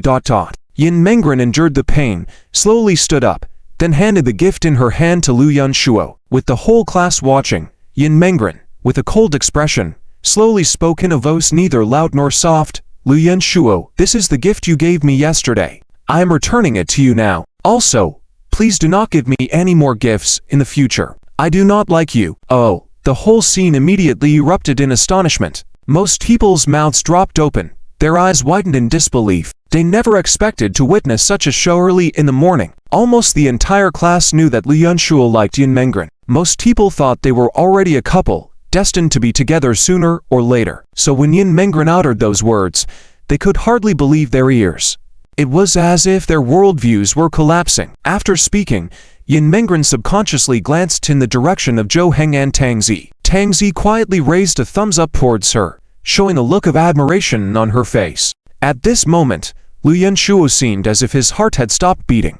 Standing motionless, eyes unblinking, mouth agape, limbs stiff, his face instantly turned ashen, his expression seemingly conveying to others, "I am dead." Tan Yining and Tia Run also looked shocked. They never expected Yin Mengren to say such words at this moment, especially Tan Yining. She realized that Yin Mengren seemed to have truly changed, completely different from before, making her feel unfamiliar. Ha ha. Ha ha ha. The loudest laughter on the scene was coming from Kan Yue. He laughed so hard that his chest was heaving, struggling to catch his breath, clutching his stomach, pounding the table. Just moments ago, Lu Yunshuo was being arrogant with him, playing the solid shield for Yin Mengren. And the next second, he was backstabbed by Yin Mengren. The crucial thing was, if it had been said to Lu Yunshuo alone, it might have been bearable, but Yin Mengren said this in front of the whole class. Now the entire class knew. Lu Yunshuo's face was utterly lost. Tang Zi nudged Zhou Heng with her arm, whispering, "This is my punishment for Yin Mengren. It's a bit hard on her. If Lu Yunshuo gets desperate and wants to do something to Yin Mengren later on, go help her. Got it. Zhou Heng nodded in agreement. Even if Tang Zi had not said it, he would have done so anyway. If Lu Yunshuo acted impulsively, Yin Mengren would be in danger. Liang Jiaxiang also couldn't sit still. He stood up, walked over, and grabbed Lu Yunshuo's arm, pulling him back. Although Liang Jiaxiang did not anticipate Yin Mengren's actions, he considered them to be Lu Yunshuo's just desserts. It was wrong for him to have followed her home yesterday, and he himself had failed to intervene at that time. Therefore, he could not do much now that things had unfolded. Yin Mengren sat down, opened her textbook, and disregarded the stares of others. She had done what she needed to do, and she wasn't concerned with anything else. At that moment, the homeroom teacher entered. Kang Yue, what are you laughing about? Why are you so cheerful? Don't you know it's time for self-study? Go stand outside. UHH. Kang Yu's laughter abruptly stopped. In that instant, he understood what extreme joy leading to sorrow felt like. The homeroom teacher noticed the group standing by Yin Mengren, and seeing her grim expression, it seemed she was in a bad mood. The homeroom teacher furrowed her brows, stood at the podium, and addressed the class. I'm telling you, no one can bully Yin Mengren. If you see her in a bad mood, don't bother her. If anyone dares to bully her, I'll settle it severely. Do you all hear me? Yes. The whole class responded in unison, feeling amazed at the excellent relationship between Yin Mengren and the homeroom teacher. It was blatantly biased, and no one else had such treatment. Yin Mengren was very grateful to the homeroom teacher deep down because she knew her current situation and was thankful for the extra care. By saying those words, she was also warning others not to disturb her when she was feeling down. Therefore, as the class monitor, even if it was just to repay the homeroom teacher, she would fulfill her duties responsibly, always looking out for the well-being of the class to maintain their top position in the grade. All right, everyone, return to your seats and be quiet. We're about to start class. During class, many people's minds were not focused. Tang Yining would occasionally sneak glances at Yin Mengren with numerous questions and worries swirling in her mind. She was most concerned about her relationship with Yin Mengren. What to do now? As for Lu Yunshuo, he simply stared blankly at his desk the whole time, not absorbing a single word of the lesson. Kang Yue was still outside standing as punishment, forced to listen to the lesson standing at the doorway. After class, Yin Mengren wanted to go to the restroom, but her body was having some difficulty moving. Sitting down and trying to stand up again was excruciatingly hard, feeling like she needed a walking stick. She attempted multiple times to stand but failed each time. She couldn't use her arms or legs properly. At this moment, Tang Yining approached her again, standing in front of Yin Mengren. Ran, can we talk? I think there must be some misunderstanding between us. Yin Mengren was on the verge of breaking down at this moment. She didn't want to dwell on any misunderstandings. She needed to go to the restroom. The girls' restroom was not very close to the classroom. A round trip would take about 3 minutes, and with her current condition, wouldn't it be 5 minutes for a round trip? Time was running out. Ran, don't ignore me. Why are you still mad at me? Yin Mengren couldn't express the truth, nor did she want to right now. Just then, a hand suddenly reached out in front of her. Tang Yining turned to see, her eyes widening in disbelief. Tang Zi. Yin Mengren also noticed Tang Zi beside her. Tang Zi lifted her chin slightly, raised an eyebrow, not saying a word. Yin Mengren immediately grasped the meaning, her lips curling into a smile. She reached out and held Tang Zi's hand. Then Tang Zi helped her up, supporting her as they left, moving away from Tang Yining. Tang Yining's gaze followed them until they disappeared through the door, out of sight. Jie Run approached Tang Yining, asking, "What's going on? I saw Yin Mengren and Tang Zi leaving together. When did they get close?" I don't know." Tang Yining shook her head in a daze, her eyes blank and her mind in chaos. She had pondered many things at this moment, carefully recalling Yin Mengren's expressions just now. When she saw Tang Zi at that moment, it was like seeing herself in the past. Her heart seemed to be missing a piece. And the next moment, it felt like everything clicked. She seemed to understand it all. Why Yin Mengren suddenly changed. Why she was angry with her. Why she had cut ties with her. It must be related to Tang Zi. In her mind, Yin Mengren would never had any significant issues with her. They had been friends for 2 years. During this time, They had hardly ever argued because Yin Mengren was a very kind and gentle person. Even if she made mistakes, Yin Mengren never blamed her or held grudges. But now, everything had changed, and the most suspicious thing was Tang Zi's appearance beside Yin Mengren. So, Tang Zi was definitely the culprit behind all this change. After realizing this, Tang Yining clenched her fist, her expression icy, her eyes piercing like needles. Tang Zi, you took Zhou Heng away from me by my side. Now you want to take Ran away too. You've gone too far. Sigh. At noon, Liu Yanshuo stood in front of the sink in the men's restroom, his face full of distress, looking very pale. His thin eyebrows were nearly knitted together. Damn.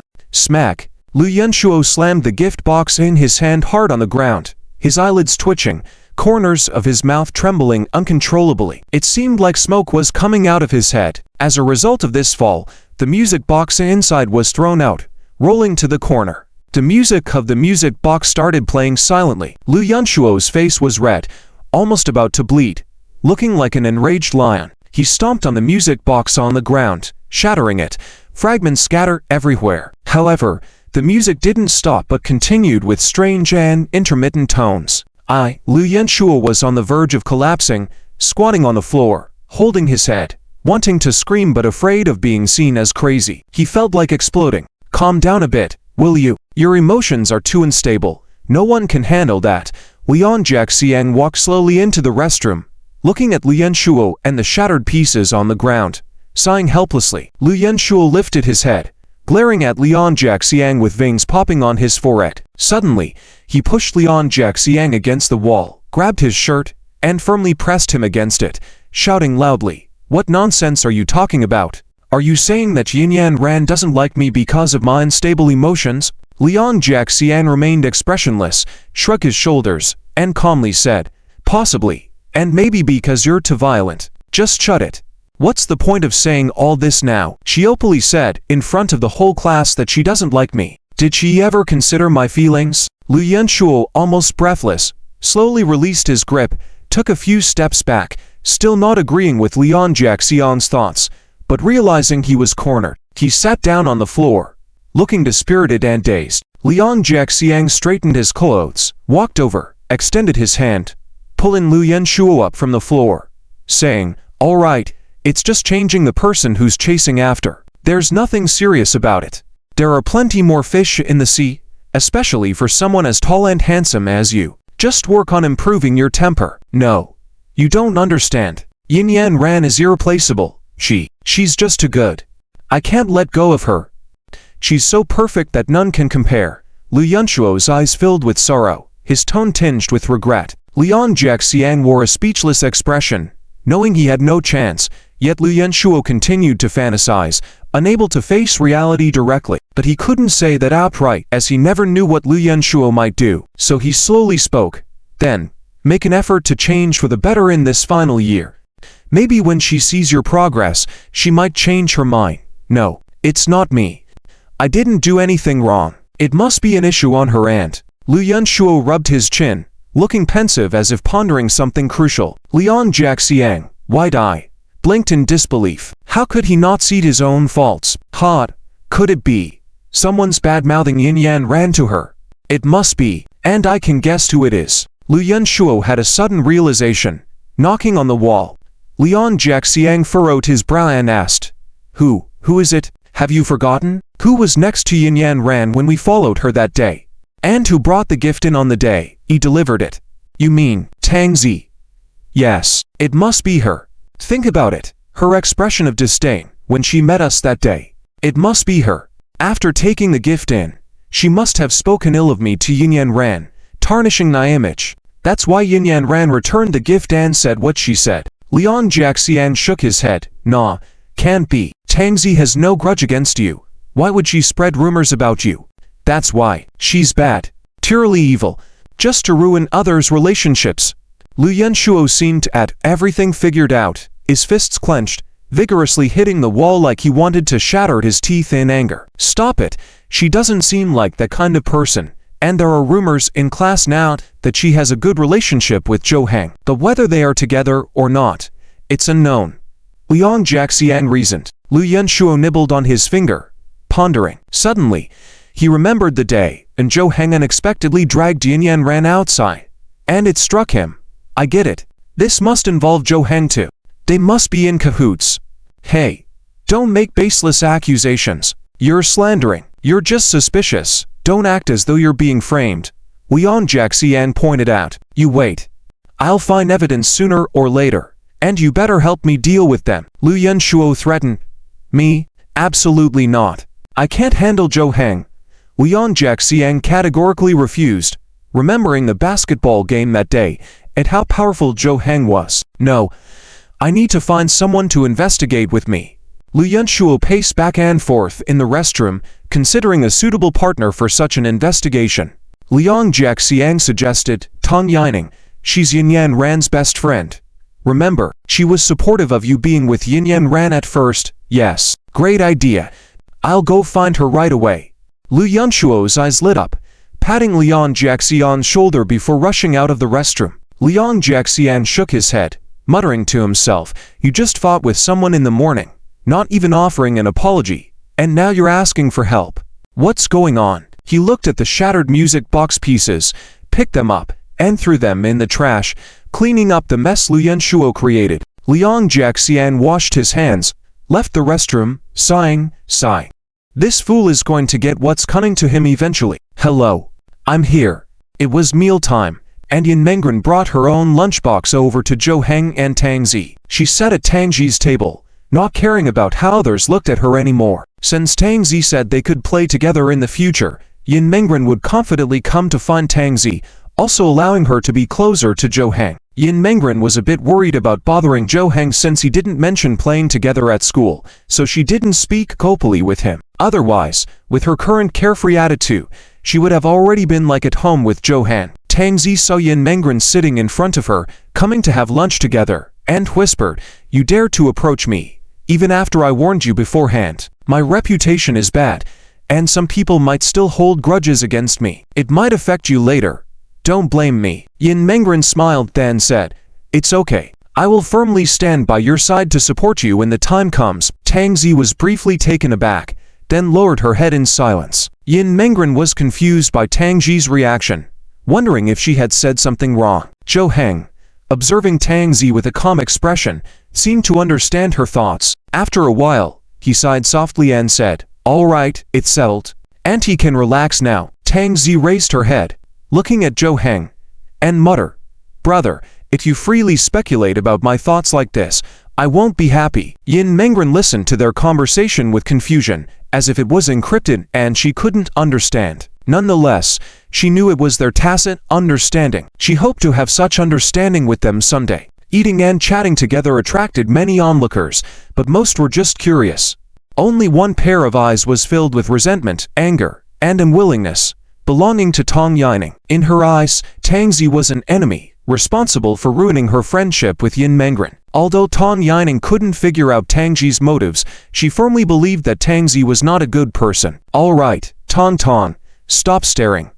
They are ignoring you, so you should ignore them too. I'm here to play with you, right? Jie Run reached out, gently turning Tang Yining's face to look at her, diverting her attention. Jie Run didn't have a strong reaction to Yin Mengren leaving them. Their friendship was casual. Tang Yining shook her head, saying, no, Ran is just deceived, and I must save her. Tang Zi definitely has some scheme to harm Ran. Really? The class monitor, such an intelligent person, can be deceived? Maybe Tang Zi has some leverage over her to threaten her. Tang Yining vividly imagined Tang Zi threatening Yin Mengren. Though unsure of Tang Zi's motives, she believed Tang Zi was capable of such things. Tang Yining heard a call, albeit quiet, which she reluctantly followed. It was Lu Yunshuo at the classroom door, beckoning her. Seeing Lu Yunshuo, Tang Yining frowned, recalling the morning incident where he confronted her without apology, standing self-righteously on moral high ground. She walked out coldly, awaiting an apology from him. Lu Yunshuo intended to talk privately with Tang Yining, but she resisted his approach, suspecting his intentions and threatened to report him for harassment. Lu Yunshuo stuttered, trying to explain his intention, apologizing for his earlier behavior. After calming down, Tang Yining prompted him to get to the point, relating to the morning incident. Lu Yunshuo acknowledged his rashness and apologized, pleasing Tang Yining slightly. She agreed to hear him out, emphasizing the importance of the conversation. Lu Yunshuo cautiously approached Tang Yining, suggesting that Yin Mengren might be influenced by Tang Zi behind the scenes. Surprised, Tang Yining asked, "Really? You think the same?" After school in the evening, the students all walked out of the school, ready to go home. Tomorrow is the exam, and they knew that they would have to cram last minute once they got home tonight. Tang Zi walked alone on the way back home. She was used to walking this night road. The street lights were bright, and there were many people coming and going. She didn't have much to worry about. After turning a corner, Tang Zi furrowed her brows in surprise. Did she just see someone out of the corner of her eye? Quick, follow her. Shh, keep it down. A few seconds later, two people hurried over and turned the corner, looking at the road ahead, but it was empty. Those two people were Lu Yunqi and Tang Yining. After school, they had been following Tang Zi all the way. They knew they didn't have many chances to interact with Tang Zi at school, so they had agreed to follow her together after school to get her to talk. When they saw Tang Zi turn a corner, they immediately followed, but couldn't find her anywhere. This is a terrible idea. Why didn't we just stop her at the school gate? Tang Yining glared at Lu Yunqi. She hadn't planned on following along in the first place. It was late, and she didn't want to be seen with Lu Yunqi by others. It wouldn't be good if rumors started spreading. However, she knew she would eventually have to talk to Tang Zi too. If there was a confrontation between her and Tang Zi alone, Tang Yining knew she wouldn't stand a chance, so she agreed to come with Lu Yunqi to question Tang Zi. At least with a male presence nearby, she wouldn't be at a disadvantage. Nonsense. After school, there are too many people. How could we have stopped her? Besides, there's also Yin Mengren and Zhou Heng. There wouldn't be a good chance. Lu Yunqi wasn't willing to give up. He walked into an alley ahead, searching for Tang Zi's figure. The street was long, and there was no reason why they should have lost sight of her. Did Tang Zi suddenly run off? They weren't trailing closely and were always focused on Tang Zi ahead. It was impossible for her to have noticed them, right? I guess we should just forget it. I'll go look for her myself tomorrow. Tang Yining had already given up. She thought it was a mistake to have come along. She didn't have to confront Tang Zi. She could have just talked to Yin Mengren alone. But Lu Yunqi was insistent on finding Tang Zi and getting answers. He was a stubborn person. If he couldn't understand something, a conflict would surely arise. As Tang Yining began to leave, Lu Yunqi immediately stopped her. Don't leave. What about our alliance? What will I do if you leave? Who said I was forming an alliance with you? Really? Just as the two were talking, something suddenly flew over their heads and hit a passerby right on the head. Smack. Ouch. The man groaned in pain as the object hit him.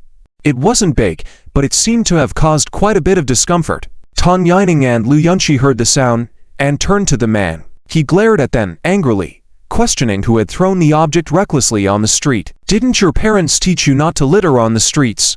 Is it just you two around here? Lu Yunqi stepped back, shaking his head with his hands out in a gesture of innocence. What are you talking about? It wasn't us. The man insisted it had to be them. Lu Yunqi was baffled by the situation and wondered if the man was out of his mind. Tang Yining, sensing trouble, quickly made up an excuse to leave, claiming her mother would be worried. She walked away, not feeling sorry for Lu Yunqi but rather for herself. She regretted following them and wished she had gone home directly to avoid any trouble. Hey!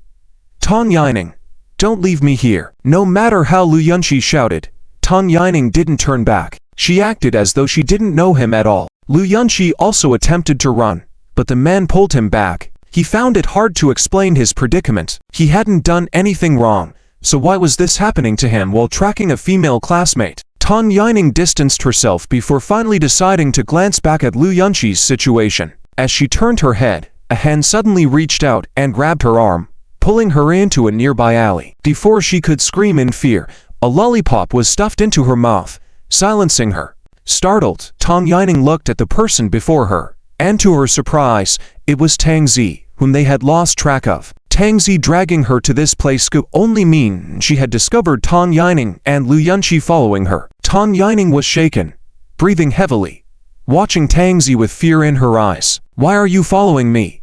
Do you need something? Tang Zi spoke softly, inquiring. Tang Yining hesitated for a moment, caught off guard. Then she thought about Yin Mengren. She had followed to understand Yin Mengren's circumstances, and now they were face to face. I just want to ask, what's your relationship with Yin Mengren? And why has she stopped playing with me? Do you know anything? Tang Yining tried to sound confident, growing wary that Tang Zi might manipulate her. I'm just friends with her. Why is she not playing with you? Why are you asking me? Tang Zi knew the reason, but she couldn't tell Tang Yining about it. Tang Yining frowned, seeming dissatisfied. Can you guarantee you didn't say negative things about me to her? I didn't. Tang Zi responded decisively, showing no signs of lying. Tang Zi had indeed made harsh comments about Tang Yining, but only in the context of advising Yin Mengren on her choice of friends, after being scolded by Tang Yining first. Tang Zi's straightforward answer left Tang Yining stunned. Was she mistaken? Or was Tang Zi lying? Then, how did you become friends with her? Tang Yining's momentum weakened significantly again. Clearly, she was the one with the louder voice, but why did she always feel that Tang Zi exuded a sense of quiet authority? Tang Zi's voice was calm, expressionless, yet it brought a great sense of oppression to her. She doesn't want to play with you anymore. It's not related to me. How I became friends with her has nothing to do with you, but I can tell you clearly, there is no cause and effect between these two things, Tang Zi answered softly. Tang Yining didn't know if she was telling the truth or lying, but judging from her demeanor, it didn't seem like she was lying. Although she had prepared a lot of questions to ask, now she couldn't ask anything, as if she already knew what answer she would get after asking. Can I trust you? It doesn't matter if you trust me or not, Tang Zi replied, and then turned to leave. She didn't want to waste time here. Answering Tang Yining's questions was just a pity for her followers. Wait. One last question. Tang Yining stopped Tang Zi. In fact, she wanted to ask Tang Zi not only about Yin Mengren, but also something she was particularly curious about. Could I ask about Yuan Zhouheng? He's my brother. Before Tang Yining finished speaking, Tang Zi quickly answered and then left, leaving Tang Yining standing alone, her face touched by the evening breeze, her mouth slightly open, looking stunned. She had considered many possibilities, but never imagined that their relationship was like this. For a moment, an uncontrollable joy surged in her heart, as if her previous worries were all wrong. Damn, I told you it's not like that anymore. Nutcase. At this time, Lu Yunshuo finally managed to escape and came over. Seeing Tang Yining standing in the alley, he was momentarily stunned. Aren't you leaving? Tang Yining finally recovered, feeling embarrassed to have left him like that. Even if they weren't friends, at least they were classmates. It seemed somewhat impolite to just walk away like that. Lu Yunshuo didn't seem to take this matter seriously or bring it up again. He just straightened his messy clothes and said, Let's go. Let's go home. It's really unlucky. Let's continue following tomorrow after school. Tang Yining stepped forward, facing Lu Yunshuo, and said, I don't think my relationship with Tang Zi is relevant, so let's not plan anything against her. Lu Yunshuo was shocked and puzzled. Opening his hands, he asked in surprise, Huh, what? Wait, how did you change your mind? Weren't you of the same mind as me before? Thinking that Tang Zi was the culprit? I did before, but not now. I think Ranran's change must have another reason behind it. By the way, I haven't asked you, do you think she has changed? I want to see if you agree with me. Tang Yining rubbed her chin, seriously considering it. She recalled the differences in Yin Mengren and felt she was more carefree now, not bothered by things as before. She wanted to know if Lu Yunshuo also felt this way. Without much thought, Lu Yunshuo said, Of course, she doesn't like me anymore. And she said it in front of the whole class. How could such a thing have happened before? Tang Yining frowned, looking puzzled and serious. It was as if her brain had short-circuited with that statement. She had never asked Lu Yunshuo this question because she thought their feelings were not much different.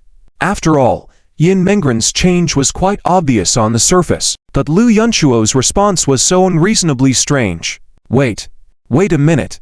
Are you saying Ranran doesn't like you anymore? And you think that's the change? Is that it? Yes. Don't you think so?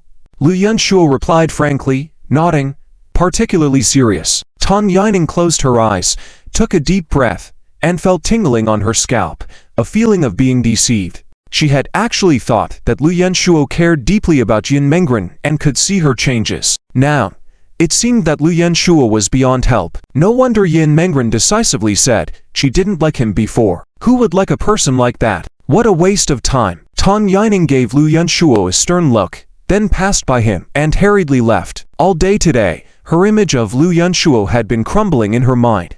Until now, Lu Yunshuo was like a ruin. But even ruins have different grades, and he wasn't even as good as Kan Yue, who was also in ruins.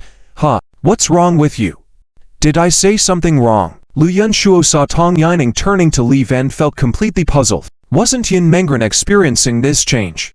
Where did he go wrong? He had been trapped in confusion all day today. In the morning, he didn't know what happened to Yin Mengren and felt betrayed. Liang Jiaxiang didn't understand him. And in the evening, he lost Tang Zi somehow. She disappeared as if she was nowhere to be found. Then he met a crazy guy who accused him of throwing things at him. And he saw a lollipop on the ground but nothing else. Then Tang Yining started to disagree with him like this. He felt like everyone was against him. What bad luck. Am I cursed or something? Why does everyone always have issues with me? Lu Yunshuo sighed helplessly, shook his head, and left. The thought of exams tomorrow made him even more restless. Lately, he had been thinking about Yin Mengren and hardly studying. He could clearly feel his learning was slipping. In the evening, Tang Yining returned home, took out her phone, and looked at the message list. In the past, her phone would always have many unread messages from Zhou Heng and Yin Mengren. But now, it was especially quiet. Messages she sent out received no replies. She opened the chat with Zhou Heng, knowing he wouldn't reply and might not even see it, but she still sent a message. Good luck on the exam tomorrow. This question actually has a second solution. Just in case, let me teach you. Yin Mengren pointed to the question on the test paper, patiently explaining. But before she could start, she heard a faint breathing sound. When she turned to look, she saw Zhou Heng already lying on the table, eyes closed, asleep. A slight smile tugged at the corners of Yin Mengren's mouth, her eyes showing a hint of gentle warmth. Watching Zhou Heng sleep, she recalled the days of hard work and progress, feeling his efforts and struggles deeply. Yin Mengren also empathized with his hard work. For this exam, Zhou Heng had put in many times more effort than others. Zhou Heng, go back to your room to sleep. She softly patted Zhou Heng's shoulder, whispering in his ear. But Zhou Heng seemed deeply asleep. The soft tat not enough to wake him. Yin Mengren wanted him to rest well, knowing the importance of being well rested before the exam to avoid feeling drowsy the next day. She didn't dare wake him up now. Knowing his temperament, he would probably continue studying once he woke up. How could she move him to the bedroom? After thinking for a while, Yin Mengren realized she couldn't move Zhou Heng's body on her own, especially in her current physical state. Despite feeling better after a day, she was still in pain and couldn't muster the strength. So, she decided to let Zhou Heng continue sleeping there. She fetched her jacket and gently draped it over Zhou Heng. Good night. Yin Mengren sat beside Zhou Heng, hands on the table, resting her face on one hand, watching him sleep. She didn't know what she was thinking, but just watching him seemed to occupy her thoughts for the night. The night was quiet, some already asleep, while others stayed up chasing their dreams. Time passed slowly, and the night slipped away quietly. Around 4 a.m., faint light seeped in from outside. Zhou Heng slowly opened his eyes, feeling numbness in his arms and soreness in his waist. Sitting up, he stretched, the sound of joints popping. His jacket had slipped off, and as he remembered falling asleep, he realized he had passed out last night unknowingly. He felt the urge to wake Yin Mengren, but she seemed deeply asleep. Zhou Heng realized they had both pushed themselves for revision, his body exhausted from the strain. He hadn't realized Yin Mengren was in the same boat. Every time he studied, she was there to guide him, sacrificing her own rest for him. Yin Mengren's exhaustion matched his, if not exceeded by her mental burden. Zhou Heng wanted Yin Mengren to continue sleeping, knowing they still had time. However, it was best for her to move to the bedroom to rest properly. Unable to wake her up, Zhou Heng decided to carry her to the bedroom. If he was careful, perhaps she wouldn't wake up. Standing up, he gazed at Yin Mengren, steadied his breath, and then gently lifted her without touching her. Yin Mengren remained asleep with her eyes closed, showing her exhaustion. Zhou Heng felt a pang of guilt. In the future, he would ensure Yin Mengren got enough rest. She was exhausted from school and tutoring him. After returning home, she deserved a good night's sleep. As Zhou Heng walked towards the bedroom, ensuring a steady gait to avoid waking Yin Mengren, she suddenly turned in his arms, hugging him closely. She seemed cold, curling up, hands tucked under her arms. He whispered her name softly, attempting to wake her so she could sleep in the bed, but she seemed scared and uneasy. Jo Heng realized she was vulnerable, even though she appeared strong. He sat on the bed, holding her gently, letting her sleep peacefully in his arms. After about half an hour, his body stiff and arms sore, he knew time was passing, and he needed to let her sleep a bit longer. 10 minutes later, Yin Mengren opened her eyes gradually, tears glistening at the corners. Before she could fully process where she was, she heard Jo Heng say, "Good morning." After a brief daze, Yin Mengren slowly opened her mouth and whispered, "Morning.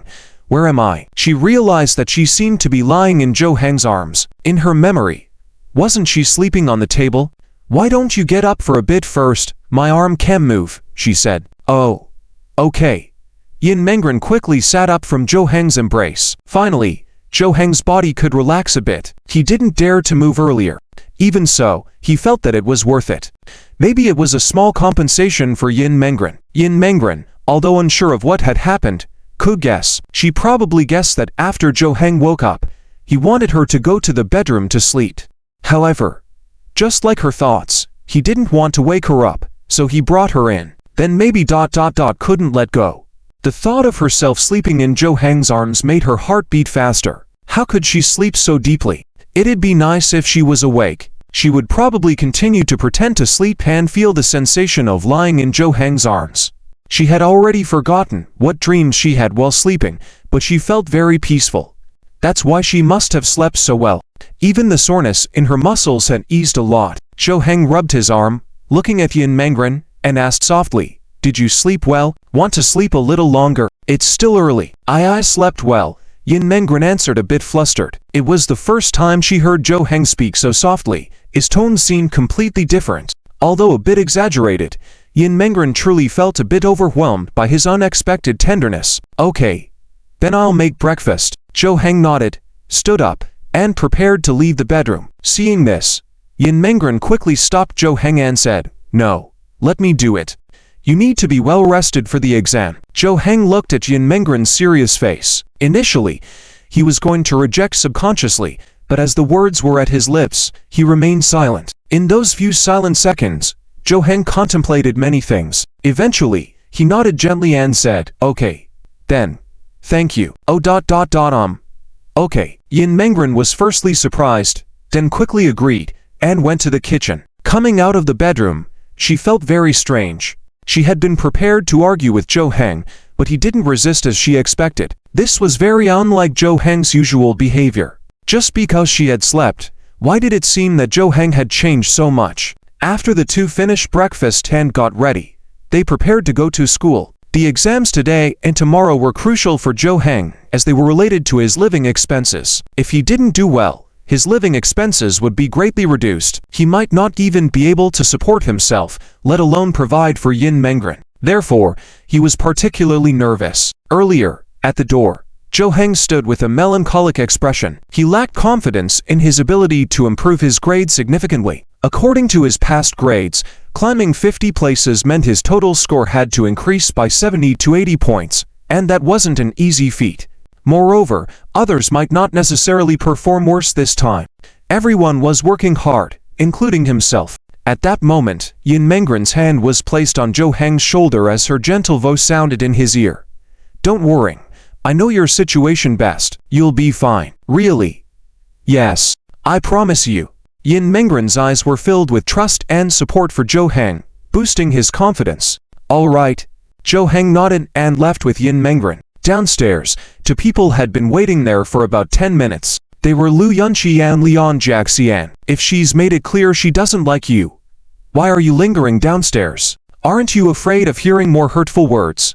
Lian Jiaxian looked at Lu Yunqi helplessly. He had been dragged out early by Lu Yunqi and didn't expect to end up in such troublesome situations. Sometimes he truly admired Lu Yunqi, almost like an indestructible cockroach.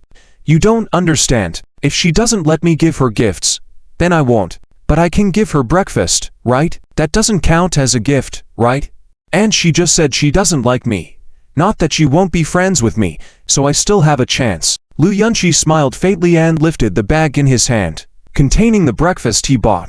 He had pondered thoroughly the night before. From the first time he met Yin Mengren to their first conversation, he remembered it all. He knew he couldn't forget her, that he liked her. No matter what, he didn't want to give up. So these setbacks meant nothing to him. As a determined person, I really don't understand your thinking. You'll be pitiful and you see Yin Mengren with another guy. Liang Jiaxiang sighed and criticized Lu Yunqi, his face filled with exasperation.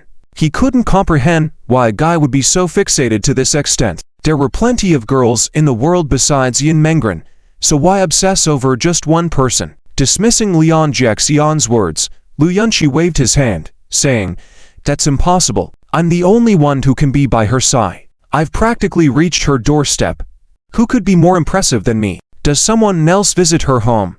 Liang Jiaxiang suddenly patted Lu Yunqi's back and pointed behind him. Lu Yunqi turned around, and his heartbeat nearly stopped. He saw Yin Mengren coming out, accompanied by a male, who was very familiar to him. Wasn't it Zhou Heng? They were chatting happily, and Yin Mengren wore a big smile. His breakfast fell to the ground, but he didn't care. After seeing this scene, his heart felt squeezed, breathing pained, neck tight, almost choking. Liang Jiaxiang calmly analyzed, I think it's highly probable that Zhou Heng stayed over at Yin Mengren's house last night, and it seems like it's not the first time." Lu Yunqi clenched his fists, glaring at Zhou Heng's back with a fury building inside him. At that moment, a change occurred in his mindset from the previous day. He believed Tang Zi was the obstacle between him and Yin Mengren. Now, he knew who the real obstacle was. "I'm going to get some answers, Tay." "No." Liang Jiaxiang immediately stopped Lu Yunqiu in his tracks, looking at him incredulously and asked, "What are you doing? Are you crazy? I already told you it's none of your business. Are you going to go and pick a fight? How is it not my business? I like her." Seeing the situation now, shouldn't I go and clarify? Lu Yunqiu was so anxious that he shook off Liang Jiaxiang's arm. His whole demeanor changed. His face turned red like a boiled crab. Seeing him like this, Liang Jiaxiang knew that there was no use in advising him anymore. All he could do was instruct, "Fine, ask if you must. But remember, you are merely classmates," curiously and politely inquiring. "Apart from that, do not harbor any other emotions, because you do not have the corresponding status." Lu Yunqiu heard Liang Jiaxiang's words, but did not respond. Instead, he stared at him for a moment, his eyes showing disbelief and unwillingness, especially prominent. In the end, he didn't answer, just chased after. Liang Jiaxiang sighed, a look of disappointment on his face. He shook his head, turned around, and left. He didn't need to stay any longer to know what the outcome would be. He had done his best to advise and help. He didn't owe Lu Yunqiu anything. The rest was no longer his concern. Lu Yunqiu completely disregarded Liang Jiaxiang's words, unable to think about anything at the moment. Just the thought of Zhou Heng living at Yin Mengren's house, imagining what they might be doing together, made his heart ache. "Zhou Heng!" Lu Yunqiu shouted, stopping the two people in front of him. They halted, turned around, and saw Lu Yunqiu behind them, wearing expressions of surprise, especially Yin Mengren. Her expression mixed with disdain and irritation. Lu Yunqiu walked up to Zhou Heng, standing face to face. They were about the same height, but Zhou Heng looked more robust. "Zhou Heng, why did you come out of Yin Mengren's house? Do you live here?" Yin Mengren's house? Zhou Heng glanced at the building in front, which was the direction of his own home. As for calling it Yin Mengren's house, it might not be inaccurate. He hoped Yin Mengren would treat it as her own home. Yin Mengren was about to explain when Zhou Heng nodded and said, "Yes, I live here." "You." Upon receiving confirmation from Zhou Heng, Lu Yunqiu's face instantly turned red. Gazing fiercely at Zhou Heng, the rage in his eyes looked like he might set fire. His anger flared up, but Zhou Heng remained composed.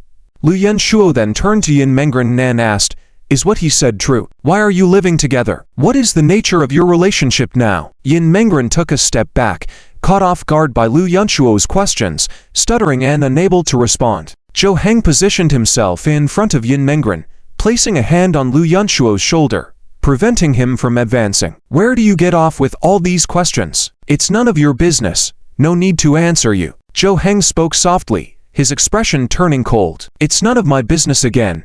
Huh. Lu Yunqiu sneered, then turned his attention back to Yin Mengren. "Yin Mengren, is this really okay? Are you really choosing Zhou Heng? What makes him better than me? With such poor grades, bringing someone like him home, do your parents approve? They will definitely be furious." "Zhou Heng, hearing Lu Yunshuo's words, furrowed his brows. Mentioning both of them was one thing, but bringing up Yin Mengren's deceased parents was crossing the line. Though Lu Yunshuo was unaware, he had struck a nerve with Yin Mengren. Hearing the last sentence, her expression instantly turned dark and cold, filled with anger, especially at the mention of the word death, causing a slight tremor in her heart and body. Yin Mengren stepped forward, standing face to face with Lu Yunshuo. Lu Yunshuo couldn't see through Yin Mengren's current state at all. Inside, he felt a slight sense of joy, thinking she might have a change of heart and return to his side. But the next moment, Yin Mengren suddenly reached out, grabbed Lu Yunshuo's collar. Looking up at him with that chilling and fierce gaze, Lu Yunshuo was instantly stunned. Lu Yunshuo, let me tell you. First, this is not my home. It's Zhou Heng's home, and I'm living here with him. Zhou Heng is better than you in every way. You have no right to judge him. Second, I've already said I don't like you. I even detest you. If you approach me again, I will tell the teacher about this, as well as your stalking. Third, if you dare bring up my parents again, I won't let you get away with it. I will make sure we both meet our ends. Yin Mengren's icy words and sharp gaze left Lu Yunshuo speechless and motionless. After speaking, she pushed Lu Yunshuo, causing him to stagger back, almost falling to the ground. His gaze was blank, as if he couldn't believe that the gentle and kind Yin Mengren had turned into this. Yin Mengren's breath became rapid, showing signs of anger. Seeing this, Zhou Heng reached out, gently patting Yin Mengren's shoulder, saying, "Calm down." Yin Mengren turned to look at Zhou Heng, her facial expression changing rapidly, softening instantly. "Okay," she replied softly, nodding. Her demeanor, almost obedient, left Lu Yunshuo astounded. He thought she might lean on Zhou Heng in the next second. The stark difference in how they treated the two of them was exaggerated. He had thought that with his efforts, there might still be a chance with Yin Mengren. But now, he understood he had no chance of turning things around. He was crushed under their pressure. "Let's go." "Okay." Zhou Heng and Yin Mengren gave Lu Yunshuo a final glance before leaving him behind and walking away. Lu Yunshuo watched them fade into the distance, his heart drifting farther and farther away, as if in a daze. "It's over. I'm finished. What should I do? What should I do?" "Liang." Lu Yunshuo turned around, his voice trailing off. There was no one behind him. Liang Jiaxiang had left at some point. Now, he stood alone, experiencing defeat, feeling like an abandoned orphan. After a while, he took a step forward and walked out. The path he chose didn't lead back to the school. Zhou Heng and Yin Mengren were walking on the road, not knowing if it was because of an unpleasant incident that had just occurred. The two of them were now silent, not speaking a word. Neither of them had opened their mouths. After a moment, Zhou Heng was the first to speak, asking, "What you just said, was it all true?" Yin Mengren was slightly taken aback, thinking for a moment about what she had just said. Although she didn't know which sentence Zhou Heng was referring to, she confirmed that what she had said was indeed true. So she nodded and replied, "Yes, it's true." Zhou Heng was silent for a few seconds, then suddenly said, "I won't let you both perish together. If he dares to offend you again, just tell me. I'll help you solve it. Don't do anything stupid." Yin Mengren blinked, somewhat surprised. She hadn't expected Zhou Heng to say such words. Perhaps it wasn't what she had assumed. He was actually concerned about her. Otherwise, he wouldn't care or say such things. Thinking about this, a smile couldn't help but tug at the corners of Yin Mengren's mouth. She had just been angry and her words were exaggerated. She didn't want to exchange her life for Lu Yunshi's life. That wouldn't be worth it. Okay. She quickly agreed, her tone noticeably joyful. She hadn't expected this unexpected gain, receiving such an attitude from Zhou Heng. The anger she felt towards Lu Yunshi had dissipated instantly. Together, they went to school. As soon as they entered the classroom, Zhou Heng could feel the atmosphere of the exam. Normally, this time was lively with chatting, playing around, and some copying homework, but today was especially quiet. Most students were focusing on last-minute studying, trying to review a little more. Those who didn't care weren't chatting either. They were quietly napping. Zhou Heng used to ignore this atmosphere, participating in sleeping or doing whatever else. But today, he was also influenced by this environment. He felt the tension before the exam, wanting to quickly sit down and start reviewing. Who could guarantee that a little extra review in the morning wouldn't result in a few more points in their grades? Just as Zhou Heng sat down, Tang Zi, his deskmate, asked in a low voice. Were you guys followed when you came this morning? Or did you had any conflicts? Zhou Heng was surprised and looked at her, asking, how did you know? Lu Yunqi, right? I guessed it. I was the same last night. Last night? Zhou Heng paused for a moment but then realized what was happening. It seemed that Lu Yunqi had caused trouble, not only for them, but also for Tang Zi last night. He didn't need to ask, he knew the outcome. If someone could easily take advantage in a challenge with Tang Zi, he wanted to meet that person and learn a few tricks. But that person wouldn't be Lu Yunqi. If Lu Yunqi caused trouble for Tang Zi, he would be the one at a disadvantage. Zhou Heng didn't have time to worry about those things. Revising was definitely important now. The monthly exams were starting soon, and even though there were many exams after entering the third year, they provided a straightforward view of each student's recent learning status, ensuring that students maintain this attitude until the college entrance examination. One must not slack off. In the examination room, Zhou Heng relaxed his mood. He knew that only by keeping a calm attitude and not getting nervous could he perform to his fullest potential. For Zhou Heng, this was a battle of life and death. For Yin Mengren, the class rankings were not as important anymore. Something that could have made parents proud and earned praise was now something no longer able to make anyone proud or receive recognition or reward. With that in mind, she quickly finished the test, skipping the process of checking it once more. Her mind began to wander to other things. Although she had comforted Zhou Heng before the exam, she was actually very worried about him, worried about his state of mind, worried he would encounter questions he didn't know, worried he would crack under pressure. I should make him some nutritious food tonight, help him replenish his body.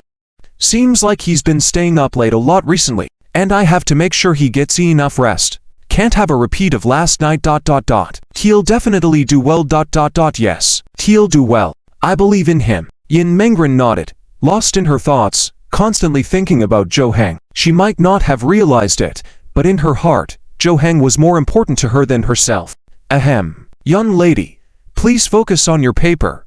Yin Mengren was reminded by the exam proctor and, feeling embarrassed, lowered her head. Behind her in the same exam room, Tan Yining watched Yin Mengren, lost in thought. If it were in the past, they would have glanced at each other occasionally during exams, sharing a knowing smile. But now, Tan Yining couldn't see Yin Mengren's gaze turning towards her, just as Zhou Heng wouldn't look her way either. The day of exams quickly passed, as everyone returned to the classroom to pack up and prepare to go home, with exams the following day, and after that, grades would be out in a few days. At dismissal, Liang Jiaxian approached Lu Yunqi's desk, looking at the empty seat in front of him with a deep gaze, lost in his thoughts. At that moment, Kang Yue walked over, tapped Liang Jiaxiang's arm, and asked, "Where's Lu Yunqi? He didn't even come to the exam today." Liang Jiaxian let out a heavy sigh, nodding, "Yes, and he probably won't come tomorrow either." Huh, what's going on? Did something happen to him? Kang Yue furrowed his brow slightly, finding it hard to believe. Liang Jiaxian didn't answer Kang Yue's question, but the expression on his face seemed to convey everything. Kang Yue didn't press further. He didn't know what had happened with Lu Yunqi, but it seemed pretty serious. Yin Mengren was waiting at the school gate for Zhou Heng to come out so they could go home together. After a while, she saw Tang Zi coming out first. When Tang Zi saw Yin Mengren, she approached and said, "Waiting for Zhou Heng." "Yes. How did you do in the exam?" "Oh, I shouldn't ask you this. For you, it must have been easy." Yin Mengren chuckled. Although she ranked first in her class academically, she felt she was far behind Tang Zi in terms of being smart. Tang Zi nodded and replied, "Yeah, it was alright. Didn't see any tough questions, but whether I answered correctly is another story." While the two of them were chatting, Zhou Heng also came out. However, his expression was somewhat different from Tang Zi's carefree demeanor. He looked worried and preoccupied, lost in his thoughts. That last question, can I really get it right?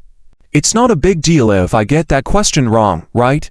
I should have enough points. Tang Zi saw Zhou Heng approaching, lightly patted Yin Mengren on the back, and said, "Go. He really needs you now." After saying that, she left, leaving Yin Mengren standing still in place, muttering to herself, "He needs me." She watched Tang Zi's departing figure, mouth slightly agape, murmuring, although she didn't know if there was any deep meaning to those words. Just hearing Tang Zi say, that made her happy. As Zhou Heng walked, lost in thought, not paying attention to what was ahead, Yin Mengren suddenly appeared in front of him, peeking up with a smile. Hey, how did the test go?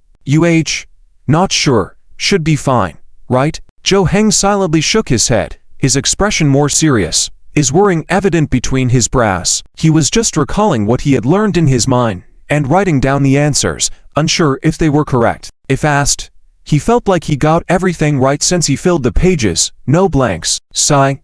Zhou Heng sighed. He had done his best. If it wasn't enough, he would have to accept reality. After all, why didn't he study earlier? As Yin Mengren saw Zhou Heng in this state, slightly taken aback, Zhou Heng had always displayed a stable emotional state, handling everything calmly, mature beyond his years, like an elder when taking care of himself. But now, seeing him worrying about the exam like any other student, Yin Mengren felt that the distance between them didn't seem so far, especially seeing Zhou Heng with his head down, lacking confidence. This sparked a protective instinct in Yin Mengren. For a moment, she truly wanted to hug Zhou Heng, not wanting to see him upset, but she held back, aware of their surroundings. She lightly tugged on Zhou Heng's arm, saying, "All right, don't overthink after the exam. Let's review for tomorrow's test when we get back." Zhou Heng turned to look at Yin Mengren beside him, seeing her with a faint smile on her rosy lips. In that moment, a weight lifted from Zhou Heng's heart. Maybe it was the importance of comfort. If he was alone, he probably wouldn't have been able to review properly tonight. Okay.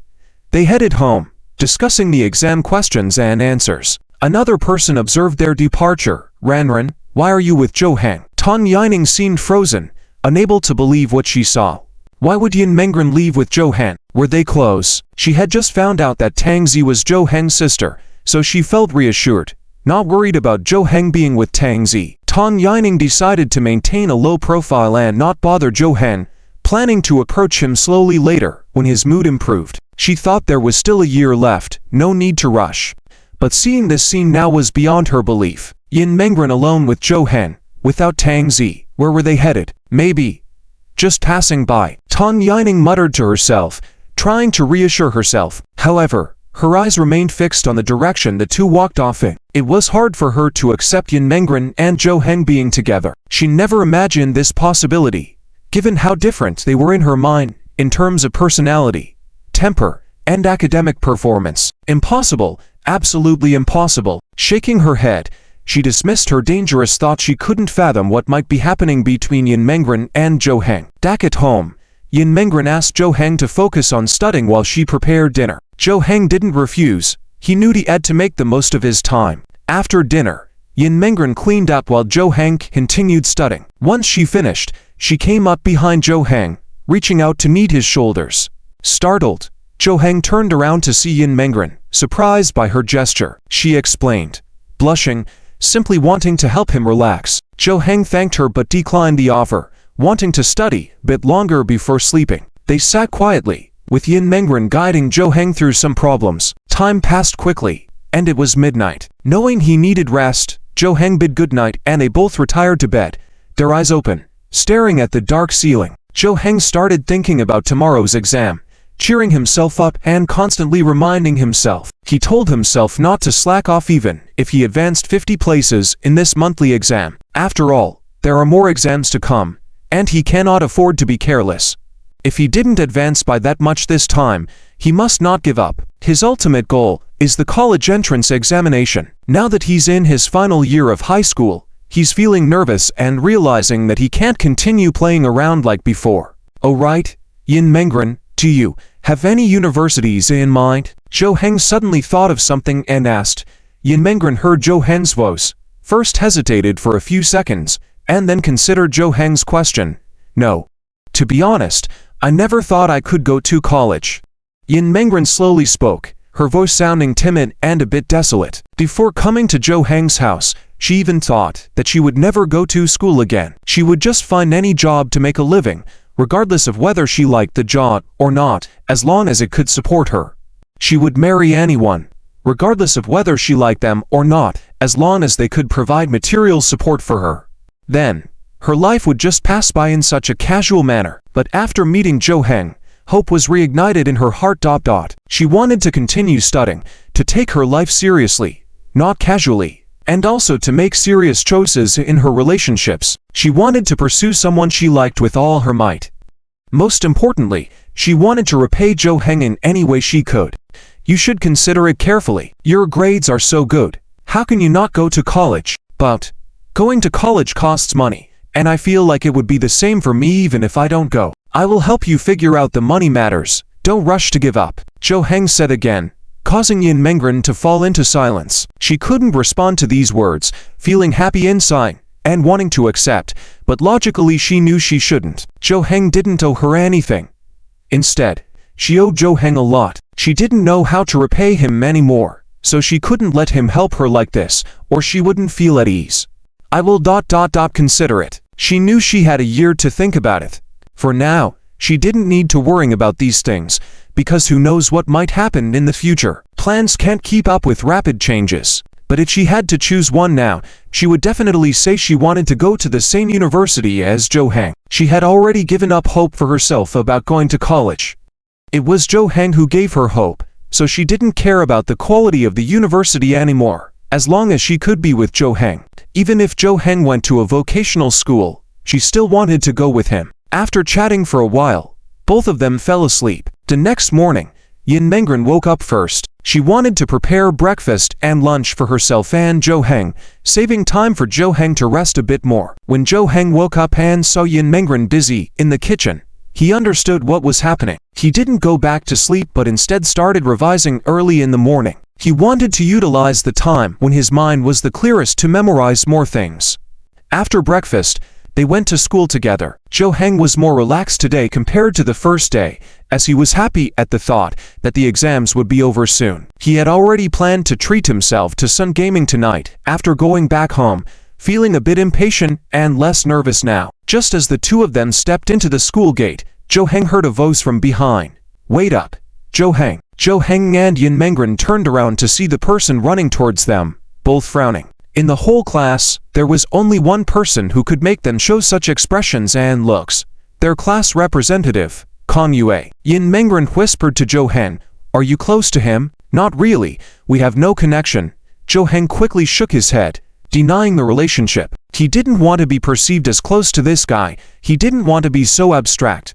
Kan Yue reached Jo Heng and glanced at Yin Mengren beside him, then gave Jo Heng a knowing look, making Jo Heng want to punch him and tell him to go away. Kan Yue awkwardly grinned and said, "Bro, can you help me out? I'm in trouble. First, I'm not your bro. Second, your trouble is none of my business. I can't help you." Jo Heng shook his head calmly, speaking in a tone as if he was talking to a total stranger. Kan Yue awkwardly licked his lips and then clasped his hands, bowing his head, and earnestly said, "Please, bro, please help me out. I'll definitely repay the favor when it's done." Jo Heng was about to reject instinctively when he furrowed his brows the next moment, looking at Kan Yue with interest. "Really?" "Yes, really." Kan Yue nodded affirmatively. "All right, I'll help you. So, what do you want me to help you with?" Kan Yue immediately showed a happy smile, then bowed to Jo Heng and said, "Bro, please help me invite Tang Yunan out." "What's going on?" Jo Heng's eyebrows furrowed tightly like a painted sore when he heard this, and he took a step forward, causing Kan Yue to immediately step back, protecting his head with his hands, afraid that Jo Heng was going to hit him. Hey. A gentleman uses his words, not his fists. It wasn't just Jo Heng who reacted strongly. There was also a displeased expression on Yin Mengren's face. After all, it was fine for him to ask anyone for help, but he just had to ask the one person he should never ask. Wasn't this touching on Jo Heng's sore spot? It made people wonder if he was looking for trouble for no reason. "I can't help you. Find someone else." Jo Heng waved his hand, then turned and walked away. He had only joked about Kan Yue buying that skin. How could he possibly extort a classmate for helping out with a small favor? Originally, he wanted to make Kan Yue back off, but seeing how insistent he was, Jo Heng reluctantly agreed. He didn't plan on asking for anything in return, thinking it wasn't a big deal to help out. Who would have thought that Kan Yue would actually dare to ask for help and even let him do this favor? If he could ask out Tang Yanang, why didn't he do it before? Was he avoiding it? "Please, brother, just help me out. I really have no other way." Kan Yue hurriedly caught up, looking on the verge of tears, his hands clasped together pleadingly. He knew the chances of Zhou Heng achieving this were low, but he couldn't think of anyone else suitable. Zhou Heng, looking annoying, was about to say something when Yin Mengren suddenly stepped forward and stood in front of Zhou Heng. If you couldn't arrange it yourself, how could asking someone else for help be successful?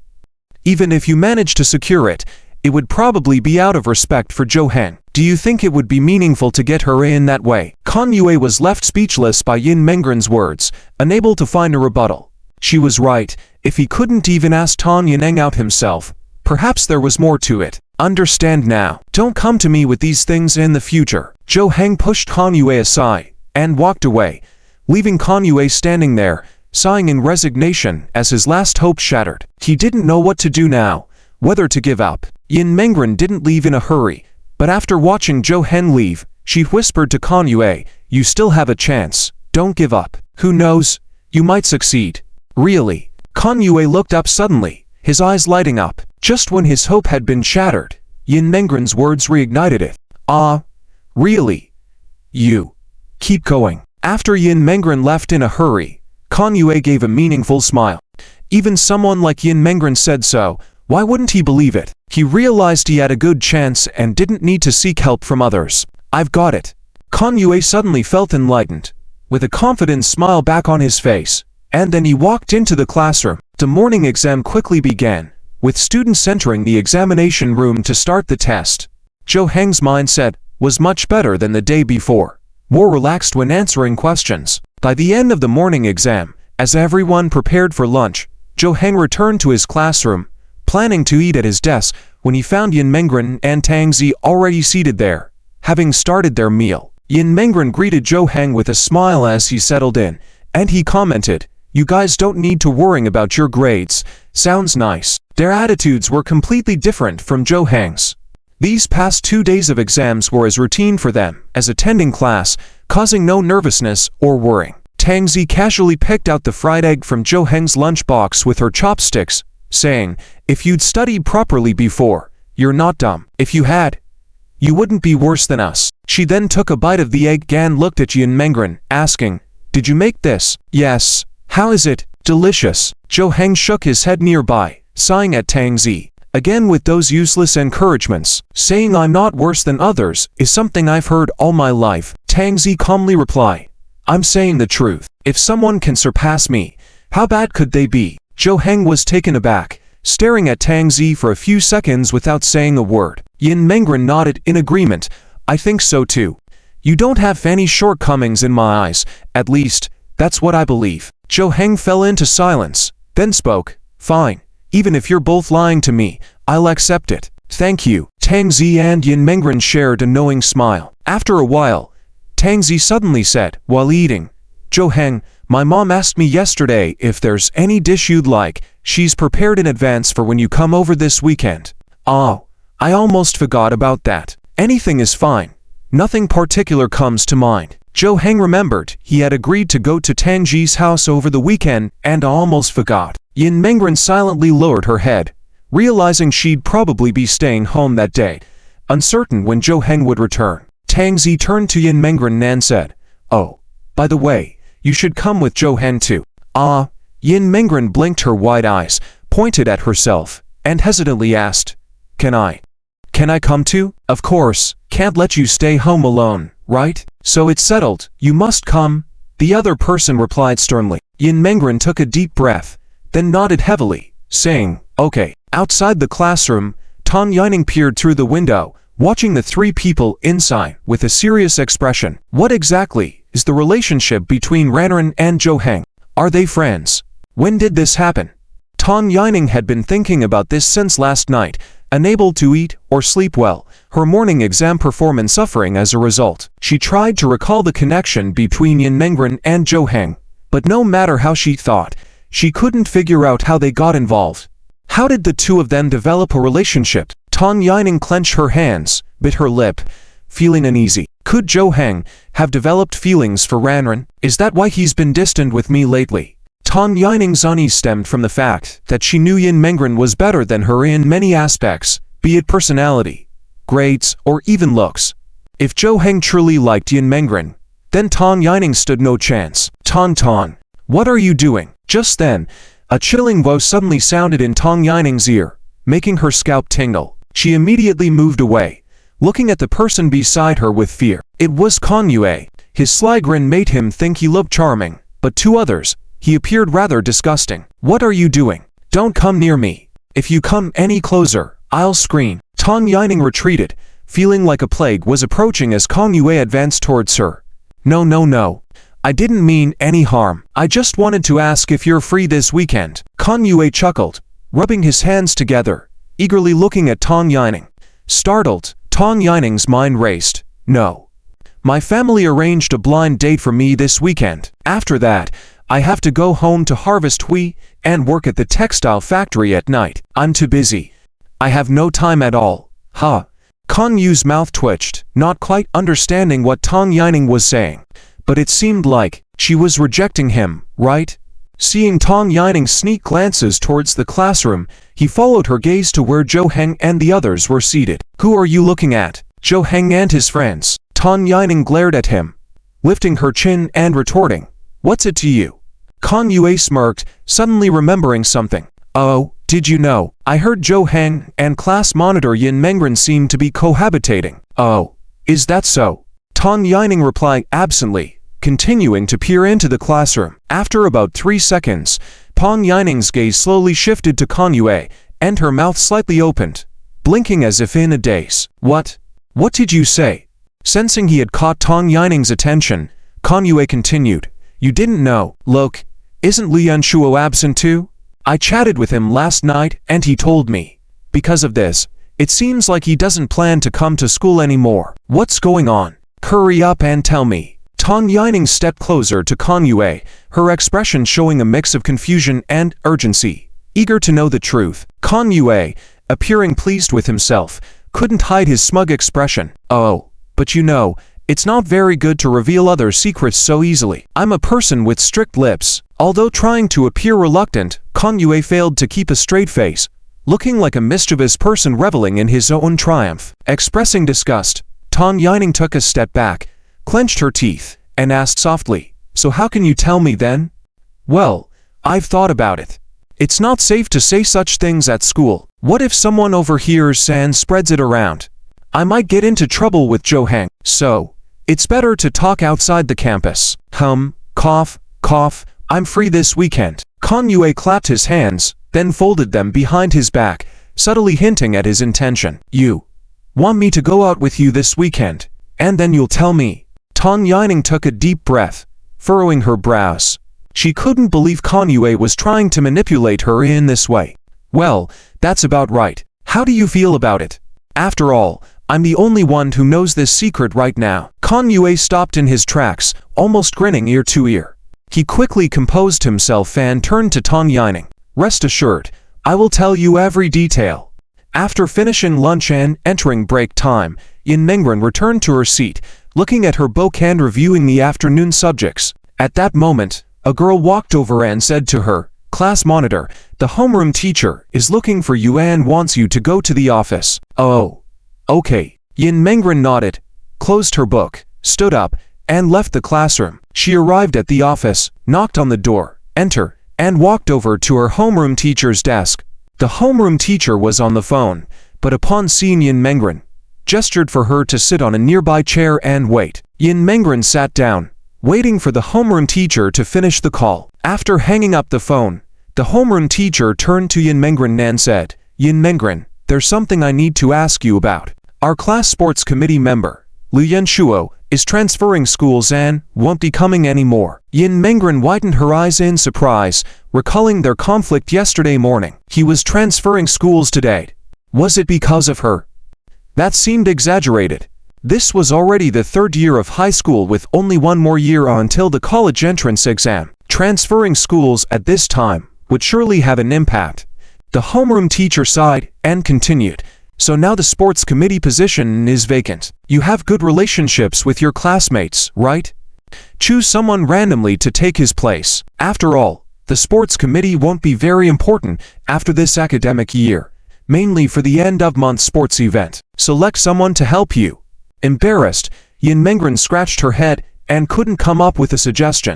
Even if she wanted to recommend someone, she was unsure whom to choose. I think it's better for you to decide, teacher. I'm not sure who to pick. Yin Mengren hesitated. Well, then, let me see whose sports performance is better normally. You can go back for now, the teacher replied. As Yin Mengren left, the homeroom teacher started considering who in the class would be suitable for the sports committee role. Based on sports performance, I think, wasn't there someone who shattered the school's basketball hoop a while ago? In the afternoon, with only 2 subjects left for the day, exams were quickly finished. Zhou Heng felt relaxed leaving the exam hall. Whether he succeeded or not was another matter. As he made his way back to the classroom, he noticed the homeroom teacher standing at the door, and his unease grew as the teacher's gaze seemed fixed on him. Did he do something wrong? Zhou Heng wondered. Just as Zhou Heng was about to act as though he didn't notice the teacher and walked into the classroom, the teacher suddenly stopped him. Zhou Heng, wait a moment. What's the matter? Teacher. Zhou Heng stopped in his tracks and asked softly. Lu Yunshuo transferred, and now the sports committee position is vacant. Can you take on the role? Zhou Heng shook his head and, without much thought, refused. Transferred? Oh wait, me, is the sports committee member. No way. Teacher, I can't be a class monitor. The teacher squinted and said, there isn't much work involved. Academics are still the priority in the 3rd year, and the main thing is the upcoming sports event. We just need someone to assist Yin Mengren with these tasks during the event. Once it's over, that'll be it. So, I will have to be responsible for the sports event. Zhou Heng hesitated for a moment, then looked at the teacher, asking, yes, mainly handling event registrations and such. It won't be too troublesome. Okay, then I can do it.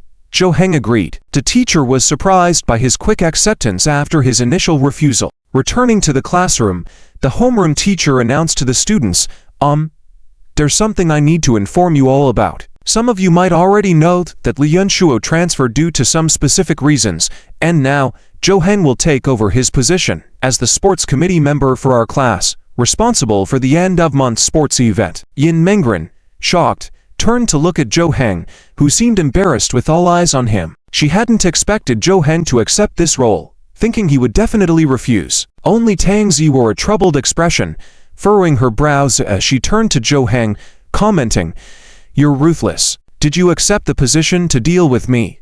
Zhou Heng raised his head, looked at Tang Zi, and snorted, you notice that? HMPH. Only by doing this can you accept it, right? You really went all out. Who said I can't do long-distance running? If you take back your words, admitting that I'm better than you, that'll be enough, Zhou Heng retorted. After school, Tang Yining observed as Zhou Heng left the classroom, followed by Yin Mengren, who seemed to be trailing him. If she hadn't heard the news, she wouldn't have cared. But now, the thought of them possibly going home together made her heart ache. On their way home, Zhou Heng appeared in a good mood, knowing he could play games once back. Yin Mengren, however, couldn't shake off thoughts about why the homeroom teacher chose Zhou Heng and why he agreed to it. Was he forced into it? After a moment, Yin Mengren suddenly realized they would need to start planning for the end-of-month sports event. Given Zhou Heng and Tang Zi's past arguments regarding the event, was Zhou Heng's goal to interfere with Tang Zi? Yin Mengren asked in a low voice, Zhou Heng, now that exams are over, we need to consider the sports event at the end of the month. What events are you and Tang Zi planning to sign up for? Zhou Heng nodded and said, I can sign up for any event, but not Tang Zi. She can only participate if she retracts her offensive words against me. Otherwise, I won't let her compete. I'll make her watch me in the long-distance run.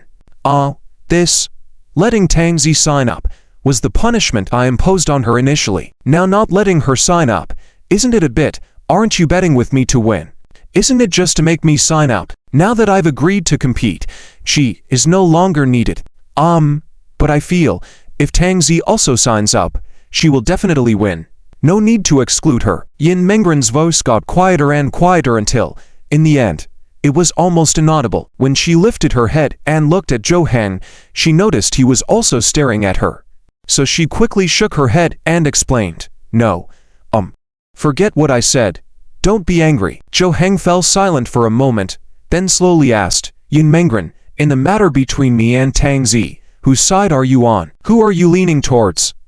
Upon hearing this question, Yin Mengren was momentarily stunned, then lowered her eyelids, her face dropping as well. Her ears blushed quietly, and her voice was quieter than a mosquito as she replied, "You." After answering, she quickly raised her head and said, "But I still don't want you to stand in opposite positions. I hope you both are on the same side." Oh. Zhou Heng raised an eyebrow, noticing her particularly determined gaze. When she spoke, it was completely different from the fearful state just before. The two fell into silence, walking far ahead. After a long while, Zhou Heng nodded gently and said, "Okay, I understand. I'll listen to you. You arrange for us, huh? Is this for real?" Yin Mengren was somewhat incredulous. Just a moment ago, Zhou Heng seemed adamant, refusing to back down. How come he suddenly changed his tune? And to make her arrange things, they were almost at each other's throats over this issue before. "Yes, it's real. You said it yourself. Why should I continue to fuss over it? Now that I think about it, I shouldn't have argued with Tang Zi over such a trivial matter initially. I was narrow-minded." Oh. Yin Mengren's mouth formed an O shape, a look of surprise on her face. She noticed that Zhou Heng was indeed different now. It seemed like there had been a subtle change in him since the last time she fell asleep in his arms and woke up. Although she didn't know why, she was happy about Zhou Heng's transformation. He seemed more manly. "Great. Leave Tang Ji's part to me. We'll have a meeting together to discuss how to arrange things properly for you both." Zhou Heng nodded and said, "I'll assist you to the best of my ability." Later, when they returned home, Zhou Heng eagerly turned on the computer, logged into the game. After a while, the voice of Tang Zi came through the headphones, saying, "Finally online. Happy, aren't you? Finally able to play the game. No need to say it. Thankfully, I didn't buy a pass for this season, otherwise, I would have lost. Where's Yin Mengren?" She said I worked hard to finish the test, so she let me play the game while she went to cook. She's thoughtful. Treat her well. If you can't, let her stay at my place. She's my counselor. How could I give her to you? I'll definitely treat her well without your reminder. The two chatted in the bedroom. At the bedroom door, Yin Mengren stood there. She didn't intend to eavesdrop, but happened to overhear Tang Ji's voice from inside, so she listened for a while. Hearing this, Yin Mengren's lips turned up in a slight smile, a glint of joy in her eyes. She went back to the kitchen to continue cooking. About half an hour later, Yin Mengren brought out freshly cooked meals to the dining table. She then went to the bedroom and whispered, "Dinner's ready. Come, let's eat." "Okay, coming." Zhou Heng responded, then told Tang Zi on the headphones, "I'm not playing anymore." Turning it off. "I need to eat." "Okay." After speaking, he shut down the computer, and together with Yin Mengren, they came to the table to eat. Zhou Heng had grown accustomed to eating the dishes Yin Mengren prepared now. He had to admit, she was really good at cooking, not inferior to him. Just as the two were about to start eating, suddenly, they heard a knocking at the door. Knock, knock, Zhou Heng and Yin Mengren both froze, looking at each other blankly. Usually, no one came to their house except Tang Zi, and it was around 10 p.m. Who could it be at this hour? Yin Mengren felt a bit scared, put down her bowl and chopstick slowly, barely daring to breathe. Zhou Heng stood up and said, "Let me see who it is." He wasn't afraid at all.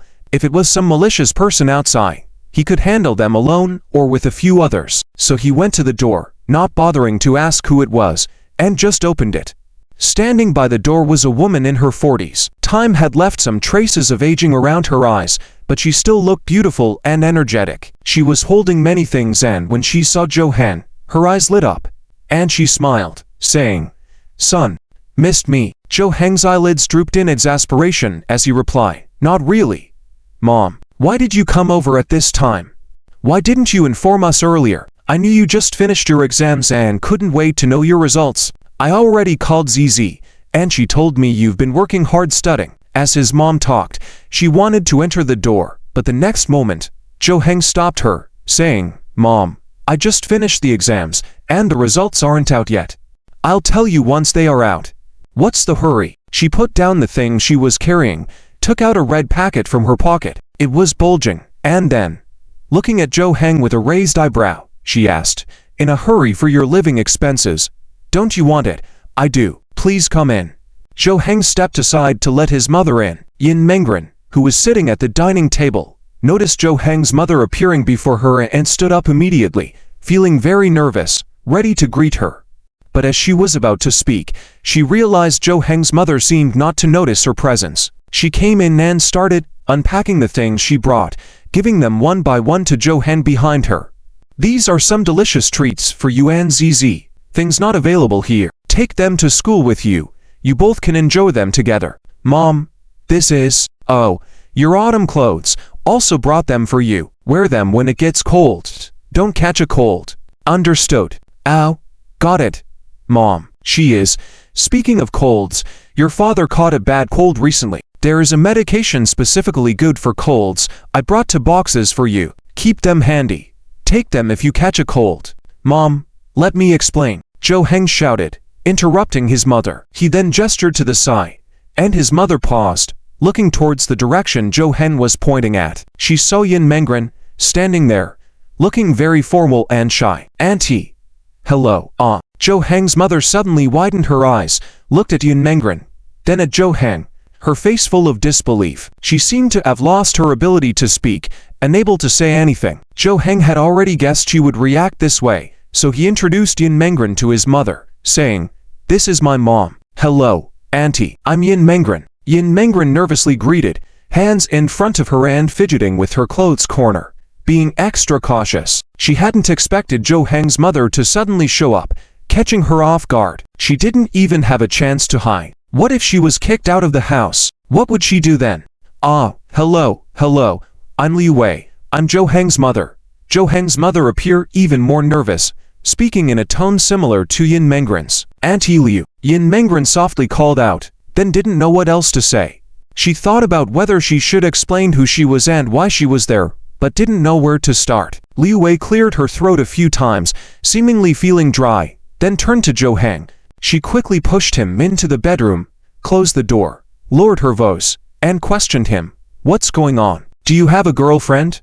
You're in high school, a critical time. How can you be in a relationship now? Zhou Heng had already anticipated her suspicion and casually explained, she's just a classmate. A classmate? Why is a classmate here so late? Isn't her family worried? A girl staying at your place late at night? No.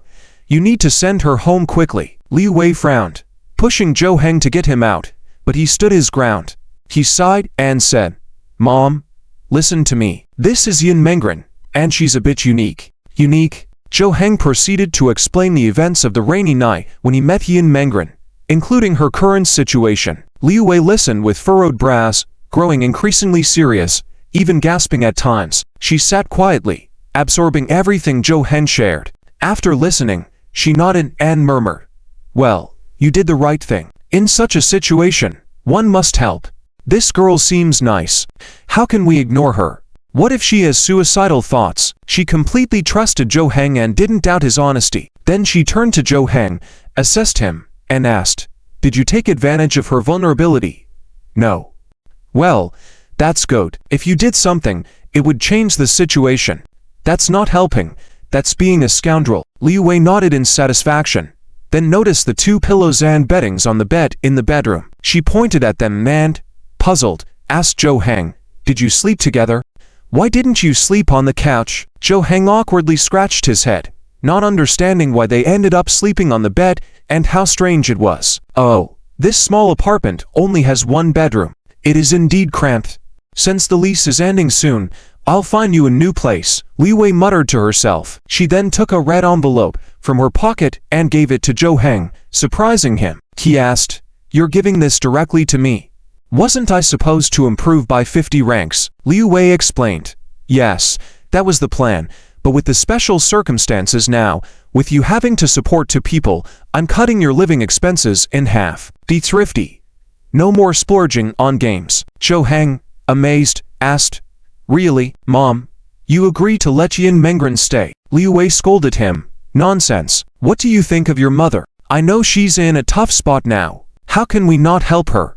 I think this girl is nice. We can afford to take in 1 more. Also, I've always wanted a daughter. As Zhou Heng expected, his mother agreed. When he let Yin Mengren in, he remained calm and had no intention of hiding anything about Yin Mengren. Meanwhile, outside, Yin Mengren was sitting at the dining table, not touching the food, feeling like a fish out of water. She couldn't hear what Zhou Heng and his mother were discussing in the room, but she was sure it was about her. She imagined they were deciding her fate, maybe figuring out a way to deal with her.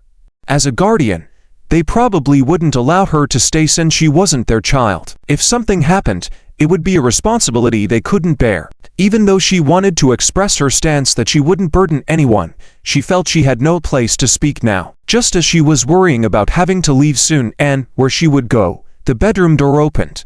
Yin Mengren reflexively stood up, visibly tense. Liu Wei walked out, saw Yin Mengren, bent down slightly, and with a hint of a smile, approached her. She said softly, "Your name is Yin Mengren, right? I'll call you Ziran, all right? Sit down. Don't be afraid. From now on, this is your home. You shouldn't feel nervous in your own home." In her own home, Yin Mengren suddenly froze for a moment, muttered quietly to herself, a trace of surprise flashing in her eyes. She doubted if she had misheard, but after confirming that she hadn't, she felt overjoyed in her heart. If she didn't misunderstand this sentence, does it mean she is allowed to continue living here? Does it mean she has been accepted? Seeing the food on the table, Liu Wei turned to Zhou Heng beside her and said, All the money is spent on games. Can't we buy some better food? Just for entertaining Mengren?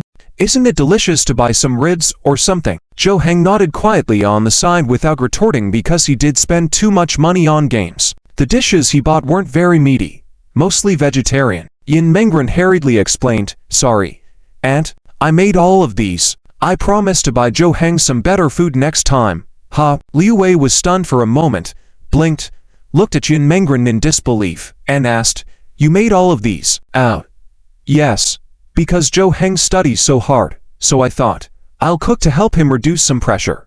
You know how to cook? Wow, I can't believe it. I still can't cook until now. It's Zhou Heng's dad who cooks at home." Liu Wei looked surprised, pursed her lips, her eyes filled with admiration towards Yin Mengren. Yin Mengren blushed slightly at the praise, lowered her head, and Zhou Heng said on the side, "She cooks very well. Have you had dinner? Let me serve you a bowl of rice." After speaking, Zhou Heng gave Yin Mengren a meaningful glance, and Yin Mengren immediately, and to serve a bowl of rice to Liu Wei. "Okay, let me taste Mengren's cooking." Liu Wei nodded, took the bowl of rice, and Zhou Heng also brought her a chair to sit down. Liu Wei tasted the food, nodded approvingly. Not bad, not bad. Young people who can cook are becoming rarer, especially someone as young as Mengren, and cooks so well, even rarer. Great. Liu Wei didn't hesitate to praise, and Yin Mengren pursed her lips, trying to smile while maintaining her composure. She felt really good being so praised by Zhou Heng's mother. "Aunt, you are too kind. By the way, I heard Zhou Heng say you are the class monitor." Yin Mengren nodded, softly answered, "Yes, I'm the class president." Liu Wei was truly shocked, widened her eyes, looked at Zhou Heng beside her. Zhou Heng shrugged and nodded in agreement. Liu Wei leaned in and whispered, "You must be doing well in your studies, right?" "It's okay." Yin Mengren modestly replied, while Zhou Heng directly stated, "Top 5 in our year, first in the class." Smack. The next second, Liu Wei smacked the table with her chopsticks, startling Yin Mengren. "You're doing so well," Liu Wei exclaimed, incredibly surprised, her eyes filled with disbelief, unable to close her mouth. Yin Mengren didn't dare to reply. She had never thought her grades were anything extraordinary, so she didn't understand why Liu Wei had such a big reaction. "Oh my, with such good grades, you can't skip school." "Don't worry, Mengren, just study hard, don't think about anything else. Auntie will help you with everything." Liu Wei reached out, speaking excitedly, and even excited Yin Mengren's heart. She never expected Zhou Heng's mother to be so enthusiastic, but seeing Zhou Heng's reactions, it seemed he was used to it. Yin Mengren quickly stood up, bowed deeply to Liu Wei, and said earnestly, "Thank you, Auntie." Watching Yin Mengren, Liu Wei's affection and admiration only deepened with every glance. She seemed to think, how wonderful it would be if this excellent child were her daughter. Looking at Yin Mengren, the more she liked her. Yin Mengren raised her head and continued, "But, Auntie, I can't just accept your kindness like this. I want to do something, or I won't feel at ease." She was happy, but couldn't accept these things so easily. It was too shameless. Nothing had been done, so there was no obligation for anyone to be kind to her. All right. Liu Wei smiled slightly, gesturing for Yin Mengren to sit down, and said to her, "How about this? I heard you helped Zhou Heng with his makeup classes before the monthly exam, right?" So why don't you continue helping Zhou Heng with his studies? How about that? Consider me hiring you as Zhou Heng's tutor. You put in the work, receive compensation, it's fair, right? Auntie, even if you didn't say that, I would have continued tutoring Zhou Heng. It's not considered hard work, I think. Yin Mengren wanted to continue, as she felt this was no different from not doing anything and getting rewarded. However, at that moment, Zhou Heng suddenly coughed loudly twice beside her. Ahem. Yin Mengren's words stopped abruptly. She held back what she was about to say, glanced at Zhou Heng, who didn't look at her but was focused on eating. There seemed to be a message between his furrowed brows. At that moment, Yin Mengren seemed to understand something. She changed her tone and murmured, "Understood. Thank you, Auntie." As soon as she finished speaking, she saw a relieved smile on Liu Wei's face, seemingly satisfied with her change in attitude. In reality, Yin Mengren didn't know what Zhou Heng's reminder meant, but she subconsciously changed her stance. When she looked at Zhou Heng again, his slightly furrowed brows had eased, and she also slowly smiled, thinking that she and Zhou Heng should have some kind of understanding now. After dinner, Yin Mengren went to clean up the dishes and table, but it seemed like Liu Wei was about to leave. As she reached the door, put on her shoes, Yin Mengren hurried over and asked, "Auntie, aren't you staying here tonight?" Liu Wei smiled, waved her hand, and said, "It's too crowded for you and Zhou Heng to stay here. I already booked a hotel nearby, don't worry." Liu Wei opened the door, ready to leave, but before leaving, she suddenly remembered something. She turned back to Yin Mengren and continued, "Oh, I plan to stay here until Zhou Heng's monthly exam results come up before leaving, so I'll be staying for a few more days. Tomorrow, I'll bring you guys out for a meal with Shaozi." "Really? Auntie went last night? Did she really say that?" Tang Zi looked at Zhou Heng in surprise, not able to believe it. Zhou Heng had just come this morning and told Tang Zi about what happened last night. He was relieved that he had finally received his living expenses and didn't have to worry about his exam results anymore, thanks to the help of Yin Mengren. "Yes, and she invited you to dinner tonight. My mom should call my aunt today, so you can come with us tonight." "Oh, okay." Tang Zi nodded and looked towards Yin Mengren in the front row, who seemed to be in a good mood, smiling and chatting with other classmates. When Zhou Heng took out his book to study, Tang Zi asked, "How did you decide on the sports events? Were you planning to not let me sign up for any, and sign up for all of them yourself?" Zhou Heng tapped the table with his fingers and said lightly, "I didn't interfere. I just listened to Yin Mengren." "Really? What made you change your mind?" Zhou Heng looked towards Yin Mengren and muttered softly, "Nothing. I just feel that my previous self was a bit immature." The day quickly passed, and as school ended, Tang Zi didn't leave first like usual. She waited for Zhou Heng and Yin Mengren. After the three of them packed up, they left the school together. Tang Zi noticed that Yin Mengren seemed a bit off during the walk, so she reached out and touched her, asking, "Are you nervous? You met my aunt last night, didn't you?"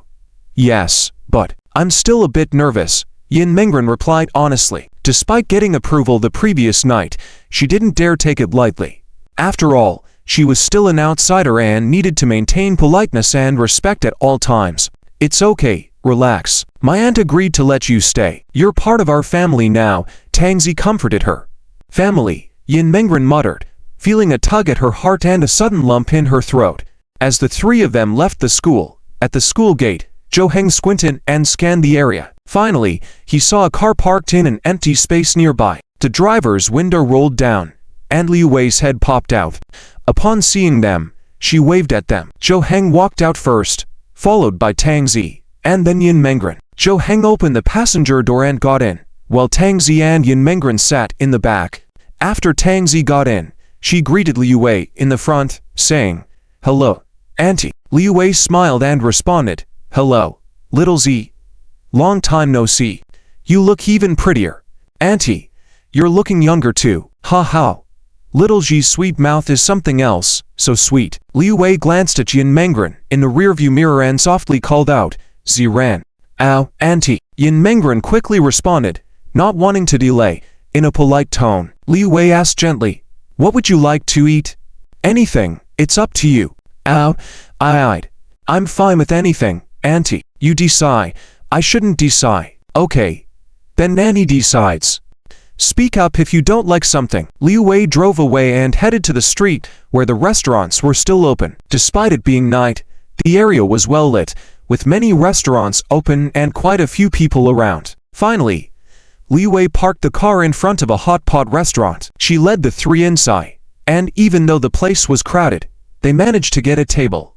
After handing the menu to Yin Mengren to order, which she declined, Zhou Heng took over and made the selections. As they placed their order, Li Wei's phone rang, and she excused herself to take the call. With Li Wei gone, the atmosphere lightened up, and they began chatting. Yin Mengren, what did you say to Zhou Heng? He came to me this morning saying that he will go along with your choice for the sports events. I almost got into an argument with him earlier, Tang Zi asked. I didn't say much. You can decide on the sports events, but I must perform at the opening ceremony. That's a must, Zhou Heng added. As their hot pot arrived, Zhou Heng began eating, telling the others to start as well. But Yin Mengren still hesitated, feeling she should wait for Zhou Heng's mom before eating. As she looked towards where Li Wei had gone, she inadvertently made eye contact with a woman passing by their table. The woman stopped and stood beside their table, staring at Yin Mengren with raised eyebrows, a hint of disdainful smile on her face. In response, Yin Mengren's breathing quickened, her body trembling slightly as she clenched her fists tightly on the table. Zhou Heng and Tang Zi frowned, and Tang Zi put down her chopsticks, looking at the woman and asking, "Excuse me, who are you? Auntie, old lady, little girl, who are you talking to? Ask her yourself, who am I?" The woman placed her hands on her hips, pointing towards the side where Yin Mengren stood. Looking as if she couldn't catch her breath, Tang Zi glanced at Yin Mengren, raising her chin slightly to inquire about this woman's identity. She is my father's ex-wife, the one who kicked me out of the house. Yin Mengren lowered her head, seemingly recalling the most difficult time in her life, a time when she truly didn't want to live, filled with thoughts of ending her own life. Don't you dare say such things. How dare you claim this as your home? That is my home, and kicking you out was justified. Why are you acting so wronged? The woman's voice grew louder, even a bit harsh, causing the patrons at nearby tables to start feeling annoyed. Zhou Heng suddenly realized who the woman in front of him was, having heard Yin Mengren talk about her before. A woman who, with her son, had kicked Yin Mengren out of the house, almost costing her life single-handedly. Zhou Heng squinted his eyes and looked at the woman in front of him, slowly saying, "Madam, we are here to eat. Whether you have something to say or not, please leave us alone. Your presence is ruining our meal." The woman, now clearly identified as the villain, raised her sleeves, revealing her flabby arms, as if preparing to confront Zhou Heng. Zhou Heng tilted his head, stood up, his tall stature towering over the woman, his muscular chest resembling a wall before her. The woman was startled, not expecting Zhou Heng to be so strong, yet she remained defiant. Taking a stance, she shouted, "What? You want to fight me? Come on then, hit me. Hit me right here." Her arrogant and unreasonable behavior attracted the attention of many in the restaurant, but Zhou Heng, despite his anger, refrained from physical violence. However, he was strongly tempted to do so. Seeing this, Yin Mengren quickly reached out to grab Zhou Heng's arm, whispering, "Zhou Heng, stay calm. Don't get angry." Zhou Heng exhaled deeply, slowly sat back down, picked up his chopsticks, ready to ignore the woman. But the woman was not ready to back down yet. She continued to focus on Yin Mengren, saying, "All right, Yin Mengren, now you have friends to speak up for you. Hanging around with these unsavory friends all day. What would your mother think if she saw this? You are truly unfilial." Slam. Yin Mengren forcefully slammed the table, her face flushing even redder. She looked up, gritting her teeth and glaring at the woman with resentment. "Who do you think you are, talking about my mother? I have nothing left now. What more do you want from me? Do you want to finish me off completely?" Each word she uttered felt like a dagger piercing Yin Mengren's heart, causing her immense pain. She was speechless, tears streaming down her face, feeling utterly helpless and devastated once more. Unable to bear it any longer, Zhou Heng's expression darkened, standing up abruptly, pointing at the woman and shouting, "Enough. We won't talk any longer. Do you think we won't act if you push us? Have you had enough yet? Leave now, or I won't be polite." Zhou Heng grabbed a glass bottle from the table, holding it firmly in his hand, his strong arms bulging with veins, his eyes flashing with a fierce light, as if he was about to smash the bottle over the woman's head. Tang Zi also stood up, pulling Yin Mengren behind her, staring down the woman, saying in a low voice, "Old woman, Dare to bully her again? The woman snorted contemptuously, completely disregarding Zhou Heng and Tang Ji's threats. Folding her arms, she retorted, "Did I say something wrong? I have some relation to her, giving her mother some advice. What's wrong with that? What business is it of yours? A bunch of kids trying to intimidate me. Come on then, what can you do to me?"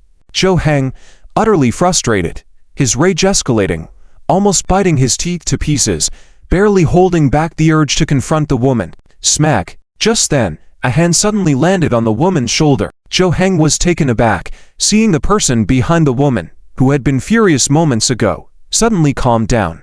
Zhou Heng took a step back, slowly sitting down again, and Tang Zi also hugged Yin Mengren's shoulder, guiding her to sit down slowly. The woman frowned, turning to look at the person behind her, only to see Zhou Heng's mother, Liu Wei, standing there holding a phone, a smile on her face as she spoke on the phone. The woman tried to speak, to ask Liu Wei, but before she could say a word, the hand rested on her shoulder suddenly exerted force. The woman's shoulder was gripped so tightly it sank inwards, causing her excruciating pain, as she bent down and reached out to grab Liu Wei's hand, pleading, "Let go, let go. It hurts so much." Liu Wei, still smiling, apparently did not have anything to do with the force applied to the woman. Ignoring her protests, Liu Wei simply continued, Yes, I'm having a meal outside with 3 children. All right, we'll talk again another day. Goodbye."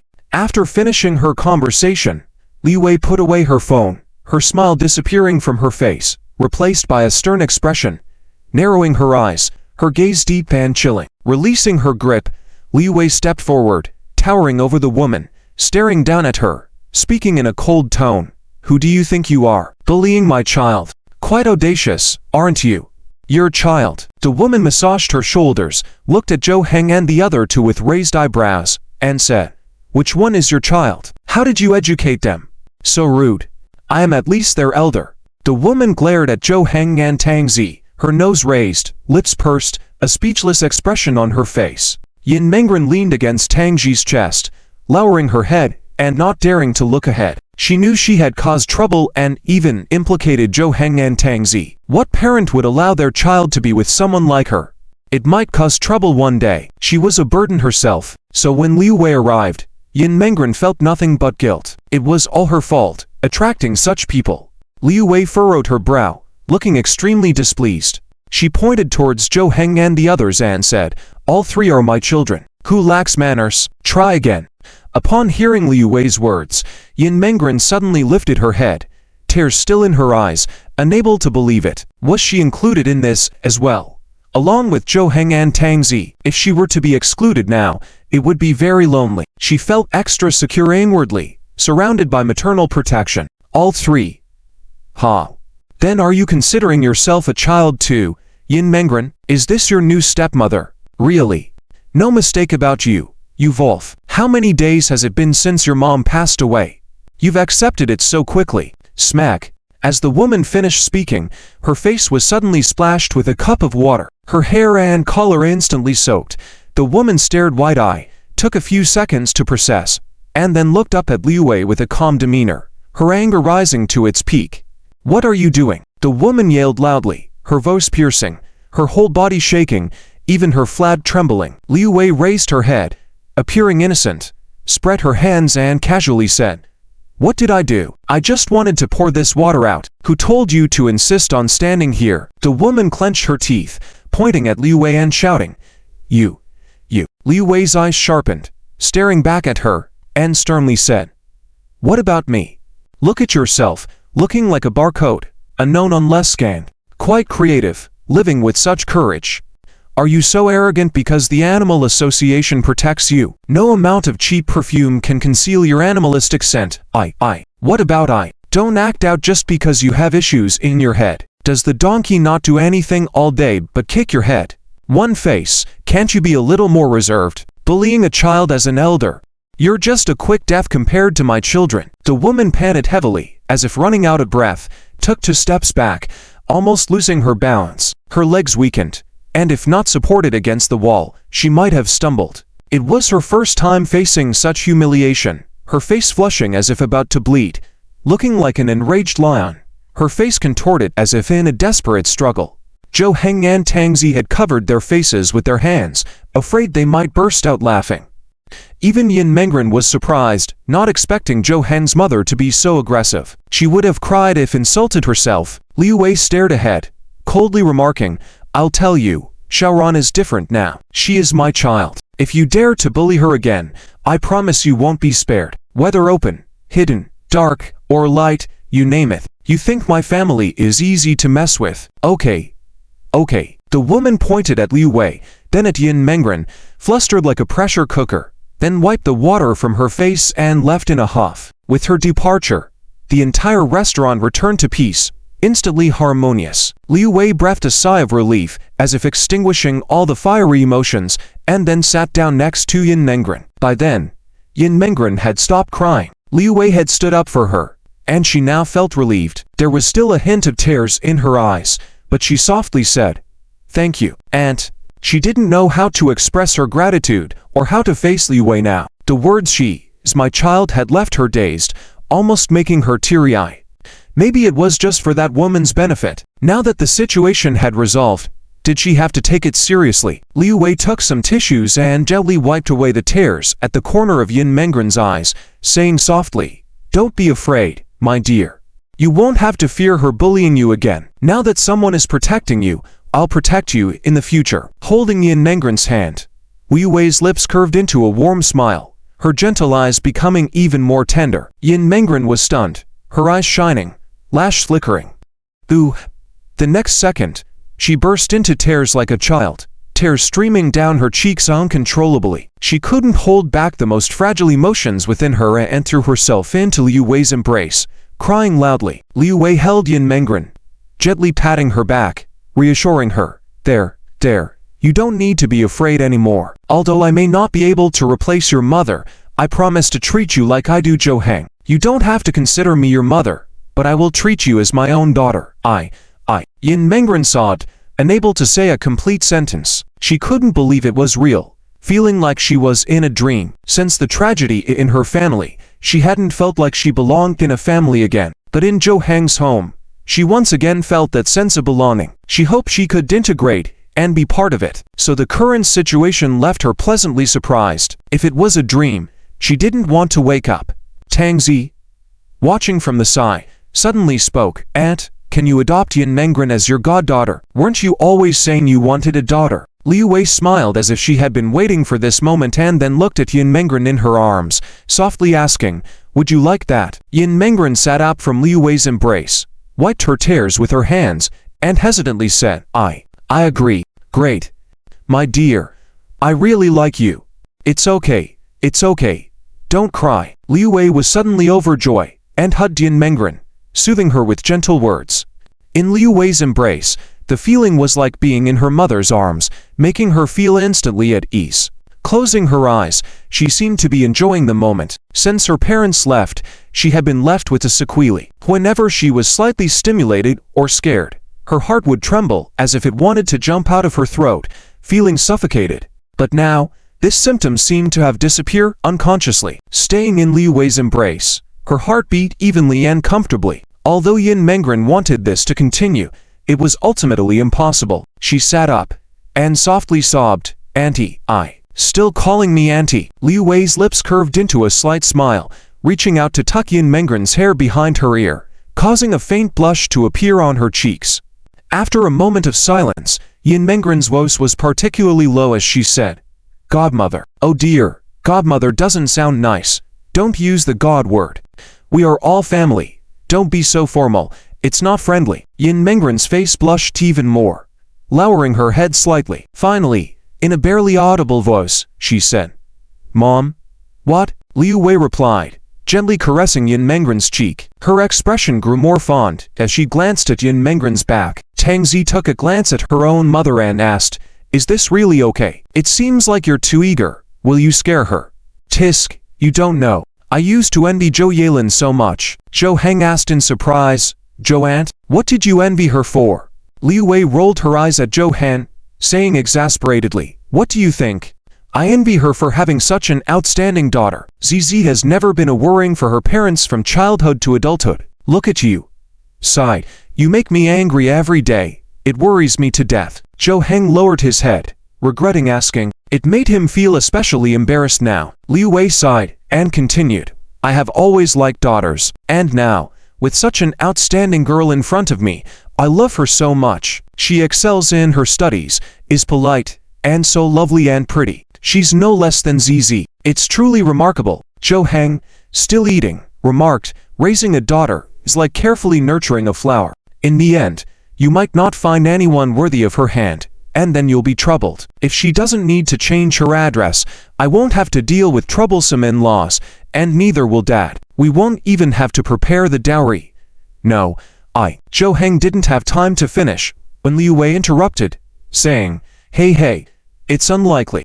Mengren probably won't agree. My son is handsome, but his grades are just too poor. If only he could catch up in studies, he would be perfect. Zhou Heng was speechless upon hearing that, covering his forehead with his hand, and said, I'm done. I really don't understand why you all consider grades so important. I won't be sentenced to death just because of poor grades. Poor grades don't mean I won't have a future. Can't I do something else if I don't get into a university? Due to his performance, he had been criticized since he was young, which irritated him. If it were another child, they might have been depressed or rebellious, but due to his personality, he could handle it. However, he still couldn't understand why parents always care so much about his grades. Liu Wei saw Zhou Heng's hidden anger and fell silent. After a while, when Zhou Heng calmed down, she reached out and gently placed her hand on Zhou Heng's, saying, As your mother, I am definitely not only interested in whether your grades are good or bad. Learning is not the only path, perhaps not the best one for you. It may not be the best option for you, but I think it's a relatively simple path. For you, this might be the simplest path laid out before you. Why not take it? Zhou Heng remained silent, not speaking, but it didn't mean he didn't listen. Liu Wei continued, squeezing Zhou Heng's hand. Your father and I think the same. We do not intend to take a cent of your earnings. We simply hope you won't be so burdened. Won't have to pursue those overnight rich opportunities or rack your brain on how to make big money. Just be steady, able to support yourself, your wife, your children, carrying a family. In your mother's heart, that's the most amazing. Liu Wei held Zhou Heng's hand and whispered softly. Zhou Heng felt that his mother's palm seemed rougher now, in comparison to when he was young. He used to hold his mother's hand and thought it was so soft and comforting. Now it had changed. He had realized the hard work his parents had put in for him. Despite his poor grades and playful nature, he wasn't the kind of child who wouldn't listen to reason. On the contrary, he understood his parents' intentions well and now worked hard not to disappoint them. Zhou Heng let out a breath and softly said, Okay, I understand. After dinner in the evening, a few people prepared to leave. Liu Wei first drove Tang Zi to her home downstairs. Bye-bye, Auntie. We promised to come to my house to play next time. Liu Wei waved at her and said, Okay. This weekend Zhou Heng and Ziran will come to your house, right? Keep an eye on Zhou Heng. Don't let him cause trouble for your mom. Tang Zi smiled lightly, ready to leave. It's okay. I'll be fine. I'll leave first, Auntie. Drive safely. Sure. Go ahead. Liu Wei responded.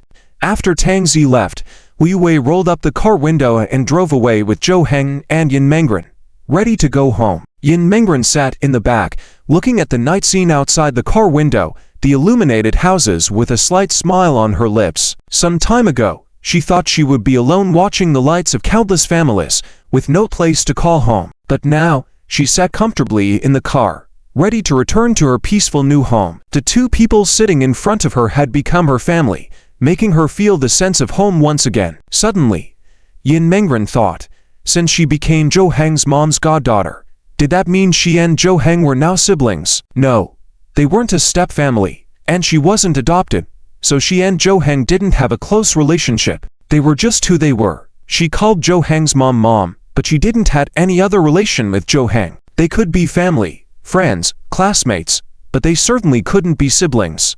Thinking this, Yin Mengren suddenly relaxed. Liu Wei drove Zhou Heng and Yin Mengren to their home downstairs. Before they got off the car, she said, I received a call before dinner, so I have to leave tomorrow. Zhou Heng, remember to tell me your test results? Okay. Got it. But don't have to high expectations. Zhou Heng nodded and then got out of the car, walking towards their home.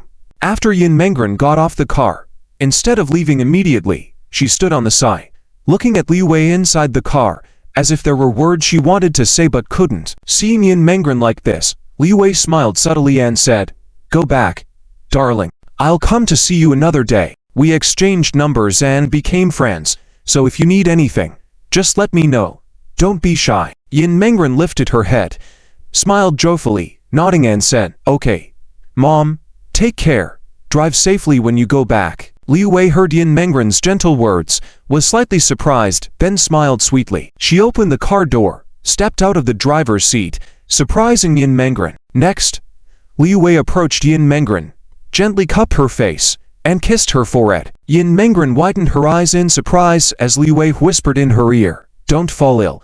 As the car drove away, Yin Mengren stood there for a long time, unable to recover from the moment. She placed her hand on her forehead, mouth slightly open, blinking her eyes occasionally, to prove she wasn't petrified. The cool summer breeze touched her face, lifting her hair strands and making her feel slightly cold physically, yet incredibly warm inside, unable to cool down. At this moment, when Yin Mengren still hadn't gone upstairs, Zhou Heng came down, went outside, and saw Yin Mengren standing there. He called out, "What's wrong? Let's go home. Isn't it chilly outside?" "Oh, okay." Yin Mengren finally came back to her senses and hurriedly went forward with Zhou Heng, entering the building. While riding the elevator, Zhou Heng said, "The weather will turn cooler soon. My mom left some autumn clothes for me. See if any fits you. Take them to wear first. You can buy some more later when you rest. I'll give you money. Don't refuse. It's my mom's intention." Yin Mengren nodded, saying, "Got it." Back in their home, Yin Mengren watched Zhou Heng's back, and there was something on her mind that she hadn't spoken out loud. She felt she should clarify with Zhou Heng. It wouldn't be good if she unintentionally offended him. "Zhou Heng?" "Yes." Zhou Heng turned to her when he heard Yin Mengren speak. Yin Mengren turned her head to the side, holding her elbow with one hand, softly asked, "About me being your mom's goddaughter, would you be upset? Would you mind?" she asked quietly, as Zhou Heng was her real son, and she needed to know his opinion. If he minded, then of course, she shouldn't overstep her boundaries, even though she was really afraid to change the outcome now. Zhou Heng raised his eyebrows, paused for a few seconds, then shook his head. "This matter. If it makes you happy, my mom happy, and I receive all my living expenses, how could I mind? Your relationship with my mom has changed, but my relationship with you hasn't. Don't overthink it. Let's stay the same as before." Upon hearing Zhou Heng's words, Yin Mengren's suspended heart finally relaxed. She was most worried that her relationship with Zhou Heng would deteriorate, not be as good as before. Now that Zhou Heng had spoken like this, she could rest assured. Okay. At night, the two alternated showering, changed into pajamas, prepared to go back to the bedroom to sleep. Yin Mengren looked at the bed, where the two would sleep together, thinking about how her godmother might have known about her and Zhou Heng sleeping on the same bed last night. Would she not say anything? Was that tacit approval? Zhou Heng also came in, looking at the bed, suddenly thinking of what his mom said yesterday. "By the way, my mom mentioned this place is a bit small for us to live together since it has only one bedroom. So when the lease is up for this place, we'll have to find a new place to live." "Oh, I see." Yin Mengren's eyes flickered slightly, her answer a bit forced. Just thinking about moving to a new place implied they wouldn't have only one bedroom anymore, which meant she and Zhou Heng wouldn't be sleeping together at night. Yin Mengren's heart sank for a moment, quickly denying her thoughts. Why was she thinking those things? In this situation, it wouldn't be comfortable for Zhou Heng, as he was physically big and strong. Sharing a bed wouldn't be comfortable for him, so she would sleep on the couch. With two bedrooms, Zhou Heng could sleep comfortably, which was a good thing. So, why did she feel a hint of loss? The lights are off. The two of them lay in bed, Zhou Heng closing his eyes and already drifting off to sleep, while Yin Mengren couldn't fall asleep, her eyes almost refusing to shut because of various things that happened today, making it hard for her to digest. She replayed the day in her mind, with her thoughts finally landing on the topic of them moving to a new place as Zhou Heng mentioned. At times like this, we're one day closer to moving. Yin Mengren stared at the ceiling, silently thinking to herself that even though they slept in the same bed every night, they had separate blankets and pillows, with a barrier in between. Apart from occasionally chatting after turning the lights off, they had no interaction in bed. At that moment, Yin Mengren suddenly thought of the one time things were different. It was when Zhou Heng was particularly tired and ended up unintentionally placing his arm over her while turning in his sleep. That day, Zhou Heng even apologized to her, explaining the situation. Since they would eventually sleep separately, she wondered if a dangerous thought popped into Yin Mengren's mind. If Zhou Heng could accidentally end up next to her in his sleep, then couldn't she do the same to him? She could pretend it was unintentional, just as Zhou Heng had done, that is, pretend to sleep. The next day, she could act like nothing happened, maintaining complete unconsciousness, and there would be no need for embarrassment. Yin Mengren bit her lip, her heart thumping with excitement at the idea of doing something she had never thought of before. She didn't rush, knowing that if she pretended to be asleep, she had to remain still for at least half an hour before moving. Otherwise, she would certainly raise suspicions, as no one falls asleep and starts tossing and turning so quickly. With this thought in mind, she waited for over half an hour as it grew late, with darkness enveloping the outside, and not a single hint of light remaining. Yin Mengren felt it was time to act, so she gently shifted her body, as if testing the waters, knowing that with a simple turn, she could easily cross the barrier separating them. However, crossing that barrier meant encroaching into Zhou Heng's territory, bringing her closer to him to the point where they could almost touch. She had to maintain a delicate balance, ensuring her actions appeared completely unconscious to avoid raising suspicion. First, Yin Mengren moved her blanket aside to prevent it from rolling up while she turned. Then, she shifted to face Zhou Heng's direction. In the pitch-black bedroom, she couldn't tell if Zhou Heng was asleep at that moment, as she couldn't see a thing. It would be ideal if he had drifted off, as even if she accidentally disturbed his slumber, he wouldn't suspect her intentions. However, if he was awake, she had to act naturally to avoid being caught pretending to sleep. After a short while, Yin Mengren felt the time was right to proceed. She attempted to position herself on the middle of the blanket after turning, making it possible for her arm to rest on Zhou Heng's body. But she had underestimated her momentum. As she turned, she realized she couldn't stop herself, and the next second, she found herself on the other side, where Zhou Heng usually slept. Startled, Yin Mengren broke out in a cold sweat, her heart racing in fear of arousing Zhou Heng's suspicions with such a bold move. After remaining still for several seconds, Zhou Heng showed no signs of stirring.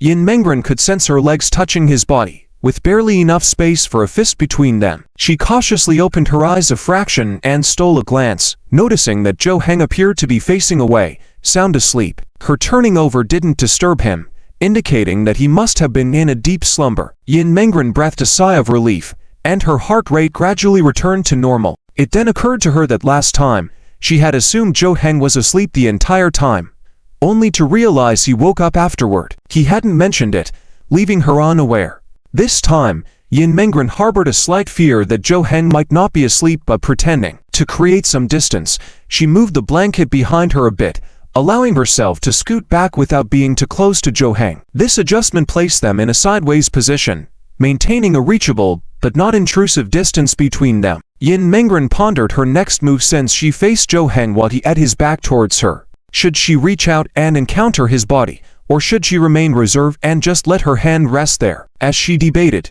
Zhou Heng in front of her suddenly shifted. Quick to react, Yin Mengren closed her eyes, entering a deep pretensive sleep, acting as if she was oblivious to everything. The next moment, Zhou Heng turned over, creating space for him to move as she had shifted. Trembling, Yin Mengren kept her eyes shut and felt her head pressed against Zhou Heng's chest. His arm wrapped around her. She was now truly embraced by him. Surprised by the turn of events, Yin Mengren dared not open her eyes or move, bewildered by the unexpected intimacy. She hadn't planned her next move or how to reciprocate Zhou Heng's embrace, now that he had turned towards her. Was Zhou Heng asleep or awake at this moment? She could feel his steady breathing and heartbeat. After listening for a while, she noticed no change in Zhou Heng's heartbeat, suggesting he remained sound asleep. Yin Mengren hesitated for a moment before slowly raising her hand, pausing in the air for a few seconds before gently resting it on Zhou Heng's waist. It felt as if, at that moment, they were embracing each other, creating a serene and tranquil atmosphere. With a newfound sense of tranquility, Yin Mengren thought that such intimacy could only be experienced when Zhou Heng was asleep. It was somewhat melancholic, making her long for the time they could embrace while both awake. Perhaps it would only be possible once they were truly together. She was certain of her feelings for Zhou Heng now, but she pondered if he shared the same sentiments. Would Zhou Heng accept her confession if she made a move? Regardless, she couldn't jeopardize Zhou Heng's studies at this juncture. With that in mind, Yin Mengren closed her eyes and quickly drifted off to sleep in Zhou Heng's embrace. However, as Yin Mengren fell asleep, in the darkness, Zhou Heng slowly opened his eyes. Yin Mengren blinked her bleary eyes open and saw sunlight creeping in through the curtains in their room. "Come," she hummed out with a heavy nasal tone. Noticing that Zhou Heng was no longer by her side, she felt a sense of surrealness thinking about how she fell asleep in his embrace last night, feeling like she was dreaming. She quickly fell asleep afterward, unaware of what happened next. They probably turned over and then went their separate ways. She didn't know if Zhou Heng had noticed what happened last night. Yin Mengren sat up in bed, her nightgown sliding off her shoulders to reveal her milk-white, ivory-like shoulders. After changing clothes, she pulled back the curtains to let sunlight in, neatly folded the blanket, and walked out of the bedroom to see that Zhou Heng had already prepared breakfast. Zhou Heng greeted Yin Mengren softly when he saw her. "Morning." "Good morning." Yin Mengren smiled brightly, showing her neat white teeth. She appeared refreshed and different from the previous days. From today onwards, Yin Mengren seemed completely renewed. She washed up, sat at the dining table with Zhou Heng, and they had breakfast together. Zhou Heng took a sip of porridge and asked, "The results should be out today, right? It's been almost 2 days." "Yes, the results for most subjects will be out in the morning. If we're lucky, rankings should be out in the afternoon," Yin Mengren replied. Zhou Heng sighed. Yin Mengren looked at him in surprise and reassured him about the exam results, reminding him that it was just a monthly assessment and he could catch up next time with proper preparation. After breakfast, they packed up and went to school together. Perhaps due to the upcoming release of results, the atmosphere at the school was tense, with students on edge and anxious. Zhou Heng hoped to know his results quickly to assess his performance compared to others. Previously ranked around 200 in the grade, Zhou Heng had a similar level to Kang Yue in the class. However, this time there was a noticeable difference in their scores, which made Zhou Heng curious about Kang Yue's performance. He found that his scores were consistently higher in each subject. Meanwhile, Yin Mengren was worried about Zhou Heng's results, paying more attention to his grades than her own. With each revealed score, she noted them down and compared against Zhou Heng's past performances. Seeing Zhou Heng's significant improvement, Yin Mengren finally smiled, offering words of praise for his progress. "You did well this time. Rising 50 spots should not be a problem. Your initial rank being 200-something leaves ample room for improvement." Tang Zi also complimented Zhou Heng's progress, amazed by his rapid improvement, which she attributed to his break from gaming. Zhou Heng felt somewhat confident about his performance, but remained cautious, knowing others could have performed well too, affecting the rankings. When the results were finally announced, emotions ran high among the students. Kang Yue seemed devastated by his poor performance, regretting his lack of preparation. Zhou Heng, however, was overjoyed to find his ranking significantly improved by rising more than 50 spots. This unexpected success made him ecstatic, and he couldn't contain his excitement, banging on the table and drawing everyone's attention to his achievement. After the initial excitement passed, Zhou Heng resumed checking through the results, and realizing his progress in class meant a lot to him. Looking at Yin Mengren, the gratitude he felt towards her shone through his eyes. Yin Mengren, catching his gaze, subtly cheered him on with a yay gesture, expressing her joy and celebration for his accomplishment. Zhou Heng, ordinarily composed, was now visibly touched by her support. Meanwhile, Yin Mengren found herself blushing at his smile, feeling a rush of emotions she couldn't quite explain. This moment with Zhou Heng left an indelible mark on her mind. Zhou Heng continued looking through the rankings, easily guessing that Yin Mengren held the top spot, even after being absent for days. As he scanned the list further down, he noticed that the second rank holder wasn't who he expected. Surprised, he turned to Tang Zi beside him and inquired, "Tang Zi, did you secretly study?" It's okay. I only studied for a bit a few days before the exam." Tang Zi glanced at the list and saw that she was now at the second spot in the class, moving up from 5th place, and her grade ranking had also improved from 17th to 6th. She didn't seem too surprised by this and responded, "Your ranking has gone up. You have to play the game. You're so greedy. You need some grades too. It's so that you can play the game better. It doesn't conflict. Tang Zi shrugged, smiled, making Zhou Heng feel annoyed, but there was nothing he could do. Not going online tonight? Of course, I've got it all covered. Zhou Heng nodded. He had achieved these grades, so shouldn't he reward himself tonight? Otherwise, what was the point of taking the exam? Someone's results are quite interesting. Zhou Heng asked, puzzled. Who? Then Tang Zi pointed to someone on the list. Zhou Heng looked and saw that Tang Zi was pointing at Tang Yining. Tang Yining's ranking had dropped from 34th to 77th, a significant decline in performance. Zhou Heng looked at Tang Zi and asked, "Are you suggesting that her decline is related to me? Can you deny it?" "No, but I don't care. If she's affected, that's her problem." Zhou Heng pushed the list aside and said, indifferently, Tang Yining, holding her report card, looked back and forth between her own and Zhou Heng's grades. Her expression was solemn, but her emotions were hard to discern. After a while, she put down the report card, raised her head, and looked in the direction of Yin Mengren, murmuring to herself, "What am I doing?" After school that evening, Zhou Heng hurried home, with Yin Mengren barely keeping up. Upon arriving home, Zhou Heng promptly informed his mother, Liu Wei, about his grades. Yin Mengren sat there, watching Zhou Heng make the call. Though she couldn't hear the conversation, she could tell from Zhou Heng's tone that his mother was happy. After ending the call, Zhou Heng went to his room to play games. Yin Mengren, holding her report card, reminisced about the past, how she would rush home to tell her parents her grades and bask in their praises. She felt a sense of anticipation every time. Looking at her phone's chat interface and back at her report card, Yin Mengren appeared conflicted, hesitant. Eventually, she took a picture of her report card and sent it to a close friend on her phone who happened to be Liu Wei. She wasn't sure why she did it, but an inner hope surfaced, yearning for a response. Ding *. Shortly after, her phone rang. Excited, she picked it up to read. "Well done, darling." A transfer of money quickly followed. "This is a reward for my darling. Accept it." Yin Mengren widened her eyes in shock at the exorbitant sum of 666 yuan sent by Liu Wei. She responded hesitantly, "Mom, thank you, but I can't accept this." "Oh, come on, take it, or I'll get mad." Despite the words, there was no hint of anger. Even Yin Mengren chuckled softly, feeling sweet inside. After exchanging a few more words, Yin Mengren realized she had no choice but to accept. Liu Wei, being Zhou Heng's mother, was resolute, and it seemed nothing could dissuade her.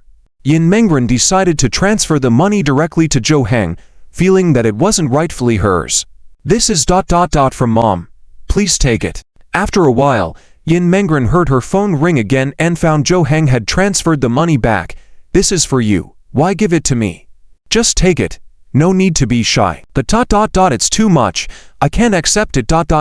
That's just her way of making sure you accept it. She's intentionally understating the value, or else if you actually got first place, she'd think it's worth a lot more, at least at another 6. Yin Mengren was astonished at the message on her phone. This was already reduced reward. She found it excessive, given that she was just an adopted daughter. After dinner, Zhou Heng seemed relaxed after the exam, not engrossed in gaming but focused on other activities. Yin Mengren, now pain-free after their last workout, decided to join Zhou Heng in exercising to gradually adapt her body and prevent muscle injuries. After the workout, both were drenched in sweat, taking turns to shower. As they lay in bed ready to sleep, exhausted, Yin Mengren pondered the events of the previous night, contemplating how to achieve a repeat experience of laying comfortably in Zhou Heng's arms. On weekends, students all rest. On this day, most people had planned their schedules in advance. Tang Yining opened her eyes from her sleep.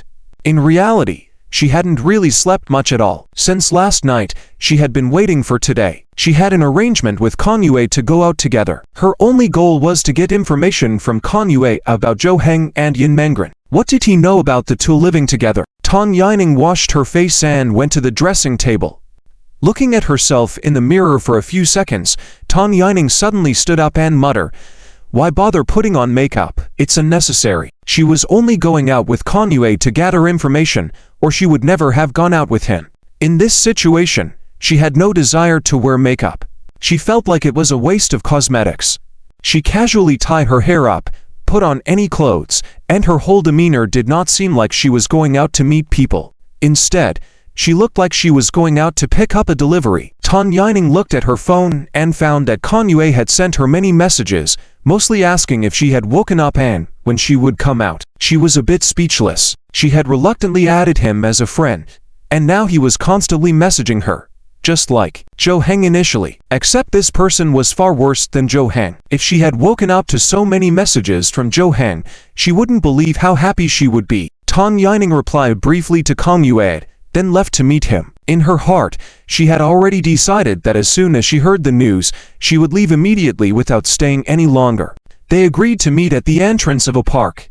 When Tan Yining hurried over, she saw a person already standing there. This person was Kang Yue, standing under a tree, holding a phone and looking at himself on the screen, constantly adjusting what seemed like hair sprayed with gel. Tan Yining couldn't help feeling a sense of disdain. In fact, at that moment, she even had an urge to escape. In her heart, she was weighing whether it was worth it. Was this selling her soul? What if someone she knew saw her? She felt like she wanted to disappear, just like Lu Yanshuo, who had transferred. Seeing Tan Yining approaching slowly, Kang Yue immediately smiled and walked towards her. Hi. You're here. Quick. Tell me and then hurry up. Tan Yining kept a certain distance from him as they spoke, but whenever Kang Yue stepped forward, she would step back. Kang Yue noticed Tan Yining's thoughts and opened his hands, saying helplessly, "Should we walk and talk?" Tan Yining had no choice but to leave with Kang Yue. They started walking, but she deliberately kept some distance from Kang Yue, making it seem like they were not that familiar with each other. Tan Yining walked behind Kang Yue, arms crossed, staring at him, and said, "Okay, hurry up and tell me. Do you know or not?" "Of course, I know. Do you think I'd lie to you?" Kang Yue purposely slowed down his pace, approaching Tan Yining a little closer before gradually speaking. "Here's the thing. That day, and Lu Yanshuo didn't show up for the exam. Wuyang Jiaxiang said he might not come again. After I got back, I contacted him to ask. He said he was delivering breakfast to the class monitor in the morning, but when he was downstairs at her house, he suddenly saw her walking out with Zhou Heng. So he went up to question them and found out that it was Zhou Heng's house, and the class monitor lived there." Tan Yining furrowed her brows, ignoring the distance between her and Kang Yue. She walked up directly to him and asked, "Why? Why is she living at Zhou Heng's house?" I don't know. That's what Lu Yanshuo told me. He didn't know the reason either. But it seems like the class monitor had a conflict with him. You don't know? You only know this little bit and tricked me into coming out. Tan Yining's brow furrowed tightly, glaring at him with a hint of anger in her eyes. Kang Yue hastily spoke. "No. What do you mean tricked you? You came out willingly, and I told you everything I know. Where did I trick you? You." Tan Yining bit her lip, feeling exasperated. She had thought she might hear some useful information, but now she realized she shouldn't have pinned any hope on Kang Yue. "I'm leaving." Tan Yining turned to leave, intending to not stay any longer to avoid showing how foolish she was. Kang Yue immediately moved to stop her as he had finally managed to get her out, and if she was going to leave so soon, he would really be at a loss. "Hey, don't go. You're already here. Why rush to leave? How about I treat you to a meal, so you won't have come out for nothing?" "No thanks. I'll just consider it taking out the trash." Tan Yining didn't stop, but walked even faster. Kang Yue followed closely behind. Just then, as they turned the corner, two figures suddenly appeared ahead. Tan Yining abruptly stopped in her tracks to avoid a collision. Though when she recognized who the two people were, her heart couldn't help but tremble uncontrollably. Staggering backward, her eyes were filled with disbelief. Tan Yinmengren saw Tan Yining and instinctively wanted to call out to her, but then immediately closed her mouth, pretending not to have seen her. Beside her, Zhou Heng slightly furrowed his brows. When he spotted Kang Yue behind Tan Yining, his brows relaxed. You guys." Tan Yining stood frozen in place, unable to move as if petrified. Her mouth was slightly open as if she wanted to say something, but she couldn't utter a word. She had just been skeptical of what Kang Yue had said earlier, but now she fully believed it was true. Otherwise, how could she explain the fact that these two were together on an early weekend morning? Kang Yue also stopped walking, glancing at the two in front of him in surprise, then smiled suggestively. "What a coincidence. Do you two have a date?" As Zhou Heng and Yinmengren walked past him, Zhou Heng coldly replied, "Date? Nonsense. Then he and Yin Mengren walked away without even acknowledging Tang Yining, as though they hadn't seen her at all. Watching them walk further away, Tang Yining finally snapped out of her daze. She quickly turned and hurried after them, calling out, "Wait!" Zhou Heng and Yin Mengren stopped in their tracks, turned around to look at Tang Yining behind them. Zhou Heng still had the same impatient expression as always, just like when he first confessed to her. Tang Yining's expression was indifferent, showing no emotion at all, giving off a vibe that she was completely unfamiliar with Tang Yining. You guys really live together? I heard it from someone else." Tang Yining asked in disbelief, eager to know the truth, hoping to hear it from the person themselves. Maybe after knowing the truth, she wouldn't be able to bear it. Was a guy who had pursued her for 2 years, but now stopped, and she started to develop feelings for him, wanting to reconcile but unable to. The other was her best friend whom she had a close friendship with for 2 years. She always thought they would be friends for life. These two people were the closest to her in her high school life, but now it seemed like she had been abandoned. They were together. Her close relationships with them suddenly seemed severed. She couldn't accept this reality. No matter who Zhou Heng was close to, she wouldn't feel as heartbroken. If Yin Mengren was with someone else, she could accept it, but what she couldn't accept the most was the relationship between Zhou Heng and Yin Mengren. It felt like a betrayal, like she had been abandoned. Zhou Heng glanced back at Kang Yue, who quickly turned his head, pretending to know nothing and looking at the scenery innocently, but his body trembled slightly. He had told Tang Yining about this. Would Zhou Heng question him later? What if Zhou Heng got angry with him? How would he explain it? Yin Mengren looked at Zhou Heng. Without his consent, she dared not speak out of turn, but Zhou Heng gave her a look, as if giving her permission to speak. Yin Mengren understood tacitly and turned to look at Tang Yining. Even though she hadn't spoken, Tang Yining saw the eye contact between the two and felt heartbroken. They seemed to understand each other without words. Yes, it's true. I live at Zhou Heng's house. Yin Mengren nodded, confirming it. Tang Yining was struck by a thunderbolt in her mind. How could this outrageous and absurd thing be true? How could she accept it? That's why they both seemed to be drifting away from her, but in fact, they were getting closer to each other. But why? What was the catalyst for their relationship? Then, what is your relationship now? Tang Yining asked weakly.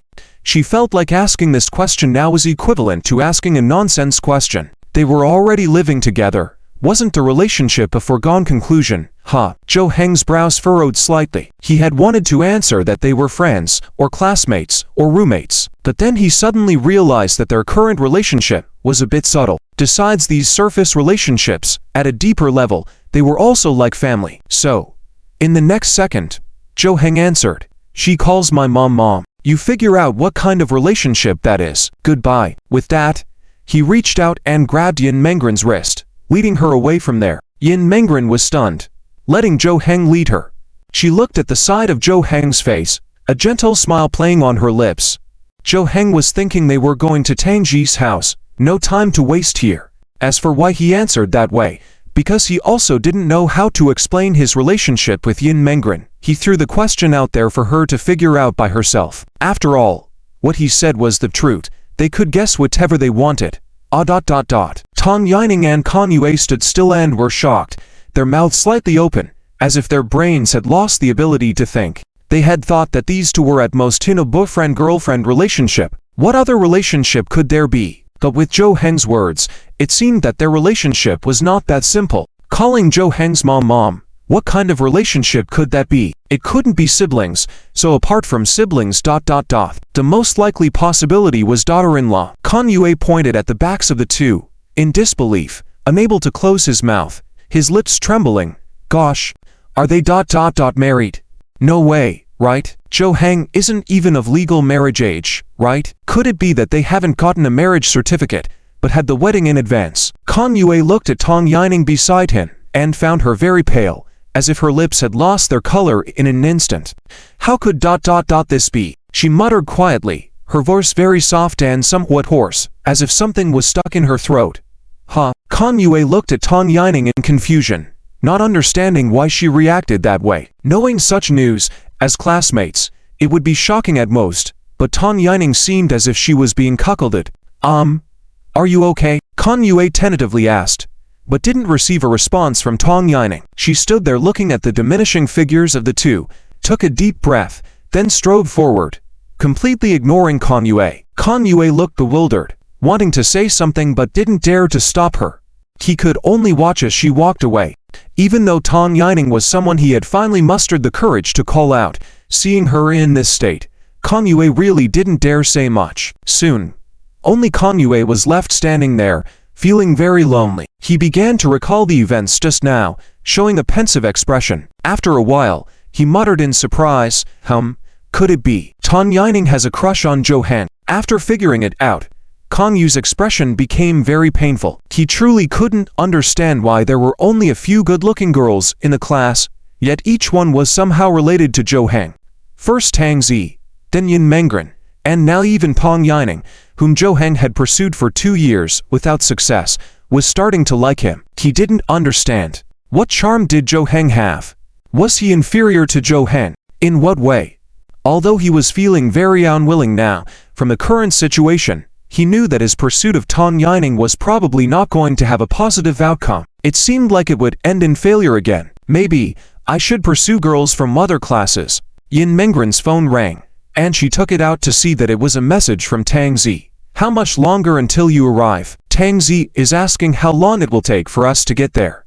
Yin Mengren looked up at Zhou Heng and asked, because she also didn't know where Tang Zi's home was. Zhou Heng glanced at her and said, no need to reply to her. We are already downstairs. With that, he pointed to the residential building in front of them and walked in first. Yin Mengren quickly followed, but still sent a reply to Tang Zi. We have arrived. They took the elevator and arrived at the designated floor. As soon as they stepped out, Yin Mengren saw an open door with Tang Zi standing at the entrance, waiting for them. Upon seeing Tang Zi, Yin Mengren immediately smiled, reached out to greet her, and Tang Zi also smiled and waved back. They looked like long-time friends. Tang Zi called out into the house, Mom, Zhou Heng, and they have arrived. Coming. A woman's voice responded from inside. Shortly after, the sound of slippers rushing towards the door was heard, and a woman appeared behind Tang Zi. She was slightly shorter than Tang Zi, but had a completely different gentle and elegant demeanor. Yin Mengren could tell that Tang Zi inherited her mother's deep, dark eyes. The resemblance between their eyes was striking. Comparing Tang Zi's mother inwardly with Zhou Heng's mother, although impolite, she personally felt that Zhou Heng's mother was slightly prettier. Zhou Heng nodded slightly, greeted her, and said, Auntie, I'm here to mooch a meal. Tang Zi's mother, Zhou Yelin, upon seeing the two at the door, smiled warmly. Oh, this must be little Mengren, right? Yin Mengren quickly bowed and softly replied, Yes. Hello Auntie. My name is Yin Mengren. Yes. Yes. Good child. Come in. Come in. Zhou Yelin handed them slippers, gestured for them to enter. Yin Mengren followed behind Zhou Heng into the house. You two go play first. I'll go prepare lunch. We'll eat soon. Zhou Yelin tied an apron and went to the kitchen to cook. Yin Mengren glanced at the table full of ingredients in the kitchen, feeling surprised. It seemed like a festive occasion at home, quite different from a simple meal. She quickly put down what she was holding and followed into the kitchen, offering, Auntie, let me help. I can assist without causing chaos. Rolling up her sleeves, she planned to lend a hand. Zhou Yelin paused for a moment, then smiled slightly, a warm man gentle smile in her eyes. No need to help, dear. Go play. Oh. Tang Zi said that. Yin Mengren was slightly startled and awkwardly scratched her head. She was unsure how to continue the conversation. Zhou Yelin, cutting vegetables, said, I've heard about your situation from Tang Zi. Don't be too polite. We're all family here. Just treat it like your own home. She then called out from the kitchen, Tang Zi, come and take Mengren to play with you guys. Tang Zi arrived in the kitchen and said to Yin Mengren, You're here. I thought you went to the restroom. Let's go. Tang Zi reached out, took Yin Mengren's wrist, and led her out of the kitchen. Remembering Tang Zi's words, Yin Mengren looked at Tang Zi beside her, wondering what kind of person she was in Tang Zi's eyes. Since Tang Zi would say such things to her mother, it indicated that she was probably well regarded. Yin Mengren was led to Tang Zi's room, where Zhou Heng was sitting, reading a manga. Upon entering, Yin Mengren was dazzled by the various decorations in the room. If Zhou Heng's room could be described as simple, Tang Zi's room was rich with posters on the walls, a display case for collectibles, and numerous dolls and cushions on the bed, turning the bedroom into a unique space. The computer monitor seemed like a TV screen to Yin Mengren, as she had never seen one this large. She knew Tang Zi loved playing games, even the keychain had game-related charms. Still, she underestimated Tang Zi's love for games. She always thought most game enthusiasts were male, so meeting a girl who loved games this much was a first for her. Tang Zi sighed, saying, "Just sit anywhere, the room is a bit messy, don't mind it." Yin Mengren chose to sit next to Tang Zi. Despite the room being filled with items, it was not chaotic. Zhou Heng closed the manga, turned to Yin Mengren, and suggested, "Since we're all here, we should discuss the sports meet now." Tang Zi nodded in agreement. With the monthly exams over and the sports meet at the month's end approaching in a little over a week, many had signed up for events, and Zhou Heng had filled out the forms. The remaining decisions were on the opening ceremony performances and what events Zhou Heng and Tang Zi would enter. That's true. I did say we'd discuss the sports meet after the monthly exams. Other classes seem to have decided almost everything. We're a bit slow. Yin Mengren almost forgot about this crucial matter, given her recent busyness. With the sports meet just over a week away and no decisions made yet, the time did seem a bit tight. She turned to Zhou Heng and Tang Zi, asking, "So, what are your thoughts?" Feeling that the two were not easy to handle, she had to balance things and make sure both were satisfied. She thought they might argue, but this time they both shook their heads and said, "We don't have any ideas, we'll follow your lead and arrangements." Really? Really? Yin Mengren cautiously asked, somewhat disbelieving, because just a while ago, they almost had a disagreement over this matter, leaving her in a difficult position between the two of them. But now, both of them had compromised. They actually handed over the decision-making power to her. Zhou Heng nodded and replied, "Yes, really. You can just decide casually, we are both okay with it." Tang Zi also nodded in agreement. It was quite surprising to Yin Mengren. However, since both of them agreed, it was definitely a good thing. At least they wouldn't argue over this trivial matter anymore. Following that, based on her own thoughts, Yin Mengren arranged for them both. Since it was a competition, they should take it seriously. Their class could easily secure the first position in exams, so they should strive for the first place in the sports meet as well. Firstly, it was certain that Zhou Heng would participate in the shot put event. Yin Mengren had absolute confidence in him winning. Then there was Tang Zi's long-distance running, in which Yin Mengren also had faith. After discussion, she registered Zhou Heng for the 100-meter sprint and Tang Zi for the 4x100-meter relay. Though Zhou Heng and Tang Zi thought they could participate in more events without any issue and ensure winning all of them, Yin Mengren declined their suggestion. She believed that it would be fair for each of them to have two events, also giving an opportunity to other classmates in their class. Otherwise, if students from other classes found out, they would surely gossip about how, apart from Zhou Heng and Tang Zi, no one else in their class could compete. So, the events are decided like this, okay? Yin Mengren asked for the opinions of both, and Zhou Heng and Tang Zi had no objections. They nodded in agreement. Following that, Yin Mengren mentioned, "Well, next is the opening ceremony performance. I remember last year it was a class aerobics performance, right?"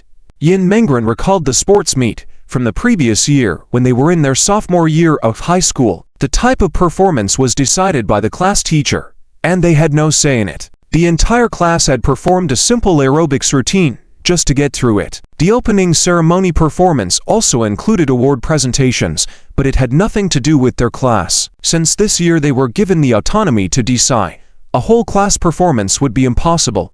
Not to mention they hadn't decided on the type of performance yet. Even if they had a unanimous decision, there wouldn't be enough time for rehearsal. They were already exhausted from daily school routines. Therefore, it could only be a few individuals or a solo performance. Previously, Zhou Heng and Tang Zi seemed to mention what they wanted to perform. Yin Mengren looked at the two, contemplated for a moment, and asked, "Is it really up to me to decide? Do you both agree?" "Yes." Zhou Heng and Tang Zi nodded without hesitation. Subsequently, Yin Mengren turned to Zhou Heng and asked, "So, Zhou Heng, from the class perspective, who do you think suits the performance better between the two of you?" Zhou Heng furrowed his brow slightly and seriously pondered the question. After a few seconds, he raised his hand and pointed towards Tang Zi. Yin Mengren nodded in acknowledgement and then turned to Tang Zi, asking, "And what about you? What do you think?" Tang Zi raised her hand and pointed to Zhou Heng. This result made Yin Mengren chuckle. These two had previously argued fiercely, but now they were so modest and deferential, both thinking the other was more suitable. In that case, why bother fighting in the first place? She had been trying to mediate between them, which now seemed unnecessary. All right, how about this? The two of you play rock, paper, scissors. Whoever wins gets to perform. Is that okay? Yin Mengren directly stepped aside from the two, letting them decide on their own. She didn't want to choose for fear that someone might not be willing. I have no objections. I'm fine with it. Their opinions were in sync. Subsequently, in front of Yin Mengren, they had a non-competitive game of rock, paper, scissors, and in the end, Tang Zi emerged as the winner. Okay, so it's decided that Tang Zi will perform. Yin Mengren patted Tang Zi's shoulder, hastily finalizing the decision. Afraid of any further variables, Tang Zi suddenly thought of something, looked at Yin Mengren, and with a meaningful smile, said, "Both of us have things to do. What about you? Don't you want to participate in something?" Pointing at herself, Yin Mengren blinked and asked, "Me? What can I do? I don't know how to do anything, and if I register for an event, I'm sure I won't win." Tang Zi shook her head gently and recalled, "I remember during the opening ceremony, we need a girl to lead the team and hold the banner, right? Like what Tang Yaneng did last year." "Ah, true, but I haven't." "Wait a minute, are you suggesting that I should do it?" "Of course, I think you are the most suitable. What do you think?" Tang Zi looked at Zhou Heng for his opinion, and Zhou Heng also nodded softly, murmuring, "Yes." Yin Mengren didn't expect Zhou Heng to agree. She had just wanted to bring Zhou Heng and Tang Zi along, but now she found herself pulled into it as well. All right, I'll do it." "Fine, I'll do it. I know I can't refuse. I've let Zhou Heng and Tang Zi do so much, so it wouldn't be good if I did nothing. Well, now that everything's settled, shall we play some games?" It was past noon. More than 3 hours had passed, and the kitchen was filled with the fragrance of food. Zhou Yelin served various dishes on the dining table, then called out towards the rooms, "Everyone, come out and eat." The three of them emerged from their rooms, seeing the delicious spread on the table. Yin Mengren sighed in amazement once again. So many dishes were prepared by Tang Zi's mother alone in the morning. It was truly impressive. "Aunt, you've worked hard." Zhou Yelin smiled with narrowed eyes as she pulled a chair for Yin Mengren, saying, "It's not hard. I'm happy that you all could come." "It's nothing." Zhou Heng sat down and asked, "Aunt, what time does my uncle finish work?" "He finishes around 8 in the evening. I told him you all were coming today, and he was thinking of taking leave to have a drink with you. Next time, I'll come when my uncle has a day off." They all sat down, ready to eat. Just then, Yin Mengren received a message on her phone. She was puzzled. Who would be messaging her at this time? She thought of not checking it while eating, but she was worried it might be from Zhou Heng's mother, Liu Wei. She didn't want to miss that, so she quickly took out her phone and glanced at the message. She hadn't expected that it was a message from Tang Yaneng. "Yin Mengren, based on our 2 years of friendship, tell me the truth. What is the relationship between you and Zhou Heng? Have I done anything to offend you? Just tell me directly. What's wrong?" Zhou Heng noticed that Yin Mengren didn't look quite right and asked, "It's nothing." Yin Mengren shook her head and didn't tell Zhou Heng about the message on her phone because she was afraid it might affect his mood. Yin Mengren thought about it. Even though there was a disagreement between her and Tang Yanning hadn't done anything to wrong her. She ultimately chose to cut ties with Tang Yanning mainly due to her own selfishness, which was her feelings for Zhou Heng.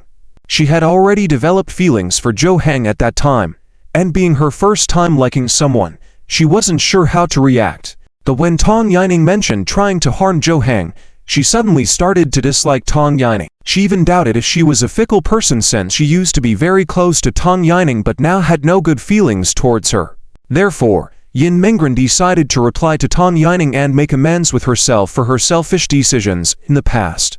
"We are not what you think. For certain reasons, I live in Zhou Heng's house. I am his mother's goddaughter. Do you like Zhou Heng?" Yin Mengren looked at the message Tang Yanning immediately sent on her phone and fell into deep thought. She understood why Tang Yanning was so anxious to know her answer. If she said she didn't like Zhou Heng, Tang Yanning wouldn't see her as an enemy and might ignore her, focusing on pursuing Zhou Heng even more aggressively. Even if she admitted living in Zhou Heng's house, Tang Yanning didn't know it was just the two of them living there, and she assumed Zhou Heng's parents were also there. Yin Mengren replied to Tang Yining after thinking for a while, I do like him. Suddenly, she heard a cough behind her, startling her. She turned around to see Tang Zi standing there, bending over to look at her and sneak a glance at her phone. Yin Mengren awkwardly covered her phone and asked hesitantly, what's up? Tang Zi patted Yin Mengren's shoulder and softly said, even if something's up, you can't skip meals. Let's eat first and handle it later. At that moment, Zhou Yelin asked softly, what's wrong? Little Mengren, did the food not suit your taste? What would you like to eat? Tell Auntie, and I'll make it for you. No, Auntie, the food is delicious. It was just a small matter earlier. It's okay, not a big deal. Yin Mengren quickly put her phone on the table, picked up her chopsticks, and continued eating. She had forgotten they were at the dining table and had intended to glance at her phone and put it down, but she made a mistake in the process. Thanks to Tang Zi's reminder, she avoided her mom jumping to conclusions. They had prepared a big feast, and it would be impolite of her to be buried in her phone while eating. Zhou Heng glanced at Yin Mengren, seeming a bit confused, but he didn't say anything. After they finished eating, the three of them helped Zhou Yelin clean up the table. They hadn't helped with cooking because they knew it could create chaos, but cleaning up after the meal was a basic courtesy. Once that was done, the three planned to go back to their rooms to continue playing games. However, when Zhou Yelin came out of the kitchen, she wiped her hands and called Zhou Heng, saying, Zi Heng, Auntie wants to talk to you. Sure. Okay. Zhou Heng nodded and stayed in the living room with Zhou Yelin, while Yin Mengren and Tang Zi went back to their room. Zhou Yelin poured a cup of tea for Zhou Heng, who quickly stood up to accept it, saying, Thank you, Auntie. Sit, Zi Heng. Auntie has something bothering her and wants to discuss it with you, to ask for your advice. Zhou Yelin held Zhou Heng's arm, and they both sat on the sofa. She sighed, looking troubled, as if truly burdened by something. Zhou Heng nodded and said, As long as I can help, I'll do my best. It's like this, we're in the final year of high school, just 1 year away from graduation. Your uncle and I are starting to think about which university Tang Zi should apply to. I don't have strong opinions, but your uncle particularly wants Tang Zi to go to a prestigious university, like a 211 university. I can't remember the name of the university. Your uncle has a friend who is a professor there. He thinks it would be good for her to have someone familiar there when studying away from home, especially with Tang Zi's personality. What do you think? I think that's good. Why are you troubled? Zhou Heng was puzzled, not seeing why his help was needed. Judging by Tang Zi's performance, applying to a 211 university shouldn't be a problem as long as she works hard. It might be stressful for others, but not for Tang Zi, who should just reduce her game time. The thing is, guess what Tang Zi said? What did she say? She doesn't want to go. Zhou Yelin looked towards Tang Zi's room and then whispered to Zhou Heng. She said, Wherever you go to university, she go to the same one. What? Zhou Heng was shocked, his eyes widening in disbelief.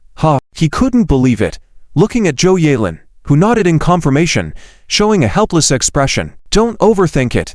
It's not your fault. It's her being stubborn. We understand her meaning, simply that if she goes to university and you're not there, she won't have anyone to talk to in the new environment and won't make friends. That's what's bothering her about going to university. Despite Zhou Yalin's explanation, Zhou Heng knew Tang Zi just wanted to play games with him. Once they got to university, she would be fine, and they both could enjoy playing games. Zhou Heng pointed towards the room and said, You should advise her, Auntie. University won't be the same as high school, and she meet various people there, definitely finding friends she gets along with. Look, Yin Mengren has already become her friend. Zhou Yelin sighed once more, shook her head, and said, I've tried to advise her. It's no use. You know, we've never forced Tang Zi to do anything from childhood. Trying to make her go to a certain university won't work. Zhou Heng now knew why his aunt was troubled. If it were him, he would definitely be distressed too. If only he could get into a good school, it would be fine, but with his current grades, forget about the top universities, he couldn't even get into a second tier one.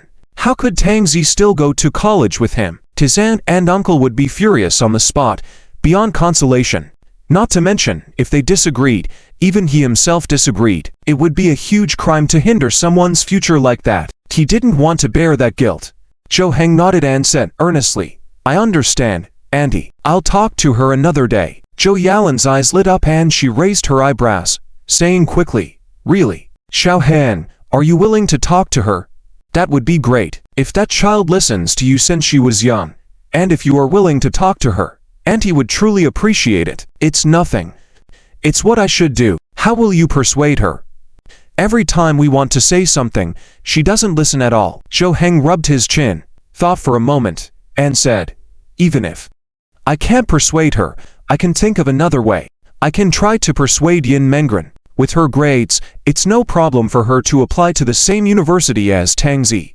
She's worried about not having anyone to hang out at that college. So if Yin Mengren is with her, there shouldn't be a problem, right?"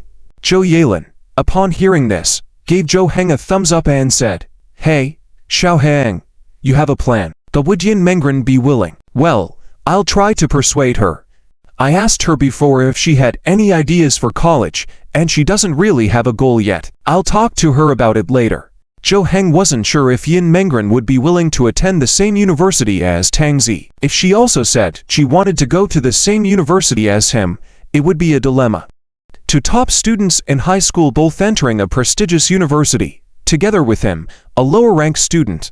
It seemed like the principal would doubt their enrollment, personally greet them, and perhaps even think they had accidentally chosen the wrong school. At that point, his guilt would be immense, especially towards Yin Mengren. Zhou Heng firmly believed that if he prevented Yin Mengren from attending a good university, his mother would definitely kill him. Perhaps he would be banned from playing games and cut off from living expenses. Zhou Yalin nodded, showing a relieved expression, then continued, "If you can attend that university with Tang Zi and Yin Mengren, that would be the best outcome, right?"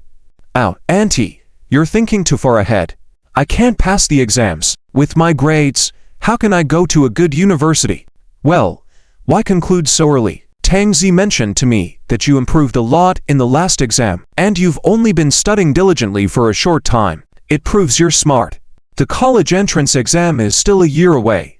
There's plenty of time for improvement. Work hard, and you can do it." Zhou Yalin patted Zhou Heng's hand, encouraging him, which made Zhou Heng feel a bit dazed. In a moment, he actually wondered if he could really make it. He had found some ways to study, making it less painful for him. "Can I really do it?" "Of course, you can. With such progress, it shows there's no issue, right? Work hard. Strive for better results each time." Zhou Heng seemed to gain confidence in an instant. He straightened his body, nodded, and earnestly said, "I will." Elsewhere in the room, Tang Zi wasn't in a rush to play games, but was looking at Yin Mengren playing on her phone on the bed, seemingly lost in thought. Sensing Tang Zi's gaze, Yin Mengren raised her head, a bit surprised, and asked, What's up? I mean, who were you chatting with during dinner? You even mentioned that you like Zhou Heng." "Oh, that..." Yin Mengren hesitated and struggled to speak. She didn't expect Tang Zi to find out. Although it was fortunate that only Tang Zi knew about her feelings for Zhou Heng. If others, especially Zhou Heng, found out, she would really be embarrassed. "Is it Tong Yining? She had the nerve to contact you, and because of Zhou Heng, right?" Yin Mengren nodded helplessly and said, "She found out I live with Zhou Heng, and then she came to ask about our relationship. Then just tell her that you're in a relationship with Zhou Heng and be done with it. Let her give up. Anyway, if Zhou Heng finds out it's to prevent Tong Yining from bothering him, he would probably agree. But I can't lie like that. If it's found out, then make it a reality. You truly be with Zhou Heng. Isn't that better? You like him anyway." As soon as Tang Zi finished speaking, the room fell silent. Yin Mengren kept quiet, not knowing what to think. After a moment, she hesitantly said, "But Zhou Heng... Are you afraid he won't like you? I think there's a high chance he likes you too. Would you live under the same roof and on the same bed with someone you don't like?" Yin Mengren lifted her head and firmly said, "I can't confess, at least not now." "Why?" "Because my mom, she's so happy to know Zhou Heng has made such great progress in studies. She truly hopes Zhou Heng's studies keep improving. If I confess to him now and be with him, it will surely affect his studies. I can't do that." Although Yin Mengren spoke firmly, a hint of melancholy flickered in her eyes. Tang Zi could see it clearly. Even if letting Zhou Heng continue to be bothered by Tong Yining is not a problem, you think being with him would affect his studies. But first, that's not accurate. being with him may not necessarily affect his studies. Secondly, if he's constantly pestered by Tang Yining, don't you think that would affect his studies? Yin Mengren fell silent once again. She knew that even if she didn't confess to Zhou Heng and didn't want to affect his studies, someone else would still affect him. And that person was Tang Yining. She was conflicted about what to do. Seeing Yin Mengren not responding, Tang Zi stood up and softly said, all right. I understand your thoughts. How about this? Since I'm Zhou Heng's deskmate, I'll find out his thoughts for you. If he really has no thoughts of dating now, I'll tell you so you can wait. But if he wishes to be in a relationship and likes you, I'll try to encourage him to confess to you. How's that? Tang Ji's words made Yin Mengren somewhat surprised. Can this really be done? Can I confess my feelings first? But will it really not affect Zhou Heng's studies? Despite feeling tempted by Tang Ji's suggestion, Yin Mengren still had some worries. She didn't want to be the one who influences Zhou Heng negatively. She didn't want to disappoint Zhou Heng's mother. These became her weaknesses, causing her to hesitate. I don't think it will. Being affected by relationships doesn't mean poor self-control, right? Do you think Zhou Heng would? He can give up games, study hard every day, cook for himself daily without being lazy to buy food, stick to exercising, live alone with discipline. Doesn't this prove his strong self-discipline? True. Yin Mengren nodded in agreement with Tang Ji's words. Indeed, she understood how strong Zhou Heng's self-discipline was. These were things few people could accomplish. It seemed like only weak self-discipline would affect studies. Zhou Heng couldn't possibly let that happen. So, what do you think? If you agree, I'll help you. If you insist on your idea, I don't mind. Tang Zi opened her hands, smiled lightly, and asked for Yin Mengren's thoughts. Although she asked verbally, her demeanor suggested she already knew Yin Mengren's answer. Phew. Yin Mengren took a deep breath and let it out. In that breath, it seemed like she had made a decision. Then, she lifted her head, gazed at Tang Zi with determination. I want to be with Zhou Heng. Please help me. I'm willing to do anything. Tang Zi, satisfied with the affirmative response, nodded and sat down, saying, you don't have to do anything. I just think Zhou Heng and you are a good match, at least a lot better than that Tang Yining. Just as Tang Zi finished speaking, Yin Mengren suddenly moved. She opened her arms and hugged Tang Zi, whispering a few words in her ear. Thank you. Tang Ji's eyes widened suddenly, showing a confused expression. Her mind went blank, and after a few seconds, she stammered, it's nothing, I just thought it was fun. Yeah, just for kicks. Yin Mengren let go, looked into her eyes, a hint of a smile in their depths. Well, thank you too. Tang Zi was momentarily stunned, then turned her head, covering her face with her hair. What's wrong? Zhou Heng and Yin Mengren stay until around 4 or 5 in the afternoon. Finally, Zhou Heng left to study at home. Walking back home in silence, each lost in their thoughts related to each other. Yin Mengren occasionally observed Zhou Heng's profile, pondering how if things worked out, would she and Zhou Heng become a couple? Could she be held in his arms at night? Could she walk hand in hand with Zhou Heng openly at school? Thinking about these made Yin Mengren's heart race, even feeling a bit impatient. She had previously mentioned not wanting to hinder Zhou Heng's studies, not wanting to confess to him. But now, after Tang Ji's persuasion, she was extremely eager for it. I say, Yin Mengren, what's up? Yin Mengren was called by Zhou Heng, snapping back to reality. Looking at him, you mentioned before that you didn't had any top university preferences, right? How about going to the same university as Tang Zi? It's a good university, and both of you can definitely get in. Plus you'd have a companion. Really? Great. But what about you? Yin Mengren agreed eagerly at first, as having a good friend in the same university was a good thing. But the next moment, she thought of something more critical. Would Zhou Heng go to that university? She had just pondered what it would be like if they were together, but they were in their final year of high school, the crucial stage. Even if they were together, they couldn't relax, studies came first. She now just wanted a status, to confirm their relationship. Apart from that, she wanted to maintain life as usual until after the college entrance exam. Only then could they focus on love. She was especially looking forward to that stage. But if Zhou Heng didn't go to the same university, what should she do? She would absolutely not allow that. She must be with Zhou Heng at the same university, no matter where it was. She was even willing to forego university, find a job, and take care of Zhou Heng. In short, she didn't want to be separated from Zhou Heng. After thinking for a moment, Jo Heng asked, "Do you think I can get into the university you and Tangzi are aiming for?" Jo Heng's comment, tinged with self-deprecation, made it hard to discern if he was genuinely asking or just provoking for the detail. However, Yin Mengren earnestly replied, "I think you can, Jo Heng. You're very intelligent. As long as you are willing to learn, you can do it." Jo Heng turned to look at Yin Mengren's serious and resolute eyes and was somewhat surprised. With a slight smile in his eyes, he chuckled and said, "Okay, then I'll rely on you to teach me and strive to apply to the same university as you both." Yin Mengren joyfully nodded in response. Okay. That night, the two studied late into the night at home, as if their goal was to enter that university. With Yin Mengren's guidance, Jo Heng gained confidence, believing he had a chance if he made the best use of his time to catch up on the missed progress. On Monday, the day to go to school, students struggled to wake up, carrying heavy bags almost sinking with textbooks, resembling the undead, as they left their homes and headed to school. When Tong Yineng left her house, she was listless. It wasn't just because her grades in the test were particularly bad, leading to a scolding from her parents. She was also troubled by something more crucial. Her past best friend had become her current rival in love. She liked Jo Heng, with a simple mode, living together, going to school together every day, with a success rate close to 100%. Whereas she had rejected the other for 2 years, entering the Helmo, with a success rate close to 0. Now, Tong Yineng's mindset had changed. From initially wanting to get closer to Jo Heng, she had become focused on keeping Yin Mengren away from him. "Sai, is there any way to separate the two of them? Sai, what's wrong with you?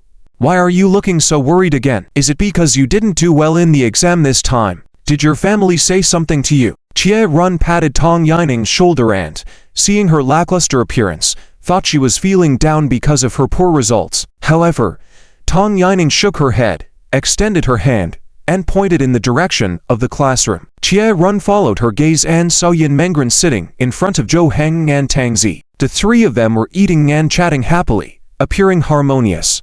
Yin Mengren often had a smile on her face, seeming happier than when she was with her own friends. Chie Run suddenly understood what was bothering Tong Yineng. She was feeling jealous. Seeing her best friend from the past now having other friends and being so happy, it was like a form of anti-netorari, a term for being cooked in Japanese media. Oh dear. Don't be sad. I didn't expect Tangzi to be so good at winning people's hearts, actually deceiving Yin Mengren so thoroughly. It's not just that. The main reason Yin Mengren went there was because Jo Heng was there, Tong Yineng explained. Huh. Chie Run looked surprised, not sure what she meant. Were they suggesting Yin Mengren liked Jo Heng? How did they become involved again? Well, I don't understand the exact relationship between them, but I advise you not to get involved, Chie Run suggested. Involved? Tong Yineng looked towards the three of them with a blank expression, muttering to herself, I have to be able to get involved too. The word like Yin Mengren had replied to her with yesterday kept echoing in her mind. She had never expected Yin Mengren to be so honest, to be able to straightforwardly admit her affection for Jo Heng. Even Tong Yineng herself couldn't do it. It felt as if the last bit of modesty cloth couldn't be torn off. She could only watch helplessly as Yin Mengren frequently appeared by Jo Heng's side, their relationship growing stronger, surpassing her. She felt helpless because there was nothing she could do. After school, Tong Yineng saw Yin Mengren and Jo Heng leaving together. The thought that they were heading back to the same home made her feel a tightness in her chest. Lost in her thoughts, she walked out of the school gate. Unaware of her surroundings, she bumped into someone. Snap. The person ahead snapped their fingers, bringing Tong Yineng back to reality. She looked up in surprise to see a boy with glasses, neat hair, giving off an aura of being academically successful. He spoke softly. Classmate, I have something to talk to you about. Can you spare a moment? Are you Liao Haomiao from Class 1? The boy was surprised, raising his eyebrows, asking, You know me? Of course, you're the top student. Who doesn't know you? Your photo is hanging in the corridor. Since that's the case, I don't need to introduce myself. Can you spare some time to chat with me? Liao Haomiao approached Tong Yineng, making her nervous. What do you want to talk about? Tong Yineng asked. Liao Haomiao inserted his hands into his pockets and said faintly, You are Yin Mengren's good friend, right? Could you help me arrange to meet with her? I want to confess my feelings to her. Tang Yining widened her eyes in disbelief, mouth agape. Huh, what are you saying all of a sudden? What's wrong? I mean, I like Yin Mengren, and I want to confess to her. Can you help me out? I'll compensate you. Although surprised by Tang Yining's reaction, Liao Haomiao remained calm, as if discussing an ordinary matter. Tang Yining composed herself and replied, your news is outdated. I'm no longer friends with her, and also, I advise you not to waste your efforts. She likes someone else in our class. Hearing this, Liao Haomiao didn't seem too surprised, maintaining silence for a moment before saying, it's okay. As long as they're not together yet, I have a chance. Sorry to have bothered you. With that, he turned to leave, leaving Tang Yining bewildered. She couldn't believe someone could remain so optimistic, considering Yin Mengren was already living with someone else. Wait. You don't stand a chance. They're already living together. Tang Yining called out. Huh. Liao Haomiao turned to look at Tang Yining, a look of confusion on his face. After a while, his brows furrowed. It's not a problem. I don't have a hang-up about virginity. Hey. The issue is not that. The key is she's already committed to someone else. Do you really need to intervene? Have they officially announced being together? No. Then it's just rumors. Let me ask you, in this day and age, do you think having substance is more important than reputation? At least to me, they are equally vital. What exists without a name is still relevant. If they haven't announced it, I think my intrusion is necessary to find out the truth. Liao Haomiao's firm stance left Tang Yining speechless, unable to refute. Typically, when one hears that someone they like is taken, they give up, right? Who could have known they were cohabitating with someone else and still remain so hopeful? It was surprising that he wanted to do something about it. Unexpectedly, the top student had such a unique perspective. However, Tang Yining thought, what if he succeeded? After all, he's the top student in our grade. Surely, many others admire him. Regardless of Zhou Heng's capabilities, his academic performance was subpar. Even if he made progress, he could never match Yin Mengren academically. With her excellent grades, she shouldn't be with someone academically inferior, so someone like Liao Haomiao seemed more suitable, right? If Liao Haomiao succeeded, he'd manage to separate Zhou Heng and Yin Mengren, wouldn't he? Wait a minute. Tang Yining hurried to catch up, thinking her idea might actually work. Yin Mengren and Zhou Heng had only recently started getting to know each other. Even if she liked him, it wouldn't be that deep yet. Considering she could develop feelings for Zhou Heng, liking someone else seemed plausible.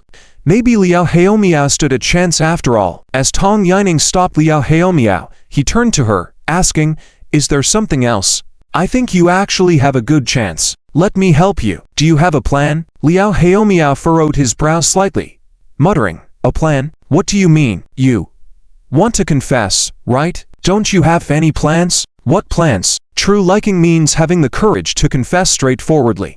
It's not necessarily about being together with her, but I hope she knows that someone finds her personal charm appealing. That's enough for me. That's my confession. Not even brothers, are you ... okay? If you confess like this, it's definitely doomed to fail. Are you sure you don't want to plan it out first? Try to increase your presence in her heart, then enhance her impression of you, and finally confess. Tang Yining couldn't close her mouth in astonishment. She almost thought the person in front of her wasn't of the same age group as her. Did he not use his brain before speaking? You're not even close with her and you're going to confess directly when you meet. Like who would agree to that? However, despite Tang Yining's kind advice, it seemed like Liao Haomiao didn't acknowledge it. He shook his head and said, it's my business if I like her. If she doesn't like me, that's her business. She's not a choice I made after considering pros and cons, but a decision made firmly against all odds after my heart trembled with excitement. Direct confession is my greatest sincerity. After Liao Haomiao finished speaking, he decisively turned and left. From his departing figure, you could see how determined he was, as if nothing could change his mind. Tang Yining was completely dumbfounded, standing in place as if she had just heard something unbelievable, even doubting if she had dreamt it all. Seeing ghosts in the middle of the night, Tang Yining didn't pay much attention to this person. She thought he might have some use, but it seemed like he was just joking around. By the time she went to school the next day, she had already forgotten about him. Zhou Heng arrived at school early, sitting at his desk. Ever since he was determined to get into a good university, His mind was solely focused on studying. As for the purpose, it was definitely for better enjoyment, learning for the sake of fun. Zhou Heng was working on problems during self-study, fully concentrated, when Tang Zi asked, "What do you and Yin Mengren do when you go back at night? Does she only teach you?" Zhou Heng raised his head, looked at Tang Zi with confusion, and nodded. "Sometimes we exercise, probably 2 to 3 times a week. The rest of the time, it's mostly studying." Zhou Heng remembered that they also studied into the late night hours. He felt he was catching up quickly with his tutoring, and if he were to take a test now, his ranking would surely improve. Having such a good student like Yin Mengren as a teacher, who was great at teaching, made his learning twice as productive. "You're really boring. There's a pretty girl living in your house, and you're indifferent." Tang Zi's words made Zhou Heng pause with his pen. Looking at the direction of Yin Mengren, he knew she was indeed very attractive, probably the school's belle. Her good nature and temperament attracted almost half the boys in the class, but they didn't dare to express their feelings because of Liu Yunshuo's existence, who took the lead and deterred others. Zhou Heng returned his gaze, glanced at Tang Zi, and said, "What else do you want?" "Taking advantage of others. She's just staying over, and I don't want to go from doing good deed to being a scoundrel." "How do you know she's not willing? If both parties agree, is it still taking advantage?" Zhou Heng furrowed his brows, slowly setting down his pen, and gazed deeply at Tang Zi. "What do you mean? Are you going to ask me if I like Yin Mengren or not? You see, aren't you quite clever? Because you two seem to have talked a lot about love topics yesterday, which surprised me. Are you both interested in such topics? So you're setting a trap for me." Tang Zi shrugged, a sly smile on her face, continuing, "So, what's your answer?" This question seemed to freeze Zhou Heng, who fell into silence, not saying a word. His pupils quivered slightly as if he was contemplating seriously. Tang Zi didn't rush him, quietly waiting for his answer. After a while, Zhou Heng took a deep breath and said, "I feel more for her. It should be sympathy. Her experiences, her situation, evoke sympathy in me. If I can do more for her, that would be the best." Zhou Heng looked at Yin Mengren's back, recalling the scene of bringing her home, and all the subsequent events. He remembered vividly the night several days ago, when his mother welcomed Yin Mengren as a goddaughter, witnessing how much she lacked security and longed to feel the warmth of family once again. He made a bold decision that night, pretending to sleep, then turning over and gently hugging her. He felt Yin Mengren needed this reassurance, at least to let her feel someone was there for her, so she wouldn't have to worry about being alone again. Tang Zi tilted her head, somewhat surprised as she looked at Zhou Heng. Liking or not liking, choose one. Can't decide. She couldn't understand what Zhou Heng was trying to say, how it related to her question about his feelings for Yin Mengren. Zhou Heng suddenly looked at Tang Zi, his brows furrowed, his gaze intense. "Do you know why I pursued Tang Yining for 2 years before? Because I had no idea what liking meant, what it felt like to like someone. I couldn't grasp that. It was already a blind spot for me, limiting my imagination. I couldn't imagine what it would be like if I truly succeeded, like a poor person imagining an emperor, probably just holding a golden Ho-Tu dake. And for me, maybe it was being together with Tang Yining, playing games with her." "Playing games?" Tang Zi blinked, looking confused. She thought couples did many things together, being intimate and close. But in Zhou Heng's thoughts, how could it simply be playing games with the other person? Was there really nothing else in his mind? "So, you still don't get it?" Zhou Heng shook his head and replied, "I don't know. If I say I want to play games with Yin Mengren, does that mean I like her?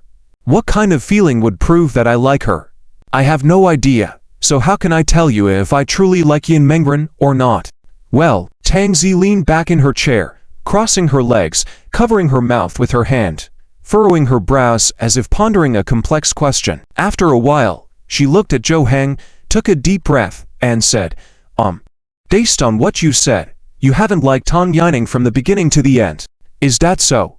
"Maybe." After hearing this, Zhou Heng reacted very calmly, as if this result was not surprising to him at all. However, for Tang Zi, it was quite surprising. Tang Zi thought that Zhou Heng liked Tang Yining very much, but in fact, he himself didn't understand what liking someone meant. Did he really chase after her for 2 years without even knowing if he liked her? No wonder he could give up so decisively without hesitation. Logically speaking, to be able to give up so decisively, he must have come back from a rebirth, right? But the result was that he didn't like Tang Yining at all. These 2 years were just a test for him in matters of love. Isn't liking someone not that complicated? It's just a feeling of wanting to be with the other person. No need to overthink it. You just have to say, if you were to be with Yin Mengren, would you be willing? What kind of question is that? Of course I would be willing. She's good in her studies, good looking. How could I not be willing? There are so many girls out there who are good in their studies and good looking. Am I supposed to like every single one of them? If I don't like Yin Mengren, wouldn't we break up sooner or later if we were together? Wouldn't that be a second injury to her? This also touches upon my blind spot of knowledge. I can answer anything for you, but when it comes to feelings, I really don't understand. Tang Zi helplessly rubbed her forehead. She had planned to probe Zhou Heng's thoughts and even try to match him with Yin Mengren directly, but now, she realized she might not be cut out for it. Knowing nothing herself, how could she be a matchmaker for others? She originally thought it would be an easy solution. If he didn't like her, could they still share a bed together? But on second thought, they were already sharing a bed, and nothing had happened. So was that really liking someone? Being indifferent despite the person you like being by your side? That can't be, right? Sigh. I don't understand either. Isn't this all about slowly figuring it out?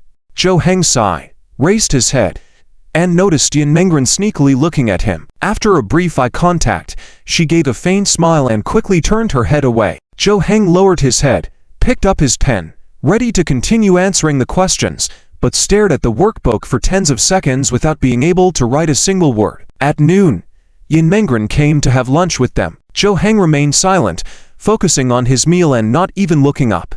Yin Mengren lowered her voice and quietly asked Tang Zi, "What's wrong?" Tang Zi just shook her head, not answering her question. Yin Mengren, too, was puzzled. Under this strange atmosphere, they finished their lunch. After lunch, Tang Zi and Yin Mengren were about to go to the restroom together.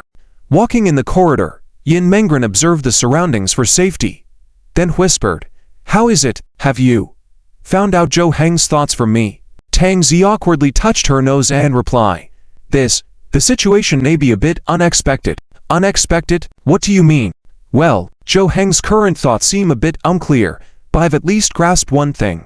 Zhou Heng has never liked Tang Yining from the start. It seems like he pursued Tang Yining just to figure out if he liked her or not." Yin Mengren was surprised and silent. Wasn't she supposed to ask about her own situation?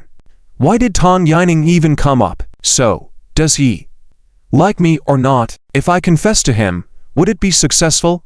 It should be successful. But whether he likes you or not, that's uncertain. Yin Mengren grew increasingly puzzled. If she should be successful, then why is it uncertain if he likes her or not? Can't someone accept a confession even if they don't like the person? Just as Yin Mengren was about to ask more questions, a person appeared in front of them, blocking their way. Both of them stopped walking, looking at the person in front of them. "Yin Mengren, can I take a bit of your time?" "Are you Liao Haomiao from Class 1? Yin Mengren recognized the person in front of her. After all, he was quite famous in their grade, and his photos were often hung in the hallway. As the top student of the year, he was well known, whereas she, as the third in the year, wasn't recognized by many. Yin Mengren was puzzled as to why he knew her and what he wanted. Liao Haomiao, seeing Yin Mengren recognize him, smiled and nodded. "Yes, that's me. I have something to tell you. Can we talk?" Yin Mengren nodded, saying, Go ahead." Tang Zi furrowed her brows slightly, feeling something was not quite right, a sense of foreboding. Liao Haomiao adjusted his collar, then began. "So, in the last monthly exam, we were in the same examination room. I don't know if you remember, but I sat next to you. Though we didn't know each other, after accidentally making eye contact with you, you politely smiled. Every move and action of yours made my heart flutter, and then, I fell for you." Liao Haomiao's words brought a sudden silence to the scene, especially because it wasn't just the two of them in the hallway. Other passing students also heard this confession. Yin Mengren was stunned, her eyes filled with disbelief, while Tang Zi's mouth twitched, eyebrows furrowing, speechless. This was the first time she had encountered such a situation. Just after finishing lunch and planning to go to the restroom, being confessed to by someone was unexpected. It was like, this person was sitting in the classroom just a while ago, and after seeing Yin Mengren pass by the window, he quickly put down whatever he was holding, rushed over, and confessed, so sudden and rash, making it hard to believe it was real. Taking a step forward, Liao Haomia scared Yin Mengren enough to step back. He continued, I heard you have someone you like now, but I still hope you can give me a chance. I will give my all to provide anything you desire. Whatever your preferences are, I will work towards them. Whatever you dislike, I'll change. The passing students had already stopped in their tracks, standing nearby, trying to get in on the excitement, whispering and muttering, but Liao Haomia seemed to completely ignore them, indifferent to their gazes and words. However, even if Liao Haomia could ignore them, Yin Mengren couldn't. No. She was blushing like a chili pepper, fidgeting with her shoes on the floor, wanting to escape from there. She was completely in an awkward situation, even afraid to look up, just staring at the ground. Tang Zi noticed this and was about to step in to speak up for Yin Mengren, but the next moment, a hand suddenly reached out and grabbed Yin Mengren's wrist. Without a word, she was led away from this unsettling place. Startled, Yin Mengren looked up, and upon seeing the person in front of her, her eyes instantly lit up with Zhou Heng. The crowd was amazed by the sudden scene unfolding before them, all craning their heads to look in the direction they were leaving, including Liao Haomia. Gazing at the figure ahead, his heart couldn't calm down for a long time. Tang Zi, on the other hand, smiled with a look of contentment. Is that the person Yin Mengren likes? Liao Haomia muttered softly, squinting his eyes slightly, a hint of coldness in his deep gaze. The people present all sympathized with Liao Haomia. This situation could be said to have put him in a very awkward position. However, Liao Haomia himself was unfazed. He appeared unaffected, without showing any emotion, and went straight back to the classroom, making people marvel at his strong mental resilience. Zhou Heng glanced back and, seeing no one following, let go of his hand. His previously restless heart calmed down as he realized he had done something unexpected. He didn't know what had come over him. He had just been sitting in the classroom when he thought of Yin Mengren and Tang Zi leaving, and for some inexplicable reason, he followed them. Not walking far, he saw Liao Haomia blocking them. Upon hearing what Liao Haomia said, he felt a bit annoyed, so without much thought, he took Yin Mengren away. Behind Zhou Heng, Yin Mengren whispered softly, "Thank you. Without you, I wouldn't have been able to get away." A smile played on her lips, feeling happy at the sight of Zhou Heng taking her away. Even though she was unsure of Zhou Heng's intentions, the fact that he did this showed that he cared about her. Zhou Heng didn't look back, quietly replying, "It's nothing. Just don't interfere." He felt his words sounded somewhat familiar. Upon reflection, he remembered bringing Yin Mengren home earlier and saying something about interfering in others' business. But the events that followed proved that he had probably done the right thing. The previous Yin Mengren had appeared so worn out, exuding a sense of sadness all over, lacking energy. But now, she seemed to have reverted back to her former self, before any mishaps occur. Seeing her recover like this, Zhou Heng felt he had done a decent job. The atmosphere in the classroom after school was livelier. Whether intentionally or not, there always seemed to be many people around Yin Mengren. Some male students seemed insistent on making a commotion in her presence, perhaps trying to grab her attention, but no one knew for sure. Tang Zi patted Zhou Heng on the shoulder, pointing towards Yin Mengren's direction.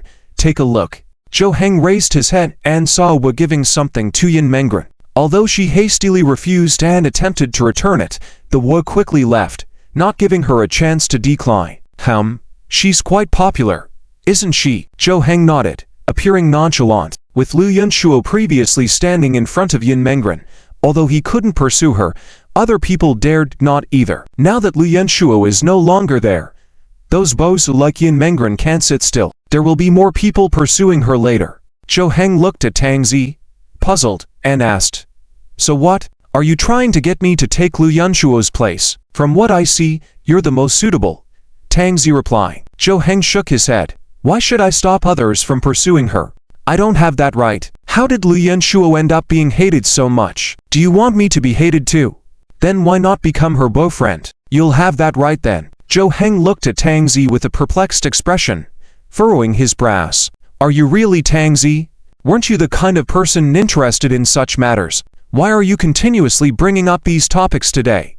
Even though he wanted to play dumb and act like he didn't know, Tang Zi was too obvious. She never talked about such topics before and today seemed insistent on connecting him and Yin Mengren. Tang Zi realized she had gone too far and had to be cautious, as bringing up this topic in front of Zhou Heng might upset him. All right, I'll stop. You know what's best for yourself. Tang Zi waved her hand, deciding to drop the subject, and Zhou Heng let out a heavy sigh through his nose, looking helpless. When he tried to begin studying again, his mind was in disarray, and he couldn't find the motivation to study. TSK. I'll take a nap. Zhou Heng tossed his pen aside and lay his head on the table, preparing for a long overdue nap at school. Shortly after Zhou Heng lay down, Yin Mengren caught sight of him. She widened her eyes in surprise, pupils dilating, and quickly got up to walk towards Zhou Heng's seat. However, as she was about to approach him, Tang Zi suddenly raised her hand to stop her. Understanding her signal, Yin Mengren stood still, feeling a bit lost. Placing her hand on her forehead, she made a gesture as if checking Zhou Heng's temperature, silently asking Tang Zi if Zhou Heng wasn't feeling well. She hadn't seen Zhou Heng nap in school for a long time. Whenever she looked at him, he was always studying. But now, seeing him lay down, Yin Mengren couldn't help but worrying that Zhou Heng might be unwell. Tang Zi understood her concern and shook her head, then raised her jaw slightly and closed her eyes. Yin Mengren breathed a sigh of relief, realizing Zhou Heng was just resting. Her heart, which had been racing with worrying, began to settle down. If Zhou Heng was truly unwell, she would have quickly taken him home. Yin Mengren adjusted her slightly disheveled breathing, then walked back. A faint smile appeared on Tang Zi's lips as she turned to look at Zhou Heng. She saw him lying on the table with his head facing her, and even though his eyes were closed, he had seen all of Tang Zi's actions earlier. Tang Zi seemed to understand this too, and when their eyes met, she chuckled softly without saying a word. The silent exchange between them conveyed more than words could. Zhou Heng then closed his eyes and rested for a while. When night fell and it was time to leave school, Tang Zi quickly gathered her things and said, I have a guild battle tonight, so I'm leaving now. I won't wait for you guys. Oh, sure, go ahead. Zhou Heng nodded, watching Tang Zi leave in a hurry. He also packed up his belongings, preparing to leave the classroom. However, when he reached the classroom door, he paused, turning back to look at Yin Mengren, who was still hurriedly packing her things. In the past, he would just go about his way, never waiting for Yin Mengren. He would catch up once she was done packing. But today, he paused at the doorway, quietly waiting there. Yin Mengren quickly packed her items and slung her bag on her back as she walked towards the door, knowing that she needed to be quick to catch up with Zhou Heng. But as she took a few steps and looked ahead, she was stunned to see Zhou Heng standing at the door. She paused in place, blinked a few times in surprise, mouth slightly open, and a hint of shock in her eyes. She didn't expect Zhou Heng to still be there, waiting for her. Was he waiting for her? Let's go, Zhou Heng spoke softly, then turned and walked out of the classroom. After a few seconds of hesitation, Yin Mengren confirmed that Zhou Heng was indeed waiting for her. She raised her eyebrows slightly, then smiled charmingly and quickly followed him. Walking by Zhou Heng's side, Yin Mengren whispered, Thank you. Thank you for what? Thank you for waiting for me. Is that something to be thankful for? Yes. Their conversation was hushed as Zhou Heng felt a strange mix of emotions, as if he had never felt this way before. Even though this wasn't the first time walking shoulder to shoulder with Yin Mengren, he still found this feeling unfamiliar. As they walked home together in the dark night, the street was dimly lit by streetlights, guiding their way ahead. Zhou Heng seemed to have emptied his mind and just focused on walking, while Yin Mengren was different. Her mind was occupied with many thoughts and uncertainties. After listening to Tang Zi's words earlier in the day, Yin Mengren had been contemplating if she believed that confessing her feelings would lead to success. Did it mean that Zhou Heng didn't dislike the idea of being in a relationship with her? Moreover, Zhou Heng had also helped her out during the confrontation. Knowing that Tang Zi was also present, even if Zhou Heng didn't show up, Tang Zi could have handled the situation, giving Yin Mengren a way out. Zhou Heng's presence had boosted her confidence. Regardless of the outcome, she felt that she should confess her feelings, especially now, with Zhou Heng deliberately waiting for her after school. This was unprecedented. Wasn't this the best opportunity? Zhou Heng, Yin Mengren suddenly called out, took a step forward and turned to face him directly. Their eyes met, and Zhou Heng, coming out of his daze, stopped in his tracks, looking puzzled at Yin Mengren. Out. Taking a deep breath, Yin Mengren closed her eyes, exhaled slowly, and then looked at Zhou Heng, slowly saying, "I want to say, I snap. At that moment, a sound interrupted Yin Mengren's words. Both turned to see someone they recognized standing under the lamppost. Liao Haomiao, who had confessed his feelings to Yin Mengren at noon. What was he doing here? Did he want to confess to Yin Mengren again? Yin Mengren instinctively took a couple of steps back and hid behind Zhou Heng. Grateful for Zhou Heng's presence, she feared how she would have reacted alone. Liao Haomiao approached them slowly, his eyes fixed on Zhou Heng. "What's up?" Zhou Heng asked, showing no friendliness in his tone, and even a hint of hostility. Liao Haomiao stood in front of Zhou Heng and casually said, "I'm not looking for trouble, just a chat." "A chat? With me?" Zhou Heng pointed at himself, incredulously. He thought Liao Haomiao was here for Yin Mengren, so why talk to him? Yin Mengren, worried, reached out and gently tugged at Zhou Heng's sleeve, prompting him to step aside and cover her. Ignoring Zhou Heng's response, Liao Haomiao scoffed and said, "Afraid of me with that physique of yours? How done do you think I am to cause trouble? I'm just a bookworm, but I feel you need to talk to me now." "What do you mean?" Zhou Heng sensed something amiss, and his expression darkened. He looked at Liao Haomiao, feeling that there was an ulterior motive behind his words. Why did he think that he needed to talk to him? "Whether you chat or not, it won't harm you. Just the two of us, a private chat." Liao Haomiao took a few steps back, adjusted his glasses as if anticipating a rejection from Zhou Heng, ready to leave immediately. Despite finding it odd, Zhou Heng felt there was no ill intention, and even if there was, did he need to be afraid? If Liao Haomiao wanted to talk, let's talk then. This could be an opportunity to deter him from bothering Yin Mengren. "All right," Zhou Heng answered casually, then turned to Yin Mengren behind him and said softly, "You go home first. I'll be back shortly," handing her the keys. Accepting the keys with a worried expression, Yin Mengren suggested, "Forget about him. Let's leave here directly." "It's okay. It's a good chance to officially reject him and stop him from pursuing you." Zhou Heng comforted her softly before gesturing for her to leave. Hesitant, Yin Mengren listened to Zhou Heng and left with the keys, looking back several times. Once she was gone, Zhou Heng approached Liao Haomiao and asked, "So, what do you want to talk about?" Liao Haomiao glanced towards where Yin Mengren left and slowly said, "Just now, Yin Mengren intended to confess to you. I sensed it and deliberately interrupted her. Are you mad at me for that?" "Oh." Zhou Heng appeared pensive, frowning slightly. Yin Mengren wanted to confess to him just now. He hadn't even realized this guy had picked up on it. Liao Haomiao reached into his pocket, as if fetching something, and continued, "Because I guessed that you would hesitate and reject Yin Mengren, so I stepped in. I didn't want to see her upset." Taking out a new pack of cigarettes from his pocket, Liao Haomiao opened it, offering one to Zhou Heng, who declined, saying, "I don't smoke." "Oh, my bad. I thought you did. Bought them for you specially." Liao Haomiao put the cigarettes back, but Zhou Heng wasn't interested. He pondered on Liao Haomiao's words, wondering how he knew about Yin Mengren's intentions and his potential response. Zhou Heng slowly let go of his guard. He felt that Liao Haomiao's desire to chat might not be as simple as it seemed. "What do you want to say?" "I just want to ask you, what is making you hesitate? Are you unsure if you like Yin Mengren?" Liao Haomiao's words hit the mark, making Zhou Heng somewhat apprehensive. They barely knew each other, never had any interactions before. How could he express his thoughts in just one sentence? Zhou Heng calmed his emotions and asked calmly, "What does it have to do with you?" Liao Haomiao shrugged and said, "It doesn't. I'm just meddling. I feel like you need someone to talk to, especially since I spent the whole afternoon inquiring about you and found out you don't have many friends. In such a situation, many thoughts can't be shared with others. You surely have many unanswered questions, so end here." Zhou Heng was momentarily speechless, his tongue tied. This guy could really talk. He didn't know how to respond at first, and even after he spoke, a part of him wondered if what he said was right. "Of course, I said I'm meddling. If you don't like it, I'll apologize and leave immediately. But I want you to remember one thing." "What?"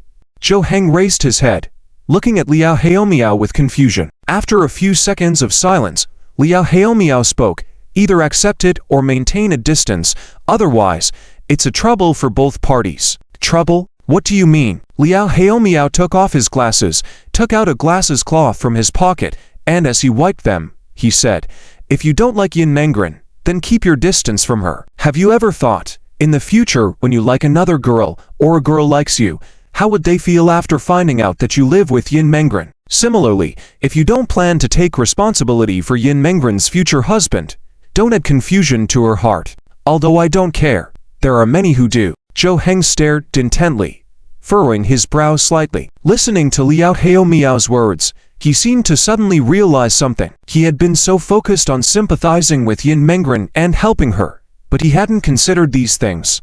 By rejecting her while living together, even if nothing has happened between you, it's inevitable that something ambiguous could arise under the same roof. To hurt someone who likes you without naming it is simply hurting that person's heart. Furthermore, even if Yin Mengren willingly accepts it, can you, as a man, really do that? Liao Haomiao put on his glasses, walked up, tapped Zhou Heng's chest, and spoke powerfully, leaving Zhou Heng in silence, unable to utter a word. He kept questioning himself inside, wondering if he was truly hurting Yin Mengren. But if he couldn't figure out whether he liked her or not, wouldn't he hurt her anyway in the end? Liao Haomiao smiled, then continued, "Do you feel now that you need someone to talk to?" Zhou Heng sighed cautiously. "What benefit does this bring to you?" "No benefit. Didn't I say it? I just don't want to see Yin Mengren sad. My feelings for her had ended here. Ultimately, I just want to protect her smile. Is there anything wrong with that?" Zhou Heng turned to face the streetlight, gazing at the source of light until his eyes stunned before turning away. He remained silent for a while, lost in his thoughts. After a couple of minutes, he finally spoke. "How do you know you like Yin Mengren? How can you be sure? Liking someone has no definition, no standard. If you feel you like her, then you do. But I still don't understand." Zhou Heng took 2 steps forward, staring at Liao Haomiao, his emotions starting to rise. "I chased a girl for 2 years in the past, just because no one paid attention to me in middle school. She did, and I thought I liked her. I didn't even know what I could do even if I did get her. Can I play games with her? Show her the expensive skins I bought? The equipment? Would she think I'm impressive and fall in love with me because of that? Obviously not possible. How do I sustain a relationship? How can I know if I really like her?" Liao Haomiao reached out, pushed away the emotional Zhou Heng, adjusted his glasses, and said, "Let me tell you my thoughts. After all, I have experience in love. I started dating someone in middle school and was together for a year." Zhou Heng paused, taking a step back, looking at Liao Haomiao in confusion. Middle school? What thoughts could one have at that time? Leaning against the wall, Liao Haomiao stared at the night sky and began, "Back then, when I was with her, thinking about her made me happy. Even when I was going through a tough time, just thinking about her filled me with energy. I wanted to share everything interesting, happy, or sad with her. I thought of her constantly, wondering what she was up to. I wanted to be close to her for no reason. My eyes always on her. Just a little interaction from her would make me joyful, with a smile naturally forming on my face." Zhou Heng stood beside Liao Haomiao, leaning against the wall, silently listening. These words seemed to strike a chord within him, and he felt like he was beginning to understand. "Most of all, I feared seeing her show any signs of impatience or avoidance towards me.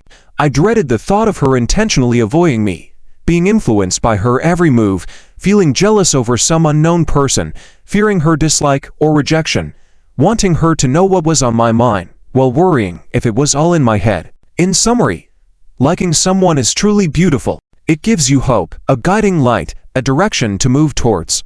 At that moment, you admit that you are a romantic at heart." Liao Haomiao's lips curved slightly, a gentle smile appearing, a hint of affection in his eyes. Zhou Heng found it strange and asked, "What happened next? Since you liked her so much, why didn't you continue being together?" Liao Haomiao turned to face Zhou Heng, a faint smile playing on his face. "Her mom found out. My grades in middle school were poor, and her mom said she couldn't play with someone who didn't study hard. She even came over to my house, saying I was affecting her daughter's studies, and that's how we parted ways." Zhou Heng was momentarily stunned. A flicker of surprise crossed his eyes, seeing how casually Liao Haomiao spoke about it now. Coupled with his current excellent grades, it was hard to imagine how much effort he had put in since then. However, no matter how hard he tried, things were irreversible. Zhou Heng reached out, patting Liao Haomiao's shoulder, and reassured him, "If her family knew how well you're studying now, they would be amazed. If she hadn't left me, I wouldn't have these grades now. It was all because I wasn't diligent enough back then. After Liu Haomia finished speaking, he looked at Zhou Heng and asked, "So, did this help you? Do you understand what it feels like to like someone? Helpful. I've had some ideas, indeed." Zhou Heng calmed down and carefully recollected what kind of emotions he had when he was with Yin Mengren. He didn't know if it was a feeling of liking, but indeed, he had never felt this way when facing Tang Zi or Tang Yining. This feeling belonged to his feelings towards Yin Mengren. Liu Haomia came to Zhou Heng's side, patted his shoulder, and said, "I can feel it. You definitely like Yin Mengren. You haven't realized it yet because you've never truly liked someone before. Is that so?" "Yes. You should wait and see. After some time, you'll be clear about your feelings for Yin Mengren. But by then, whether Yin Mengren likes you back is uncertain. You need to think about it yourself." After saying this, Liu Haomia turned around, ready to leave. Before leaving, he left another sentence. "Remember what I said. Either accept it or keep your distance. It's good for both of you." After Liu Haomia finished speaking, he left directly. Zhou Heng watched him leave, pondering. He had to admit that this conversation was significant for him, helping him unravel many doubts and slightly confirmed his feelings. He was just not sure if this feeling was indeed liking. He knew Liu Haomia was right. The reason he couldn't figure it out was that he had never truly liked someone before.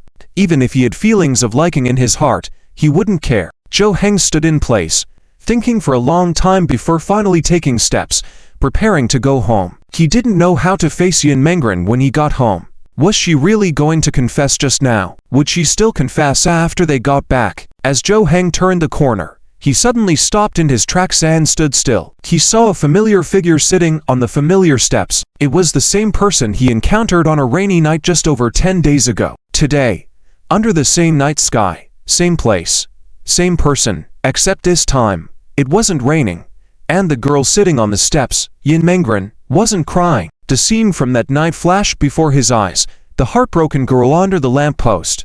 But tonight, Yin Mengren sat on the steps, holding the key to his house and his phone, with a joyful smile on her face. Seeing this scene, Zhou Heng's eyes sparkled, a slight smile playing on his lips. He realized that helping Yin Mengren was the most correct thing he had done in his life so far.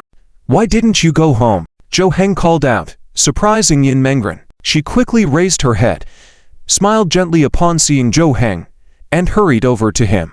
"Wait for you to come back. Are you okay?" "I'm fine. What could possibly be wrong? Let's go home." Zhou Heng and Yin Mengren continued walking home together. Curious, Yin Mengren asked, "What did he talk to you about?" "Nothing. Just casual talk." "Oh." Yin Mengren didn't press further and walked alongside Zhou Heng back home. Upon arriving, Zhou Heng sat on a chair, appearing to rest, but his gaze occasionally shifted towards Yin Mengren. After a while, he sighed and asked, "Actually ... On the way back, what were you going to say?" "Oh." Yin Mengren looked up at Zhou Heng, feeling a bit surprised. She hadn't expected him to remember. She had thought Zhou Heng wouldn't care. She had wanted to confess at that moment, but got interrupted. Now, seeing Zhou Heng deep in thought, she hesitated. She considered waiting for the right moment or making an excuse to leave things uncertain and tell him another day. However, since Zhou Heng brought it up, "It's nothing. I just wanted to ask, what would you like for dinner? I'll cook for you." Yin Mengren stood up, heading towards the kitchen. She wasn't sure what had gotten into her. Even though this seemed like the perfect opportunity, she found herself hesitant to speak up now. She wanted a specific moment, like the quiet walk back, with a good atmosphere between them. But as she passed by Zhou Heng, he suddenly reached out and grabbed Yin Mengren's wrist, stopping her in her tracks. Yin Mengren widened her eyes in surprise, but she didn't turn around or say anything. Her mind went blank, her thoughts were chaotic. Zhou Heng could sense Yin Mengren's slight trembling. He asked softly, "What you wanted to say, wasn't that right?" Although softly spoken, in Yin Mengren's heart, it felt like an explosion, accelerating her heartbeat. "Odd. No," she replied softly, her voice barely audible. If not for the silence in the room, Zhou Heng wouldn't have heard her.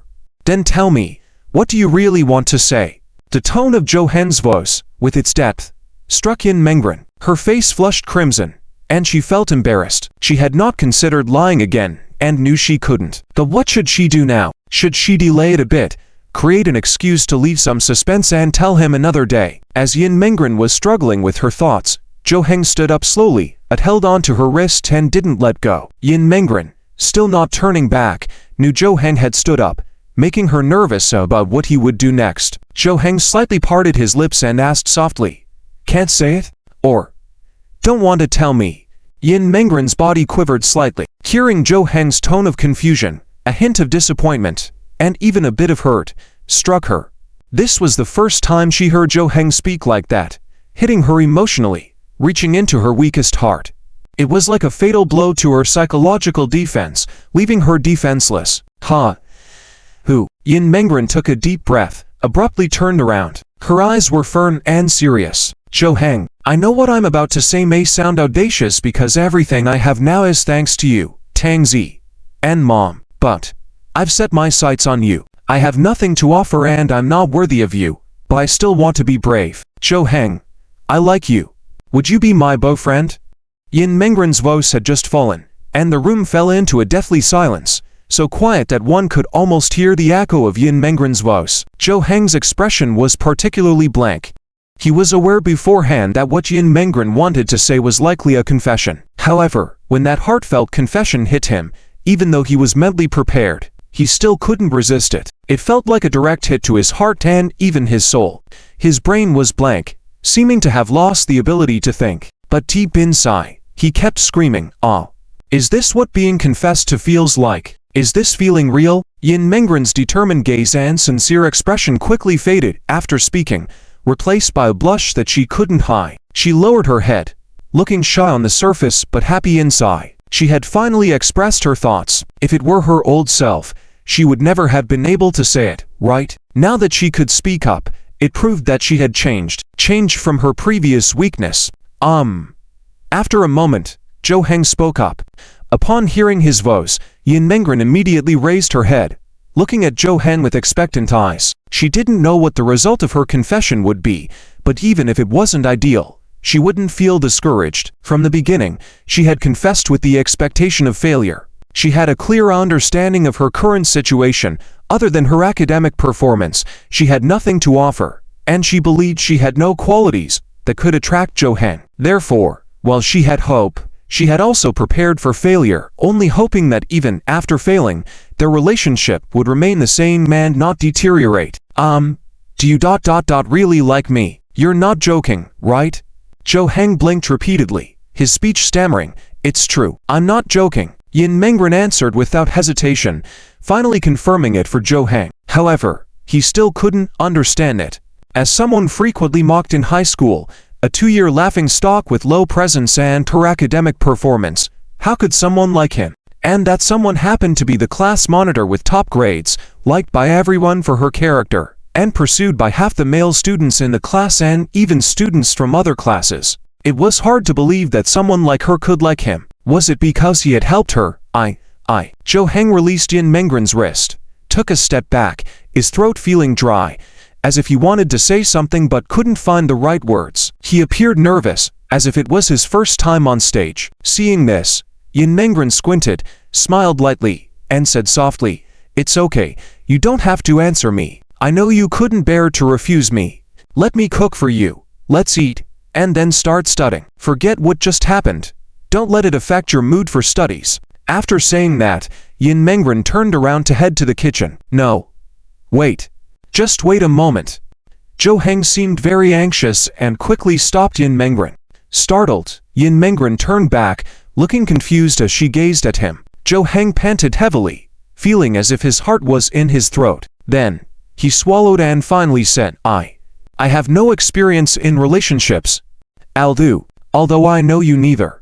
But I want to say, if I do anything wrong, please, point it out clearly. I'll change for the better. Otherwise, I might make you unhappy without even realizing it." Yin Mengren was truly stunned. Her eyes widened, and her lips trembled slightly. She took a step forward, blinked her clear eyes, and hesitantly asked, "Are you saying yes?" Jo Heng nodded, took a deep breath, and slowly exhaled. "I want to be your boyfriend." As Jo Heng finished speaking, time seemed to freeze at that moment. Yin Mengren stood still in shock, her lips quivering, tears welling up in her eyes. Seeing her reaction, Jo Heng panicked. Before he could say anything, bright tears streaked down her flushed cheeks. No. It's not. Did I do something wrong? Please don't cry, Jo Heng asked anxiously. Not knowing where to put his hands, his body tense with confusion. He desperately wished for some magical tool to stop Yin Mengren's tears. Seeing his reaction, Yin Mengren thought back to the day she first arrived at Jo Heng's house, crying in front of him. He had reacted differently back then, even scolded her harshly. Now, witnessing Jo Heng's response, Yin Mengren couldn't help but smile through her tears. You've done nothing wrong. I'm fine. I'm crying happy tears, she said. Ah, you scared me. Jo Heng breathed a sigh of relief. He thought he had accidentally made Yin Mengren cry after they had just started a relationship. Next, Jo Heng stood there like a statue, unsure of what to do next. Did he have a girlfriend now? Did he really have a girlfriend now? And it was Yin Mengren, the girl whom many boys admired. Should he celebrate or call his mother? What should he do? Seeing Jo Heng wiping her tears, Yin Mengren realized what he should do. At least hand her a tissue. Why stand there like a zombie? Subsequently, Jo Heng quickly fetched a tissue and handed it to Yin Mengren, saying, Here. Wipe your tears. Please don't cry. Yin Mengren took it, wiped the tears from her eyes, and then smiled happily. Are you hungry? Let me cook for you. Rest for a while. Jo Heng moved quickly, stopping Yin Mengren and saying, No, let me cook today. You rest. In the end, neither of them gave in, both squeezing into the kitchen together, preparing to cook together. This was also the first time the two of them appeared in the kitchen at the same time.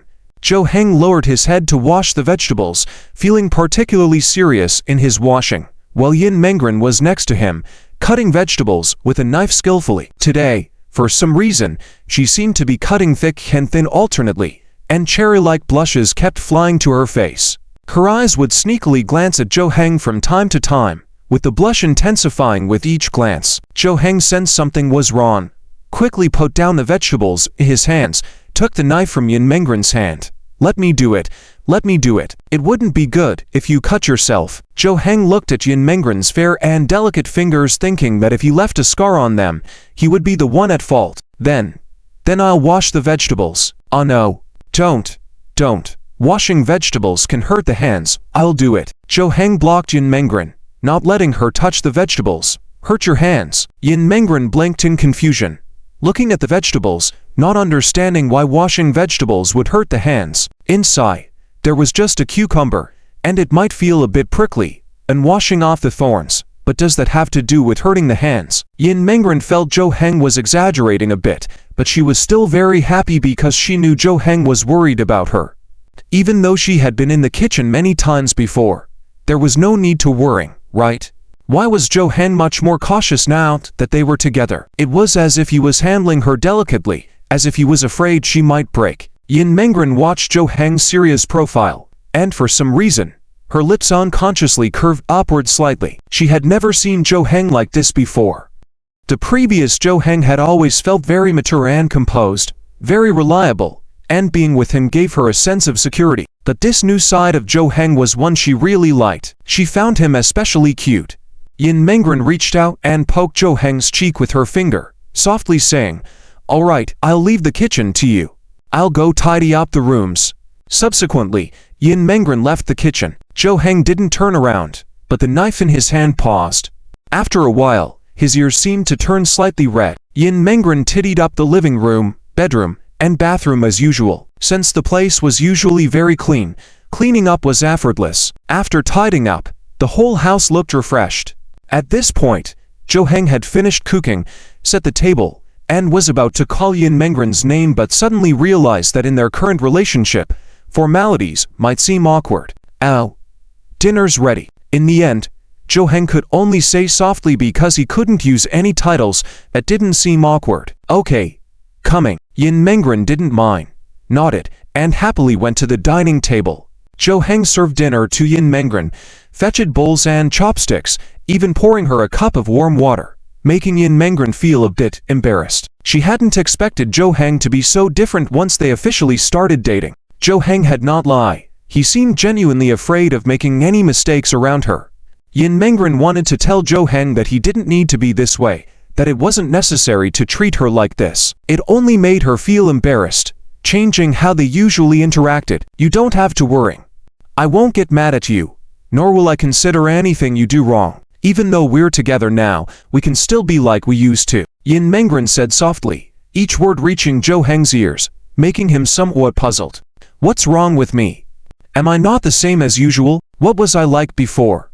Although he couldn't quite understand, he obediently nodded and said, "Oh, okay." The two of them started eating. Whether it was a psychological effect or not, Yin Mengren felt the food was especially delicious that day. She already thought Zhou Heng's cooking was particularly tasty, but today she found it even better. After eating, Yin Mengren cleaned up the dishes and chopsticks as usual, and Zhou Heng also helped. Previously, he would have already been studying by this time. He now realized how selfish he had been in the past. Helping Yin Mengren clean up wouldn't hurt him, and why shouldn't he help? Was it really too much to take a few minutes away from studying? Now Zhou Heng understood that he had indeed many shortcomings in the past. Even then, Yin Mengren had never complained and surprisingly liked that version of himself. After everything was cleaned up, Zhou Heng sat in front of his study desk with his books out, ready to start studying. Despite the many events of the day, he couldn't slack in his studies. At this moment, Yin Mengren, in her nightclothes, stood beside Zhou Heng, softly asking, "Do you want to take a shower first?" "Huh? Ow. No. You go first. You go first. I'll start learning." "Okay. I'll be quick." Yin Mengren nodded and walked into the bathroom. Soon, the sound of water came from the bathroom. Zhou Heng, who was doing his assignments, began fidgeting, glancing toward the bathroom from time to time. "What's going on?" Zhou Heng muttered softly. He felt restless, with tiny beads of sweat forming on his forehead.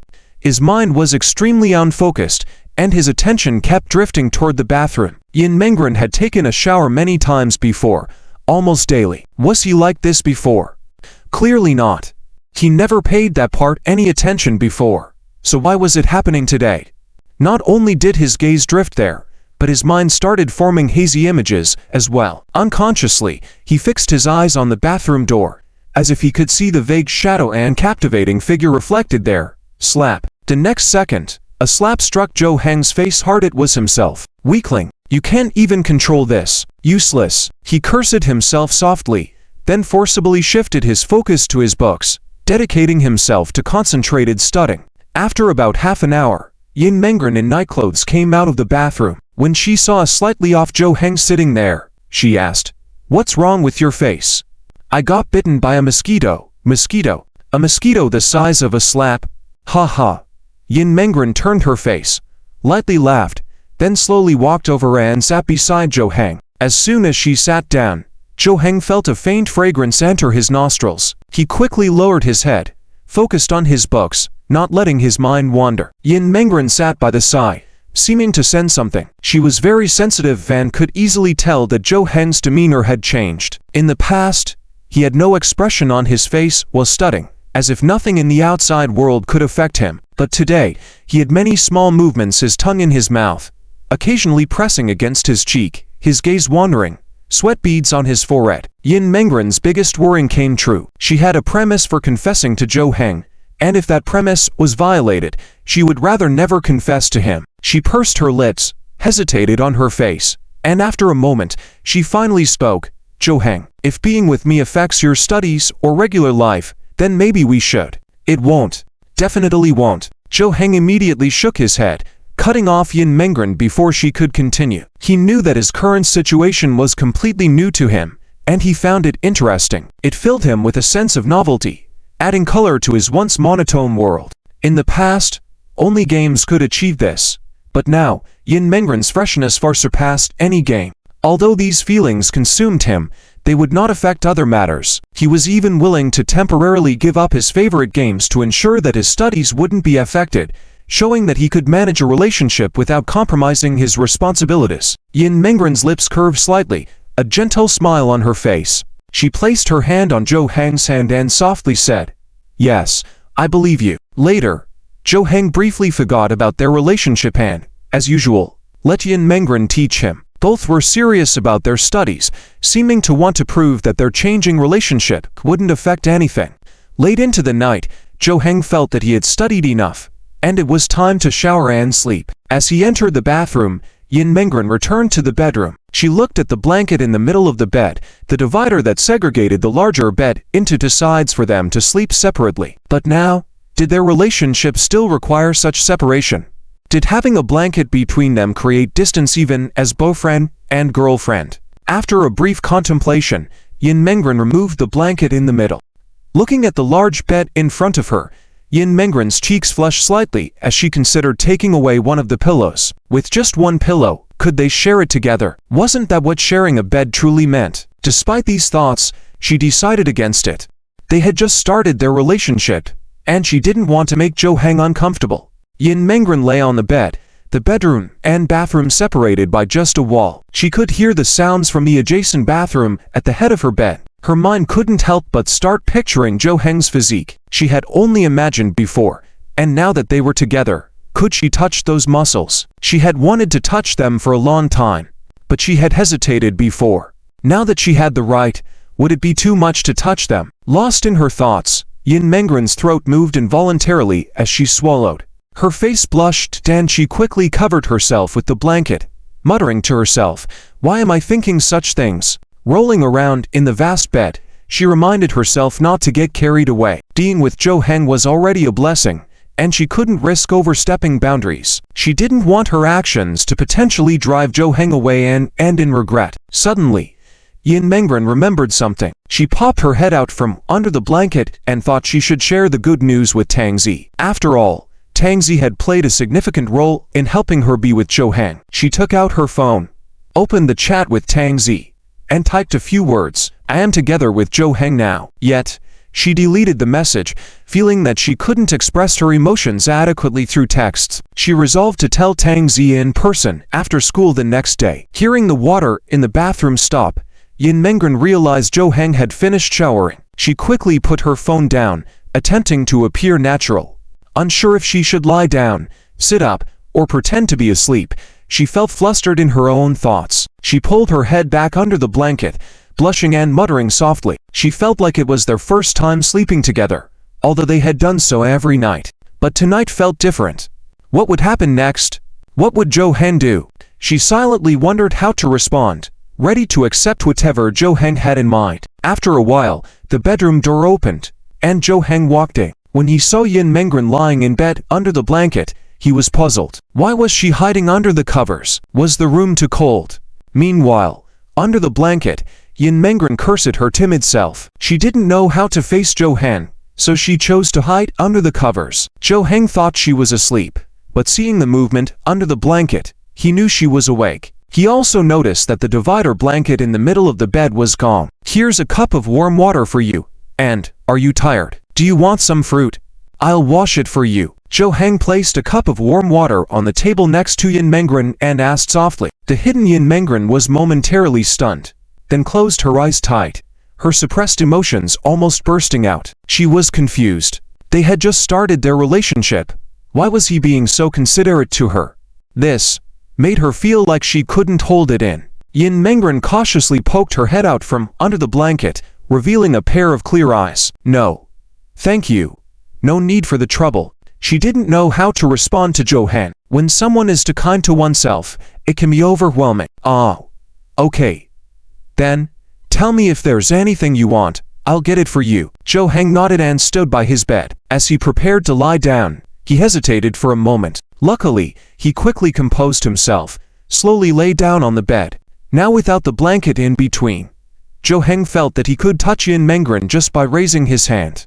But if he stayed too far away, it wouldn't be good either, as if he was rejecting her. Being too close would make him feel awkward. Yin Mengren softly said, "You don't have to be so good to me. I wouldn't know how to repay you." Raising an eyebrow, Jo Heng was puzzled for a moment before speaking. "I don't think it's being too good to you. It's just a small matter, nothing to fuss over. And being a bit nicer to your girlfriend is only natural, right?" Upon hearing the words his girlfriend, Yin Mengren couldn't hold back anymore. She quickly turned around, facing away from Jo Heng. Her face flushed red. How could she resist such words from Jo Heng's mouth? No, she had to fight back. She had to do something, say something. After all, she was the one who had confessed first. Now that they were finally together, why was she acting so shy? Yin Mengren turned back, lifted her eyes and looked at Zhou Heng. Her eyes, bright and clear like shining black jade, remained silent for a while. Then she spoke softly, her voice as gentle as ripples on water. "Darling, you are really kind." Zhou Heng's eyes widened in shock. He suddenly sucked in a breath, the back of his head hitting the wall with a loud thud. Darn it! He gritted his teeth, clutching his head. His reaction was overly dramatic, almost hurting himself. Yin Mengren was startled, quickly moving closer to Zhou Heng, embracing him and gently rubbing his head. "Oh, I'm sorry. Are you all right?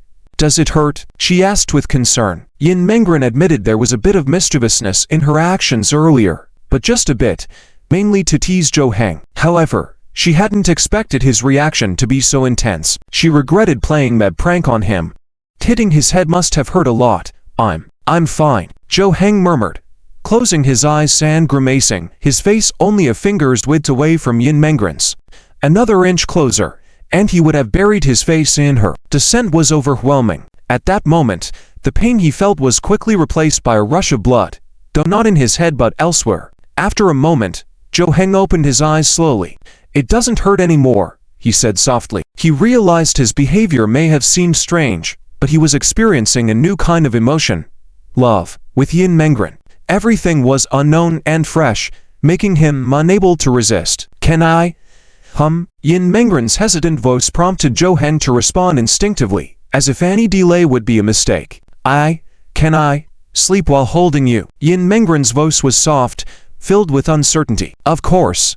We can do that now." Zhou Heng nodded, turning towards Yin Mengren, face to face. Yin Mengren's hand joined his, clasping his waist as she rested her head on his chest, seeking comfort and security. Zhou Heng also raised his hand, gently embracing Yin Mengren. They held each other, just like that night, but this time, Yin Mengren didn't have to pretend to sleep, feeling at ease to do so openly. After a while, Yin Mengren opened her eyes and whispered, "Your heartbeat. It's fast. Oh, sorry for disturbing your sleep. How can I make it stop?" "No. Slow down." Zhou Heng reacted, trying to calm his heartbeat. "No." Yin Mengren extended her other hand, placing it gently on Zhou Heng's heart, feeling the rhythm as she said, "I like it." Zhou Heng and Yin Mengren both didn't know when they fell asleep. When drowsiness came over them, their eyes involuntarily closed.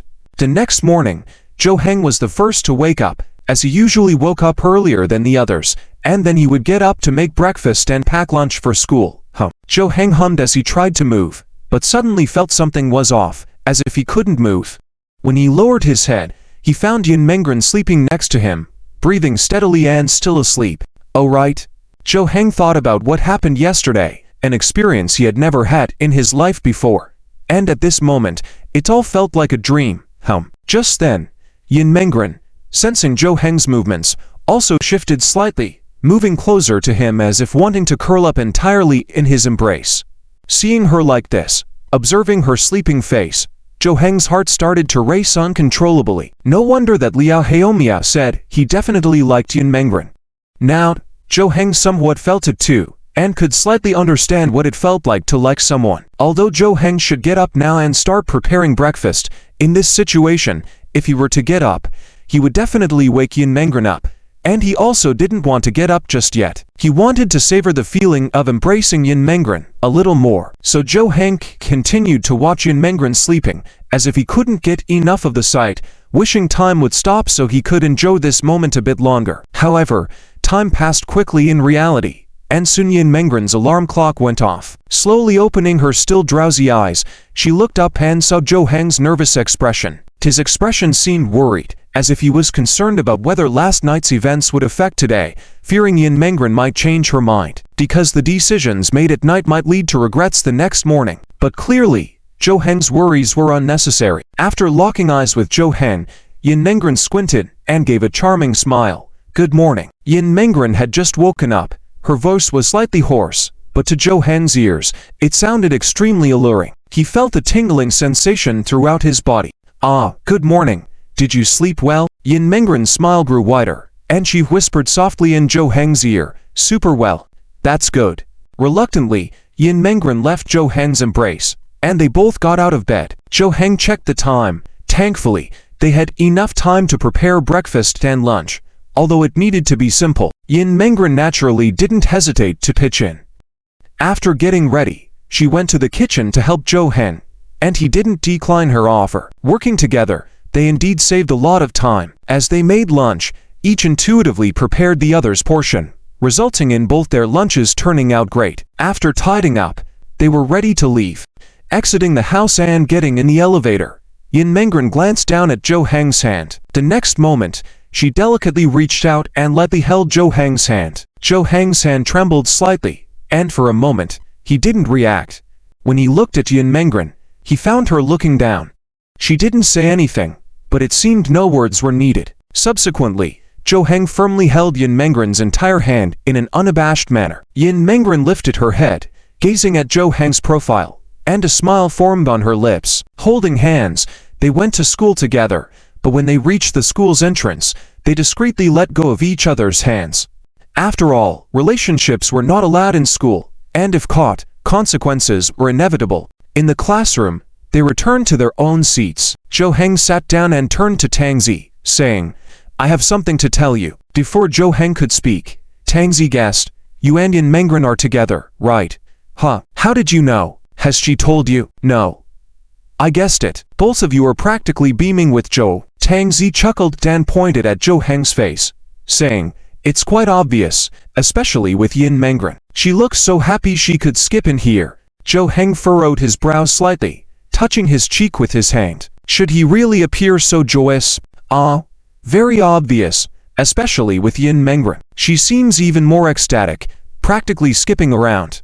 Well, anyway, congratulations to you both. You seem well suited. You will stay together, right?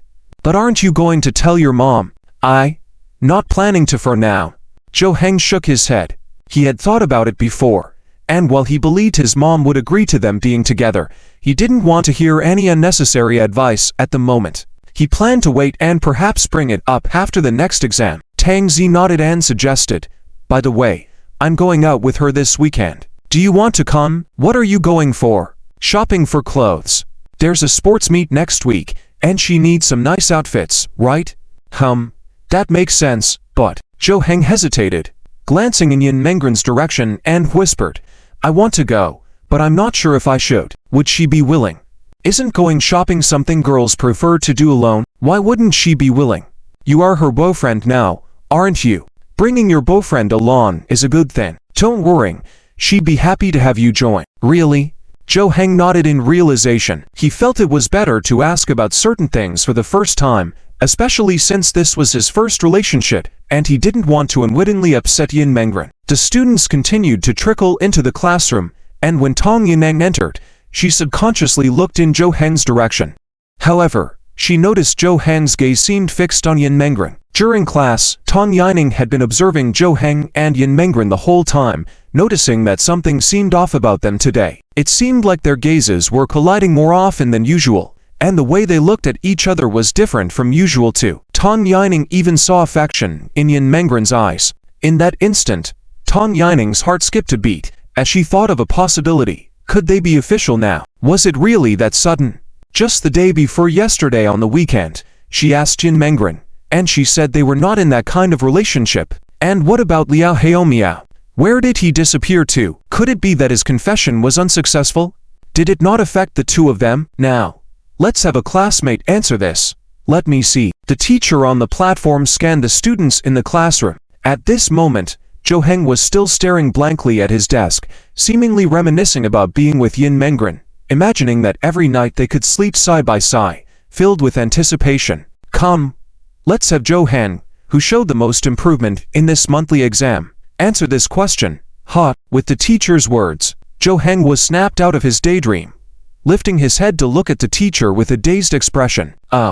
Jo Heng slowly stood up, staring at the question on the blackboard as if in slow motion, while Yin Mengren in front of him looked worried. She wanted to help Jo Heng by secretly giving him the answer, but it was impossible. This wasn't a simple math question from elementary school that she could signal the answer with her hands. Their seats were far apart, and even if she whispered, Jo Heng wouldn't hear. She had placed her hope in Tang Zi to help Jo Heng. Although Zhou Heng was the one standing up to answer, it was Yin Mengren who was anxious and worried.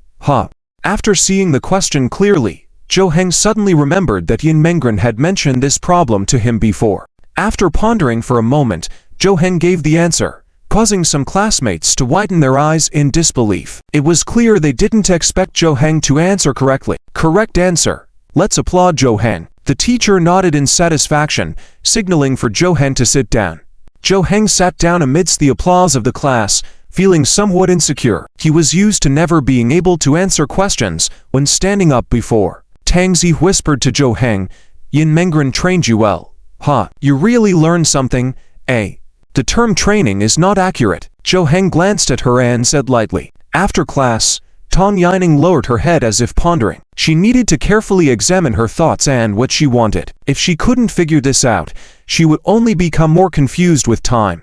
After class, Zhou Heng prepared to go to the restroom. Although he also wanted to spend break time with Yin Mengren, he hadn't figured out how to interact with her at school. If he didn't handle things properly, it wouldn't work out. Seeing Zhou Heng leaving the classroom, Yin Mengren quickly left her seat and went to Zhou Heng's desk. Tang Zi, I have something to tell you. I know. You and Zhou Heng are together, right?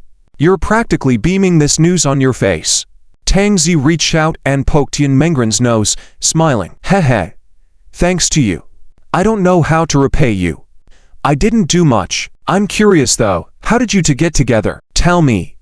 Well, last night, we walked home from school together. Yin Mengren then shared what happened last night with Tang Zi. Meanwhile, Zhou Heng entered the restroom and saw someone standing there as if waiting for someone. He walked over because he knew that person was waiting for him. That person was Liao Haomiao, who had helped him greatly. Without Liao Haomiao's intervention, he and Yin Mengren wouldn't have been together, at least not temporarily, as he would have probably gently rejected Yin Mengren. I knew you would come. Let me guess again. Zhou Heng frowned and looked at Liao Haomiao, for some reason not as repulsed as yesterday. Liao Haomiao's lips curled into a faint smile as he said, Of course, I knew. Just as I thought. You must have had a great time last night, right? I admit you did help me a lot. Thanks. No need to thank me. It wasn't me who made you do that. You did it on your own. I just helped you realize yourself. Liao Haomiao shook his head, then took something out of his pocket and handed it to Zhou Heng. It was a pair of couple bracelets. A gift of blessings for both of you. May you always be together. After speaking, Liao Haomiao brushed past Zhou Heng, ready to leave. Just as he was about to leave, Zhou Heng called out to him, Hey. Liao Haomiao turned to him, a puzzled expression on his face. After putting away the bracelet, Zhou Heng asked slowly, Do high-achieving students like you befriend students who don't perform as well in academics? Liao Haomiao paused, then after a few seconds, he immediately understood the meaning.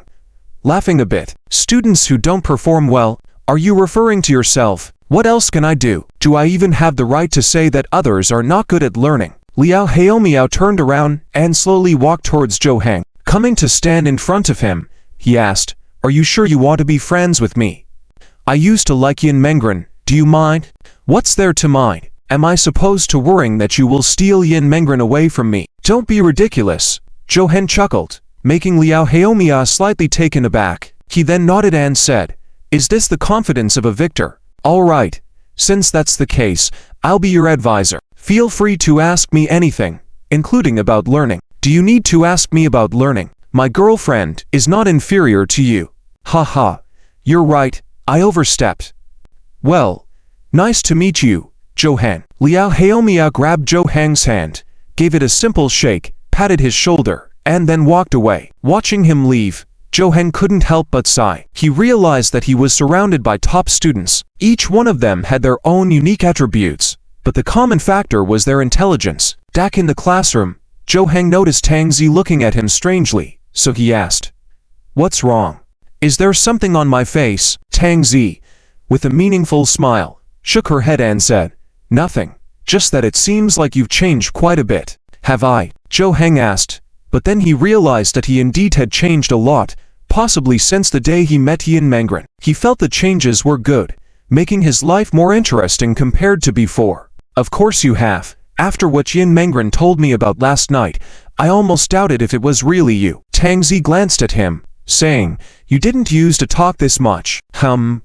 Did I? Tang Zi was slightly surprised, and as they shared a smile, they both recalled their previous selves, where their conversations were limited to a few words per day. However, with Yin Mengren's presence, they slowly began to change. They talked more, and their relationship became closer. They couldn't deny it. Yin Mengren had, indeed, changed them. At lunchtime, Yin Mengren looked like she had been anticipating it for a long time. As soon as the class ended, she took her lunchbox to find Zhou Heng and Tang Zi. The students at the front desk, seemingly used to this routine, would make space for Yin Mengren to sit whenever she approached. Yin Mengren blushed slightly at Tang Zi's teasing, as her eagerness was clear. Upon sitting down, Tang Zi couldn't help but joke, "Why the rush? Zhou Heng is not going anywhere." Yin Mengren blushed even more, realizing she might have been too eager. However, Zhou Heng, though his gaze was uncertain, was actually pleased. The feeling of being cared for so much was something new to him. Yin Mengren and Zhou Heng opened their lunchboxes to reveal a sumptuous meal for the day. Tang Zi, peeping over, commented, "You guys are eating well today. Looks delicious." Yin Mengren, wanting to offer a taste to Tang Zi, hesitated as she noticed her glance at Zhou Heng. She then hesitated before extending the chopsticks towards him. Zhou Heng blinked, momentarily unsure. Then looking at Yin Mengren, he went ahead and ate the offering. In return, he picked up food with the chopsticks and fed it to Yin Mengren. They gazed into each other's eyes, subtly exchanging nonverbal communication, creating a subtly ambiguous atmosphere. Tang Zi, observing their interaction, suddenly asked, "Have you guys kissed each other?" Zhou Heng and Yin Mengren widened their eyes, surprised by the question. Tang Zi nodded to herself, muttering, "Well, your progress isn't that fast." They both turned to each other, looking at each other, almost as if communicating silently through their eyes. The atmosphere turned delicate as a hint of ambiguity filled the air. After school, Tang Zi left first, understanding that it was the private time for Zhou Heng and Yin Mengren. Zhou Heng, now alone with Yin Mengren, waited for her excitedly, realizing the joy of being together in their own world. Their first hand-holding made the second time feel more natural. Zhou Heng felt the warmth of Yin Mengren's hand, gripping it tightly, almost as if fearful of losing her. "Well, Tang Zi said you guys are going shopping together this weekend. Can I join you?" whispered Zhou Heng, finally asking the question he had been pondering all day. Although Tang Zi said that Yin Mengren would definitely want him to come along, he still felt it was better to confirm. When Yin Mengren heard the request, she realized that indeed there was something like that. It was when they visited Tang Zi's house last weekend and she mentioned it. They had decided to have her as the leader of the team, holding the flag. Then Tang Zi said they would go clothes shopping together next weekend. This role required dressing nicely, as the girls who held the flags at last year's sports meeting all dressed beautifully. Since she didn't have many nice clothes now, it was indeed necessary to go shopping. It was like representing their class image, and as the class monitor, she naturally wanted to outshine other classes. So since Zhou Heng wanted to go along, it was the best thing. She would be very happy to go out with Zhou Heng, her best friend now and her boyfriend. The thought of going shopping together made her ecstatic, imagining how cheerful she would be that day. "Of course. Do you want to come along? Because it's rare we have the weekend off, and I thought you might want to play games. So, I didn't dare invite you." Yin Mengren had seen how happy Zhou Heng was when playing games, and wanted him to be happy. She refrained from inviting him out, fearing he wouldn't want to go and didn't want to sacrifice his precious game time. "It's okay. Games can be played anytime. And right now. Zhou Heng paused, turning his head to the side before slowly speaking in a soft voice. "I feel you're more important than games." Ow. Yin Mengren immediately lowered her head, her cheeks flushing red in an instant, heart racing and hand slightly trembling as she held Zhou Heng's hand. This confession truly struck a chord within Yin Mengren, making her heart race uncontrollably. She knew how important games were to Zhou Heng, but for him to say he was more important than games was overwhelming. This realization that she might be the most important person in Zhou Heng's heart left her feeling elated. As the person she liked, to have him sacrifice something he loved for her made her heart race even more. In her heart, there was only one thought now. I like Zhou Heng. She liked him so much. Suddenly, Yin Mengren stopped in her tracks, grabbing Zhou Heng's hand. Startled, Zhou Heng stood still, staring in confusion at Yin Mengren beside him, wondering what had come over her. In the next moment, Yin Mengren turned towards Zhou Heng, tiptoed, and planted a gentle kiss on his cheek. It was as light as a dragonfly touching water, and then she lowered her head, too shy to look at Zhou Heng's reaction. It was a bold move for her, driven by her overwhelming feelings for Zhou Heng. Zhou Heng was completely taken aback, unable to comprehend what had just happened.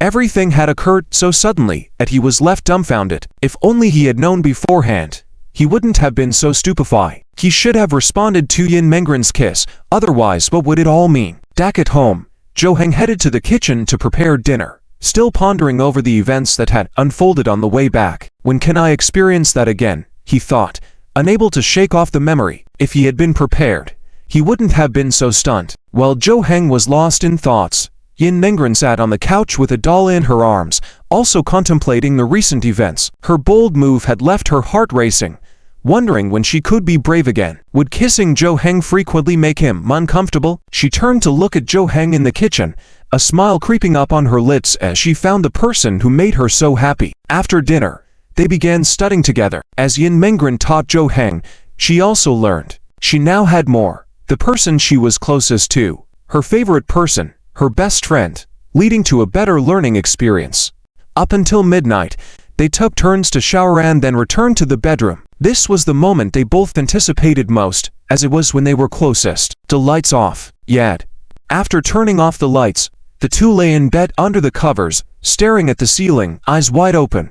They both wished to fall asleep, pinning each other's arms like they did the night before but hesitated to initiate. After about 10 minutes, they turned to face each other, lying on their sides, almost simultaneously. It was too dark to see each other's faces, but they could feel each other's warm breaths gently caressing their cheeks. Well, Zhou Heng wanted to say something but hesitated. Yin Mengren reached out her hand, speaking in a soft, seductive voice, "Hug me." This simple request touched Zhou Heng's heart, unleashing a flood of emotions within. Sure, Zhou Heng extended his arm, pulling Yin Mengren into his embrace, holding her tightly, feeling her warmth. Yin Mengren snuggled closer, burying her head in Zhou Heng's chest, finding comfort in his arms. The moment relaxed Yin Mengren, and in no time, she drifted off to sleep. Sensing her slumber, Zhou Heng loosened his grip slightly, fearing she might be uncomfortable. After a moment of hesitation, he leaned down and planted a gentle kiss on Yin Mengren's forehead. "Let me be cunning this time. Next time, I'll wish you good night when you're awake." A week passed by quickly. Zhou Heng and Yin Mengren spent every day the same way, yet they never felt bored. The time they most looked forward to was sleeping at night, embracing each other for comfort, which made falling asleep easy. One morning, Yin Mengren woke up first, lying in Zhou Heng's arms, feeling his warmth. Seeing that Zhou Heng was still asleep, she decided not to get up just yet, planning to let him sleep a bit longer since it was the weekend. Zhou Heng had been exhausted from the week of school, studying late into the night every day and working hard at school. Although Yin Mengren wanted to help share Zhou Heng's stress, learning was something he had to do on his own. Blinking her eyes, she gazed at Zhou Heng sleeping peacefully.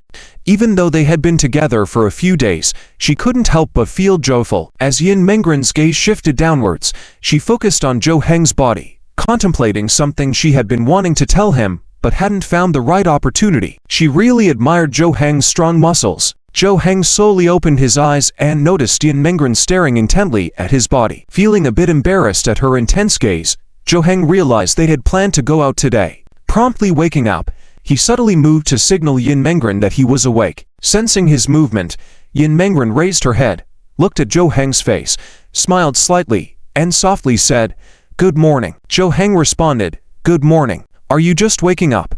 Yin Mengren replied, "Yeah, I woke up a little while ago." Deciding it was time to get up, they made plans to go out together, which Yin Mengren had been looking forward to all week. After getting ready and having breakfast, Yin Mengren messaged Tang Zi to confirm when they were going out. Tang Zi replied promptly, announcing she was on her way to their place expecting that they would be ready. Suddenly, Yin Mengren's phone buzzed, revealing a surprising money transfer notification from Zhou Heng. Zhou Heng had transferred 2,000 yuan without explanation. Shocked and puzzled, Yin Mengren looked at Zhou Heng and asked, "What's this for?" Zhou Heng softly replied, "We're going shopping today. Buy a few more items." Observing that Yin Mengren was still wearing the same clothes from last weekend, Zhou Heng knew she needed more clothes. Yin Mengren tried to decline the money, mentioning her savings and the money her mother had given her, but Jo Heng insisted, wanting her to have more nice clothes. Hesitant, Yin Mengren eventually accepted the money out of consideration for Jo Heng's feelings. Wanting to dress well for him, she couldn't refuse the opportunity to buy more stylish clothes that her boyfriend would appreciate. After some hesitation, Yin Mengren decided to keep the money and reassured herself that she wouldn't spend it all on herself. She even suggested buying some clothes for Jo Heng and asked, "What kind of clothes do you like?" "I'm fine. I don't have any clothes that I particularly like to wear." Jo Heng glanced at the clothes he was wearing, which were nothing special. His clothes were all relatively simple styles. He didn't really care about what he wore, mostly just school uniforms. On weekends, he would stay at home playing games and not go out. Even when he wasn't playing games, he would be working out, so he mostly wore loose and comfortable clothes like tank tops. Yin Mengren grabbed Jo Heng's hand and said, "Then let's choose together today." Jo Heng looked at her face and smiled slightly. "Sure." Yin Mengren always remembered how many times Jo Heng had smiled because she especially liked to see his smile. Every time she saw it, her heart fluttered. The first time was when Jo Heng was playing a game. The second time was when Jo Heng's test scores came out, and after being with Jo Heng, Yin Mengren had seen his smile a dozen times. For her, seeing Jo Heng's smile was very meaningful. Knock knock. At this moment, the door was knocked on. Both of them looked out and knew it was probably Tang Zi. Yin Mengren quickly got up to open the door and standing there was indeed Tang Zi. "Sorry for the wait." Tang Zi didn't come in. Jo Heng and Yin Mengren walked out together, and the three of them left the house. Walking on the road, Jo Heng and Yin Mengren naturally held each other's hands. This was the way they walked to and from school all week. Holding hands was now natural for them. Tang Zi was seeing it for the first time, and nodded with a sense of wonder. "Growing up, it's the first time I've seen Jo Heng in love. It's so novel." Yin Mengren giggled softly, and Jo Heng looked embarrassed. He knew that he had changed compared to before, and Tang Zi could see that. It might become a topic of ridicule for her.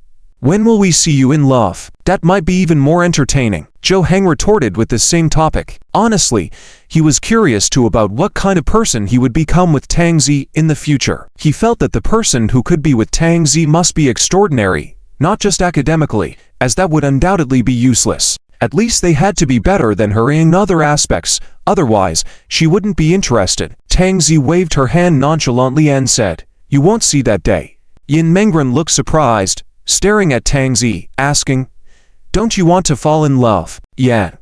I'm not interested. It's not a crime not to fall in love or get married. I don't lack anything in my life, and whatever a boyfriend can provide, I can give myself. Times have changed. Not everyone has to get married and have children. Anyway, my family respects my thoughts. At least, when I say I won't fall in love or get married, my dad is fully supportive." Jo Heng was surprised by Tang Zi's absolute statement, but it was indeed something she would say.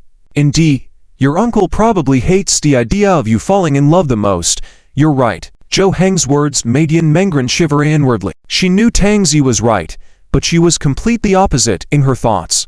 After falling in love with Jo Heng, she wanted to be in a relationship, to be with him, to marry him, to spend a lifetime together. Perhaps due to her current circumstances, she no longer had such high aspirations. After all, there was a time when she didn't even want to live. Now, she just wanted to be by Jo Heng's side. That was enough. It was the only reason she had for staying hopeful about life at the moment. In other words, more than 90% of her existence was now for Jo Heng. If Jo Heng agreed with Tang Zi's view, would he change his mind and leave her? Just when Yin Mengren was worried, Jo Heng suddenly held her hand up, squeezing it a bit tighter. "But my thoughts are different now from yours. I think having someone you like by your side is pretty nice." Jo Heng looked into Yin Mengren's eyes, his lips forming a gentle smile. Yin Mengren was momentarily stunned, feeling her heart ready to burst from her chest. Her previous worries vanished instantly. Jo Heng's words were enough to dispel those doubts and provide her with a sense of security. After a few seconds of astonishment, Tang Zi chuckled and said, all right, don't feed me dog food. I know you two have a good relationship." Jo Heng continued to walk with Yin Mengren, and she lowered her head, whispering softly, "I will always be there for you." This was a promise she would unquestionably keep, a hopeful expectation she held on to. Jo Heng gently nodded in response, saying They intertwined their fingers, holding each other's hands firmly. Despite how calm they looked on the surface, a storm brewed in their hearts. They had to suppress their emotions because Tang Zi was present. They couldn't just ignore everything and act on their feelings openly. The three of them arrived at the central shopping mall. It was crowded on weekends, especially on this floor dedicated to clothing stores, mostly filled with girls who came out to shop on weekends. Tang Zi guided Yin Mengren through each store, with Zhou Heng following behind, seemingly to provide company, but also not. Nonetheless, he thought as long as Yin Mengren was happy, it was okay. Zhou Heng decided to buy drinks for them. He found a drink stall and queued in the back, with 3 or 4 people ahead. As he waited, he heard familiar chattering voices from behind, getting closer. Suddenly, someone bumped into Zhou Heng from behind, as if it was accidental playfulness gone wrong. Oops. Sorry. Zhou Heng turned around to see who had bumped into him, and furrowed his brows. He didn't mishear. He was too familiar with the voice. Unbelievably, he had encountered Tang Yining here. It was an unfortunate fact. Perhaps he could have guessed it. After all, Tang Yining almost always went out to play every weekend, and this place was the busiest on weekends. Running into her here was very likely. Seeing Zhou Heng clearly, Tang Yining opened her mouth in surprise. Zhou Heng, what are you doing here? Tang Yining was just about to say something, but suddenly her gaze shifted towards the side of Zhou Heng, as if looking for someone, but she didn't see that familiar figure. Zhou Heng only gave her a glance and was preparing to leave, thinking that he could buy whatever he needed elsewhere, not necessarily here. As Zhou Heng started to leave, Tang Yining seemed to be captivated and quickly followed suit, because at that moment, Yin Mengren was not by Zhou Heng's side. If she wanted to say something to him, now was the best opportunity. Zhou Heng walked ahead, while Tang Yining followed a few steps behind, and she spoke out. Zhou Heng, I want to talk to you for a few moments, can I? It will just take a little of your time. Zhou Heng ignored Tang Yining's words and kept walking forward, his pace quickening, making it difficult for Tang Yining to catch up. But Tang Yining clearly had no intention of giving up this rare opportunity. She continued to follow closely, drawing the attention of many passers-by, who saw them as a couple having a disagreement. Please, just a few words. I have some things that I really must tell you. Considering we've been classmates for so many years, give me a chance. Besides, I just turned down your confession. I didn't do anything to hurt you. Why are you avoiding me like this? Regardless, we've known each other for so many years, right? Back in junior high, when no one would talk to you. Wasn't it me who talked to you? So ... After Tang Yining finished speaking, Zhou Heng suddenly stopped in his tracks, startling Tang Yining, who also immediately stopped, maintaining a slight distance from Zhou Heng, seemingly afraid that he would get angry. Zhou Heng turned slowly, his expression calm, devoid of anger, and said gently, All right, go ahead. Tell me. What made him change his mind was Tang Yining's words.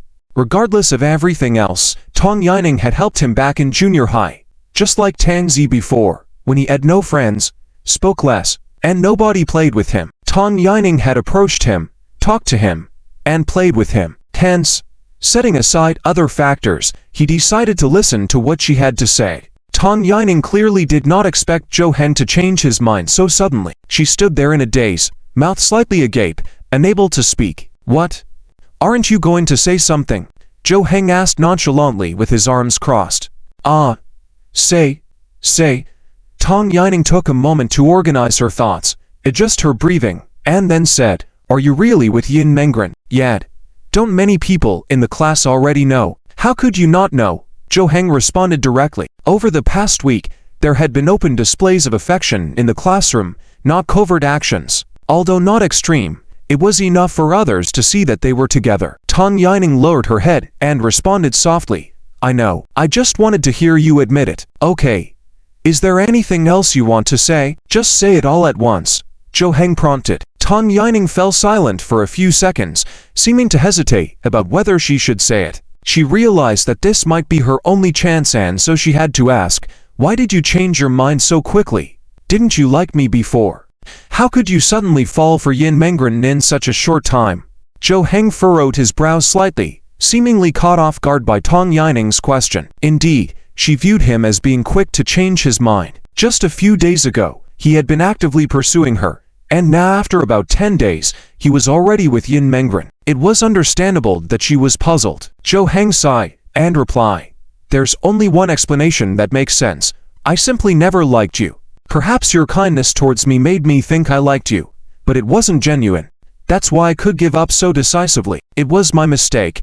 I should have given up sooner. I might have held on for so long because of my stubborn nature." When Tang Yining heard Zhou Heng's response, her expression instantly darkened.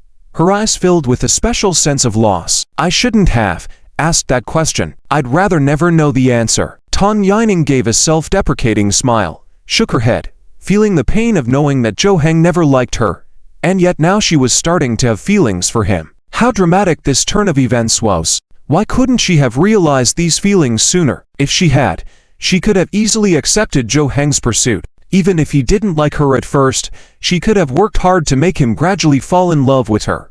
Emotions can be nurtured over time, starting as friends and building a relationship later. Wouldn't that be great? But the reality was that Yin Mengren had somehow skipped all the steps and jumped right into Zhou Heng's life without any warning or signs, while Tang Yining, after 4 or 5 years, hadn't managed to make Zhou Heng truly like her.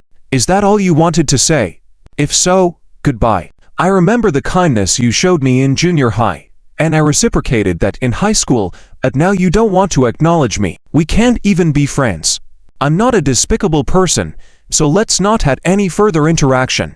That's it. After voicing his thoughts, Zhou Heng turned and left. He had done his part, and it was up to Tang Yining now to accept or not. Tang Yining watched Zhou Heng leave and subconsciously took a step forward to catch up with him. Wait. Just as she was about to catch up to Zhou Heng and touch him, a voice suddenly came from the side. "Sweetheart, there you are." Zhou Heng and Tang Yining both paused. Before Zhou Heng could react, a figure rushed into his arms, hugging him. The familiar fragrance made him recognize the person instantly. Zhou Heng lowered his head and looked at Yin Mengren in his arms, failing to recognize her at first due to her new outfit, a pink off-shoulder chiffon dress with an elegant waistline design, a cute bow at the waist, layered lace embellishments on the beautiful skirt, radiating a youthful and playful scent. Tang Yining stepped back, murmuring, "Yin Mengren." Tang Yining glanced up and down at Yin Mengren, feeling amazed in her heart. She is so beautiful. No wonder Zhou Heng could fall for her so quickly. She had to admit that compared to Yin Mengren, she fell short in many ways. The beauty and temperament she possessed were something Tang Yining couldn't even pretend to have. Tang Yining thought Zhou Heng was interested in her, which was why he acted so boldly, wanting to catch up with her. However, she didn't expect Yin Mengren to be there as well. Regardless, Yin Mengren was now the main character and had the right to keep her away from Zhou Heng. By harassing Zhou Heng, Tang Yining was sure Yin Mengren would not be pleased. Her former good friend would probably look at her with cold eyes again. The term dear was probably meant for her ears, declaring dominance. It was so intimate that it pricked her heart like a needle. After a moment of muddle-headedness, Zhou Heng realized Tang Yining was still behind him. Would Yin Mengren misunderstand? What if she thought he sneaked out to be with Tang Yining? How would he explain? Should he check the surveillance in the mall? They wouldn't grant access to it. They had only been together for a few days. If he angered her, how would he comfort her? He had no experience in this area. If he failed to appease her, would they break up? If they broke up because of this, he would be depressed, right? I was going to buy water, and then I met her. I just wanted to go somewhere else to buy, and at this moment, she caught up to me and said, Zhou Heng hurriedly explained. His words jumbled, as if he feared missing any details and had to clarify his innocence. As Zhou Heng spoke, Yin Mengren suddenly extended her finger and gently pressed it against his lips. Zhou Heng was slightly stunned, staring blankly at Yin Mengren, his heart pounding rapidly, nearly jumping out of his throat.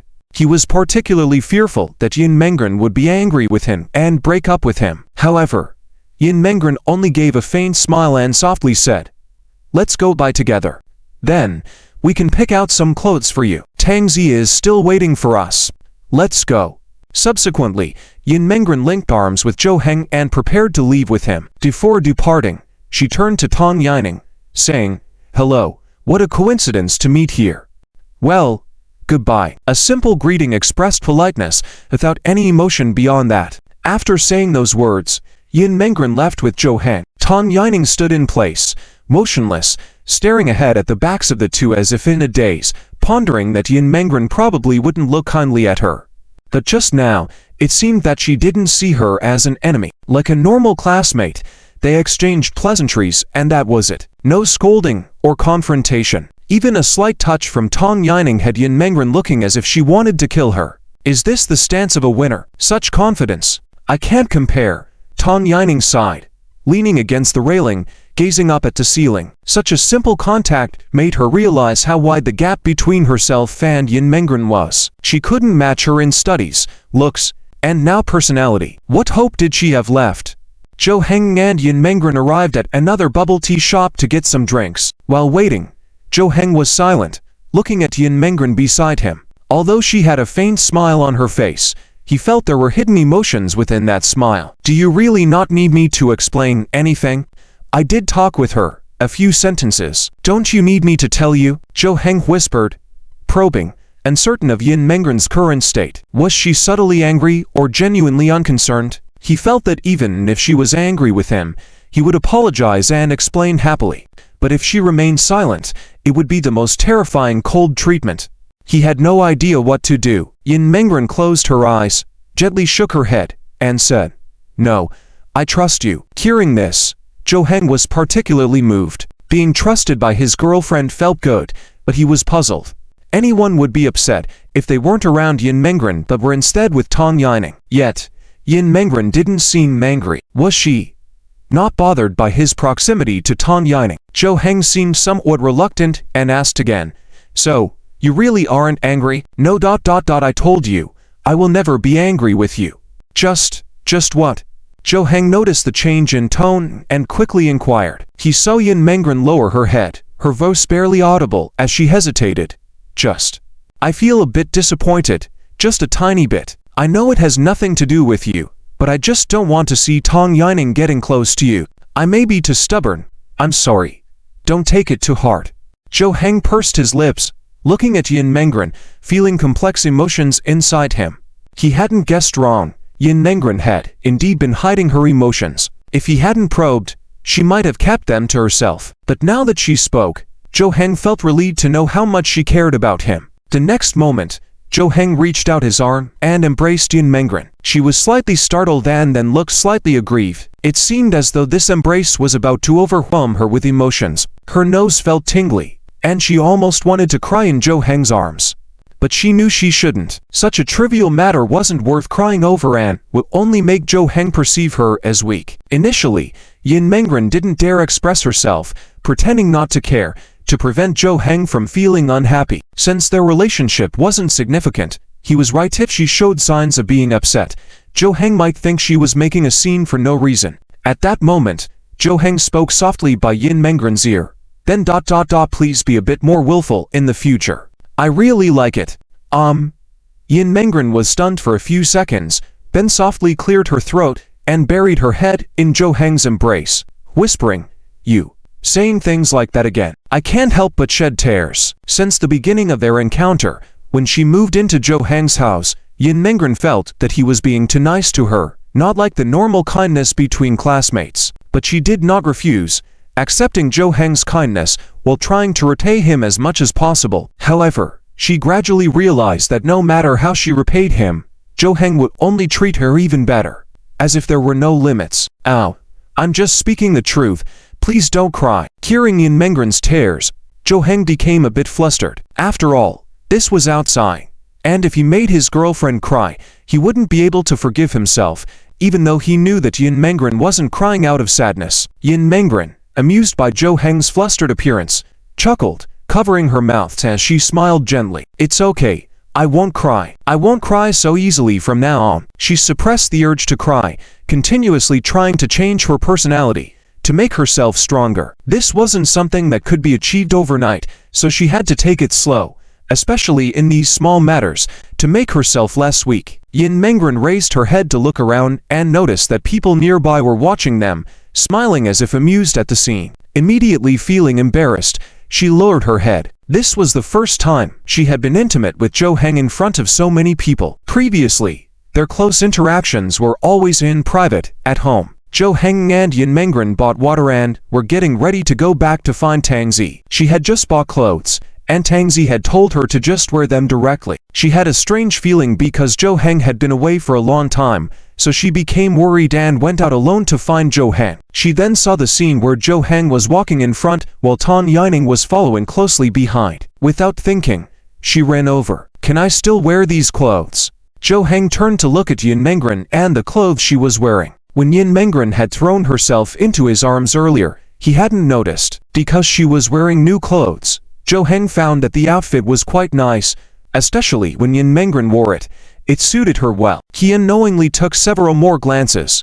"Yes, it looks good, especially on you." Zhou Heng nodded in response. He had no intention of exaggerating, he was simply speaking his mind. This simple honest remark made Yin Mengren happy for a long time. She smiled and softly said, "That's good." The two arrived at another clothing store where Tang Zi was waiting for them. Seeing them return, she stood up and asked, "Why did you take so long? Did something happen?" Tang Zi was quite sensitive. Just by observing their states, she could sense that something had happened. Zhou Heng briefly explained what had occurred earlier. When Tang Zi heard that they bumped into Tang Yining here, she knitted her brows. "How did you meet her here? Is she following you?" Zhou Heng looked at himself in surprise. He didn't have any listening devices on him. Why would she be that obsessive? "It's okay. It was just a coincidence, nothing strange." At this moment, Yin Mengren spoke a sentence that surprised Tang Zi. Full of disbelief, Tang Zi looked at her. You don't care. It's definitely not good if she's clinging on to Zhou Heng. Aren't you worried?" Yin Mengren linked her arm with Zhou Heng's, gazing at his profile, and softly said, "I'm not worried about her. I trust my boyfriend." Zhou Heng was slightly taken aback, then both of them smiled at each other. Helplessly, Tang Zi sighed and muttered, "You two really know how to tease people as a couple." She pushed Zhou Heng and said, "All right, go try on the clothes." "Do I need to try them too, or should I just forget it? I think buying online is fine. I'm not good at picking clothes." Zhou Heng was pushed forward. Even though he was supposed to try on the clothes himself, just looking at all those clothes in front of him was making him dizzy. He felt they were all the same. Any of them would do. "Then you help him choose. Me. Tang Zi's other hand held Yin Mengren's wrist, bringing her forward to stand next to Zhou Heng. The two looked at each other, hesitating. Zhou Heng was still a bit awkward. While Yin Mengren could help him choose clothes, she didn't know if Zhou Heng would like what she picked. You choose for me. I really don't know how to pick." "All right." With Zhou Heng's consent, Yin Mengren stepped forward to find clothes that would suit Zhou Heng. She recalled the types of clothes Zhou Heng usually wore at home to select items of similar style and comfort. After a while, Yin Mengren chose several suitable clothes in darker colors and moderate fit. "Try these first. If you don't like them, we can try another store." Yin Mengren handed the clothes to Zhou Heng and pointed to a nearby fitting room, indicating for him to go there to try them on. "Okay." Zhou Heng nodded, taking the clothes and heading towards the fitting room. It was his first time trying on clothes outside. Most of his clothes were bought online or handed to him by his mom. He had never tried them on before. As he entered the small fitting room, he found it quite refreshing. There was only a thick curtain separating the space. It was small, and with both people in, there was hardly any room to move. In front of him was a large mirror and a clothes rack. Looking at the clothes in front of him, Zhou Heng was unsure where to start and decided to first take off his current clothes. Let's start with the pants for now." Zhou Heng was inside the fitting room, while Yin Mengren and Tang Zi were waiting outside. Yin Mengren had already imagined how Zhou Heng would look in the new clothes. She picked out the clothes according to her inner imagination, unsure if he would like them, but she knew she would like them once he put them on. Tang Zi patted Yin Mengren's hand and softly said, "Keep this one for daily wear. We'll go pick out something for the sports event later. We'll need at least 2 outfits for the 2 days." "All right, that's not a problem. Just don't pick out anything too strange, or I won't be able to wear it later." "What are you thinking? Where would I find strange clothes? I just want to pick out clothes that look good on you." Tang Zi comforted Yin Mengren, assuring her not to worry, as she wasn't trying to tease her, so why worrying about any strange clothes? "Are you guys outside?" At that time, Zhou Heng's voice came from the fitting room. Upon hearing the voice, Yin Mengren quickly stood up and asked, "What's wrong? Are the clothes not fitting?" "Oh, It's not that. I just don't know how to match them. Zhou Heng's voice was helpless and somewhat embarrassed. The clothes and pants he brought in were all mixed up. He had no idea which top went with which pants. If he wore them incorrectly, it would be so embarrassing. These were the clothes Yin Mengren picked for him, indicating that his taste was much worse than hers.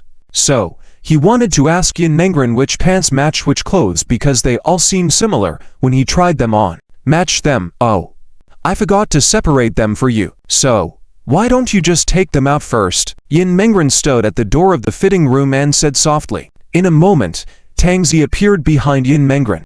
She suddenly pushed Yin Mengren's back and said, "What are you afraid of? Just go in and help him." Right? Ah.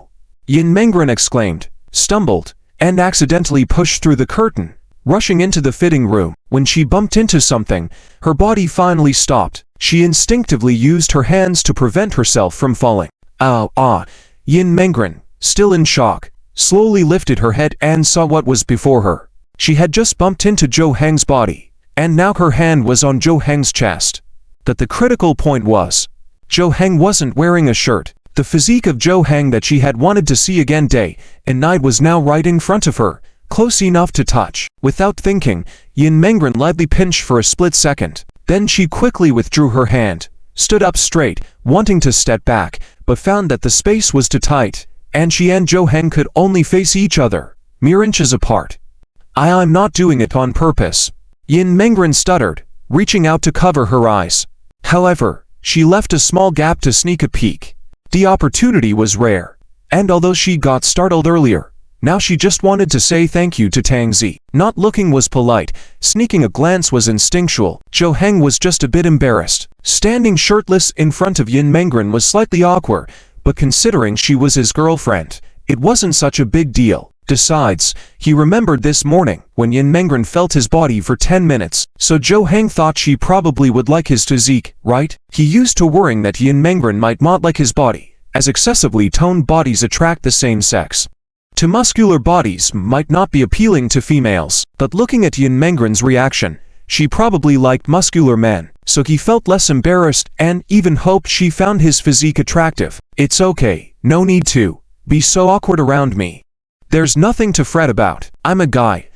Why would I mind being seen? Zhou Heng said softly, trying to explain. Yin Mengren pursed her lips slightly after hearing that and hesitantly asked, "So, can I look then?" "Of course, you're my girlfriend. Why would there be anything you can't see?" Then, with approval, Yin Mengren slowly lowered her hand, taking in Zhou Heng's physique entirely.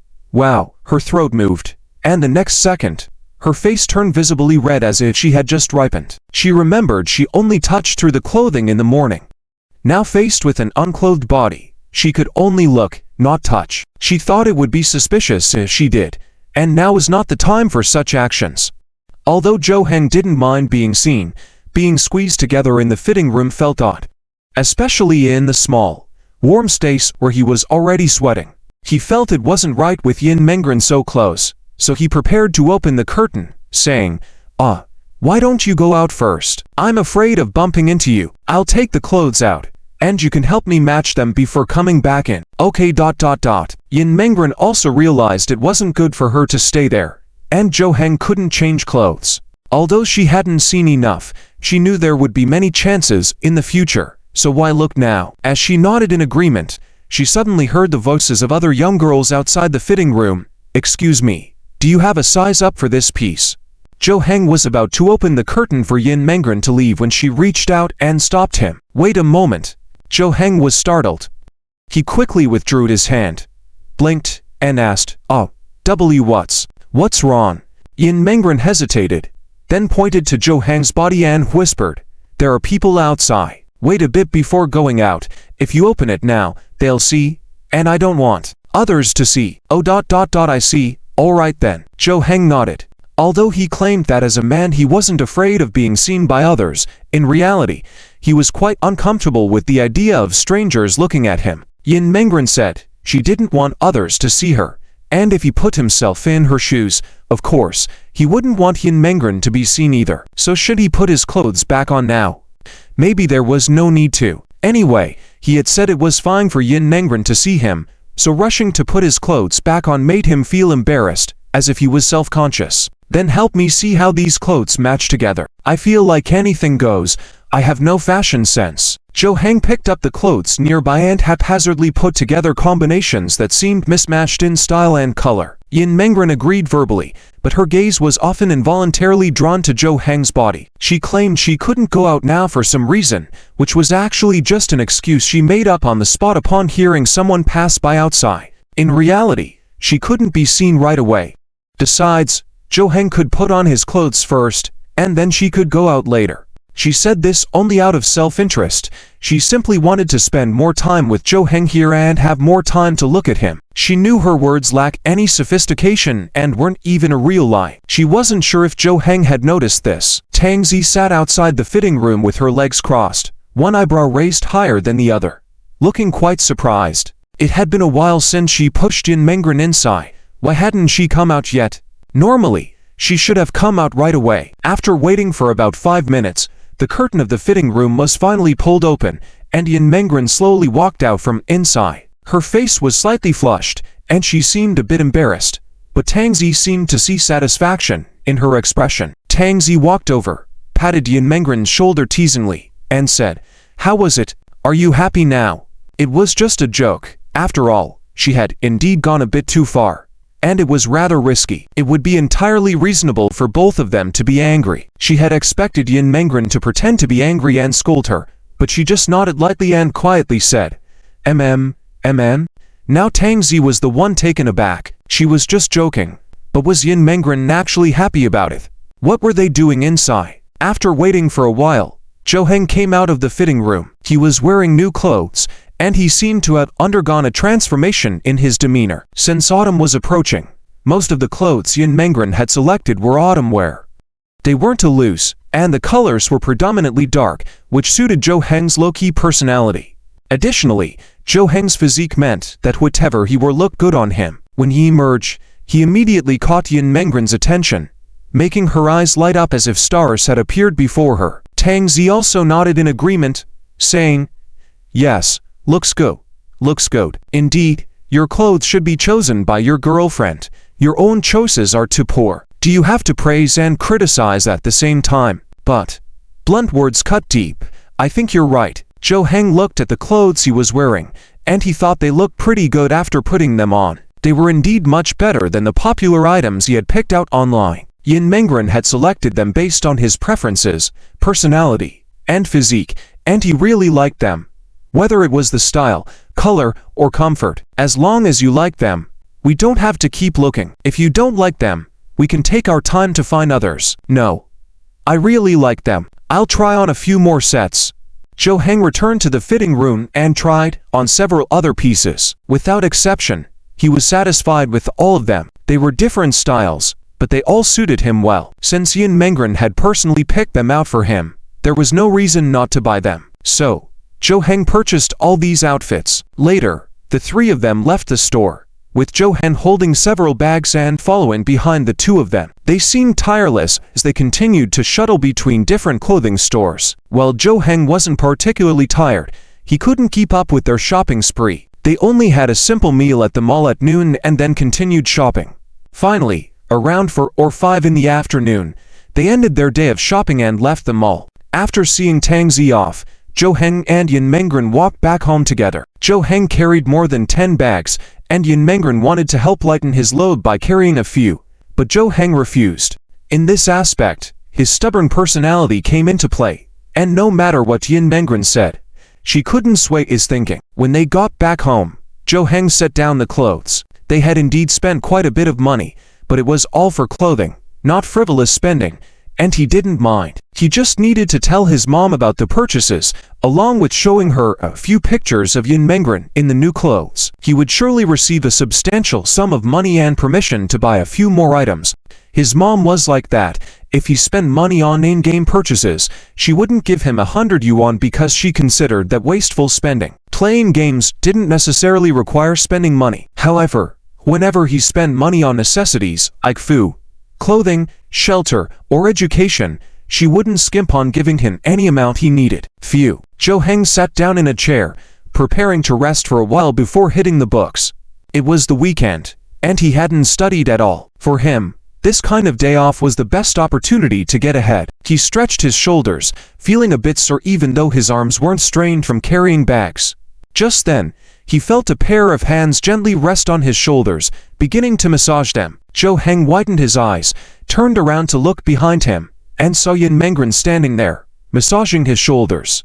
After locking eyes with Zhou Heng, Yin Mengren slowly lowered her head and softly said, "You've worked hard. You must be tired today." I'm fine, but aren't you tired from all that shopping? How about I help you with ... Zhou Heng paused mid-sentence. He had thought about offering to help massage Yin Mengren too, as allowing her to massage him seemed unbalanced. However, Yin Mengren wasn't carrying anything. She was just continuously shopping, meaning she would only be exhausted in her legs and feet. Zhou Heng's gaze shifted downward, looking at those long, slender, fair legs, and his throat bobbed. Should he help Yin Mengren, rub her legs, or massage her feet? What's wrong? Halfway through Yin Mengren hearing Zhou Heng's words, she asked in confusion. Zhou Heng shook his head gently, responding, Nothing. He had really wanted to help massage Yin Mengren's legs and feet, as she had massaged him earlier. Of course, he also wanted to reciprocate in the same way. Only his mother had ever treated him like this before. He used to frequently massage his mother when he was young, so he had some understanding of techniques. However, it was his mother after all. Can he do the same with Yin Mengren? Although they were a couple, they hadn't been together for very long. If he started touching and massaging her legs, would she misunderstand his intentions? Yin Mengren continued to massage Zhou Heng's shoulders, exerting just the right amount of pressure. It truly helped him relax. However, the real relaxation was definitely psychological for him. To have a beautiful girlfriend helping massage him made him feel good inside, even more so than physical relaxation. I used to massage my mother often in the past. Her shoulders would always be especially sore, so I would massage them to alleviate her pain. Yin Mengren began softly. Hearing about her past, Zhou Heng imagined the scene in his mind. Whenever he thought about Yin Mengren and her family, his heart would ache.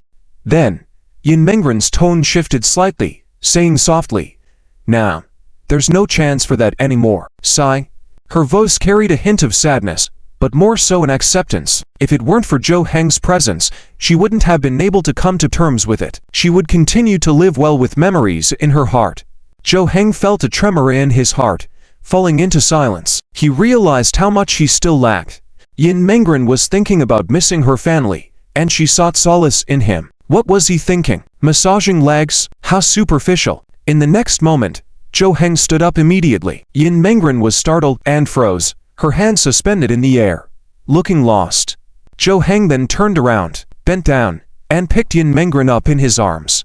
Yin Mengren widened her eyes in surprise, her body stiff like she didn't dare to move. Zhou Heng, she called softly, but received no response. Her heart raced, but there was no sense of fear. Was this accelerated heartbeat due to excitement or nervousness? Zhou Heng carried Yin Mengren to the living room and gently placed her on the sofa. Yin Mengren looked up, puzzled, not knowing what he was planning. Zhou Heng fetched a small stool from the side and sat in front of Yin Mengren. He then reached out and held Yin Mengren's leg, placing it on his own leg. Yin Mengren hummed softly. For some reason, when Zhou Heng's hand touched her ankle, her body trembled slightly. Yin Mengren realized what Zhou Heng intended to do but was a bit hesitant. She couldn't believe it. Did Zhou Heng want to massage her too? She had spent the day outside with Tang Zi, using Zhou Heng's money, buying herself pretty clothes held by Zhou Heng. Now, she was letting Zhou Heng massage her too. Who did she think she was? Watching Zhou Heng's hand about to massage her calf, Yin Mengren quickly stopped him, saying, "No, Zhou Heng, it's okay. I can massage you instead. Don't treat me like this." Zhou Heng's hand paused in the air. He raised his head, glanced at Yin Mengren, and asked, "Are you against it?" I'm not against it. I just feel like I shouldn't be treated this way. This is my home. You're my girlfriend. If you shouldn't enjoy this, then who should?" After saying that, Zhou Heng placed his hand on her leg and gently massaged it. Yin Mengren realized she couldn't stop Zhou Heng. When his warm hand touched her, she shyly covered her eyes with her hand and pursed her lips. But even so, she couldn't hide her blushing cheeks and how the color spread to her neck. Her heart felt like it was about to jump out of her throat. What kind of day was today? She couldn't believe she was experiencing such things. Though she wanted to resist Jo Heng, she couldn't help but want time to slow down so that she could savor this moment. Jo Heng didn't notice Yin Mengren's change. He stared at Yin Mengren's legs in front of him, inwardly commenting, "How does she maintain such fair skin? It's even fairer than my hand. Compared like this, I look really dark." After massaging for about 10 minutes, Yin Mengren felt that she had enough. She didn't want Jo Heng to spoil her by letting her enjoy this too much. Just as she was about to say something, Jo Heng took off her slippers and prepared to touch her feet. Yin Mengren quickly retracted her legs at lightning speed, her toes gripping the sofa as if she were a startled animal hiding. Jo Heng blinked, paused for a few seconds, a bit slow to react to how she swiftly evaded. "Ah, what's wrong? I wasn't going to tickle your feet. What are you afraid of?" He thought Yin Mengren was afraid of him tickling her, thinking that it would tickle her. He merely wanted to help massage her feet, as they must be tired after walking all day. Yin Mengren shook her head repeatedly, cheeks turning red, and softly said, "It's not that, it's just feet. Let's skip that. They're dirty." "Dirty? How could that be?" Jo Heng looked at Yin Mengren's feet and then back at his hand. Judging from the colors, her feet seemed cleaner than his hands. Yet he understood Yin Mengren's perspective. Even if her feet were clean, she wouldn't let someone touch them without washing them first, as people usually assume their feet are dirty subconsciously. "How about I get a bowl of water and help you wash them? Will that suffice? Though I don't think they're dirty. Just like this is fine." "No. No. That's okay. This is enough. Don't bother with that." Yin Mengren hesitated to speak and could only force out a thank you before quickly standing up from the sofa and running to the kitchen, saying, "I'll start preparing dinner." On Monday night, Jo Heng and Yin Mengren ended a day of hard work and left the school. Tuesday was the day of the sports meeting, and they were probably the most tired today. They needed to do the final rehearsal for everything to go smoothly tomorrow. Jo Heng, serving as the head of the sports committee for the first time, used to avoid such responsibilities in the past. However, to help their classmate Yin Mengren, who was also the class monitor, Jo Heng actively participated this time. The rehearsal went smoothly with the help of Jo Heng, and there were fewer whispers among the classmates. Jo Heng and Yin Mengren organized the setup of their class area before the end of the school day. When they walked out of the school gate, they were silent, indicating their exhaustion. Yin Mengren held Jo Heng's hand and softly said, "When we get home tonight, I'll make you something delicious to replenish your energy. Good luck for the competition tomorrow." Upon hearing Yin Mengren's words of encouragement, Jo Heng felt a surge of happiness inside him. He realized how wonderful it felt to have support from his girlfriend. Despite feeling boosted, he tried to maintain a laid-back attitude, saying, "It's just a school sports meeting. No need to take it too seriously, right?" However, this statement triggered a change in Yin Mengren's demeanor. She became serious, shook her head, and said, "No, I think being serious, whether it's big or small, is not a bad thing. It's about attitude." She then realized she might have sounded like she was scolding Jo Heng unintentionally and quickly added, "Ah, I didn't mean to blame you. I know you are the best and can win without being serious. Forget what I said." Jo Heng turned to her, smiled to reassure her, and apologized for his casual remark. Yin Mengren lowered her head and softly said, "You don't need to apologize to me." She then approached Jo Heng and embraced his arm, feeling grateful for his caring attitude. After returning home together, Yin Mengren prepared a dinner for Jo Heng. She had already prepared the ingredients the night before and planned to make a nutritious meal for him.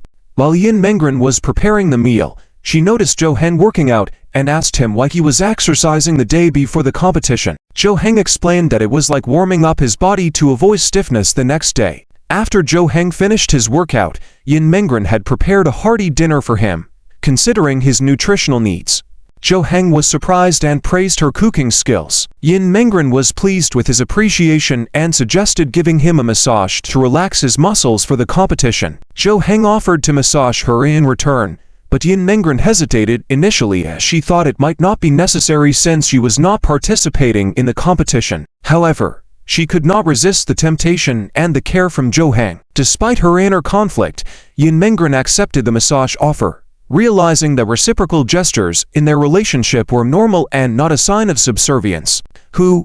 After dinner, Jo Heng took a shower to wash away the fatigue of the day. Walking out of the bathroom, he didn't see Yin Mengren in the living room, so he guessed she must be in the bedroom. Jo Heng approached the bedroom door and directly opened it. Walking in, "You go sure, I finished, just now." In that instant, Jo Heng's words got stuck in his throat, freezing him in place.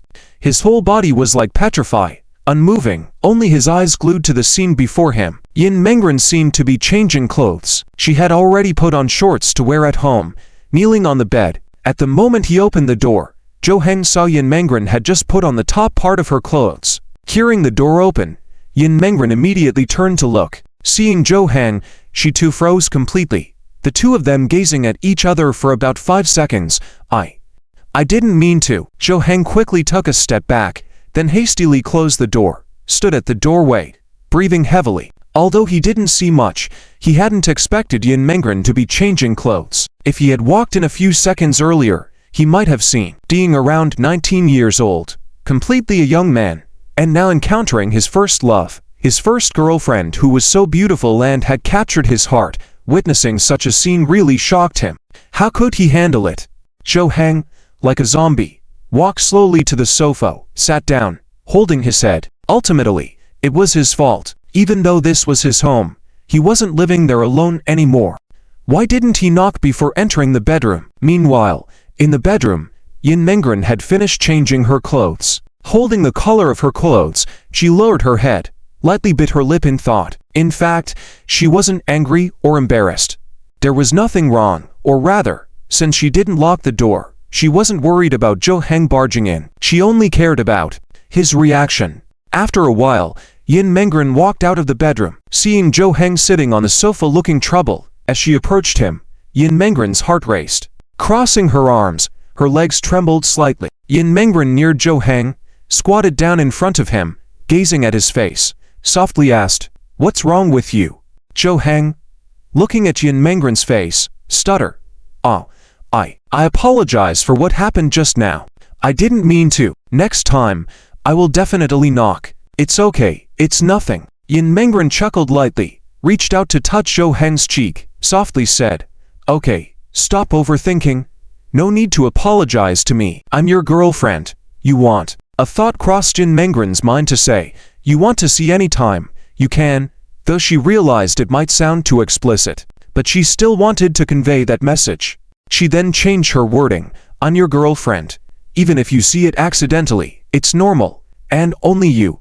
Yin Mengren's words lit up something in Jo Heng. His face flushed instantly. He quickly averted his gaze, looking around, uncertain where to look, not knowing where to put his hands, sometimes covering his mouth, sometimes placing them on his lap. I understand." After a quick response, Jo Heng stood up from the sofa instantly, walking towards the bedroom. You go sure." Seeming unsteady on his feet, even taking a few steps in sync with each other. Stumbling back into the bedroom, Yin Mengren, on the other hand, kept her eyes on him as he returned, only relaxing when the bedroom door closed. She gave a slight shiver, recalling Jo Heng's reaction from earlier. Biting her lip lightly, her lips formed a small smile. What's with this situation? What's with this situation? Yin Mengren's heart raced like a drum, a deer in confusion. Her mind kept replaying Jo Heng's reaction. What she wanted now was just to see that reaction again. She didn't want Jo Heng to run away this time. She wanted to witness his changing reactions firsthand, to the point where she might not be able to resist hugging him. But she had only seen his reaction once, and how could she make him react like that again? Deliberately perhaps. Lowering her head to look at her clothes, she tugged at the hem, feeling the fabric against her body outlining her figure. Jo Heng's reaction to seeing her body pleased her. If Jo Heng had remained indifferent, that would have been a bigger blow. While the plan could work, she realized it probably had a limit. A few times might be okay, but if it became a habit, Jo Heng would get used to it. Cherishing this opportunity, she didn't want to waste it casually. Maybe I should think of other ways. Yin Mengren went to shower, whereas Jo Heng lay on the bed in the bedroom, hugging a pillow, leaning against the headboard, holding a book, quietly reading. Although he seemed calm on the surface, his inner turmoil was anything but peaceful. Hearing the water from the adjacent bathroom, Jo Heng couldn't help but swallow, his mind wandering back to that scene. After a while, his gaze shifted to a piece of paper on the nearby table. After a few seconds of hesitation, Jo Heng shook his head, raised the book, and continued reading, muttering, "Stop thinking about it. There are side effects. There are side effects. In the bathroom, Yin Mengren dried off the water on her body, put on her pajamas, and looked at herself in the mirror. Her skin looked particularly good, smooth and tender, probably because she had just finished showering. While she was showering, she had already thought about their relationship and decided that it would be better to take it slowly. She didn't need to rush anything. As long as Zhou Heng didn't hurry her to leave, she could continue to accompany him for a long time. Now that Zhou Heng could give himself a label, that was already very good. They should really relax and enjoy their relationship after the college entrance exams. She shouldn't be thinking about getting too intimate with Zhou Heng every day. He should focus on his studies for now, and then consider other things. She was absolutely determined not to delay his studies, and she had decided on this before confessing her feelings. Yin Mengren walked out of the bathroom and went to the kitchen to wash some fruit for Zhou Heng. She peeled and cut the apples into pieces, prepared them, and then carried the fruits to the bedroom. The door to the bedroom was slightly ajar, not tightly closed. She pushed the door open and found Zhou Heng leaning against the head of the bed, half lying down, holding a book.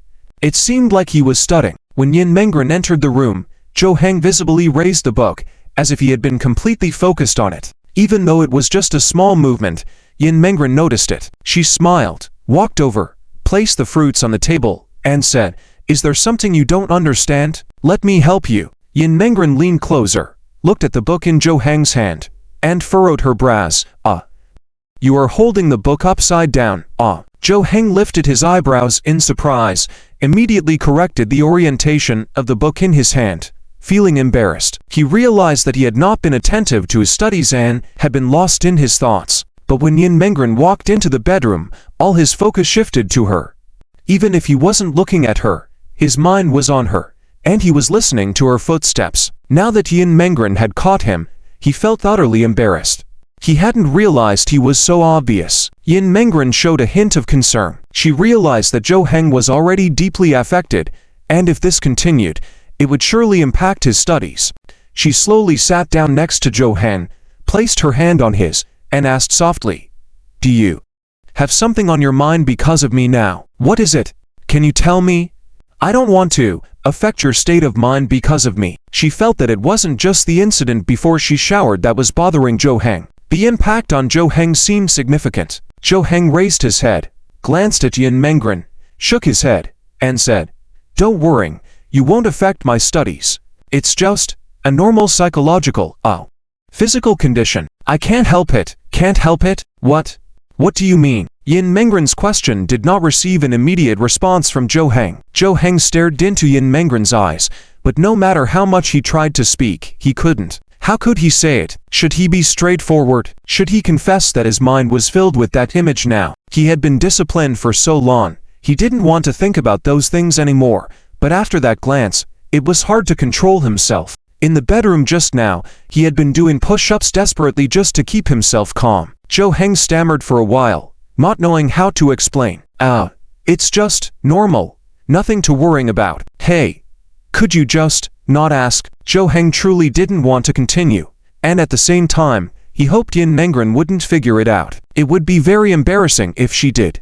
He had always appeared disinterested in such matters, and now he was troubled by them. It felt like his image was crumbling. Yin Mengren furrowed her brows, trying to understand the meaning behind Zhou Heng's hesitation. She wasn't naive and had learned a lot about physiology in school. She quickly understood what was going on. "Oh, I see." Yin Mengren lowered her head, blushing deeply. She hadn't expected Zhou Heng to be affected by that incident earlier. She didn't know whether to be happy or worry. Happy because Zhou Heng cared so much, which meant he was interested in her. Worried because she didn't know how to solve the problem. She couldn't let Zhou Heng be so distracted. As his girlfriend, she had to help him. Well. Then, after hesitating for a while, Yin Mengren stammered and then seemed to make up her mind. She gathered her courage and slowly approached Zhou Heng, leaning in close to him, and whispered in his ear, "Then let's." Zhou Heng's eyes widened in shock. He leaned back, looking at Yin Mengren with astonishment, and Yin Mengren, with her head down, blushing almost as if she were about to bleed, her cheeks getting hotter, her breathing slightly faster, interrupted, "Wait. Hold on." Seeing Yin Mengren about to undo his buttons, Zhou Heng immediately grabbed her wrist to stop her. "Are you kidding me?" Yin Mengren shook her head and said, I'm not kidding, I'm serious. I think that way you won't keep thinking about it, right? She understood what Zhou Heng was trying to convey, so she came up with this simple solution.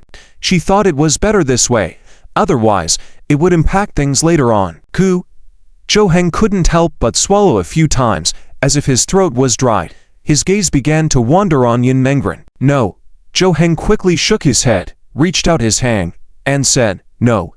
No. If my mom finds out, she'd kill me. Don't tell your mom then, or maybe ... Yin Mengren turned her face to the side, looking somewhat lonely as she glanced downwards, revealing a bit of her shoulder. You don't want to be with me. Damn. I really want to. Zhou Heng grabbed Yin Mengren's arm, his gaze particularly intense. Yin Mengren was momentarily stunned. The loneliness in her eyes vanished. She had thought that Zhou Heng's hesitation meant he wasn't interested in her, but seeing his current state and the force with which he held her arm, it didn't seem like lack of interest. Since he hesitated, there must be a reason for it. So ... what do you think? Yin Mengren quietly asked Zhou Heng for his thoughts. She just wanted to help Zhou Heng in any way she could. So ultimately she had to follow his lead. Zhou Heng paused, looking into Yin Mengren's watery eyes. The words he wanted to say seemed stuck in his throat, unable to come out. This is my first time in a relationship, and I don't want us to rush into that kind of step, especially for such absurd reasons related to my personal desires. Because we haven't even kissed yet. Zhou Heng's voice grew softer as he spoke, but no matter how soft, Yin Mengren, who was so close, could hear every word clearly. Each word struck at Yin Mengren's heart heavily. She hadn't expected Zhou Heng to think this way. Indeed, they hadn't even kissed each other yet. Now to do such a thing seemed somewhat absurd. Like a transaction conducted outside, not like the precious first love between the two. Initially, she had felt a bit disappointed, but after hearing Zhou Heng's reasons, that feeling disappeared completely. After all, only when caring deeply about the relationship would someone think like this. If they had really moved forward just now, maybe after it was over, the emotions could have soured. It had been just over a week of dating. There was bound to be less of that sweet and innocent feeling. After already having each other's bodies, what was the point of pretending to be innocent? However, Zhou Heng had, indeed, just confessed how much he wanted her. So, we really shouldn't. Zhou Heng released his hands, softly asking, in your heart, how long should a couple wait before doing such things together? Yin Mengren hesitated, then answered, for you, it could be any time. No. I mean, what do you truly think is the right timing? Well, probably around a year. After thinking for a while, Yin Mengren gave this answer. In truth, her initial idea had been after marriage, as she felt everything before that was uncertain. But after the recent troubles at home, that idea had faded. As she had considered marrying someone quickly, she wouldn't be able to stick to that idea anymore. Now, facing Zhou Heng, she said a year because she didn't want to wait too long, nor let Zhou Heng wait too long. Okay, then let's wait for a year. Maybe by then, we'll have graduated. And at that time, can you fully give yourself to me? Zhou Heng reached out, gently stroking Yin Mengren's face. Yin Mengren pursed her lips, nodded, and responded with a soft Then she extended her arms, embracing Zhou Heng. She had offered herself, been refused, yet she didn't feel disappointed at all. On the contrary, she now liked Zhou Heng even more than before. She had underestimated his seriousness towards the relationship and his sense of responsibility. Indeed, this kind of Zhou Heng was the one she liked the most. Zhou Heng looked at the table, at the cut fruits, and thought to himself, I'm looking forward to graduation ... Wow. Yin Mengren came to the bathroom. As the faucet in the bathroom turned on, she washed her hands, and the flush on her face faded significantly. Yin Mengren lowered her head, looking at her hands, muttered softly, hurry up and graduate. She walked out of the bathroom, turned off the light, stood at the bedroom door, hesitated to enter immediately. She stood there for a moment, contemplating what kind of attitude Zhou Heng would have when she entered. Would he be sleeping directly? Would he be indifferent to her? Because it is said that men have a certain sage mode, in which they are invincible and completely uninterested in women. How should she respond to him in that case? Regardless of how Zhou Heng treats her, her attitude towards him can never change, right? Maybe it can only change for the better. She definitely cannot be indifferent to Zhou Heng. Yin Mengren nodded, secretly determined that no matter Jo Heng's attitude, she absolutely cannot show any feelings of loss or dejection. She must be mentally prepared for this, which is also a way to toughen her character. When Yin Mengren pushed the door open and went in, she found Jo Heng still sitting by the bedside, holding a book. This time, the book was not held upside down. At the first moment Yin Mengren saw Jo Heng, she could tell that he was already in a much better state than before. Earlier, he seemed absent-minded and restless, his mind not on the book at all. But now, those emotions had completely disappeared, which meant that she had indeed helped Jo Heng. Jo Heng appeared calm on the surface, but in reality, he was also in turmoil inside. After all, what had just happened made it hard for him to stay calm. He didn't know how to face Yin Mengren now, how to interact with her normally, so for now, he could only try to remain calm and observe. Yin Mengren got onto the bed and sat beside Jo Heng. Before Jo Heng could say anything, Yin Mengren put her hand on his leg and gently began to massage it. Jo Heng's eyes widened in amazement behind the book. He couldn't believe that Yin Mengren was actually giving him a massage. What kind of treatment was this? The treatment fit for an emperor. Would anyone believe it if he told his classmates about these things? They would probably think he had gone crazy. While massaging, Yin Mengren murmured softly, "Be sure to stay safe during tomorrow's competition. The most important thing is for you not to get hurt, Yin Mengren." Yin Mengren stopped massaging, lifted her head to look at Jo Heng, and found him looking at her intently after putting the book down. Suddenly, Jo Heng sat up, saying, "At least let me massage you back. Take a break, okay?" Yin Mengren was slightly taken aback, then smiled and gently pushed Jo Heng back. "All right, just enjoy yourself today. Don't argue with me." Jo Heng continued to lean back, watching Yin Mengren massage him earnestly, relaxing his muscles. Though he felt a bit guilty inside, he also enjoyed the feeling very much. He picked up a bowl from the nearby table, skewered an apple slice with a toothpick, and fed it to Yin Mengren. Yin Mengren smiled lightly, opened her mouth to eat the slice, and the two shared a smile, as if they were in a harmonious environment. But deep down, they both knew very well, and even had the same mindset, which was to bring out the best in each other. At night, the lights were turned off, and the two of them lay in bed, habitually embracing each other. Today, they hugged each other tighter than usual, as if their emotions had reached an unprecedented level of warmth, instantly elevating their relationship to an uncharted height. Jo Heng could feel Yin Mengren's warm breath repeatedly touching his neck, while he could also smell Yin Mengren's faint fragrance. After a while, Jo Heng softly asked, "Do you really like my muscles?" You caught on." Yin Mengren chuckled softly, like a child whose thoughts had been exposed.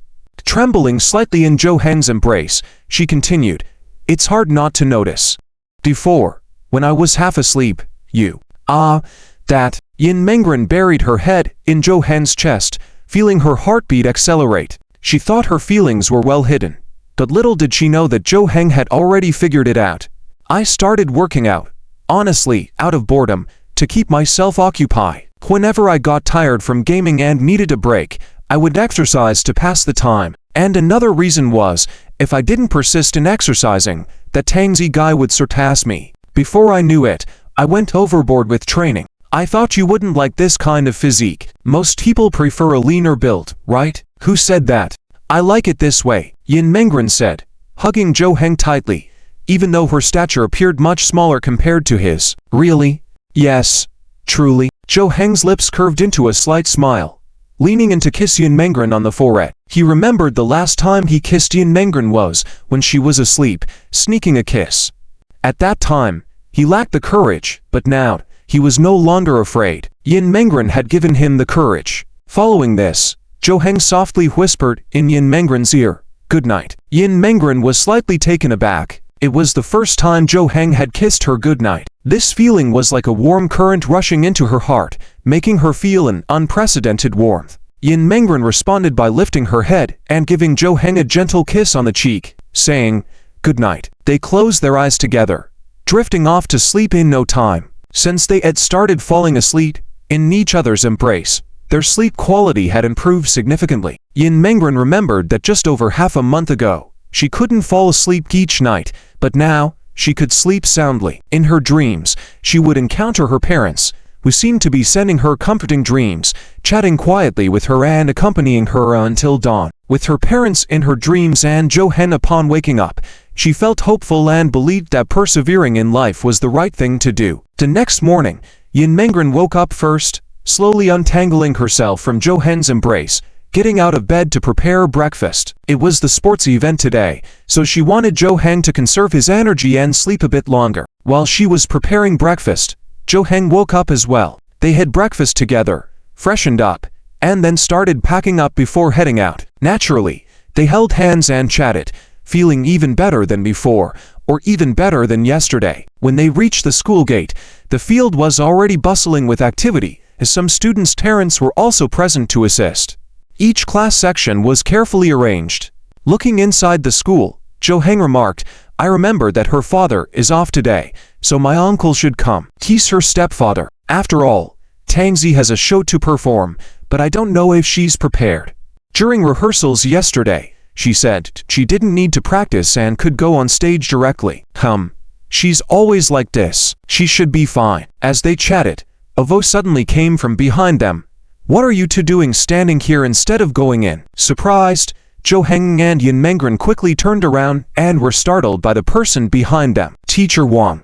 Standing behind them was their homeroom teacher. She squinted, eyeing their still intertwined hands. "Teacher Wang, good morning." Yin Mengren greeted quietly, while Jo Hen beside her was already stunned. The homeroom teacher was still staring at the hands they were holding, and the two of them, realizing something was amiss, looked down at their hands. In the next moment, their hands were like they had been shocked, immediately letting go and retracting. Jo Hen looked embarrassed, while Yin Mengren kept her head down, her heart beating like a drum, too afraid to look the homeroom teacher in the eye. Student relationships were prohibited, especially in their critical senior year of high school. Being caught would surely result in severe punishment. They had only been together for a week, and now they were caught by the homeroom teacher. It was terrible, especially for Yin Mengren. She knew how much the homeroom teacher cared for her.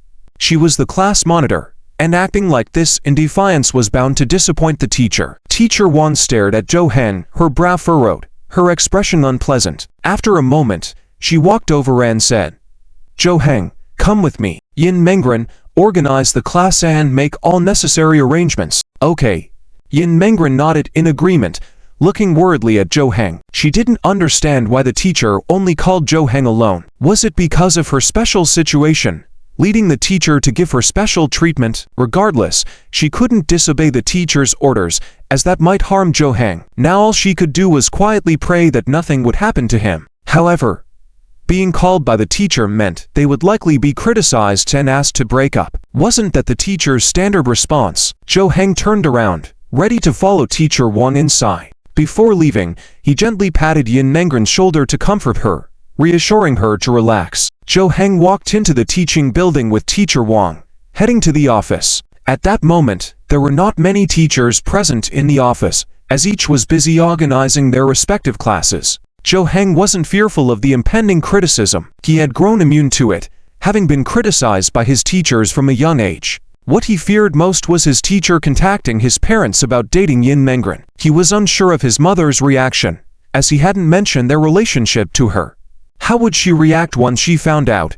In his mother's eyes, Yin Mengren's position was significant, and he guessed the reason for rejecting their relationship would be focused on academics, particularly not wanting him to affect Yin Mengren's studies given her outstanding grades. Perhaps they would even arrange separate living quarters for Yin Mengren, separating them. So, until he clarified his mother's stance, he couldn't tell her about his relationship with Yin Mengren. It should be fine to deceive the teacher for now. Even if they agreed to break up verbally, they could continue their relationship discreetly. As long as they kept a low profile at school, the teacher couldn't do much. Teacher Wang sat down, placed her bag aside, and gazed at Jo Hen, crossing her legs. She asked, "How long have you and Yin Mengren been together?" Jo Hen straightened his body and replied, "About a week." Teacher Wang touched her chin, looking somewhat surprised. It seemed like she was pondering something. "Did you pursue her, huh?" "And oh, it's mutual. I mean, neither of us pursued the other." Teacher Wang's expression became even more intriguing, as if she couldn't figure out a particular issue. However, She didn't doubt Zhou Heng was lying. Approaching 40 and having been a teacher for over a decade, she could tell when students were being dishonest. Even though Zhou Heng's responses were hesitant, his eyes didn't betray any signs of deceit. After a glance around the office to ensure no one was listening, Teacher Wan asked quietly, "Do you know that Yin Mengren's family situation is a bit unique?" Zhou Heng nodded without hesitation, honestly responding, "Yes, I know. I knew even before Yin Mengren returned to school." "Teacher, if you're interested, I can tell you everything, but you need to promise me." "What?" "Not to tell my parents about my relationship with Yin Mengren." Zhou Heng preemptively set this condition. He trusted his homeroom teacher more than other teachers, believing she could at least agree to this term. Indeed, after hearing his request, Teacher Wan briefly contemplated it, nodded, and said, "Okay, I promise, but you have to tell me everything accurately. No withholding." She then pulled a chair over, gesturing for Zhou Heng to sit down.